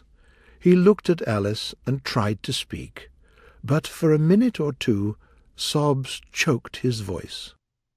"Sounds like a bone in his throat," said the Gryphon, and set to work shaking him and hitting him on the back. At last the Mock Turtle recovered his voice, and, with tears running down his cheeks, he went on again. "Were you ever introduced to a lobster?" Alice began to say, "I once tasted," but stopped abruptly and said, "No, never." "Then you have no idea what a delightful dance the lobster quadrille is." "No, indeed," said Alice. "What sort of a dance is it?" "Well," said the Gryphon, "you first form into a line along the seashore." "2 lines," cried the Mock Turtle. "Fishes, turtles, and so on. Then you clear all the jellyfish out of the way—" "That generally takes some time," interrupted the Gryphon. "You advance twice—" "Each with a lobster as a partner," cried the Gryphon. "Of course," the Mock Turtle said. "Advance twice, return to partners—" "Change lobsters and go back in the same order," continued the Gryphon. "Then, you know," the Mock Turtle went on, "you throw the—" "The lobsters!" shouted the Gryphon, jumping into the air, "as far out to sea as you can." "Swim after them!" cried the Gryphon. "Turn a somersault in the sea!" cried the Mock Turtle, jumping wildly about. "Change lobsters again!" shouted the Gryphon at the top of his voice. "Return to land again, and that's the end of the first figure," said the Mock Turtle, suddenly dropping his voice, and the two creatures stopped jumping and sat down again very sadly and quietly, and looked at Alice. "It seems to be a very pretty dance," said Alice timidly. "Would you like to see a little of it?" said the Mock Turtle. "Very much indeed," said Alice. "Come, let's try the first figure," said the Mock Turtle to the Gryphon. "We can do without lobsters, you know. Who shall sing?" "Oh, you sing," said the Gryphon. "I don't remember the words." So they began solemnly dancing round and round Alice, every now and then treading on her toes when they passed too close, and waving their paws to mark the time, while the Mock Turtle sang this very slowly and sadly. "Will you walk a little faster?" said a whiting to a snail. "There's a porpoise close behind us, and he's treading on my tail. See how eagerly the lobsters and the turtles all advance. They're waiting on the seashore. Will you come and join the dance? Will you, won't you, will you, won't you, will you join the dance? Will you, won't you, will you, won't you join the dance? You can have no idea how delightful it will be when they take us up and throw us, with the lobsters, out to sea." But the snail replied, "Too far, and gave a look askance, and he thanked the whiting kindly, but he didn't join the dance. No, he didn't, didn't join the dance. No, he didn't, didn't join the dance." "What matters it how far we go?" the whiting then replied. "There is another shore, you know, upon the other side. The further off from England, the nearer is to France. Then turn not pale, my dear snail, but come and join the dance. Will you, won't you, will you, won't you join the dance? Will you, won't you, won't you join the dance?" "Thank you.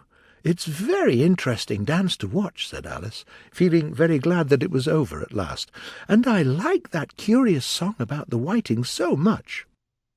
"Oh, the whitings," said the Mock Turtle. "Do you know what they're like?" "Yes," said Alice thoughtfully. "They have their tails in their mouths, and their crumbs all over them." "You're wrong about the crumbs," said the Mock Turtle.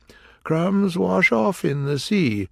But they have their tails in their mouths, and the reason is—" Here the Mock Turtle yawned and shut his eyes.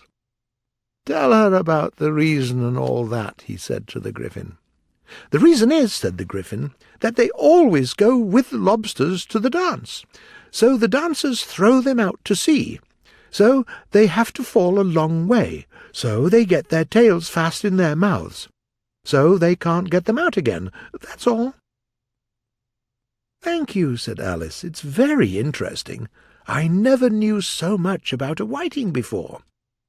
"I can tell you more than that," said the Gryphon. "Do you know why it's called a whiting?"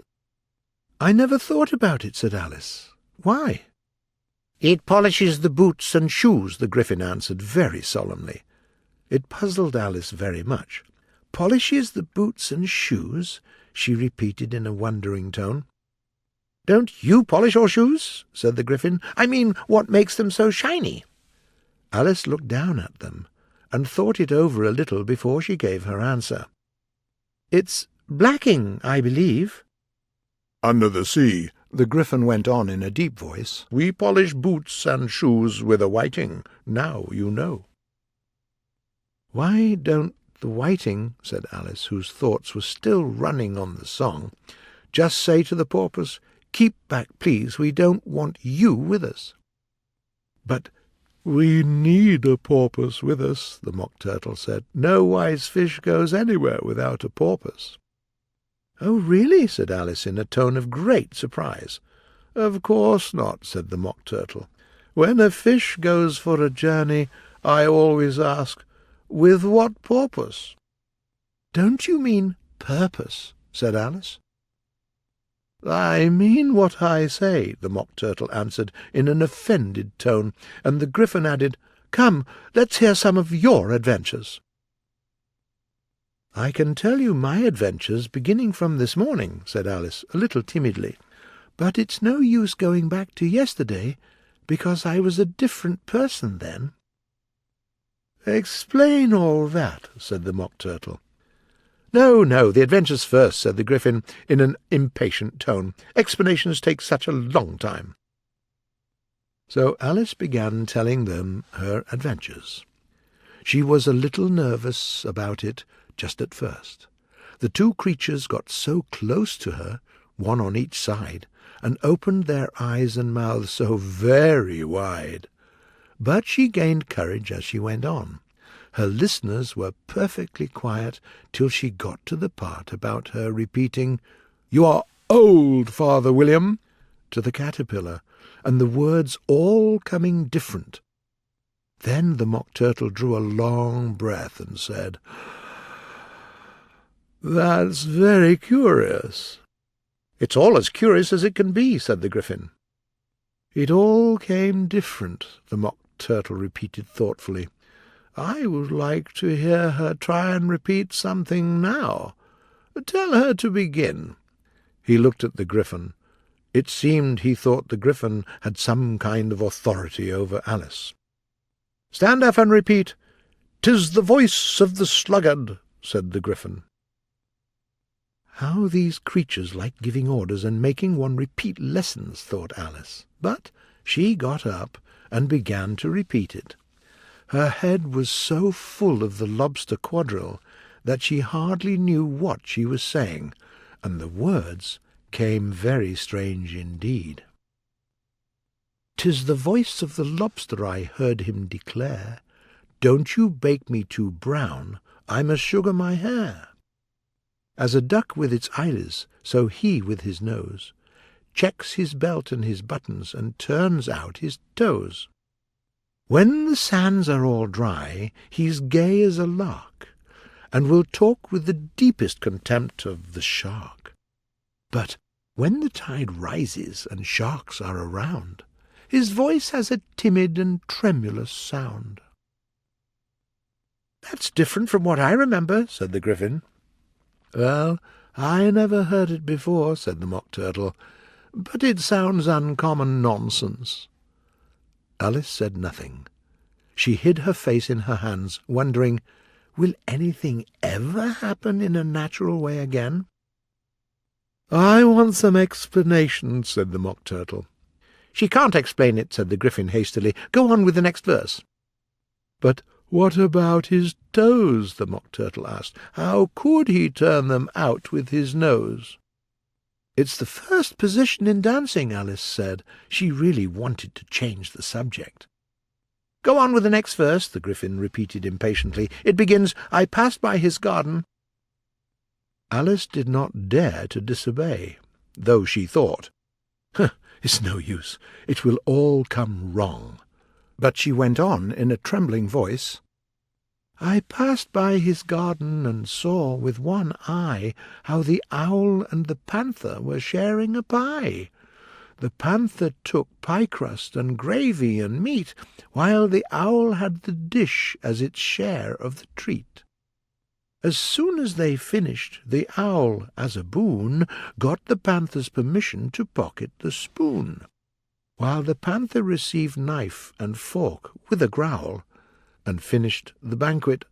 "What is the use of repeating all that nonsense?" the Mock Turtle interrupted. "You can't explain it anyway.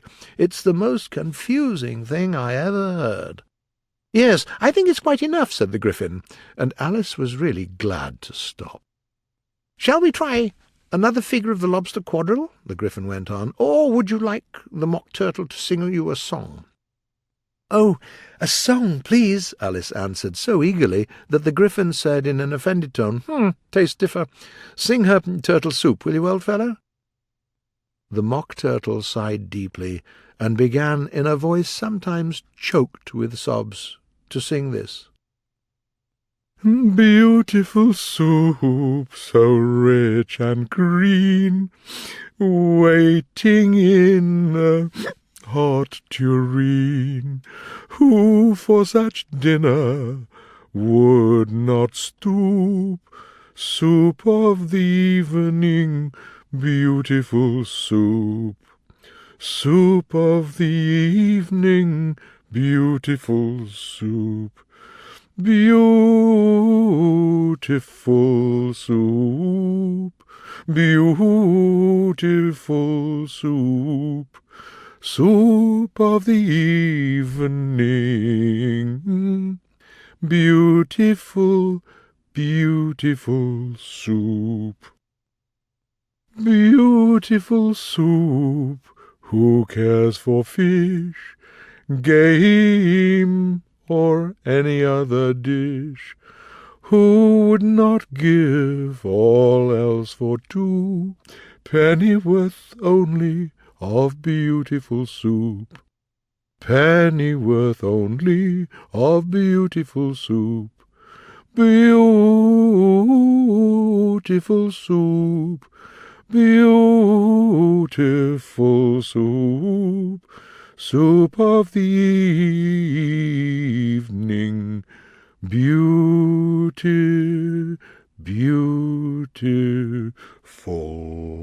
soup. "Chorus again!" cried the Gryphon, and the Mock Turtle was just repeating it when they heard a distant cry. "The trial's beginning!" "Come on!" cried the Gryphon, and taking Alice by the hand, it hurried off without waiting for the end of the song. "What trial is it?" Alice panted as she ran, but the Gryphon only answered, "Come on!" and ran faster. Chapter 11. Who Stole the Tarts? The King and Queen of Hearts were sitting on their throne when they arrived, with a great crowd around them, all sorts of little birds and animals, and the whole pack of cards. The knave was standing before them in chains, with a soldier on each side to guard him, and near the king was the White Rabbit, with a trumpet in one hand and a scroll of parchment in the other. In the middle of the court was a table with a large dish of tarts upon it.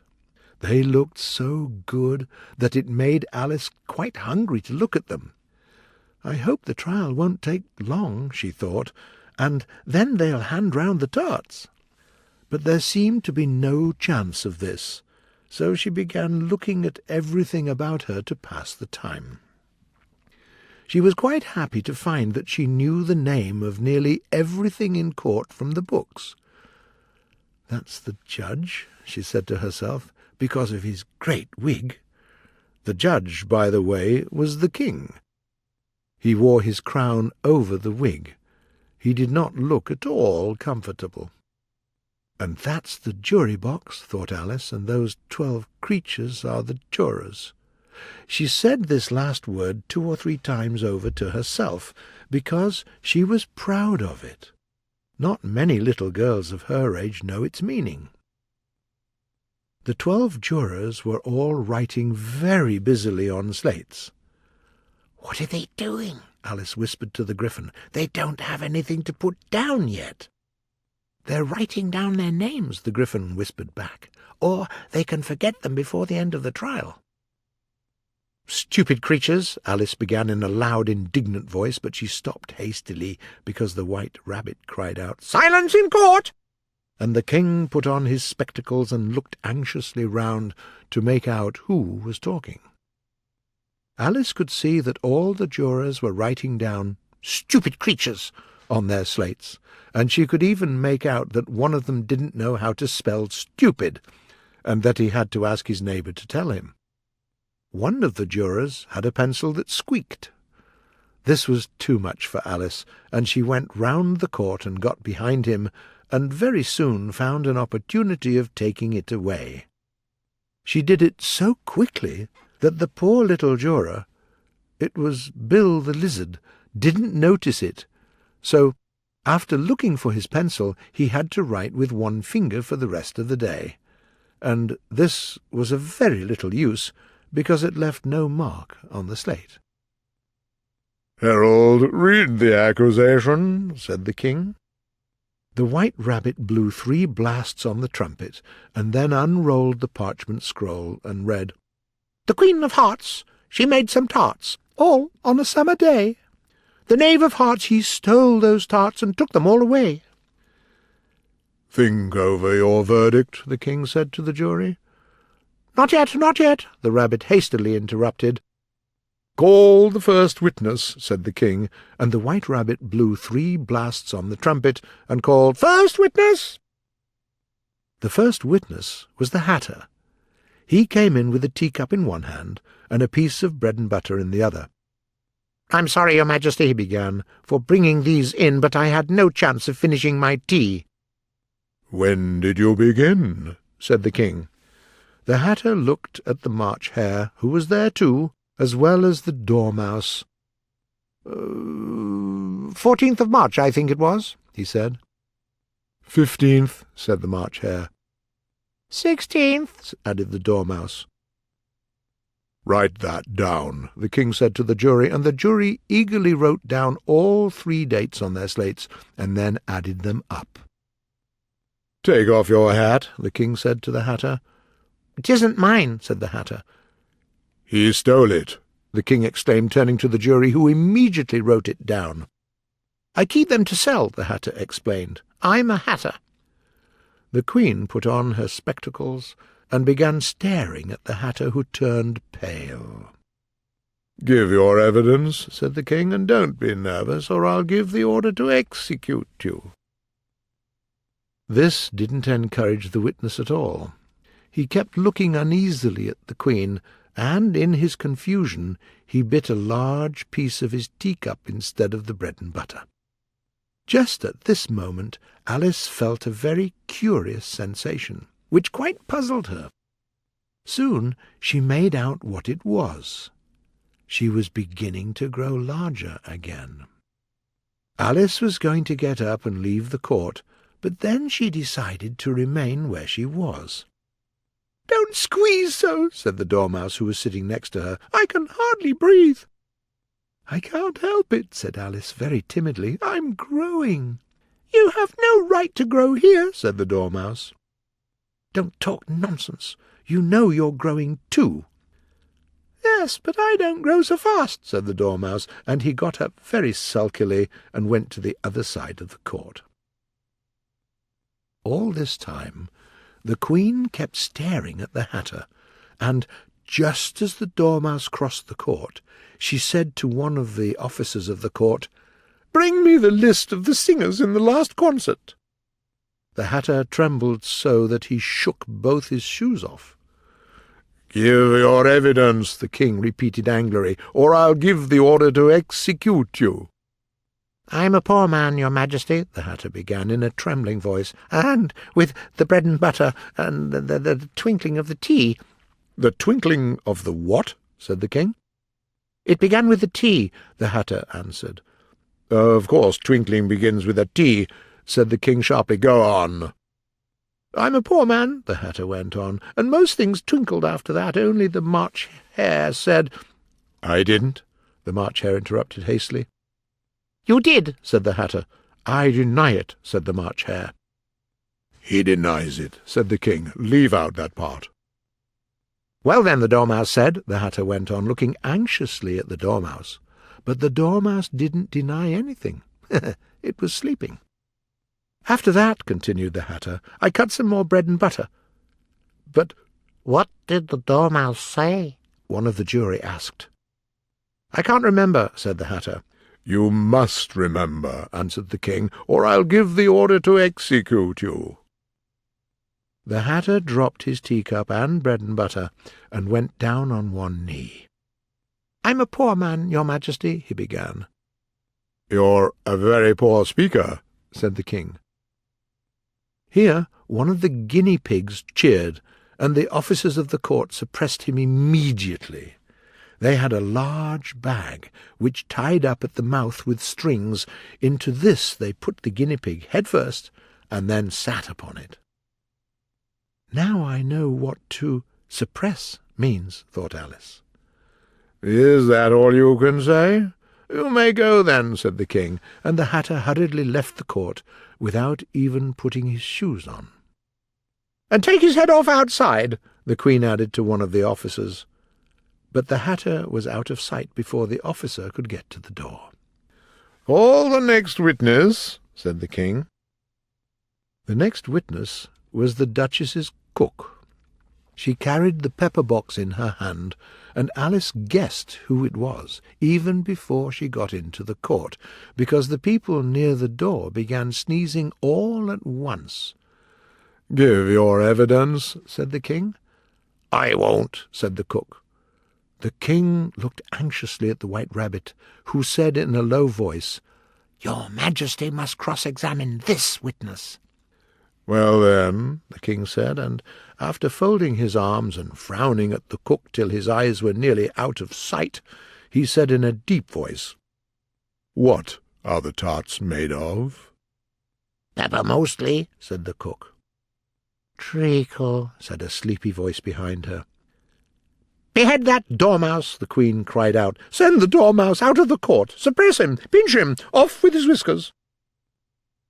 Confusion followed, and the cook disappeared. "Never mind," said the king with great relief. "Call the next witness." And he added in a low voice to the Queen, "Really, my dear, you must cross-examine the next witness."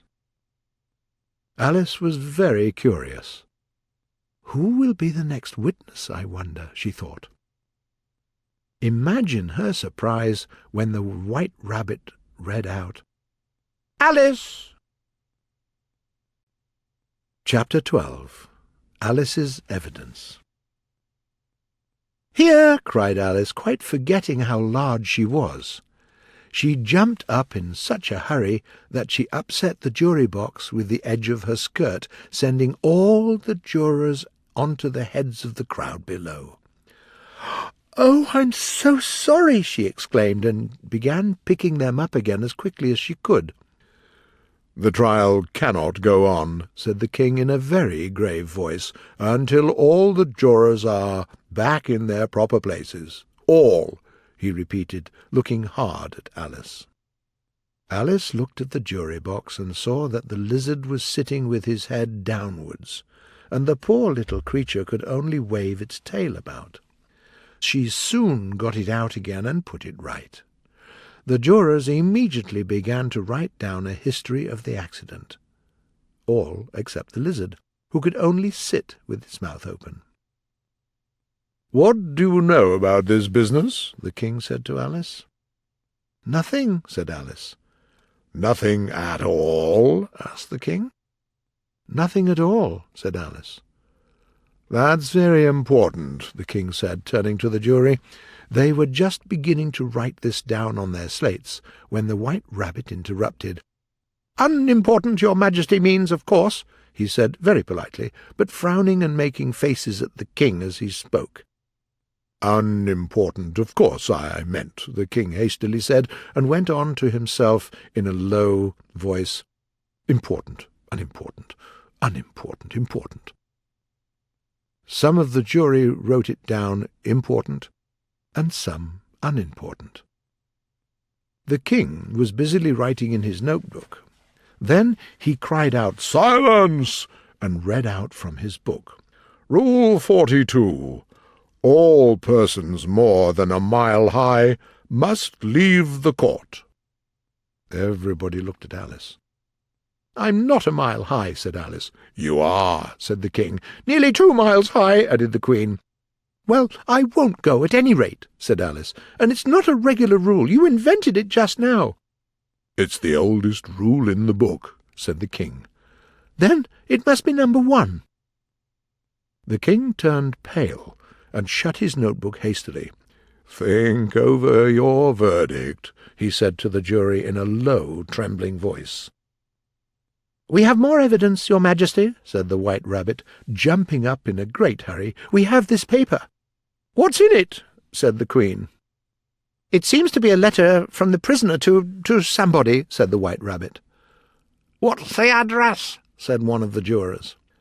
"There's no address at all," said the White Rabbit. He unfolded the paper as he spoke and added, "It isn't a letter after all, it's a poem."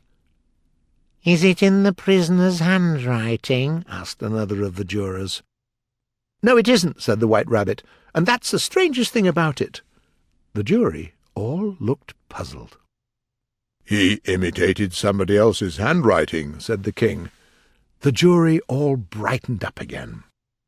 Please, Your Majesty, said the knave. I didn't write it, and they can't prove I did. There's no signature. "That only makes the matter worse," said the king. "You didn't sign it because you meant some mischief." There was a general applause at this. "That proves his guilt," said the Queen. "It proves nothing of the sort," said Alice. "You don't even know what it is about." "Read it," said the king. The White Rabbit put on his spectacles. "Where shall I begin, Your Majesty?" he asked. "Begin at the beginning," the king said gravely, "and go on till you come to the end. Then stop." And the White Rabbit read this. "I know that you came to her and mentioned me to him. She gave me a good character, but said, 'Oh, he can't swim.' I gave her 1, they gave him 2. You gave us 3 and more. They all returned from him to you, though they were mine before. And I believe that what you mean, though she had this fit, looks like an obstacle between him and ourselves and it." "That's a very important letter," said the king, rubbing his hands. "So, now, let the jury—" "Can anyone explain it?" said Alice. She was so large now that she wasn't a bit afraid of interrupting the king. "I'll give a 6pence to anyone who can. I don't believe there's any meaning in it." The jury all wrote down on their slates, "She doesn't believe there's any meaning in it." But none of them tried to explain the letter. "I don't know," the king said, looking at the poem with one eye. "I seem to see some meaning in it. After all, said, 'Oh, he can't swim.' You can't swim, can you?" he added, turning to the knave. The knave shook his head sadly. "All right, then," said the king, and he went on muttering over the poem to himself. "I gave her 1, and they gave him 2. That's what he did with the tarts, you know." "But it goes on, they all returned from him to you," said Alice. "Well, there they are," said the king triumphantly, pointing to the tarts on the table. "Nothing can be clearer than that. Then again, though she had this fit—" "You never had fits, my dear, I think?" he said to the Queen. "Never," said the Queen furiously, throwing an inkstand at the lizard as she spoke. "Then the words don't fit you," said the king, looking round the court with a smile. There was a dead silence. "It's a joke," the king added in an offended tone, and everyone laughed.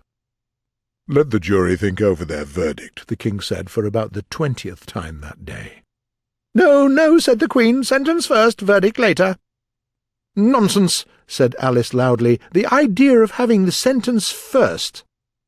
"Hold your tongue," said the Queen, turning red. "I won't," said Alice. "Off with the head," the Queen shouted at the top of her voice. Nobody moved. "Who cares for you?" said Alice. "You're only a pack of cards." At this moment The whole pack rose up into the air and flew at her. She screamed, half of fright and half of anger, and tried to beat them off, and found herself lying on the bank, with her head in the lap of her sister, who was gently brushing away some dead leaves from her face.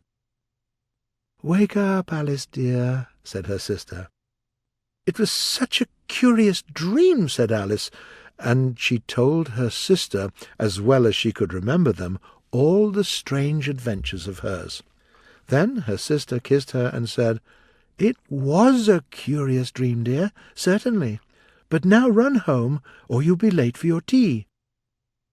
Alice got up and ran off, thinking about her wonderful dream.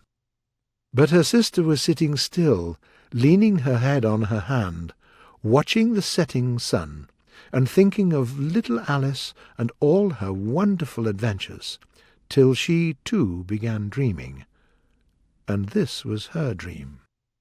First, she dreamed of little Alice herself, and the whole place around her became alive with the strange creatures of her little sister's dream.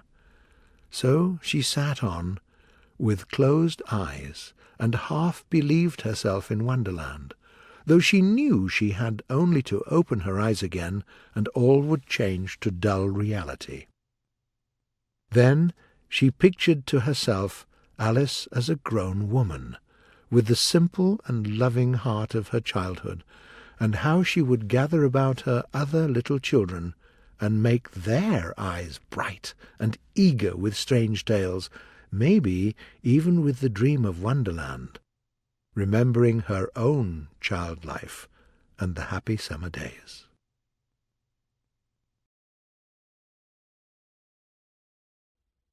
Best Fairy Tales. The Story of the 3 Little Pigs. There was an old woman with 3 little pigs, and she sent them out to seek their fortune.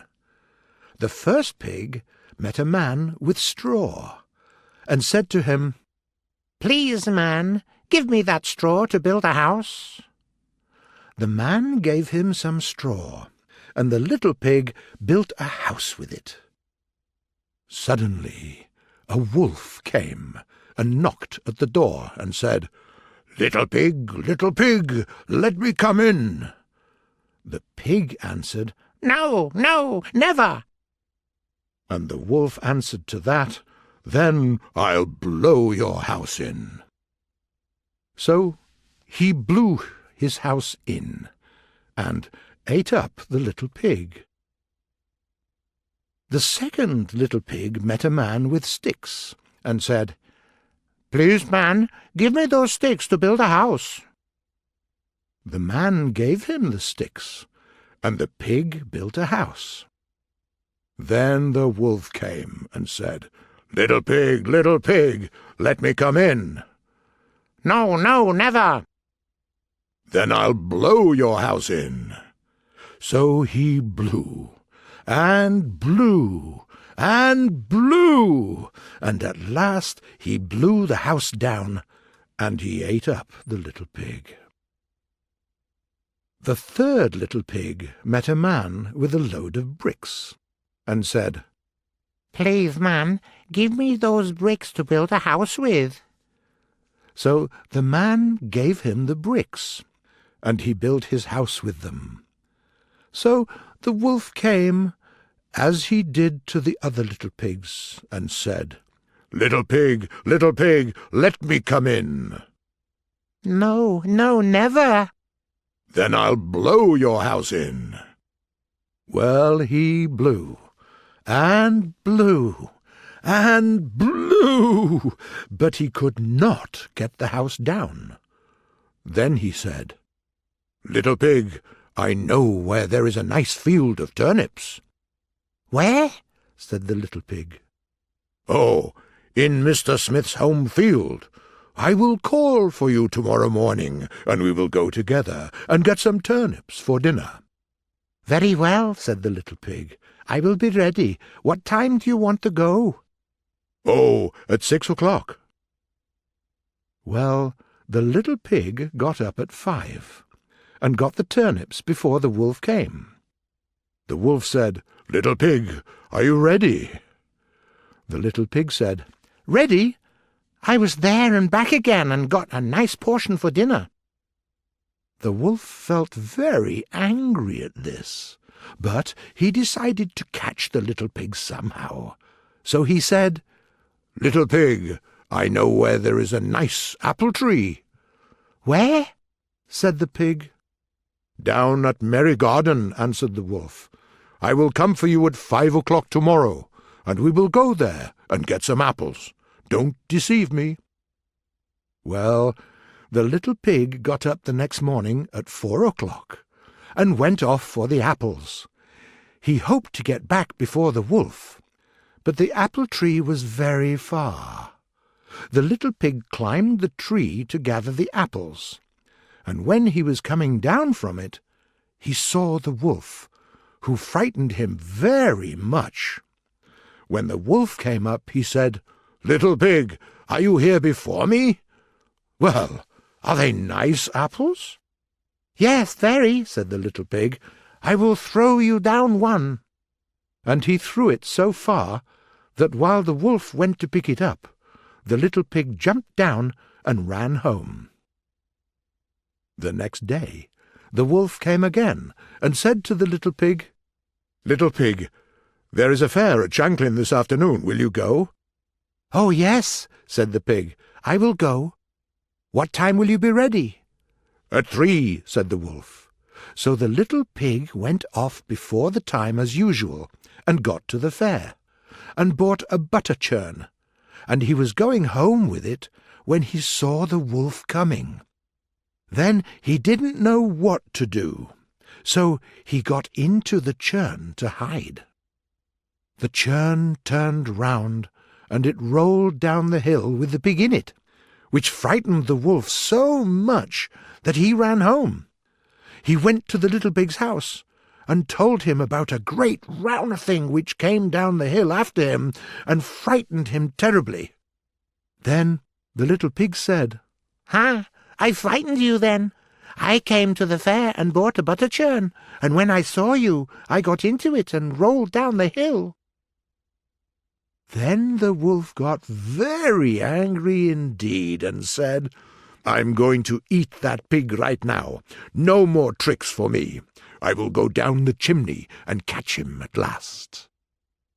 When the little pig saw what the wolf was doing, he hung on the pot full of water and made up a fire, and just as the wolf was coming down, took off the cover, and the wolf fell in.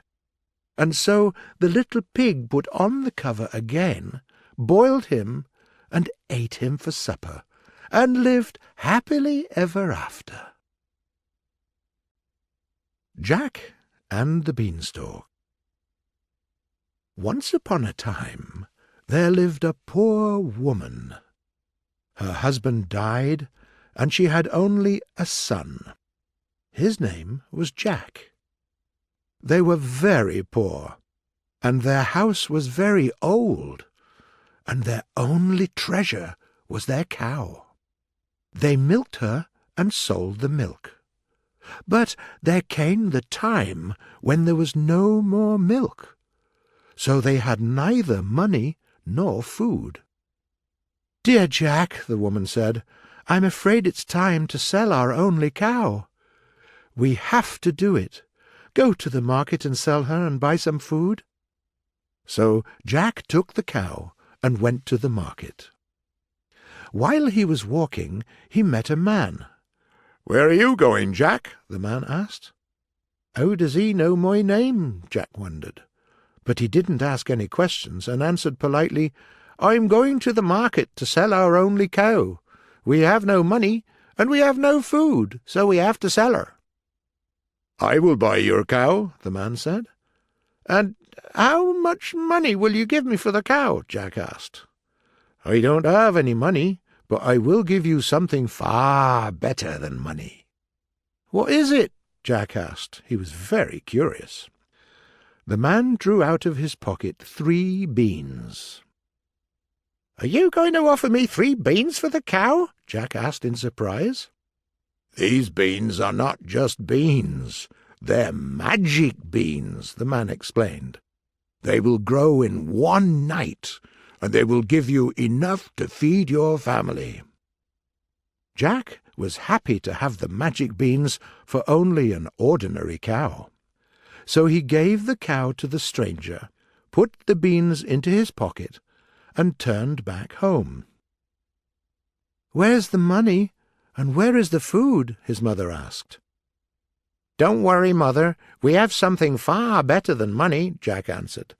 He was very happy, and he told his mother the whole story. She was very angry with him. "You silly boy! That man cheated you, and you gave him our only cow for 3 beans. We will starve to death, I'm sure." "But, Mother, these beans are magic beans," Jack said. "Here they are." And he took the beans out of his pocket to show her. When she saw them, she grew even angrier, and took them and threw them away. "You silly boy! These beans are not magic beans. There is no magic. The man cheated you." And she began to cry, and Jack cried too. Very unhappy, they went to bed without any supper. But the woman was wrong.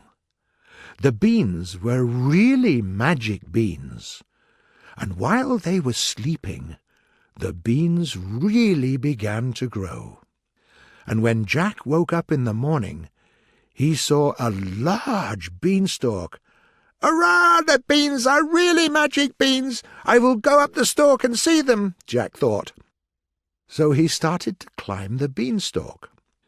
It was very hard, because it was as big as the biggest tree. He had to rest, and then climb higher.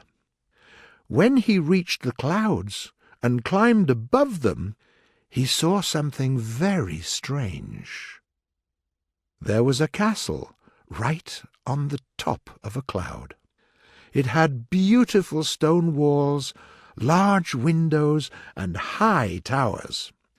Jack came to the castle, and near the door he met a beautiful woman. She was very tall and wore a beautiful dress. "What are you doing here?" she asked sharply. "Oh, ma'am, I'm so hungry, I'm starving. Will you please give me something to eat?" Jack answered. "Something to eat? Get out of here now. My husband is a giant, and he will come home soon. He eats humans. He will eat you." "I'm not afraid, ma'am," Jack answered. "I'm going to starve to death, or else your husband can eat me. I'll die anyway, so what's the difference?" "All right, then," said the woman. "Come in, I'll give you something to eat." Jack entered the castle, and they came into a large kitchen, and the woman gave him some bread and cheese and milk. As soon as Jack finished his breakfast, he heard a thump, thump, thump, and the walls began to tremble. "My husband is coming back," the woman exclaimed. "I must hide you. Get into the oven. Now, be quick." As soon as Jack got into the oven, the door opened, and a giant entered the kitchen. He sniffed and said, "It's a human spell, I'm sure. Is there a human somewhere in the castle?" "No, you silly," his wife said. "There are no humans in the castle. It must be the smell of human meat from the pie I made you yesterday. Sit down and I'll give you some breakfast." And she gave him 2 cows and a lot of ham and bread and cheese. The giant finished his breakfast and soon fell asleep. The woman left the kitchen, and Jack opened the oven and crept to the table and took some bread and cheese and ham and meat. He ran out of the castle and hurried to the beanstalk, and got down and gave the food to his mother. She was very happy, and they had enough food for a week. "What shall we do, Jack?" his mother asked when they finished off the last piece of bread. "Don't worry, Mother. "I know where to get some food," Jack answered, and next morning he started climbing up the beanstalk. He came to the castle and met there the giant's wife. "Good morning, ma'am," he said. "I'm so hungry. Do you have a piece of bread for a starving man, my kind lady?" "Oh, it's you again," the woman said. "You aren't afraid to come here, are you? My husband will make me cook you as soon as he sees you." "Starving man isn't afraid," Jack answered. "I just want something to eat." The woman led him into the kitchen and gave him some bread and cheese and milk. As soon as he finished his breakfast, he heard thump, thump, thump, and the stone walls began to tremble. "My husband is coming! Get into the oven! Now, be quick!" And the woman hurried to hide Jack. As soon as he got into the oven, the giant entered the kitchen. He sniffed and said, "It's a human smell, I'm sure.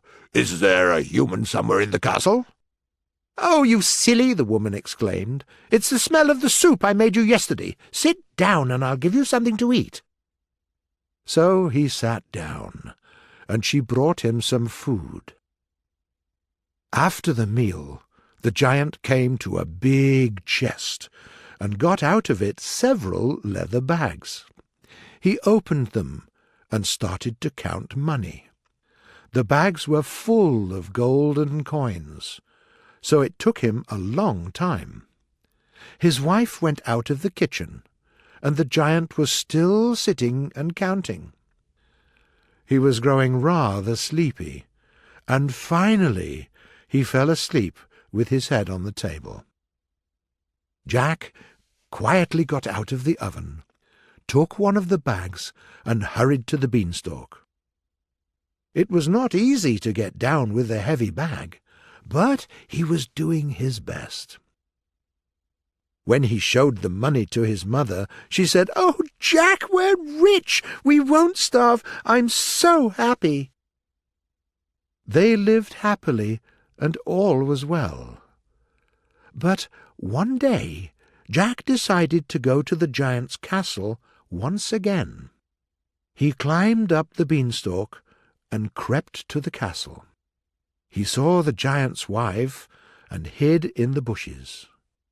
When she left, he crept into the kitchen and hid behind a big bag of flour.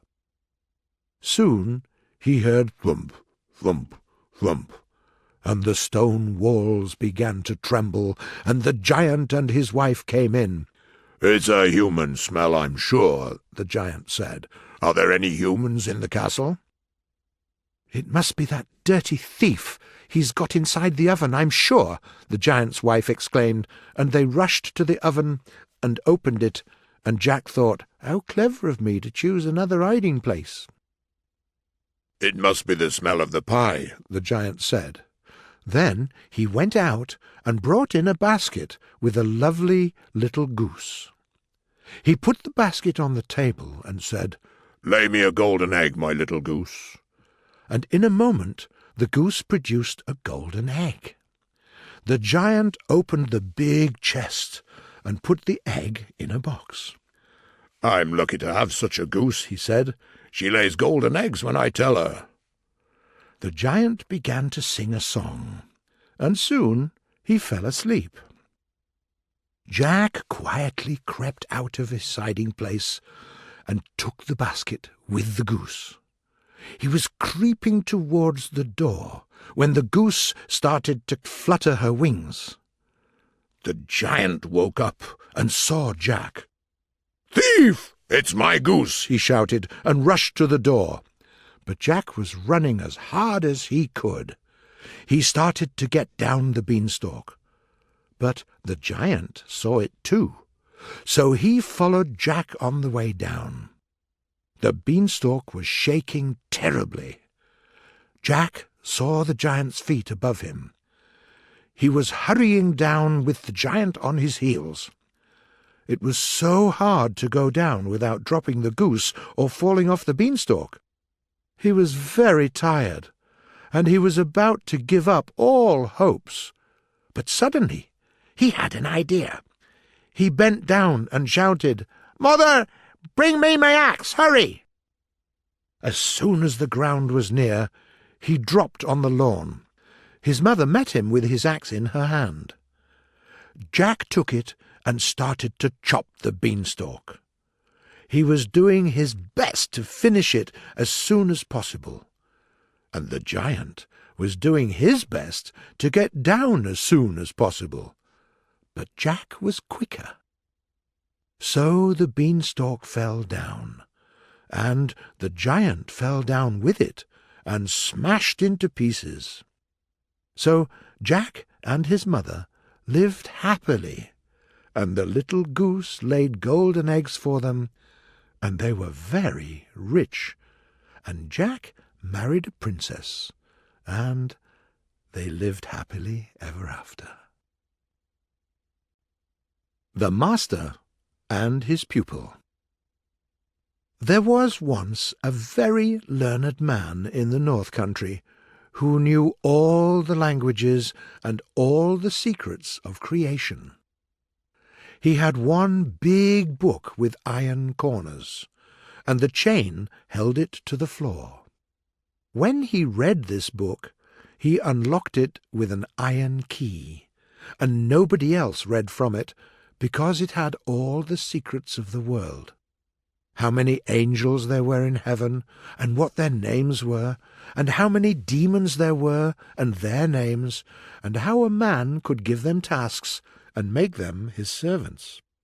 Now, the man had a pupil who was a silly boy, and he was a servant to the great master. But he never looked into the black book, and never came into the master's room. One day the master was out, and then the curious boy ran to his master's room.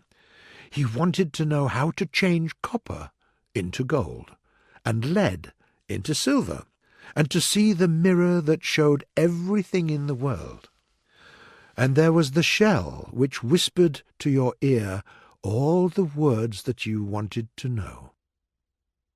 The boy tried, but couldn't change copper and lead into gold and silver. He looked long into the mirror, but he saw only smoke and clouds. The shell to his ear produced only sounds of far-away seas. "Oh, I can do nothing," he said, "because I don't know the right words, and the words are in that book." He looked round, and saw the book was open. The master forgot to lock it before he went out. The boy took the book. It had red and black words, and he could not understand much, but he put his finger on a line and said it. At once the room was dark, and the house trembled. There was thunder. A horrible demon stood before the boy, ready to serve him. He was breathing fire, and his eyes were like burning lamps. "Give me a task," said he in a loud voice. The boy only trembled, and his hair stood up. "Give me a task, or I will kill you." But the boy could not speak. Then the demon came to him and put his hands on his throat. The fingers burned him. "Give me a task." "Water that flower!" cried the boy, and showed the demon a geranium which stood in a pot on the floor. The demon went out, but in a second he returned with a barrel full of water, and poured the water over the flower. And again he went out and came, and poured more and more water, and it was not only in the flower pot, but on the floor of the room as well. "Enough, enough!" said the boy, but the demon didn't hear him, and the boy didn't know the words to send him away. The water rose to the boy's knees, then to his waist, and the demon still was bringing full barrels. The boy climbed on the table, and now the water in the room stood up to the window. It still rose. It came to his breast. He cried, but the demon kept bringing and pouring water.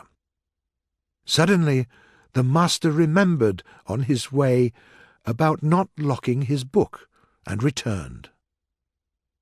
At the moment when the water was just under the pupil's chin, the master ran into the room and spoke the words which sent the demon back into his fiery home. The Story of Goldilocks and the Three Bears. Once upon a time there lived a girl. Her name was Goldilocks. She was nice and sweet and lovely, but sometimes she was naughty. Her parents were always telling her, "Goldilocks, you mustn't go into the forest alone. It's dangerous. You can lose your way, or you can meet wolves or bears." Goldilocks usually obeyed them, but sometimes she walked in the forest alone to gather some berries and flowers. And once, while she was walking there, she really lost her way. Goldilocks began to cry. "Oh, why did I disobey my father and mother? Oh, the forest is so deep and strange and unfamiliar, and there are big dark trees everywhere.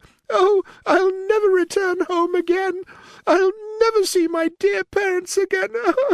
I will die here all alone because of my naughtiness." But there was no use crying, so she walked on, hoping to see some familiar place or meet some hunters who could help her. She was walking for a long time and grew very tired and unhappy. And when she gave up all hope, she suddenly saw a nice wooden house. She knocked at the door, but no one answered. So she came in. She found herself in a tidy kitchen with a big oven and a chest in the corner, and big wooden table, and 3 chairs round it. One chair was big, the second one was smaller, and the third one was the smallest. The girl was very tired, so she hurried to sit down. She chose the biggest chair, but soon she changed her mind. "This chair is too hard," she said, and tried the next one. "Oh, it is much softer," she said, "but I don't like it. This chair is too soft." And Goldilocks took the smallest chair. "This chair is best. It suits me," she thought. After a short rest, she remembered that she was hungry, and there were 3 bowls of porridge on the table. One of them was big, the second one was smaller, and the third one was the smallest. She took the biggest bowl and began to eat, but soon she pushed it away and said, "I don't like this porridge. It isn't sweet enough." So she took the smaller bowl to taste the porridge, and soon pushed it away. "This porridge is much sweeter, but it's too sweet. I can't eat it." And she took the smallest bowl. "Oh, this porridge is sweet enough. I like it," she said, and soon she ate it up. After the meal, she grew very sleepy, so she came to the bedroom to have some rest.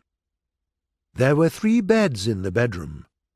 A big bed, a smaller bed, and the smallest bed. Goldilocks happily lay down on the biggest one.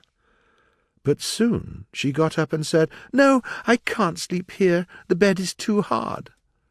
So she came to the next one and lay down. But soon she got up again.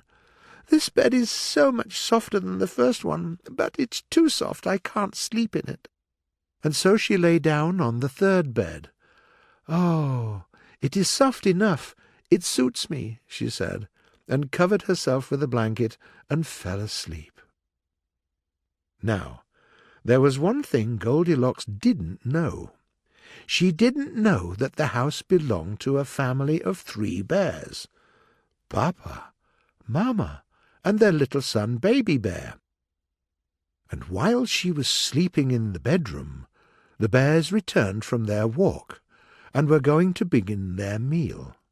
So they sat down, and Papa said, My chair is too close to the table. Someone was sitting on it and moved it.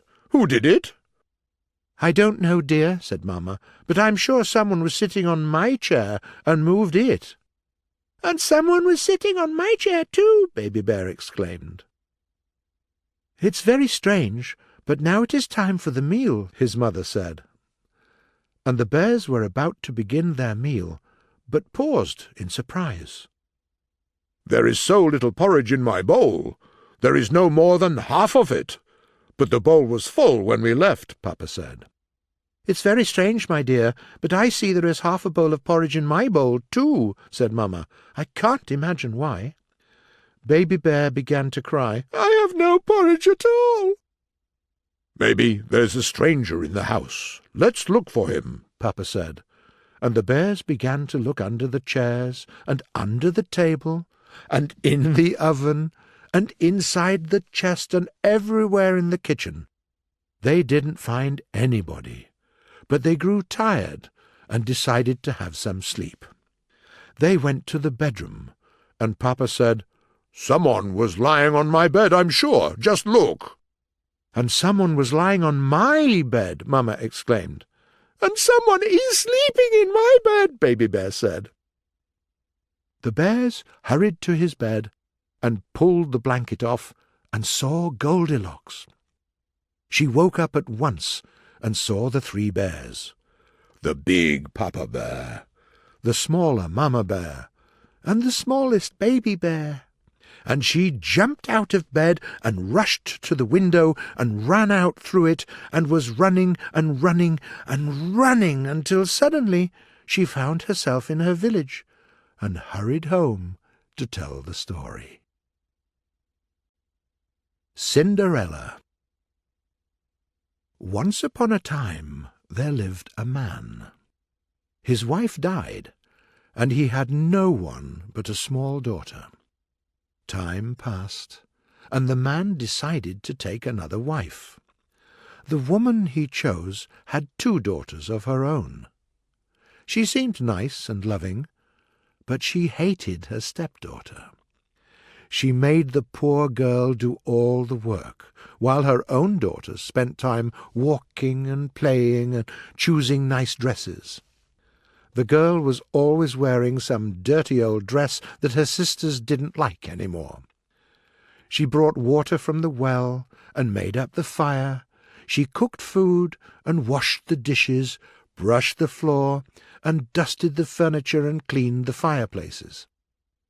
That's why she had dust and ashes all over her dress and face and hands. Soon people started to call her Cinderella. The word cinders means ashes, you see. So the new name suited her all right.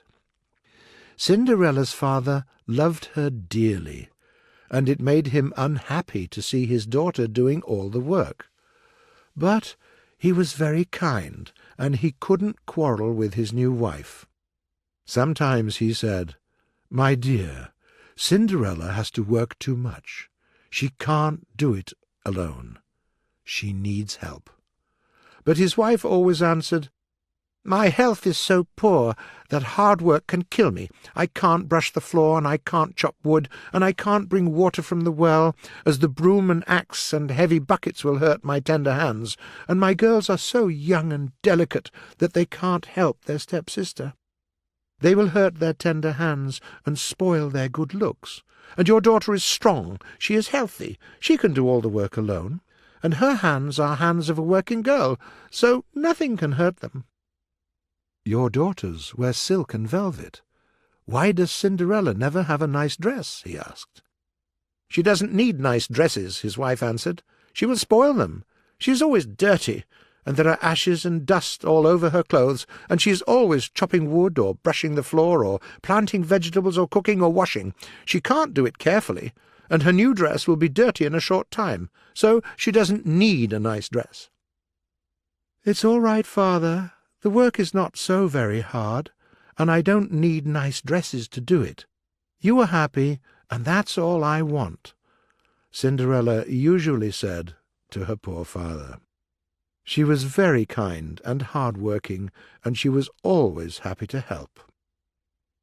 Years passed, and Cinderella and her sisters grew older. And, you know, the king of that country had a son. The king wanted to find him a charming wife, and he introduced him to some princesses, but none of them attracted the prince's attention. So the king decided to give a ball and invite all the girls of the country. His messengers were running through the country telling everyone, "The king is giving a great ball. He invites all the girls of his kingdom to come with their friends and families to his palace. He's looking for a wife for the young prince. Every girl must come there." Every girl of the kingdom secretly thought, "The prince may choose me. They say he's kind and good-looking, so I must be the most beautiful girl at the ball. I must have the most beautiful dress and dance gracefully and show my good manners." So all the girls were busy buying silks and velvets and laces and ribbons and shoes and jewellery. Every woman who could sew was busy with her needle and thread, making some beautiful dress. Cinderella's stepmother and stepsisters were as nervous as everyone else. They were not very good at sewing, so the girls asked Cinderella, "Dear Cinderella, will you help us, please? We need new dresses for the ball, and you have so much time after all the cooking and washing and brushing and cleaning you have to do. Take a needle and make us beautiful dresses." And their mother said, "Come on, you lazy girl. You spend your days hanging around the house and doing nothing. My girls and I have to go shopping and getting ready for the ball. Come and help your sisters now." So Cinderella had to help her stepmother and her daughters with their dresses, and with their hairstyles, and with their shoes. She did her best, and her ugly stepsisters looked almost beautiful. When they were about to leave, Cinderella said, "I want to go to the ball so much. Can I go with you?" Her stepsisters laughed at her. "You? You don't have any dresses for the ball, and your hands are dirty. How can you go to the ball?" "Maybe you have some dress you don't like any more," Cinderella said. "No, no, we have no dresses for you," the girls said, and their mother added, "Shame on you, Cinderella. Why do you think about balls and dresses? You have so much work to do. You must clean the house and wash the dishes and feed the chickens and water the vegetables and plant new roses, and then you can have some rest." So they left, and Cinderella sighed and started to do her work. Every hard-working girl wants to go to a ball sometimes. She was working and thinking about the ball, and charming music, and beautiful ladies, and graceful dancers, and colourful flowers, and all the fun. She was very unhappy. She even began to cry. And at that moment there came a beautiful lady. She smiled and said, "Oh, Cinderella, I'm your godmother. I came to see you. Why are you crying, my child?" "I'm crying because I can't go to the ball," the girl answered. "Why can't you go there?" "Well, to go to the ball a girl needs a beautiful dress, and a carriage, and horses, and so on." Her godmother smiled and said, "I will help you, my dear child.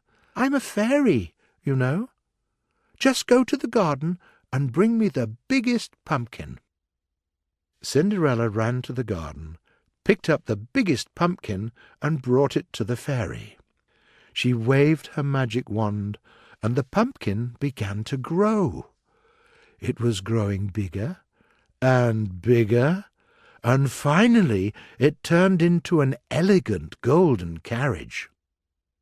"It is so beautiful," "But I don't have any horses," Cinderella said. "Go and check the mouse-traps and bring me the mice," the fairy said. Cinderella ran and checked the mouse-traps. There were 6 mice there. She brought them to the fairy. The fairy waved her magic wand, and the mice began to grow. They were growing bigger and bigger, and finally the mice turned into beautiful grey horses. "Now, go to the garden and look for lizards. You need a coachman and footman, you know," the fairy said. Cinderella rushed to the garden and caught there 3 little green lizards. The fairy waved her magic wand, and they turned into a coachman and footman in bright green liveries. "Now you can go to the ball," the fairy said. "Are you happy?" Cinderella sighed. "Thank you, dear godmother. Now I have a beautiful golden carriage and 6 grey horses and a coachman and footman. But I still can't go to the ball. I have no dress." The fairy smiled again. "It's not a problem, my dear child." And she waved her magic wand, and Cinderella's old clothes turned into a beautiful dress. It was much more beautiful than the dresses of her stepsisters. Cinderella's face became fresh and clean, and she had a beautiful hairstyle, and silk gloves on her hands, and sparkling jewellery in her ears and on her fingers. But her eyes were sparkling even brighter than precious stones. She looked at the mirror and danced with joy.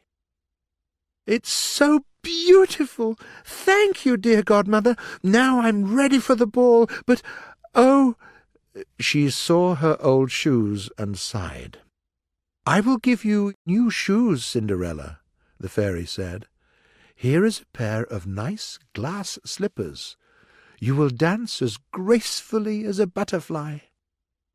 Cinderella put on the slippers. They fitted her perfectly. She was so happy. "Listen, Cinderella," the fairy godmother said. "Now you can go to the ball and dance and have fun, but you must leave the palace before midnight. At midnight your beautiful carriage will turn into a pumpkin, and your horses and coachman and footman will turn into mice and lizards, and your beautiful dress will turn into your old dirty clothes. Hurry up now and go to the ball and enjoy it. But don't forget my warning." Cinderella kissed her godmother and got into the carriage. Soon she came to the royal palace and ran to the ballroom. The king greeted her, and the prince admired her and couldn't take his eyes off her. He was happy to meet Cinderella, and he was dancing with her all the evening. Cinderella's stepmother was very angry that the prince was paying attention to a strange girl, and not one of her dear daughters. "Who is that girl?" she kept asking, but no one could answer her. By and by, the prince fell in love with Cinderella, but as time passed, the girl grew more and more nervous. She kept looking at the clock on a high tower of the palace. But the prince took her to a lovely balcony with roses and lilies, and there, under the sky full of stars, he said, "Oh, beautiful stranger, you refuse to tell me your name, but I see that you are beautiful, and kind, and noble. I'm sure you are a princess, and I'm sure you're the only girl in the world I would like to have for a wife. When will I see you again, dear lady?" Cinderella was about to answer, but at that moment the clock on the tower began to strike midnight. There was no time to lose, and Cinderella turned around and ran out of the room and rushed down the front stairs. The prince couldn't understand it, but he followed Cinderella, calling for her and asking her to come back. Cinderella heard him, and she wanted to come back, but she knew that she couldn't. So the girl was running as hard as she could. In her hurry, Cinderella even lost one of her lovely glass slippers on the stairs. But there was no time to come back and take it, because the prince was on her heels.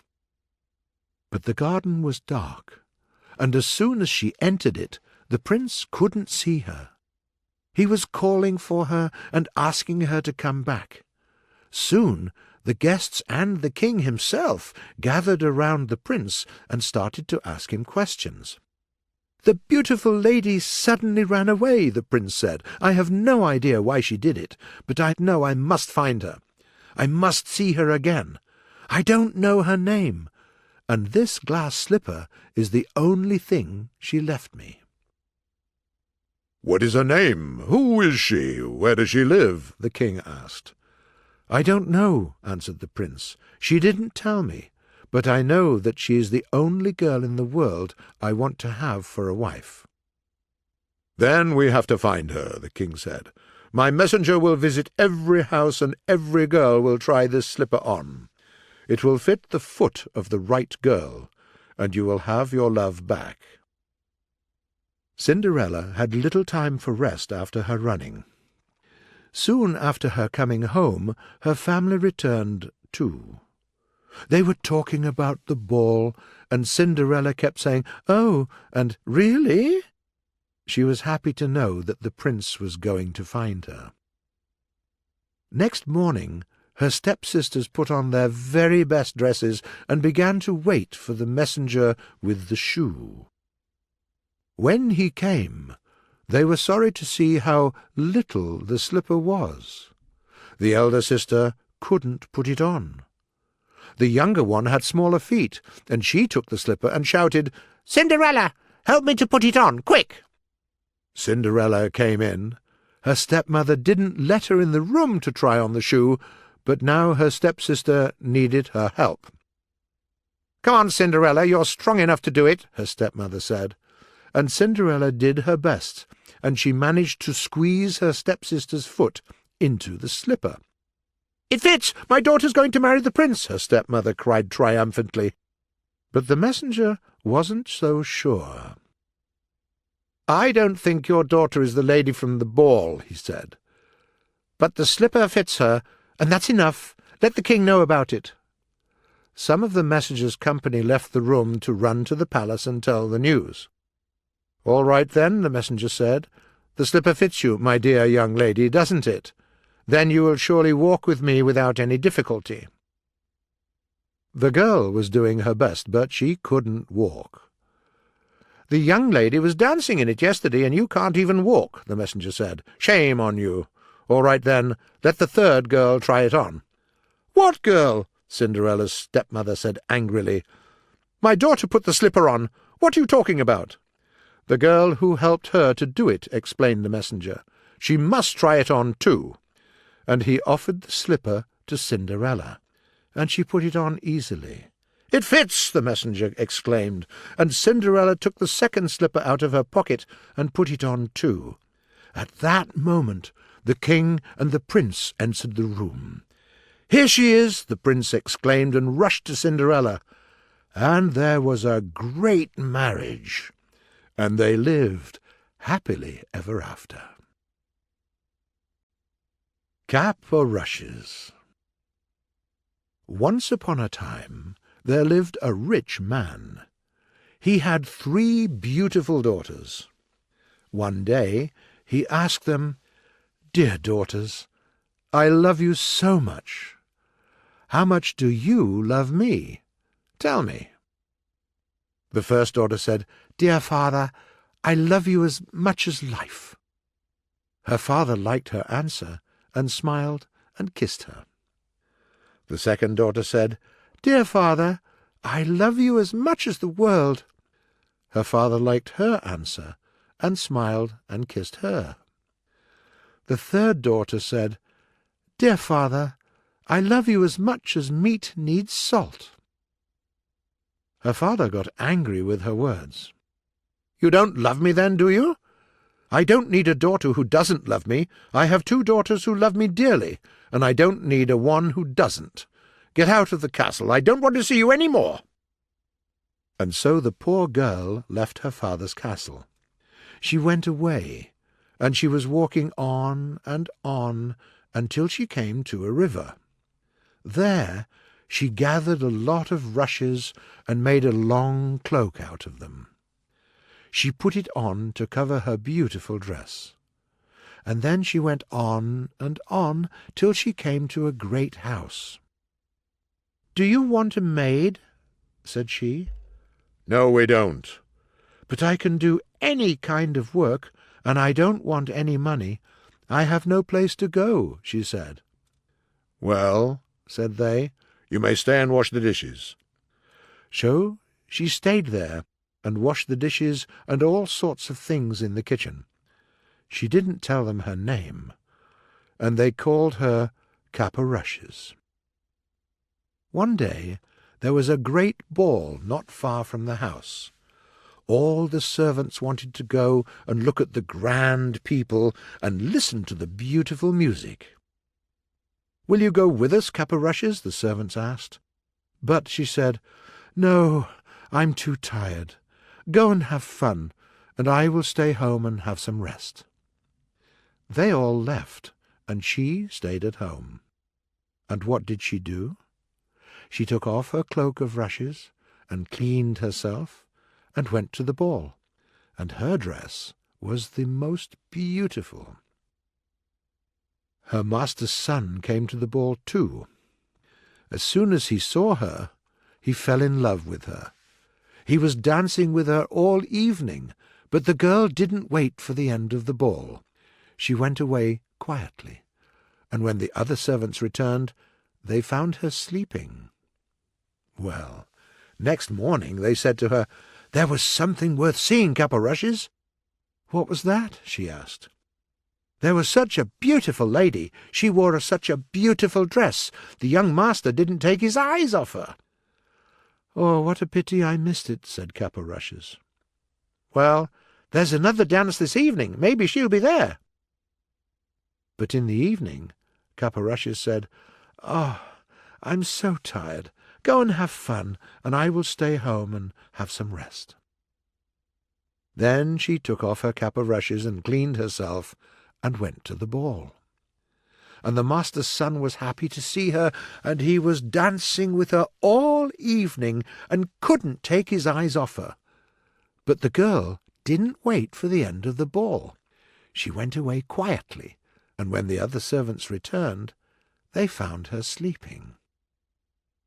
Next day they said to her again, "Well, Cap o' Rushes, yesterday we saw that beautiful lady again. She came to the ball. She wore such a beautiful dress. The young master didn't take his eyes off her." "Oh, what a pity I missed it," the girl said. "Well," they said, "there's a dance again this evening. You must go with us and see her." But in the evening Cap o' Rushes said, "Oh, I'm so tired. Go and have fun, and I will stay home and have some rest." And then she took off her cap of rushes and cleaned herself and went to the ball. The master's son was very glad when he saw her. He danced with none but her, and never took his eyes off her. But she refused to tell him her name. "But where can I find you?" The girl didn't answer. So he gave her a ring and said, "Will you take this ring, please? I know I must see you again, or I will die. You can look at it and remember me sometimes." And once again she went away quietly, and when the servants returned, they found her sleeping. Well, next day they said to her, "There, Cap o' Rushes, you didn't come last night, and now you won't see the lady because there's no more dances." "Oh, what a pity I missed all the fun," she said. The master's son was doing his best to find the beautiful stranger. He kept asking everyone about her, but no one knew anything about her, and he was ill. and he got worse and worse for the love of her, till he had to stay in bed. "Make some gruel for the young master," his parents said to the cook. "He's dying for the love of the lady." The cook was about to begin when Cap-o'-Rushes came in. "What are you doing?" she asked. "I'm going to make some gruel for the young master," said the cook, "for he's dying for the love of the lady." "Let me make it," said Cap-o'-Rushes. At first the cook didn't like the idea, but at last she said, "Yes," and Cap-o'-Rushes made the gruel. And when no one was looking, she put the ring into the gruel. Then the cook took it upstairs. The young man ate it up, and then he saw the ring at the bottom. "Send for the cook," he said. The nervous cook came to his room. "Who made this gruel?" he asked. "I did," said the cook. She was afraid. What was wrong with the gruel, she thought. Why did I let Cap-o'-Rushes make it? "No, you didn't," the young master said. "Say who did it. I mean no harm." "Well, then, it was Cap-o'-Rushes," answered the cook. "Send for Cap-o'-Rushes," said he. Cap-o'-Rushes came. "Did you make my gruel?" the young master asked. "Yes, I did," she answered. "Where did you get this ring?" he said. "From the man who gave it to me," she answered. "Who are you, then?" exclaimed the young man. "I'll show you," said she, and she took off her Cap-o'-Rushes, and there she was in her beautiful dress. The master's son got very well soon, and the marriage was coming up. They were arranging a great party, and they invited many guests. And they also invited Cap-o'-Rushes' father. But she didn't tell anyone who she was, and nobody knew that the man was her father. But before the wedding she went to the cook and said, "I want you to cook every dish without any salt." "But the dishes will be nasty," said the cook. "I know, it doesn't matter," said the girl. "Very well," answered the cook. Well, the wedding day came, and they were married. And after they were married, all the company sat down to dinner. And when they began to eat the meat, it was so tasteless they couldn't eat it. But Cap-o'-Rushes' father tried first one dish, and then another, and then he burst out crying. "What's the matter?" asked the master's son. "Oh," he said, "I had a daughter, and I asked her, 'How much do you love me?' And she said, 'As much as meat needs salt.' And I said, 'Go away,' because I thought she didn't love me, and now I see she loved me best of all, and I will never see her again." "No, father, here she is," said Cap-o'-Rushes, and she hurried to him and kissed him. And so they all lived happily ever after. Jack and his Golden Snuff-Box. Once upon a time there was an old man and an old woman, and they had one son, and they lived in a great forest. And their son never saw any other people in his life. But he knew that there were some more in the world, because he had lots of books, and he read them every day. And when he read about charming princesses, he wanted to see some of them. One day, when his father was out cutting wood, he told his mother, "Dear mother, I must go to look for my living in some other country, and to see some other people.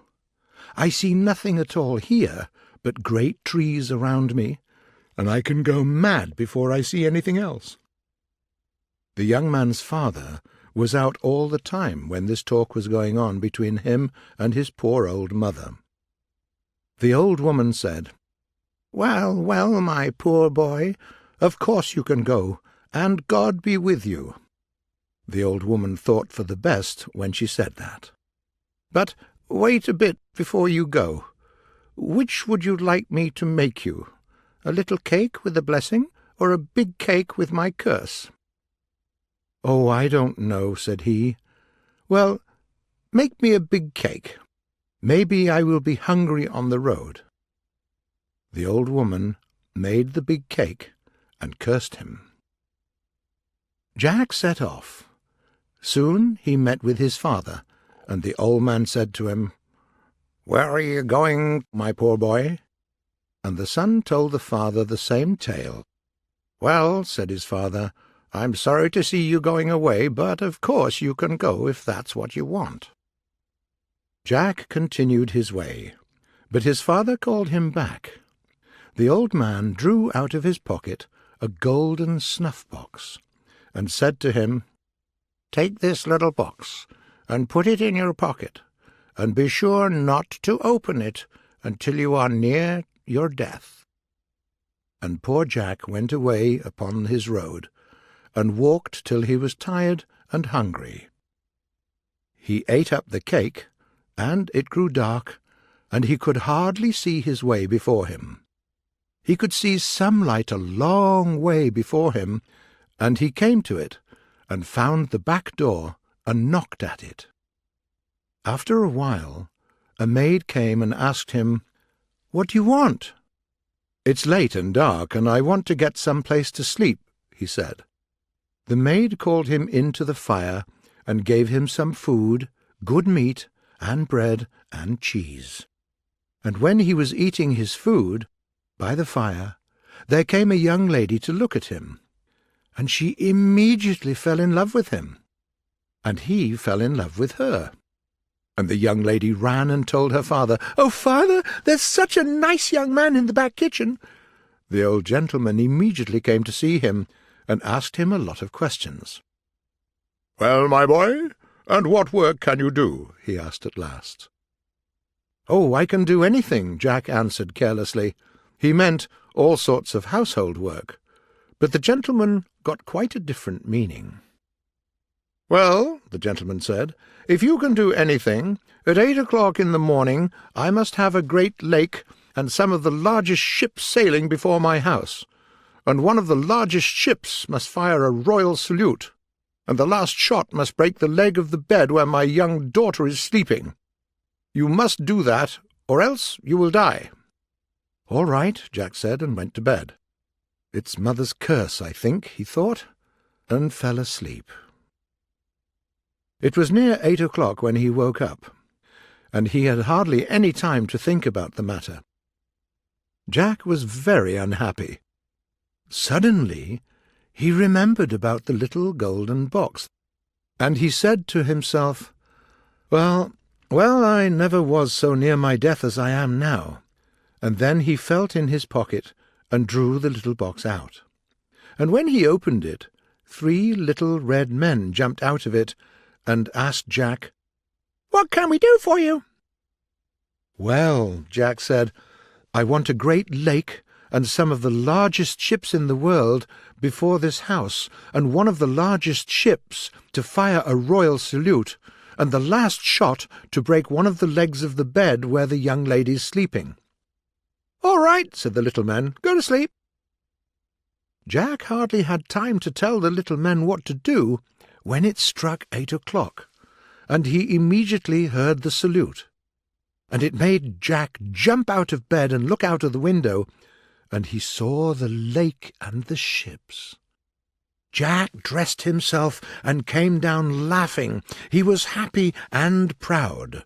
The gentleman came to him and said, "Well, my young man, I must say that you're very clever indeed. Come and have some breakfast."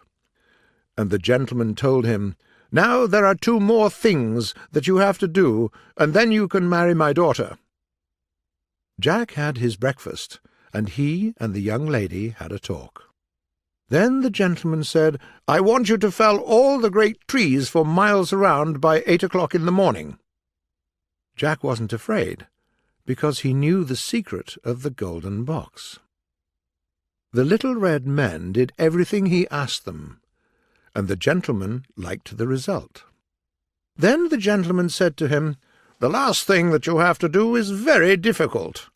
You must build me a great castle standing on 12 golden pillars, and there must be a military parade in the front yard." "All right," said Jack. When the third and last morning came, the gentleman saw what he wanted. So Jack married the young lady. But that's not the end of the story. The gentleman arranged a large hunting party, and invited all the gentlemen around the country to it. They were going to hunt, and then come and see the beautiful castle. And Jack was going with them too. So he put on his hunting costume and left, and his servant took his clothes to hang them properly, and felt the box in his pocket. He drew it out and opened it, and 3 little red men jumped out of the box. "What can we do for you?" they asked. The servant was very happy. He said, "Move this castle from this place far and far across the sea." "All right," said the little red men to him. "What about you?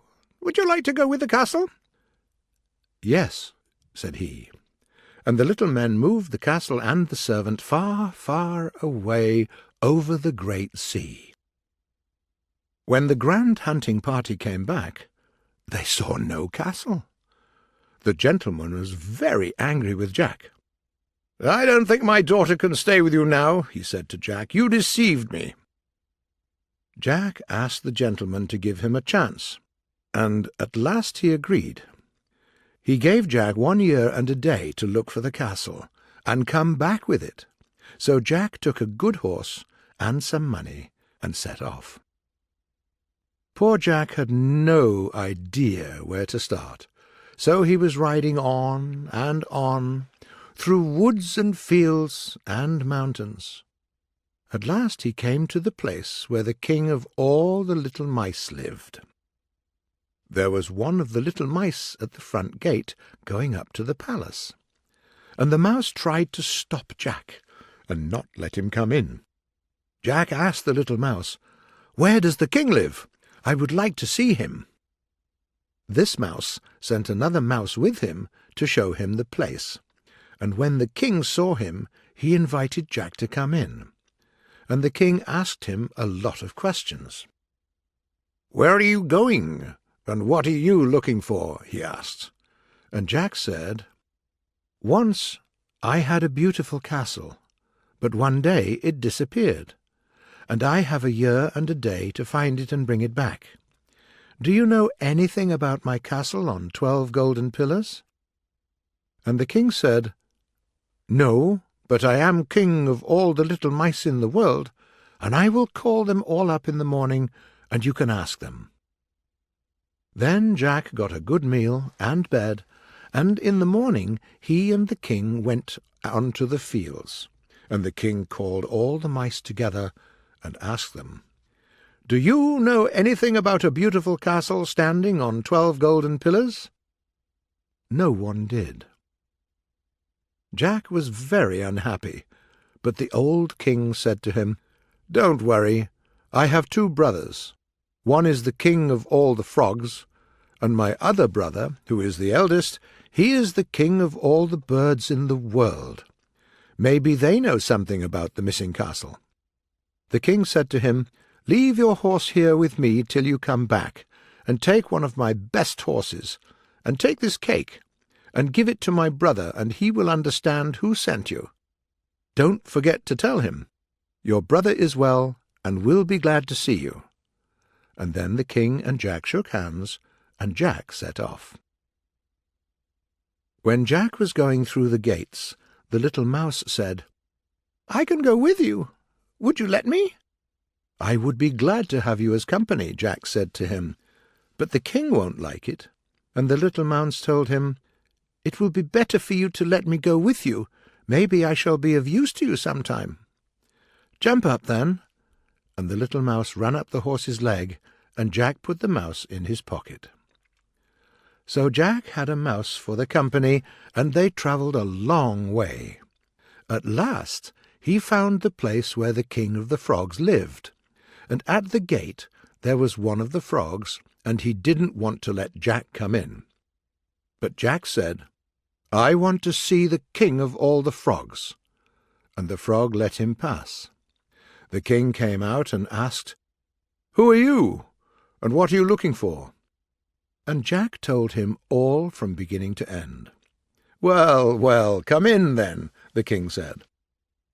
In the morning the king gathered all the frogs in the world, and he asked them, "Do you know anything about a beautiful castle standing on 12 golden pillars?" But nobody did.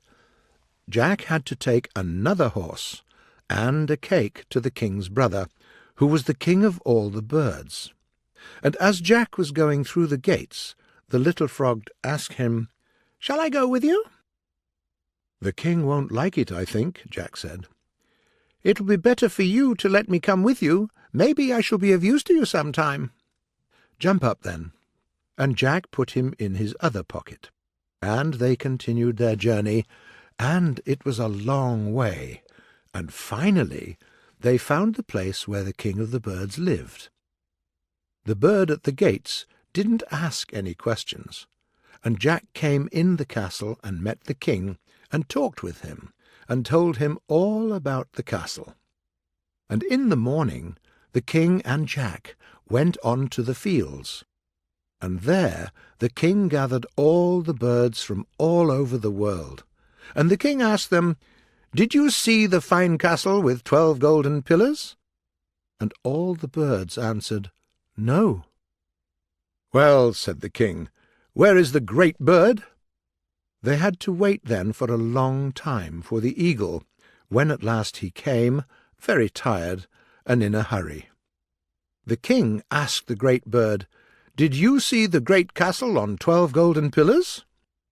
And the eagle said, "Yes, I came from the place where it is now."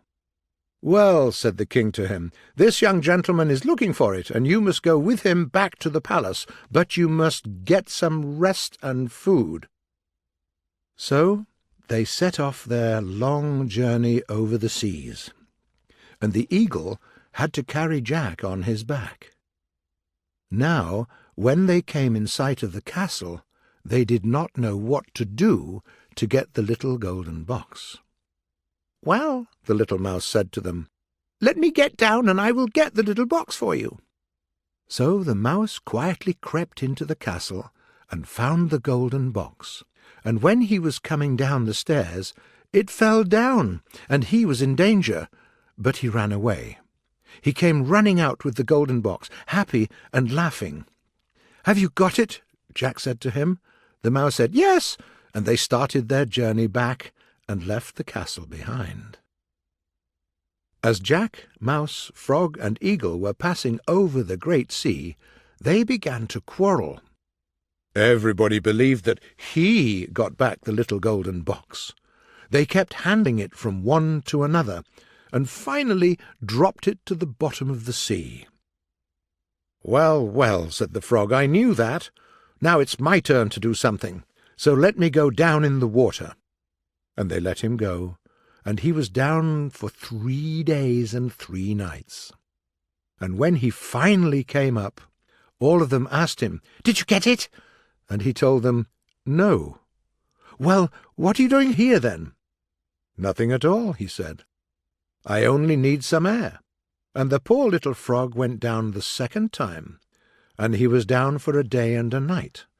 Then he came up and brought the golden box, and they continued their journey, until finally arrived at the palace of the old king, who is the king of all the birds in the world.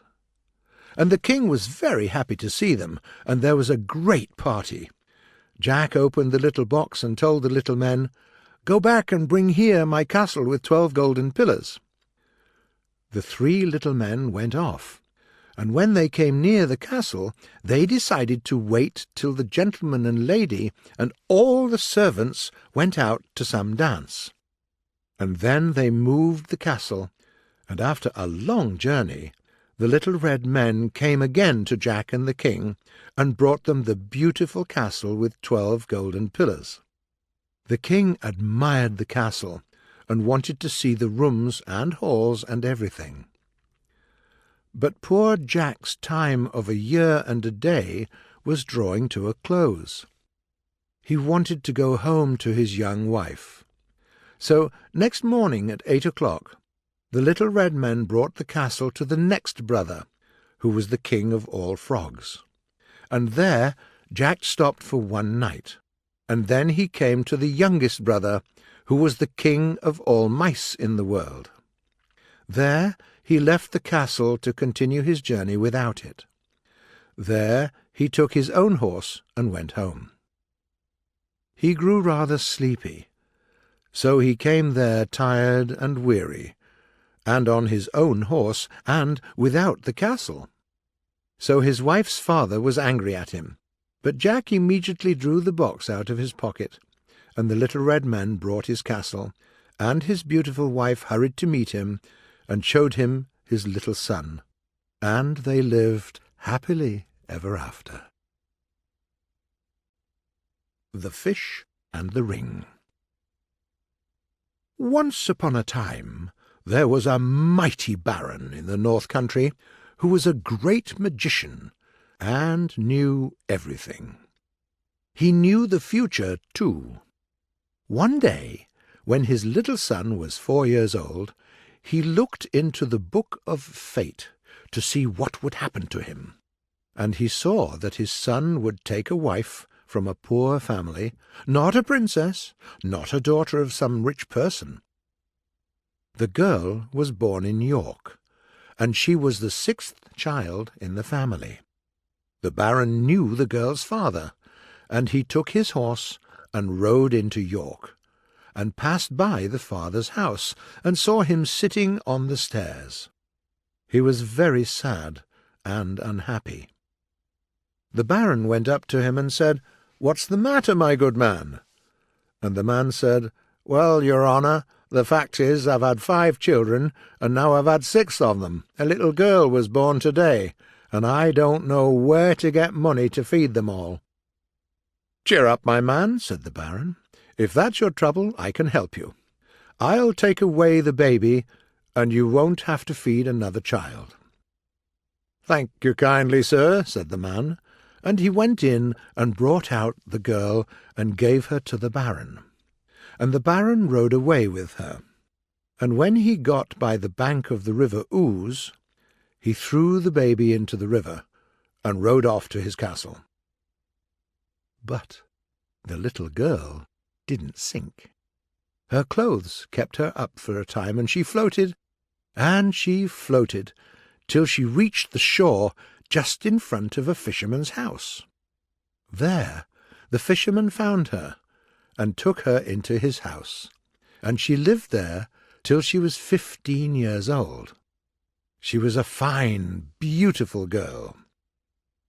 One day it happened that the baron went out hunting with some companions along the banks of the river Ouse, and stopped at the fisherman's house to ask for a drink, and the girl came out to give it to them. They all noticed her beauty, and one of them said to the baron, "You can read fates, baron. What can you say about this girl? Whom will she marry?" "Oh, that's easy to guess," said the baron. "Some village boy, I'm sure, but of course I can read her fate. Come here, girl, and tell me on what day you were born." "I don't know, sir," said the girl. "My parents picked me up just here because the river brought me to their house. It happened about 15 years ago."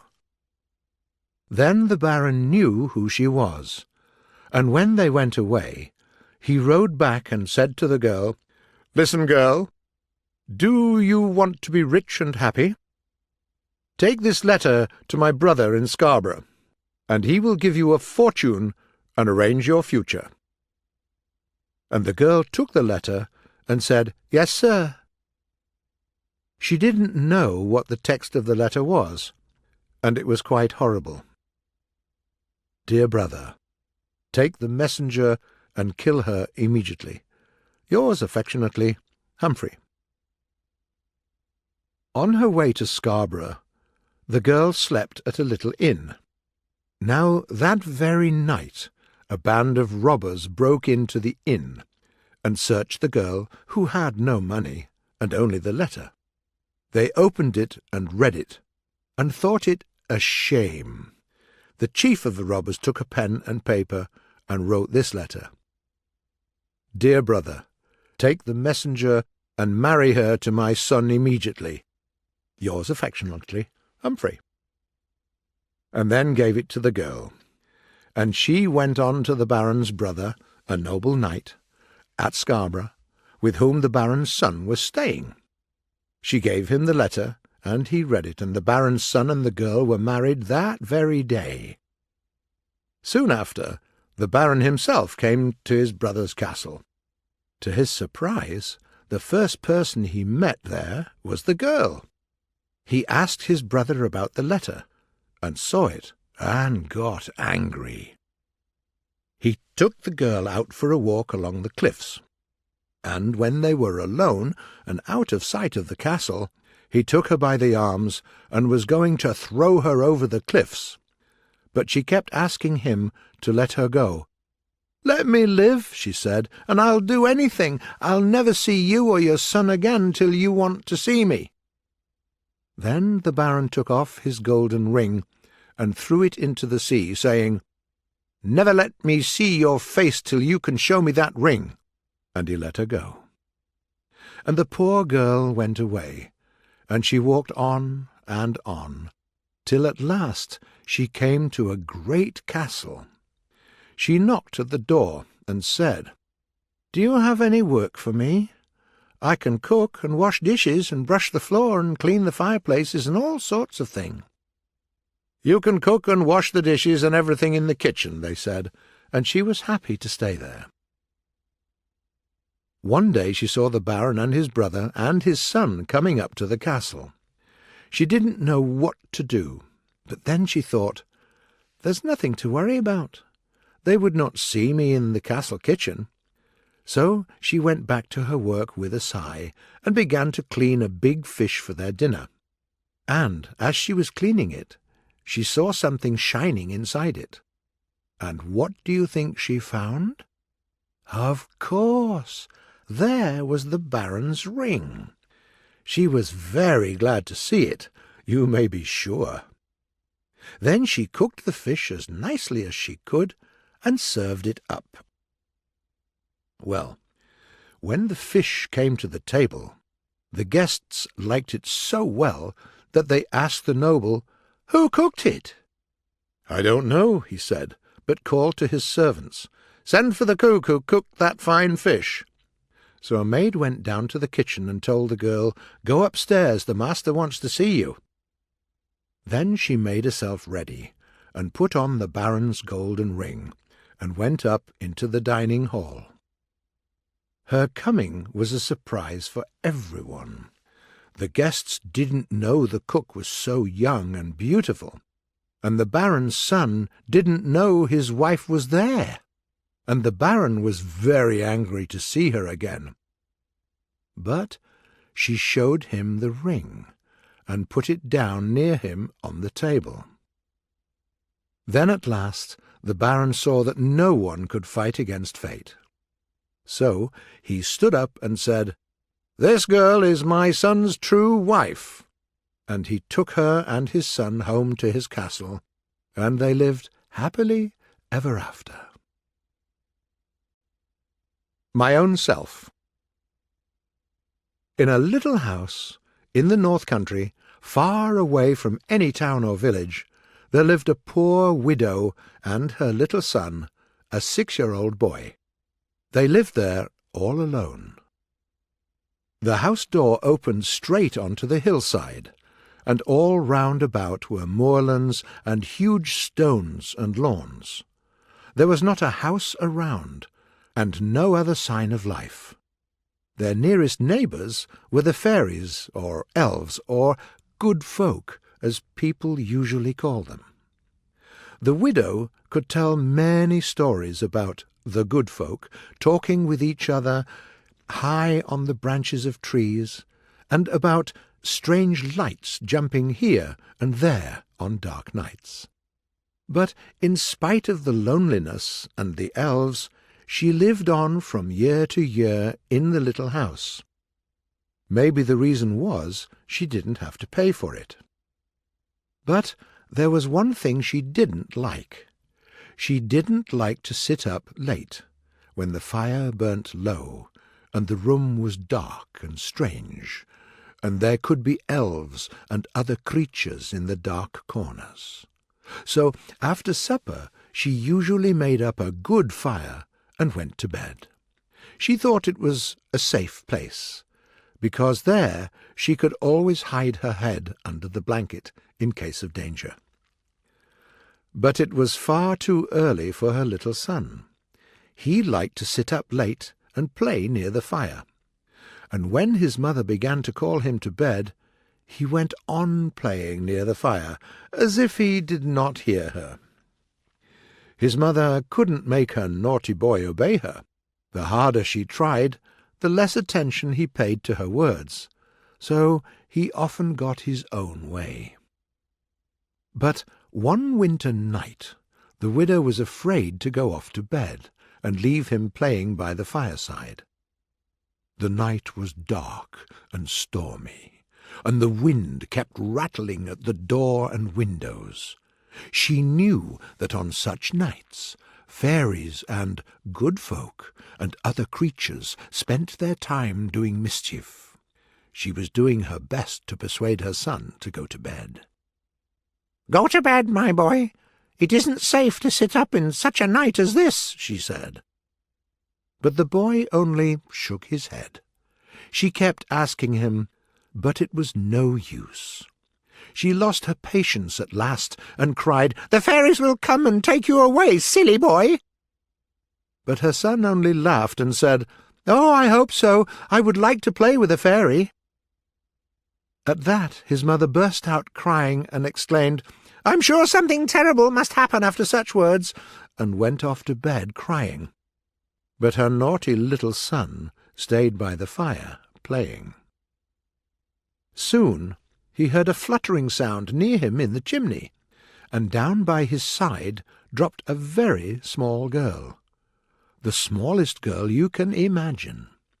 She was small and lovely, and her eyes were as green as grass, and her cheeks were as red as roses. The little boy looked at her in surprise. "Oh," said he, "what's your name?" "My own self," she said in a sweet little voice, and she looked at him too. "And what is your name?" "Just my own self too," he answered cautiously. His mother told him some tales, and from them he knew it was no good to give your name to a fairy. But he soon forgot his fear, and they began to play together. She certainly showed him some fine games. She made animals out of the ashes that looked and moved like real ones, and trees with green leaves waving over small houses, with small men and women in them, who, when she breathed on them, started walking and talking quite nicely. But the fire was getting low, and it was growing dark, and the little boy stirred the coals with a stick to make them blaze, and a red-hot cinder jumped out, and it fell straight on the fairy child's little foot. She immediately began to cry, and the sound was like all the wind in the world whistling through one little keyhole. The boy dropped his stick and clapped his hands to his ears. There was a sound in the chimney again, but this time the little boy did not wait to see what it was. He rushed off to bed, where he hid under the blankets and listened in fear to what went on. A voice came from the chimney, speaking sharply. "Who's there? And what's wrong?" it said. It's my own self," cried the fairy child, "and a hot coal fell on my foot. It hurts so much, oh!" "Who did it?" said the voice angrily. This time it sounded nearer, and the boy could see a white face looking out from the chimney opening. "Just my own self too," said the fairy child again. "You did it your own self, then, didn't you?" cried the elf-mother sharply. "And you are crying about your own mischief, then?" And with that she stretched out a long, thin arm and caught the creature by its ear, and shaking it roughly, pulled it after her out of sight up the chimney. The little boy couldn't sleep for a long time. He was afraid the fairy mother would come back and punish him for hurting her daughter. And next evening, after supper, when his mother said, "It's time to go to bed," he answered, "All right, mother." "It's a change for the better at last," she said to herself. But he was only thinking, "I was lucky to get off so easily last evening, but who knows what can happen next time?" The Headley Cow. There was once an old woman.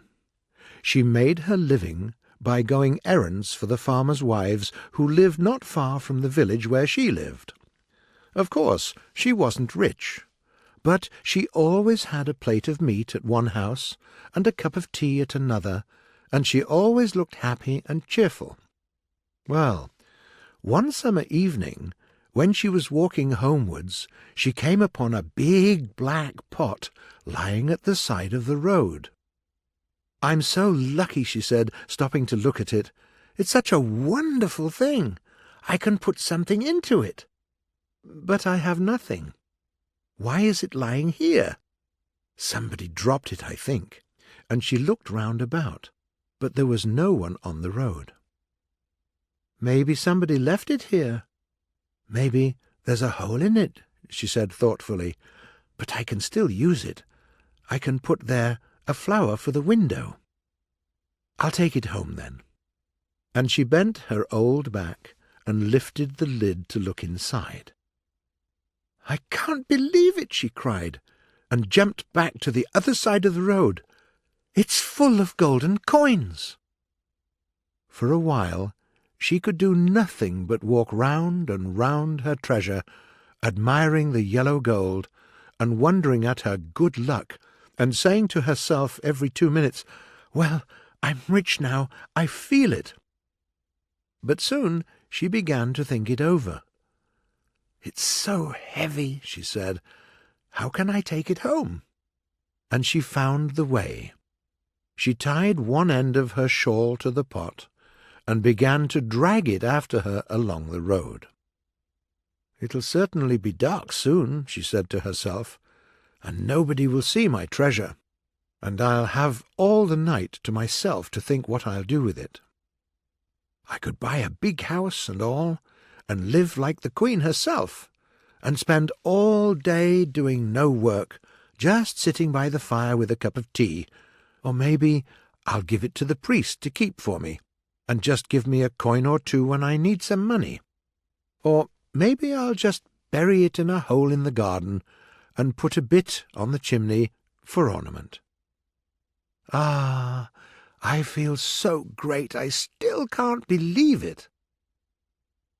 By this time she grew rather tired with dragging such a heavy weight after her, and she stopped to rest for a minute, turning to make sure that her treasure was safe.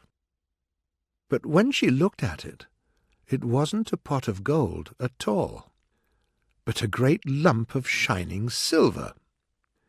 She looked at it and couldn't believe it, and rubbed her eyes and looked at it again. But she couldn't make it look like anything but a great lump of silver. "I'm sure it was a pot of gold," she said at last, "but maybe I was dreaming. But that's a change for the better, I know. It'll be far less trouble to look after, and thieves don't take silver so often as they take gold. With my lump of silver, I'm so rich I'm sure it'll be far less trouble." And she set off homewards again, cheerfully planning all the nice things she was going to buy with her money. It wasn't very long before she got tired again, and stopped once more to rest for a minute or two. As she turned to look at her treasure, and as soon as she saw it, she cried out in wonder. "Oh," she said, "now it's a lump of iron. Well, it's great. It's such a useful thing. I can sell it so easily and get a lot of small coins for it. I won't have all these problems with being too rich and being afraid of thieves. I will be rich and happy."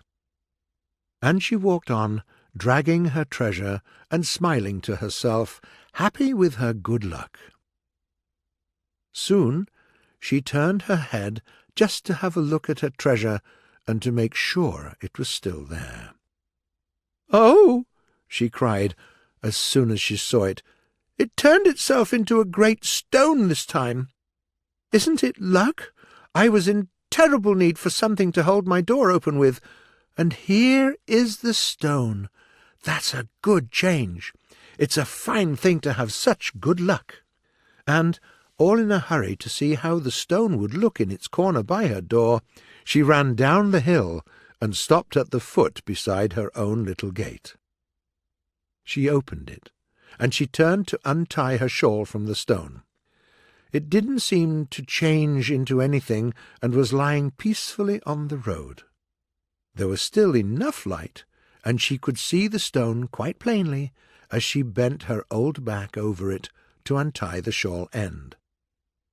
But suddenly it jumped up and laughed, and grew in a moment as big as a great horse, and then there appeared 4 thin legs and 2 long ears, and a tail.